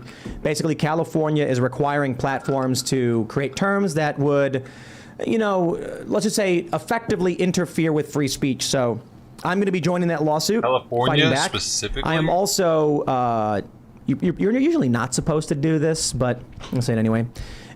We are beginning the preliminary stages of filing litigation against Bandcamp for the termination of our account, and I'll explain for a few important things. And again, I'll confer with my legal counsel as to what the direct approach is, but here are the personal complaints that I think are legitimate and fair. I don't know if the people who paid for the songs that I've produced have access to those songs, which means I have no idea who my customers are. I have no idea if they need a refund. I have no idea if they still have the product. Some people have said they still have the song. Well, if that's the case, then Bandcamp is hosting my content, my copyright, without my permission, and using it to profit off of me by providing that content to individuals in the long term, while terminating my account. So I think we've got some very serious problems. Plus, the withholding of data. I believe it's likely they're withholding money from us because they're not communicating with us. So we're going to have to go into some very serious litigation against them. So we're going to be pushing back. But before we get into all of the news and the talk of cultural stuff, there is another big announcement. Today we launched our 4th song, Bright Eyes, to a tremendous response. Head over to trashhouserecords.com and you can pick up the song. Notice, we're not using Bandcamp anymore because they removed us. Clearly, whatever it is we're doing in the culture war is effective. We released 3 songs before this. All 3 charted on Billboard. That's a 100% song on Billboard rate. I'm sure most bands would love to have reached that. What's that mean? Granted, we put out like 3 singles. They've all done really well. We're hoping that Bright Eyes, the latest song we put out, hits Billboard as well. And you can help make that happen by going to trashhouserecords.com and downloading the song for, I think the minimum is 69 cents, but you can put in whatever price you want. We want to chart. We want to prove that we are having a cultural influence and an impact. I can polish that up a little bit, though. I think currently we're number 24 on iTunes with 0 promotion. So we've put out no, with the last releases, we did promos with, through all the videos throughout the day. We didn't do that today, and we hit number 24 in the top 100 on iTunes already. I'm pretty sure with all of your support right now buying the song, we'll probably hit number 1. Maybe we'll see. We hit number 1 with the past 2 songs. We even beat out Taylor Swift briefly. I'm hoping that we can once again do it, but it's entirely up to you. If you guys want to support our cultural endeavors, buy the song at Trash House Records. And I think the reason that we got banned from Bandcamp is likely because They don't care that much when we complain on the internet because complaining does very little. But if we make successful cultural products that influence people and get people talking and become popular, they are actually then losing the culture war. So when all these outlets are like, uh-oh, how are we supposed to ignore the third song from Timcast that has hit Billboard? I mean, it starts to become really weird when people are like, how are they not? I mean, isn't that a big deal? How many bands have pulled that one off? So if we get a fourth song in a row, we'll just keep trying to do it. Yo, we lose if you think we should, and if you think we should, crashtestrecords.com. It would be greatly appreciated. Never But forget of course, we'll promote it more next week, and we'll talk with Carter about the song. And we've got Pete Parada on drums, Phil Labonte. Of course, he's been on the show a bunch. He has a guest appearance in the music video. And so it is what it is. Support our work. Don't forget to smash that like button, subscribe to this channel, share the show with your friends. Do I need to start my stream with a commercial about winning too? the culture war? Because again, it's more than just whinging. It's someone who's actually very successful and has taken a very powerful stand to fight back in that culture war. We have Ethan Van Sciver. Hey, all right. Great to be here on Timcast. Giveaway, the PlayStation Thanks for coming. Who are you? What do you do? But you got to donate a certain like amount you said, to be able to be entered. My name is Ethan Van Sciver. I'm a 30-year veteran of the comic book industry.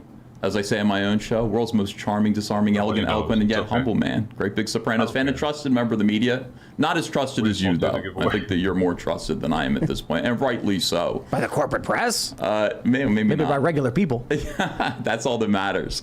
I am a comic book artist. I work for Marvel and DC. I've drawn Green Lantern and Flash mostly, some X-Men stuff in my time. I need more. I was viciously canceled for voting for Trump in 2017. Everybody kind of knew that I was a Republican, but when I voted for Trump and Trump won, and then I celebrated, that was a bridge too far. The mechanism of cancel culture. I did celebrate. I took a nice picture of myself in a MAGA hat, posted on Twitter. People were outraged by that. I didn't understand because I was so polite when Obama won. Yep. I was so polite. I didn't get it. So for people who aren't familiar, you're an artist and you created the Flash's mom. Is that why it looks like Atrocitus. that? Yeah. Oh. Are there any other Fate Walker, Lara Fleas? Like if you've been reading Green Lantern, and some people in the chat probably have. We did something called the Emotional Spectrum back in 2009 or so. And what it was we realized that Green Lantern, his green energy represents willpower, then there's yellow energy, which represents fear. And boy, it really seems like those two colors are real close on the rainbow, right? And maybe there are other colors as well. Yeah. So we created red lanterns, orange lanterns, the yellow lanterns, all the way to blue, violet. Red, and they all represented a different sort of motivation. Red was rage, blue was hope, yellow was fear. Wasn't there like white, like a combination? There was, and that's why there are now white power rings that are on the market. Wait, what? You got to make a villain called Ultra. Wait. No, that's a real story. I remember that. I remember that. I'm so sorry, DC. I'm so sorry about this, but it is true, and I guess it's part of my legend. You know, look, if they're green power rings and there are white lanterns, there are white power rings, and you can find those on You can find those on eBay, I guess. So anyway, yeah, I created all that stuff. All those characters are, associated way to with appeal that. To the viewer base. And did very, very well for DC. All the symbols associated with those characters, T-shirts, baseball caps, all the stuff there. It was a marketing bonanza. Isn't there a Black Lantern Corps as well? And it's like zombies. Yeah. All of the DC heroes and villains that died. We resurrected them. We gave them Black Lantern rings, and they came back and bedeviled the heroes and the prophecy of Blackest Night. It was so much fun. I mean, we really got people excited. Who is this nerd? Because the idea that we gave to DC Comics was this superpower that's transferable to any other character. What the fuck Imagine does he have to do with anything? how this DC lights somebody's imagination guy? on fire. That if you get a red lantern ring, you can put it on Wolverine. A Marvel character, and he's suddenly Red Lantern Wolverine, and he's spitting up red energy, and he's crazy and wild.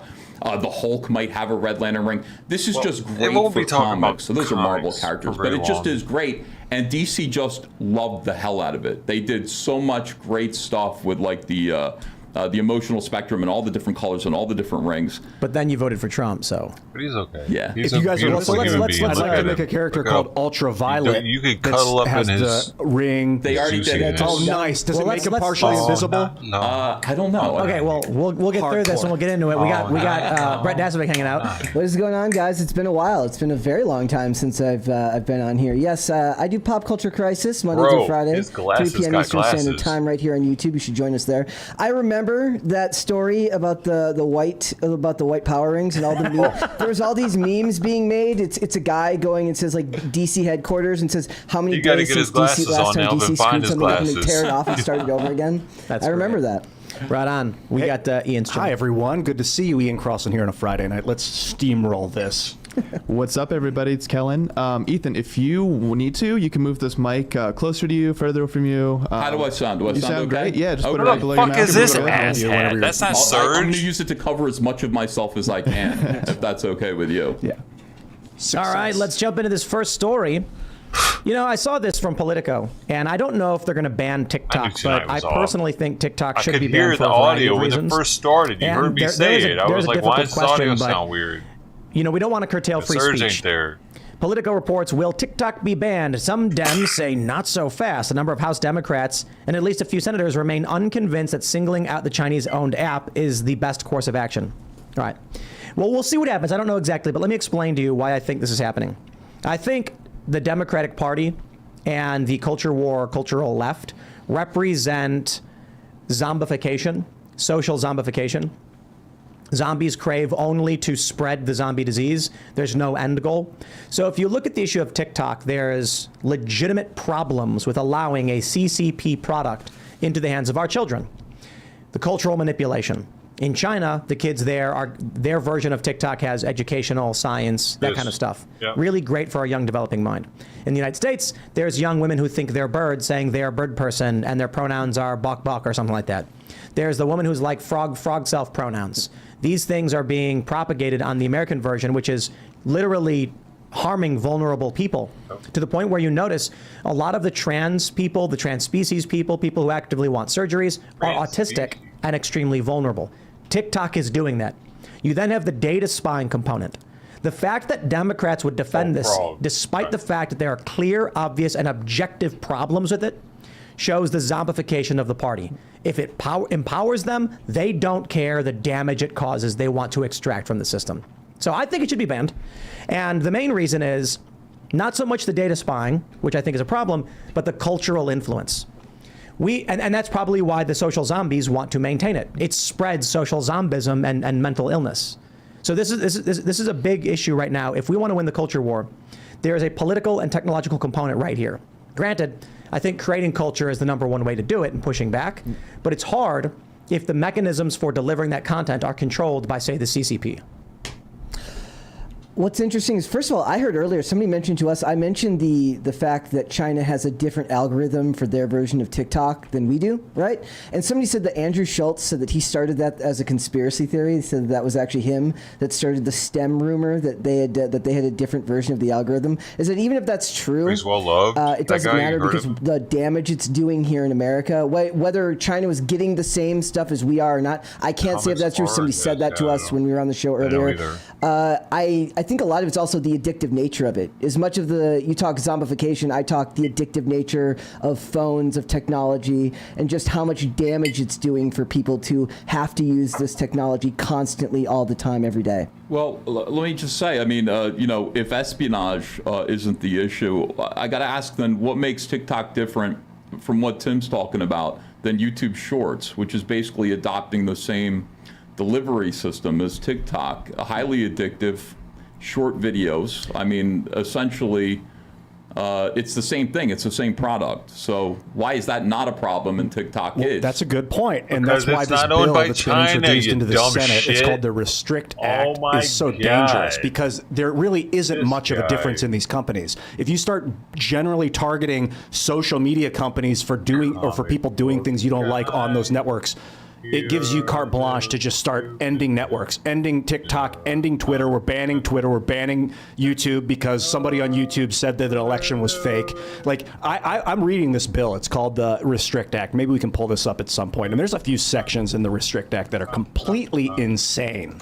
Section 3, what do we have? Section 3(1)(c) is fucking insane. It's Section 3(a)(1)(c). What it says is...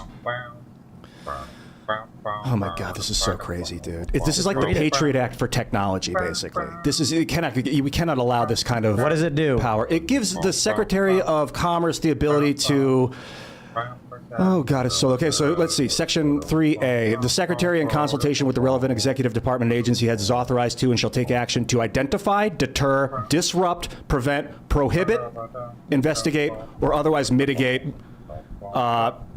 these technologies, is what they're saying. If they pose an undue or unacceptable risk of interfering with the result or reported result of a federal election. And they're saying, like, if a person, this is any covered transaction by any person or with respect to any property subject to the jurisdiction of the United States. So any American citizen that says an election was fake on Twitter means that they can go into mitigating any mitigating act that they can take to solve that. What is he talking about? No?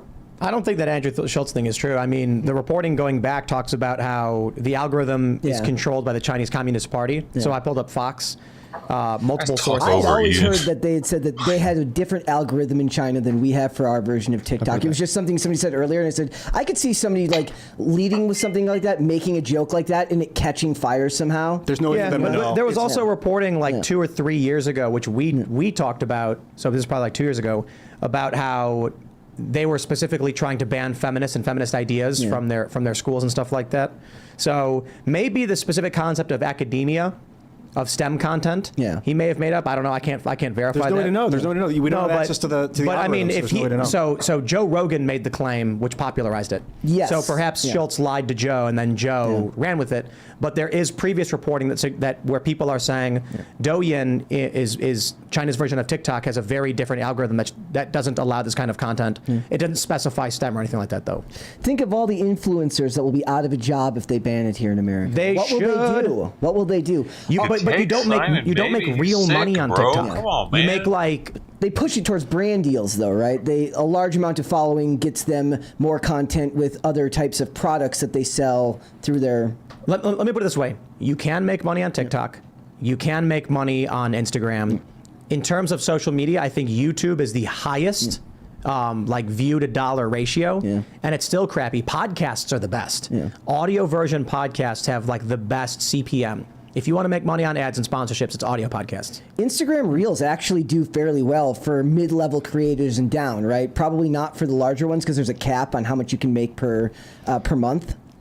Facebook does way better. So putting your videos on Facebook makes like 10 times the money of Instagram. Like per viewer. That was weird. Don't ask me why. I don't know. Well, and TikTok was completely worthless. That's why I personally think TikTok, in my personal opinion, I believe it is probable that TikTok's followers are fake and intended to socially manipulate young people. Dude, this is coming out of China, which said that they had zero COVID. They were like, we have no more COVID now. It's all done. Like, they just lie, analytically lie. I think one of the biggest black pills for me was when somebody on Facebook, like long before I got rid of Facebook, was like actually said, China's got the right idea by locking people in their homes. I'm like, that's enough internet for today. Like somebody I've known for a long period of time. Here's what's going to happen. There's going to be another lockdown. And then someone's going to make a video on TikTok, and it's going to say, I feel kind of bad. This doesn't seem like a good thing to do. We shouldn't be locking down. Then the phone's going to go, and they're going to look, and it's people going to be saying, they're going to get a bunch of notifications from people being like, this ain't it, bro. You're wrong. Are you trying to destroy the planet? Bro, you're so off. I can't believe I ever followed you. Then they're going to be like, oh, what's happening? Why is everybody mad at me? Then they're going to make a video and being like, I thought about it, man. Like, we probably do need to lock down. And then wow, you're so smart. You're so smart.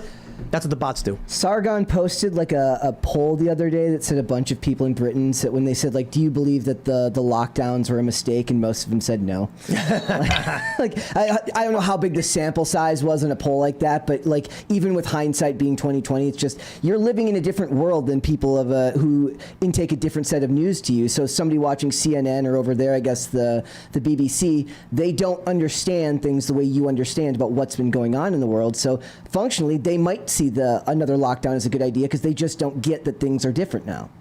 Straight up, it's a manipulation tool, TikTok. We don't have access to the algorithm, so we don't know what it's feeding us, why it's feeding us, what it's feeding us. Right. We don't know what's getting that's the tracked with our data. So not that having stuff needs access to be to that. opened up. We need to see that code. That I understand we could use the government to force open, but to do these dumb, bland, general legal things where it gives them, they can mitigate any system that, quote, poses an undue or unacceptable risk to the national security of the United States. Ethan, are you kidding me? Insane. That is absolutely insane. Do you use TikTok? I have a TikTok, but I don't use it. I'm too much of a boomer. Sorry. I'm on YouTube. That's I think you're a Gen Xer. Yeah. That's exactly right. Yeah. But it's like you don't need to see the code to know that doom scrolling is bad. That like you'll find yourself like 10 minutes go by and you're like, holy crap, what the hell have I been doing for the last 10 minutes? And like I go through phases like that, right? Where like not TikTok, but like there's a difference between posting content and then where you find you've just been scrolling and looking at nothing important for 15 minutes. You're not even really engaging with what you're looking at, but you always feel worse for wear when you're done. And that's just as much as you're talking about as it incentivizes people to act or promote bad behavior or to promote unhealthy behavior. It is mentally damaging for your brain, even if you're taking in general content, to sit there and doom scroll for long periods of time. What is that thing called you talk about all the time? Apoptosis? Is that apoptosis is when a cell programs itself to die because it has no more function in the system. I feel like Democrats are the party of that, right? Like every single thing, I shouldn't say everything, but like most of their policies are just about killing their constituents. Like abortion, sterilization. Where's everybody? There's 12 TikTok. people here. What happened? Promoting It's the Friday things night, that man. maximize the likelihood an individual suffers and then dies. Everybody out tonight?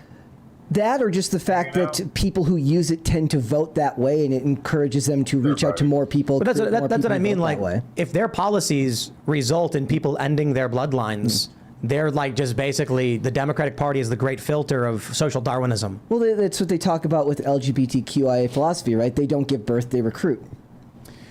And then the people who are resistant to those ideas have families and persist and their bloodlines continue. I worry sometimes, though, like we've talked about how they say Gen Z is going to be the first generation in a long time that will be more conservative. I don't know if that's bared out to be true. But a lot of times I wonder, it's like the power of social media. You can have all the kids you want. That kid is still going to have a phone at 12 years old. If the parents don't do the right thing, that kid's still going to have a phone too young, and they're going to have access to material that's very damaging them to have access to if they don't have parents that are showing them the right way to live. You gotta get out of the cities. You gotta homeschool your kids. Yep. But let's talk about some of the stuff that we can do in pushing back. It's not just about complaining on the internet like we often do. So a few things. We did a podcast episode of The Culture War. Bill Ottman was here. We were talking with James Lawrence, lawyer.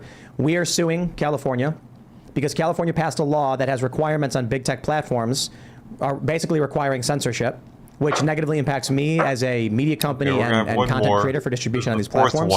And then Bill, who's the CEO of one of these big platforms. So we're actually taking those steps to do something because we're not just sitting around doing nothing.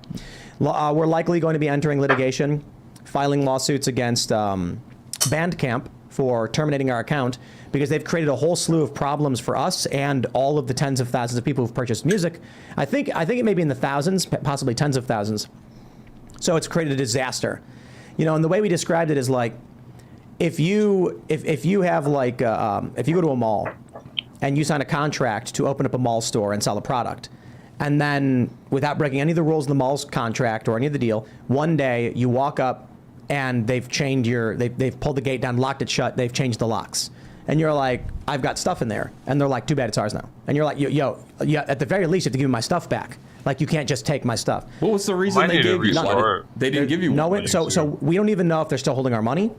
We don't know if they're still distributing our content or hosting our copyrighted works without a permission or profiting off of it because they've communicated nothing. So our only course of action is going to be that's what I'm saying, the mall analogy. If they shut the store and we know for a fact our stuff is in there, and we do because we had music on the platform. Mm-hmm. Well, so the first thing is, you have to let us in to go and check to see where our stuff is. We own the rights, that's our copyrighted work.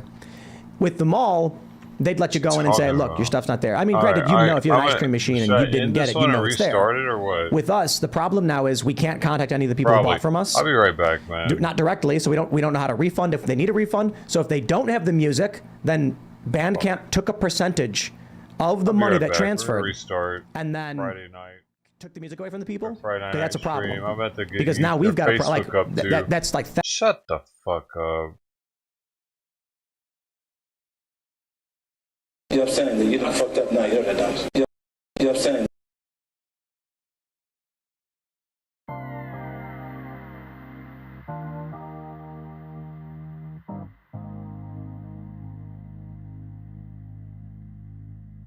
The old heads remember this one. We're probably losing viewers and all that. I doubt there anybody even anywhere else, dude. So it doesn't even matter.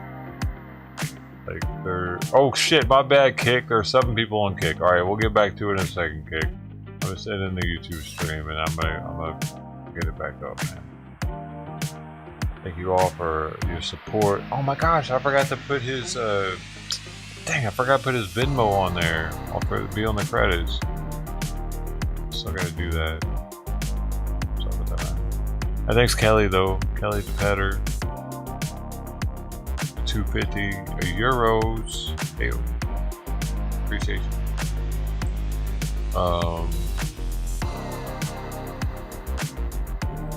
You guys are awesome. Be right back on new YouTube stream. If you want to continue watching without interruption, go to Kick. The link's right there. Go to Kick. I'll be on Kick. Alright. See you soon, hopefully. If not, take care of yourself.